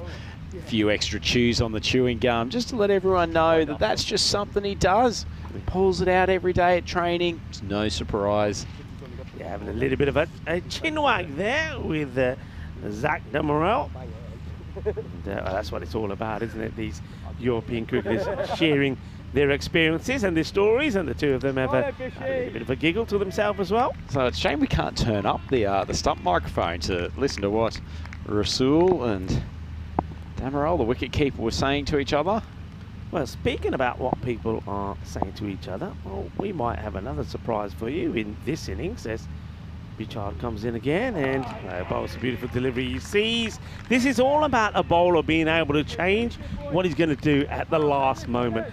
And Bichard coming in the bowl, he sees that Omar Rasul is going to give himself a little bit of room, so he just pushes this a little bit further out of his reach, gets a dot ball in. Yeah, we're going to try our best to mic up David Hooper and see if we can have a little bit of a chat with him around about the start of the 6th over. So stay tuned for that, and if you've got any questions that you want to ask him, send them through. Well, I tell you what, talking about through, this is through the ball from Rasul. Hits it well, and it's another one That's going to go all the way. This is a lovely shot. So 6 more from Rasul. Nice shot. Certainly showing that first one was no fluke whatsoever, and he's dishing out the little bit of swagger again. It's the end of the 3rd over. Bulgaria 31 for 1. 3 overs gone. Yeah, nice shot. Saying that he looks confident. And you know what? Well, those couple of boundaries have, well, they've notched up their percentage by 1. It is now 98% to 2% is the win predictor, is what it's predicting. And of course, in favour of Guernsey, who have got all the runs on the board, need to go at over 21 and over from here on in to be victorious Bulgaria. And who knows, I mean, if Rasul can keep hitting them like that and he gets some support from Zain Asif at the other end, maybe. Asif, though, at the moment, is yet to open his account, and it's not going to get any easier. As, well, the man who did all the work with the bat comes on to bowl. It is going to be Tom Nightingale. Starts with the dot. Well, they wouldn't mind dishing out a bit of justice back to Nightingale himself after he sent the ball flying all around this Carter Oval ground in the Guernsey innings. This one just gets pushed away, so it's almost like Asif has probably already accepted that he's far better off just handing the strike over to Rasul. Probably a fairly sensible plan of attack. I mean, he's sitting at 1 off 4 at the moment. Tiny start from Nightingale, though. Just looks like he's trying to drift the ball across outside the off stump of the right-handers. Maybe seeing if he can convince Rasul to charge. Rasul, well, he wants to go for the shot, trying to get it in between the 2 fielders. Comes sliding in as one of those fielders. That is Ben Fitchett. Comes in, makes a stop, gets the throw in. Batted very well himself as well, didn't he? Then he's made a very good positive start to this series as well. But his knock was absolutely superb as well. Hit the ball really well. 47 of 17 he scored. But this man, Tom Nightingale, at the moment, he wants the Player of the Match award. 70 of 18 deliveries. Now wanting to take a wicket, not quite out of the middle, but it's not going to drop into the hands of any of the fielders. Just drop short as the men come in from the boundary. Of course, nobody in there. It's all about saving the boundaries at the moment, isn't it? They're not interested in those singles. Singles don't hurt them. Just a very typical forward ring field at the moment, isn't it, Rico? Deep cover, long on, long off. Oh, Rasul tries to take the fielders out of the equation, launches another big Maximo right over the top of Cow Corner. Yeah, it's a lovely shot, isn't it? He uses his feet, then he gets down on one knee when he knows he's in the right position for it. Look, just that little edges forward a little bit, gets down low, gets right underneath it, and he sends it big. Nice shot. Rasul liking what he's doing there at the moment, and confidence is flowing as he continues to have his conversation with Zach Damarel behind the stumps. Continues to have his conversation, I think, in his swagger. Oh, he's yeah. lost the chewing gum. He's lost his gum now. Where is that? Can you imagine it? This feels like he's saying, hey, you going to pick that up or not? This feels like Tony Greig losing his keys. Here we go, watch. Pitch. He's talking something. He says, oops. Oh, no. What do I do now? Oh, I hope he's collected it off the surface. The end of the over. Bulgaria, 40 for 1. This is where it's going to be interesting to see if you see the 12th man run on with a bit of gum. Well, if not, the bowlers have got a little bit of a target there just outside off stump. See one jag back off the stimmer roll. Oh, dear. Ooh, that was beautifully captured there by Spring Productions as well. Can't say they're not eagle-eyed in the truck, are they? I saw that out of the corner of my eye and was going to mention it, and before you know it, the guys from Spring Productions had already ripped the replay out. Wonderful, wonderful television. Yeah, they were on it like a flash, weren't they? And the question is, though, is Omar Rasul going to be able to continue to bat without the old gum in his mouth? Asif, Zain Asif, that is, he needs to get going as well. As the bowler gets ready to see if he can make a difference. It's going to be Adam Martel to come on. And Zain looks like he's quite happy just to get the single. I mean, I don't mind that, but it just puts an awful lot of responsibility on Rasul. So Rasul now gumless, He's going to have to try and keep the momentum going with the batting. Well, he can't with the chewing. He's going to have to do it with the batting, though. Martel to him. And he rocks back. He's high up in the air. Well, no gum means adios, baby. Well, that's the difference it makes, you know. If you don't feel right, if you don't have what you normally need, you never feel good, and he doesn't feel good. He loses his gum, and now he loses his wicket. He's going to have to go. At least he can get another stick of gum when he gets back. Well, it'll soon teach him for having a yap with the wicketkeeper in between balls, won't it, Rico? Unbelievable. Loses his relaxant in the mouth. And then he just pops one straight up. Pretty tidy catch. Gives us a chance to replay that magical moment again. I love it. You know, it's that look when it happens. You can see in his mind he's thinking, oh no, what do I do now? New gum, please. Well, Omar. We might have to take the cameras down at the end of this game, Rico. See if that has just been patted into the Khadimah Oval pitch. You know what I'm waiting to see? I'm waiting to see the next batter come in and pick it up thinking it's a bit of chalk and try to mark. I was just about to think they might use it as their mark from now on. Try to use it to mark his stance, and you think, hang on a minute, this chalk is not working. And then it's stuck on his gloves. He can't, all sorts of things could happen. A new batter that comes out is going to be Zaid Salat. Just plays his back. Can I make a suggestion that is our HCL software play of the day? I like it. I like it. Oh, Let's dear, get the beautiful. ECN social team onto that one. Martel's bowling pretty good over here, although he swung healthily to the leg side. Sulat takes one sighter and then goes bang. Yeah, it's absolutely smashed, isn't it? Yeah, well, there he is. He's still on his way back. I want to know if he's oh, what's it? What's that? He's got it in his hands. Well, did he pick it up and take? Was he instructed to take it off with him? And on his way back, he throws it into the jungle. Oh, now he's going to get done for littering, you know. This is just too funny. Do you think he put it back in his mouth at some stage or just missed it? I reckon he was just told, oi, I reckon maybe the man who was having a chat with Dumarel said, hey, you better take this with you. As this one gets played away from. We're going to have to put the gum falling out and then the gum falling out, then the wicketkeeper Dumarel telling him, oi, you better move that, you know, him moving it, and then him out walking back there, throwing it. We're going to have to put that all together, and maybe that could be the HCL moment. Hello, folks. Well, we're having a little bit of fun in the Fiesta de Noche. Here's the final match of the first day of Group B. What an action-packed day it's been. Well, we did promise that it was going to be pillow talk with Rico and Rhino tonight. It's turned into, I won't use the term, something coming out of the mouth. Just an incredible moment when Rasul, who was launching a succession of bombs, has just completely lost control of his chewing gum onto the pitch. It was such a magical moment. Oh, what a phenomenal catch.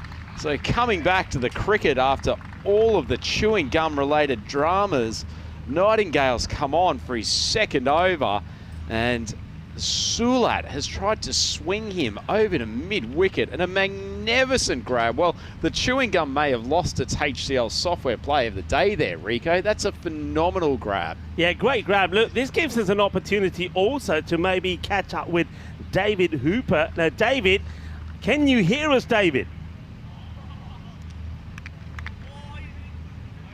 Just wait and see if David Hooper can hear us. He's been mic'd up. Maybe we could have a chat with him. David, are you there? Can you have a little bit of pillow talk with David? Yeah, I think he's chiming in. He's a little bit faint, but I can see the smile on his face. Dave, you've had plenty of work to do out there at deep cover tonight. Are you tired after all of the running?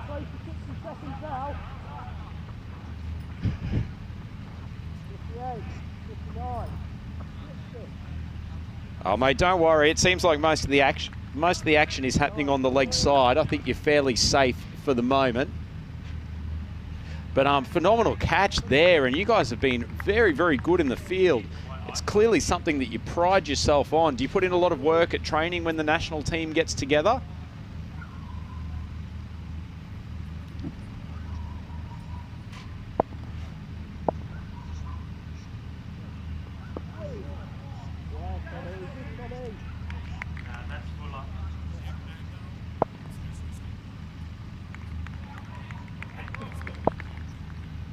catch. He was a great example there with a top draw catch under lights. It certainly was, and I remember when you guys have been here with the club sides, the Griffins that have participated in ECL as well. It's always been one of the features that you've been an excellent fielding unit, but it seems like you've got a top order as well now that can really launch some big bombs with the bat. It definitely ticked all the boxes today with Zaki, Fitchy, and Knights going really well. Knights was a bit unfortunate to miss out earlier on in the day, but he clawed that back with some unreal hitting. He's quite a big lad. There were some monster hits. There's been a lot of runs scored today as well. It's been a good spectacle. Yeah, hello David, it's Rico here. You're absolutely right, there have been tons of runs being scored. I mean, the mood in the camp though for Guernsey must be pretty good at the moment. Scoring 170 against Croatia and now 178 in this one. Must be some good feedback coming back from people watching in Guernsey. Yes, yeah, we get people are getting floods of messages during the break saying well done, just keep going. Yeah, it's really nice to get potentially 2 wins. We just got to close this game out. Potentially 2 wins under our belt going into statistically the 2 tougher games tomorrow. Jersey are looking very hot. Belgium have got some very dangerous players, but if we stick to our skills and our game plans, we're just enjoying the opportunity. Not many people get to play under lights. I think some of the lads saying this is the first time playing under lights, so it's just a fantastic opportunity. Brilliant run tournament. It's 10 out of 10. Great to hear you're enjoying it. Couldn't think of a better motto for T10 cricket than 10 out of 10, and I'm sure it's a great experience. So tomorrow you're playing Jersey. We've termed it the Bailiwick Bash as a big clash between the 2 neighbours. You obviously play them fairly frequently, as we've just seen a ball go high right into the night sky, and Nightingale sits underneath it and takes an excellent catch, continuing a sensational performance in the field from Guernsey. We'll let you celebrate with the team for a moment, Dave, and then we'll bring you back in the next over. Rico, that's well bowled from Nightingale and takes a great grab under lights. Yeah, it's a good one, and it was interesting that David Hooper there saying that some of these players haven't played on the night before, and we do know that when you have it, things like this are pretty difficult, but it's a good catch that has been taken. It's another wicket that will go, so beautifully done there by Nightingale. So it's a side salute who will go for 7 of just 5 deliveries. Zaro is the batter who's out there, and he's going to be joined now by the captain, Chris Lakov, who wasn't able to get off the mark earlier. Let's see if he's able to score some runs this time. Yep, and that's the end of the 6th over. Bulgaria 61 for 4. So have we still got you on the mic there, Dave? You can still hear us clearly? Yes, yeah, still hear you clearly. Excellent. Well, we'll keep you on this over, if you don't mind, as Martel starts his second with a wide down the leg side. So I'm going to creep you out a little bit here, Dave, if you don't mind. You actually pop up on my Instagram and Facebook feed quite frequently, because I worked with a cricket charity back in the day with your lovely wife, Colette. Well, Cricket Without Boundaries or something? That's the one, the famous Cricket Without Boundaries charity. We were both there quite a few years ago, doing some work in various places. So this is quite strange that we've never met. You pop up on my social feeds, and now we're talking via remote communication on a live broadcast going out to a couple of million people across the world. Well, that's a great cause. Yeah, she raves about Cricket Without Boundaries. We were looking to do it again. Some guy I know is just in Rwanda doing the Cricket Without Boundaries. It's a great cause, and just going out there and trying to deliver positive messages is always a plus. That's absolutely true, Dave. So you've actually been out on one of the tours yourself? Not so, but we sponsor an orphanage in Kenya, me and my wife. So we go out there quite a bit and meet up with some of the cricketers and coaches there, which is fantastic. So we go to Nakuru, and our orphanage that we help out is in Nakuru. So we go on there safari, deliver some cricket within the schools with Nick. Oh, mate, that's absolutely beautiful stuff. Brings you down to earth. That it certainly does. It's beautiful stuff. I've been out to Nakuru myself, and you may even be talking about the same orphanage that I've spent some time at as well. So that's you're good people doing that. That's a really lovely thing. Yeah, isn't it wonderful what the stories that we hear from our European cricketers, all doing their bit to make a difference. It's fantastic work. And I know that David there is really enjoying, as well as his team, their moment here at the moment, as Martel continues to keep the pressure on Bulgaria. So that's 67 for 5. So Dave, one final one. Your confidence level getting one of these top 2 spots tomorrow. Do you think you'll be able to finish in the top 2 and then get that double chance going in on finals day? It's cliche, but if we play to our potential and don't just stay level in the games, definitely. Like it's all the cliche sayings, just stay in the blue, one ball at a time, and then we see where we go. I'm on bowling now, guys. Do you want to still chat, or should I give it over? Mate, if you're happy to still chat, we are very happy for you to keep that earpiece if you're about to start bowling. Yeah, okay, give it a go. Okay, well, if we get too distracting, let us know. But we did this with Asa Tribe from Jersey in one of the earlier games today. This is magnificent television, European cricket viewers. We now have Dave Hooper, the right arm speedster from Guernsey, about to come in and bowl his first over of the innings, and he'll do so on player mic. Rico, this is exciting stuff. It is exciting. Well, Dave, come on, before you bowl this one, what are you looking to do with this first delivery? What's your plan of action here? I'm going to land it in the slot and see what he does with it. Well, Dave, what slot were you talking about? What slot were you talking about? Mate, cross seam's the way forward at this time of night. All right, I'll go with that. Cross seam.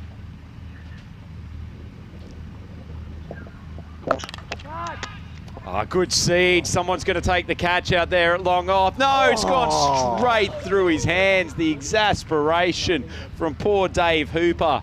The combination of Rhino and Hooper had set it up perfectly, and Ollie Nightingale has butchered the catch.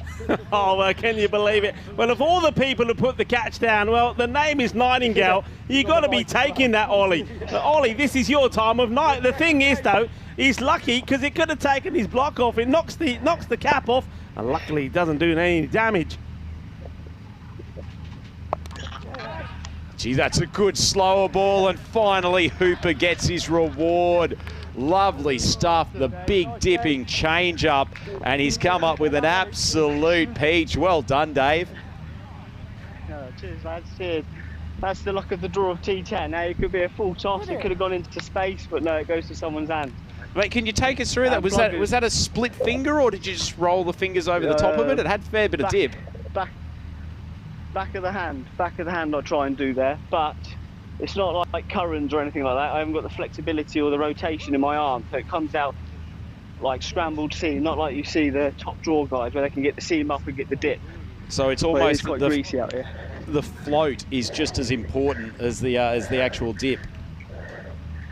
Yeah, and trying to get the length actually, because a half volley is a half volley no matter what pace you bowl it at, so I was just trying to get it out the arc there, and luckily it paid off. No, very true, and getting it outside the off stump, particularly when you use those change-ups, pretty important. You've got a new batter at the crease. What are you thinking here? Oh, I'm trying. Let's bring the stumps into play. Hit the stumps full and straight. He misses, I hit. Okay, well, the last time it was full and straight, ended up being a wide. Let's see if this is better. Good ball, just outside off stump, and Dimo Nikolov has just swatted it straight down the ground. Nice ball though, Dave. You're really starting to get it on a length. How much do you mix up the outswingers and the in-swingers so that your action sort of looks like it tends to more natural outswing?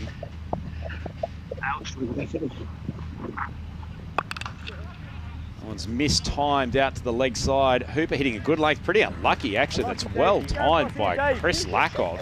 Swings it across. Looked like he just got a little bit of bottom hand into the ball. Bat turned in his hand, but he's actually got enough pace for a boundary. Yeah, well, Lakoff, he didn't score any runs the last time, but Super Mario gets hold of that one. He gets his first boundary. Is this Bermuda grass, the outfield? It's very thick, and now it's quite greasy. Yep, it's basically like a putting green, Dave. Well, that's the one where he's really rolled it out of the back of the hand.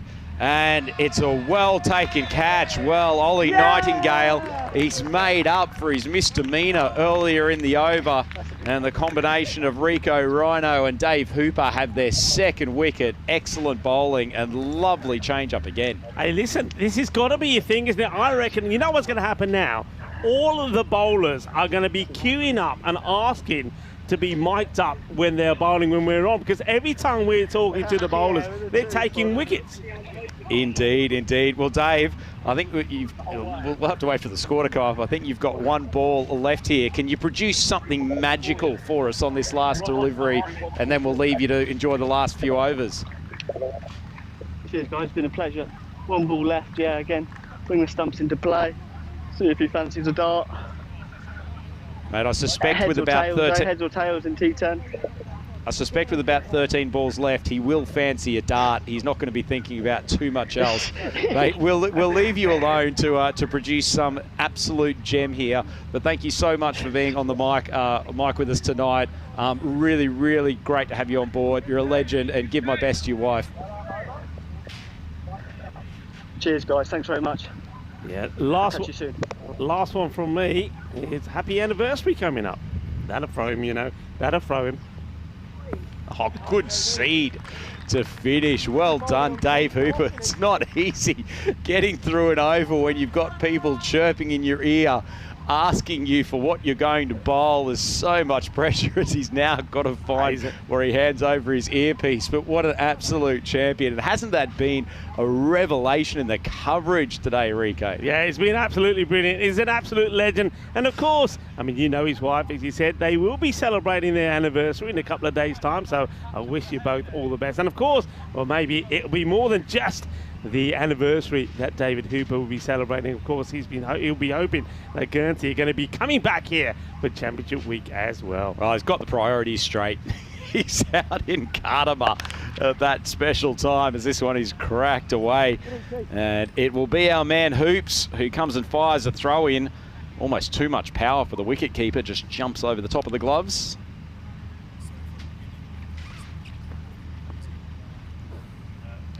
That's really great to have the opportunity to talk to the players on field. We've got some excellent human beings that are here for European Cricket Championship, and Dave Hooper, absolutely one of them. Yeah, well done to Dave, and also to Asa Tribe earlier, and of course also to Wakas Raja. And remember, not all the players are comfortable doing this. They're not forced into doing it. It's just a request that we put in. It gives them an opportunity to share some of the experiences out there.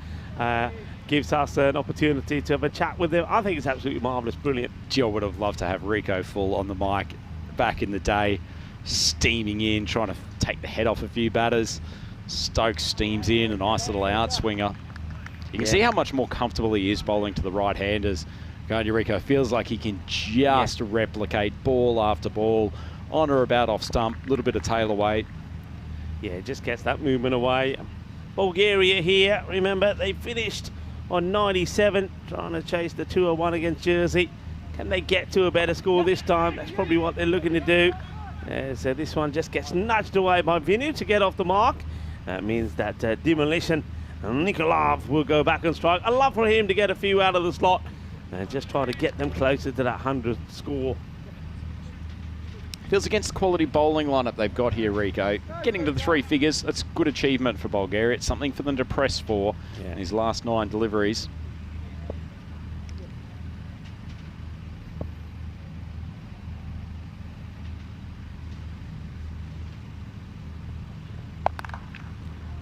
Place this away on the leg side. I'll take just a single. I mean, one thing that I started saying, I think early on in the day, I think the first match I did here, the group, I was saying that in Group A, I was a little bit disappointed with the length that was being bowled by some of the bowlers. I've got to admit, not by all the teams here, but in Group B, certainly the likes of Jersey and also here Guernsey, the bowling, the length has been very good. You know, the pace bowlers, they haven't pitched up, they haven't bowled too many half volleys. It's been that they bowl that heavy length and made it difficult for batters to get after. I've been very impressed with some of the bowling in this group, at the start of this group so far. Yeah, certainly have, Rico. I tell you what, this leaves us with a few mouth-watering clashes tomorrow, doesn't it? Obviously, the Bailwick Bash coming up as the second game at 1400 CET. But that Guernsey versus Belgium game as well, that will be a cracker coming up at 18:30 Central European time. As Matt Stokes finishes his second over, only 8 runs off him. It's miserly 2-over spell. The Bulgarians, they are 84 for 6. 1 over to go. Yeah, not a lot really that's happened. You just have a look at the bowling figures there, and you can see that David Hooper, he's bowled fantastically, aided by a Rhino, giving him some instructions as well. And he's back on. Hoops is getting a second over. Yeah, well, how could he not? Well, how will he fare without us in his ear, though? That's the thing. Geez, that's a good slower ball as well. Just ripping it out of the back of the hand. Really died as well. Not every slower ball has to be just about the confusion for the batter, but even if the batter picks that ball is coming off the pitch with such little pace and just really dying. It's almost impossible to hit for a 6.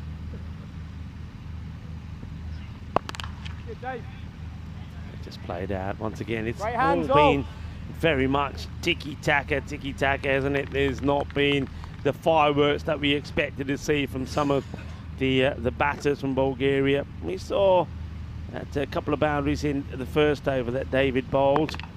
This one, wow, it could be out here if he hits. And has a shy. I reckon if he hits the stumps there, would have been out. He's a bit of a live wire in the field, isn't he, Hoops? It's a nice change up once again. Batter just having to check his shot, pop it out of the side, direct hit. Would have been a run out, but showed a good deal of athleticism and dexterity. Get the throw in. Slow delivery, just out of the reach of the keeper. Chase is on now, and that's going to be 4 runs. An excellent effort. I mean, the desire there from Luke Bichard. Isn't it great to see your fast bowler still diving around, trying to stop this one? And the chase was on, but he wasn't able to get there. Coaches the Kafi Kipti, but Joka Lagya. It's going to be another boundary, so it takes him, I suppose, to the 90 mark with a couple of balls to go.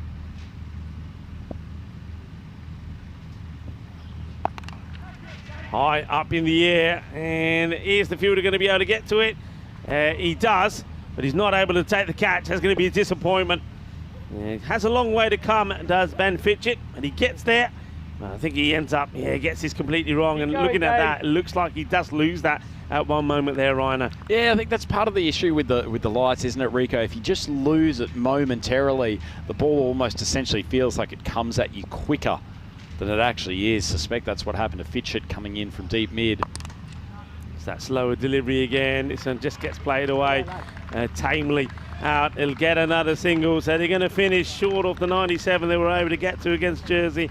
It will just be 92, so another fantastic performance from Guernsey. Well, they have had a sensational start to the group, haven't they? Scoring stat loads of runs, scored 170 against Croatia and then 178 here against Bulgaria, and then only allowing Croatia to get 92. And how many have they allowed Bulgaria to get here? 92 as well. So haven't allowed anybody to get too many runs against them. High fives all around there from Guernsey. The teams will come together and shake hands, but of course the happy team will be Guernsey. Bulgaria, though, a little bit like Croatia, will have to try and get their campaign going tomorrow. And it looks like when those two teams meet, that is going to be the crunch match, isn't it? And Bulgaria, they need to get something going. That's going to be match number 8 of the group, the 3rd match tomorrow. Oh, what a cracker that promises to be. Awesome. A tasty contest coming up tomorrow, Rico. But this one, a little bit of distance between these two teams, but ultimately Bulgaria was set too hard a task with a target of 179, particularly against this excellent Guernsey bowling and fielding unit. But that didn't mean they didn't give it a fair crack, and some nice shots played early on by the big opener, Shugtai, before he eventually holed out. Nicely caught there by Bichard, who opened the bowling. Some nifty footwork from the wicket keeper, Damaral, who showed plenty of nifty footwork earlier in the game as well. Yeah, Omar Rasuli played some nice shots, didn't he? Got his way to 26. But then, after playing some lovely ones, not only did he lose his gum, he also then, as a result of that, lost his wicket.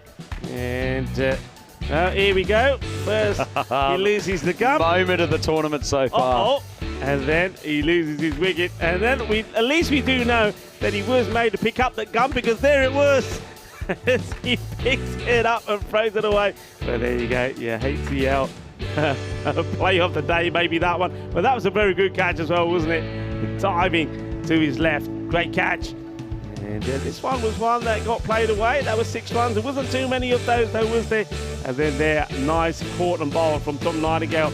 And Tom Nightingale, pretty sure that he will be the player of the match. Well, that was a lucky one, really. That was when Hooper came into play. We thought that he was going to get his first wicket after getting a little bit of coaching from the Rhino. But it wasn't to be. That could have been quite sensational. Wouldn't it? Well, it was an absolute sensation having David Hooper on the player mic as well, and finally his team backed him up with some half-decent catching there as well. In fact, aside from a couple of drops, they actually really did put in a solid stint in the field, and they are looking like a good unit, clearly an excellent team cohesion amongst the Guernsey group. They're very familiar with each other. They know each other from the local cricket scene, which is a pretty strong one despite the small number of teams.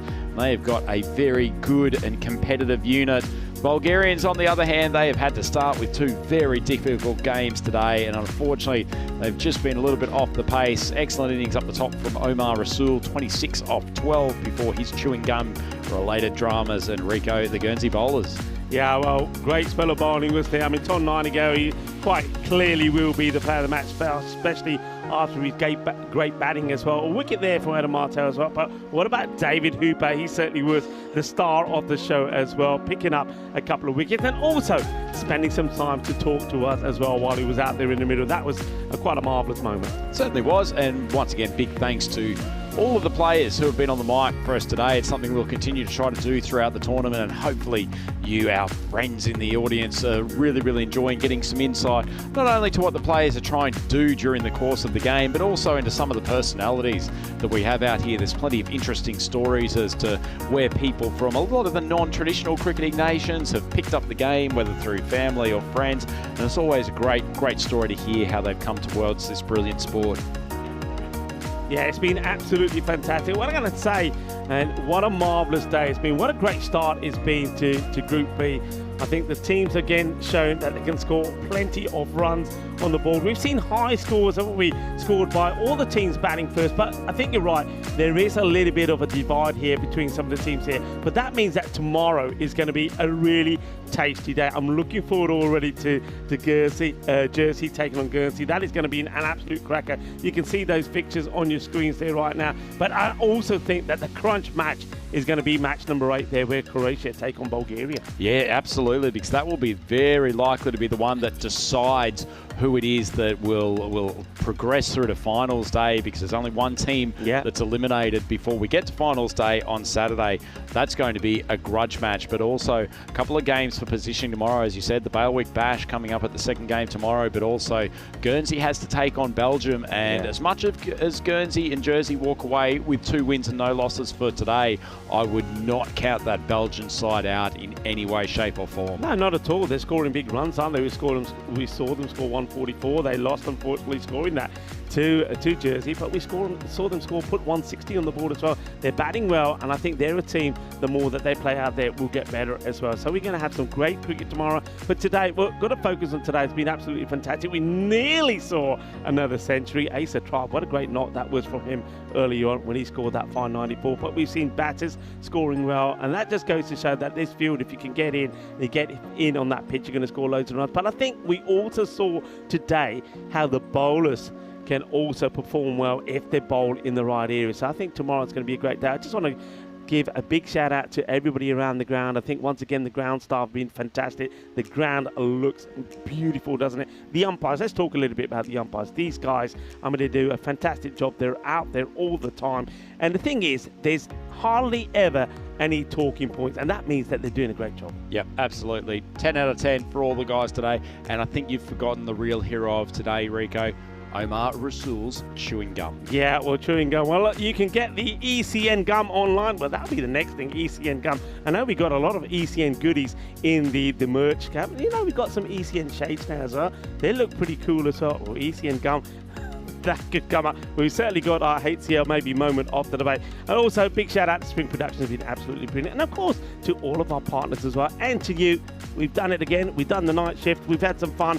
We've had some enjoyment. Cricketainment, that's what we're talking about. Pillow Talk with Rico and Rhino has been an undoubted success. And so we hope that all of you, our European cricket devotees across the world, whether you're watching through the European Cricket Network on YouTube or our many, many broadcast partners around the world, have thoroughly enjoyed the coverage today. It's been some fantastic cricket and most of all, great fun and pure entertainment. We will be back tomorrow with another set of 5 games, some big clashes coming up through that. Maximo will be here. I think there's even a naughty rumour that Corey Rutgers will be back on the microphone tomorrow. But on behalf of the absolute legend that is Rico Full, I'm Andrew Ryan for the European Cricket Network.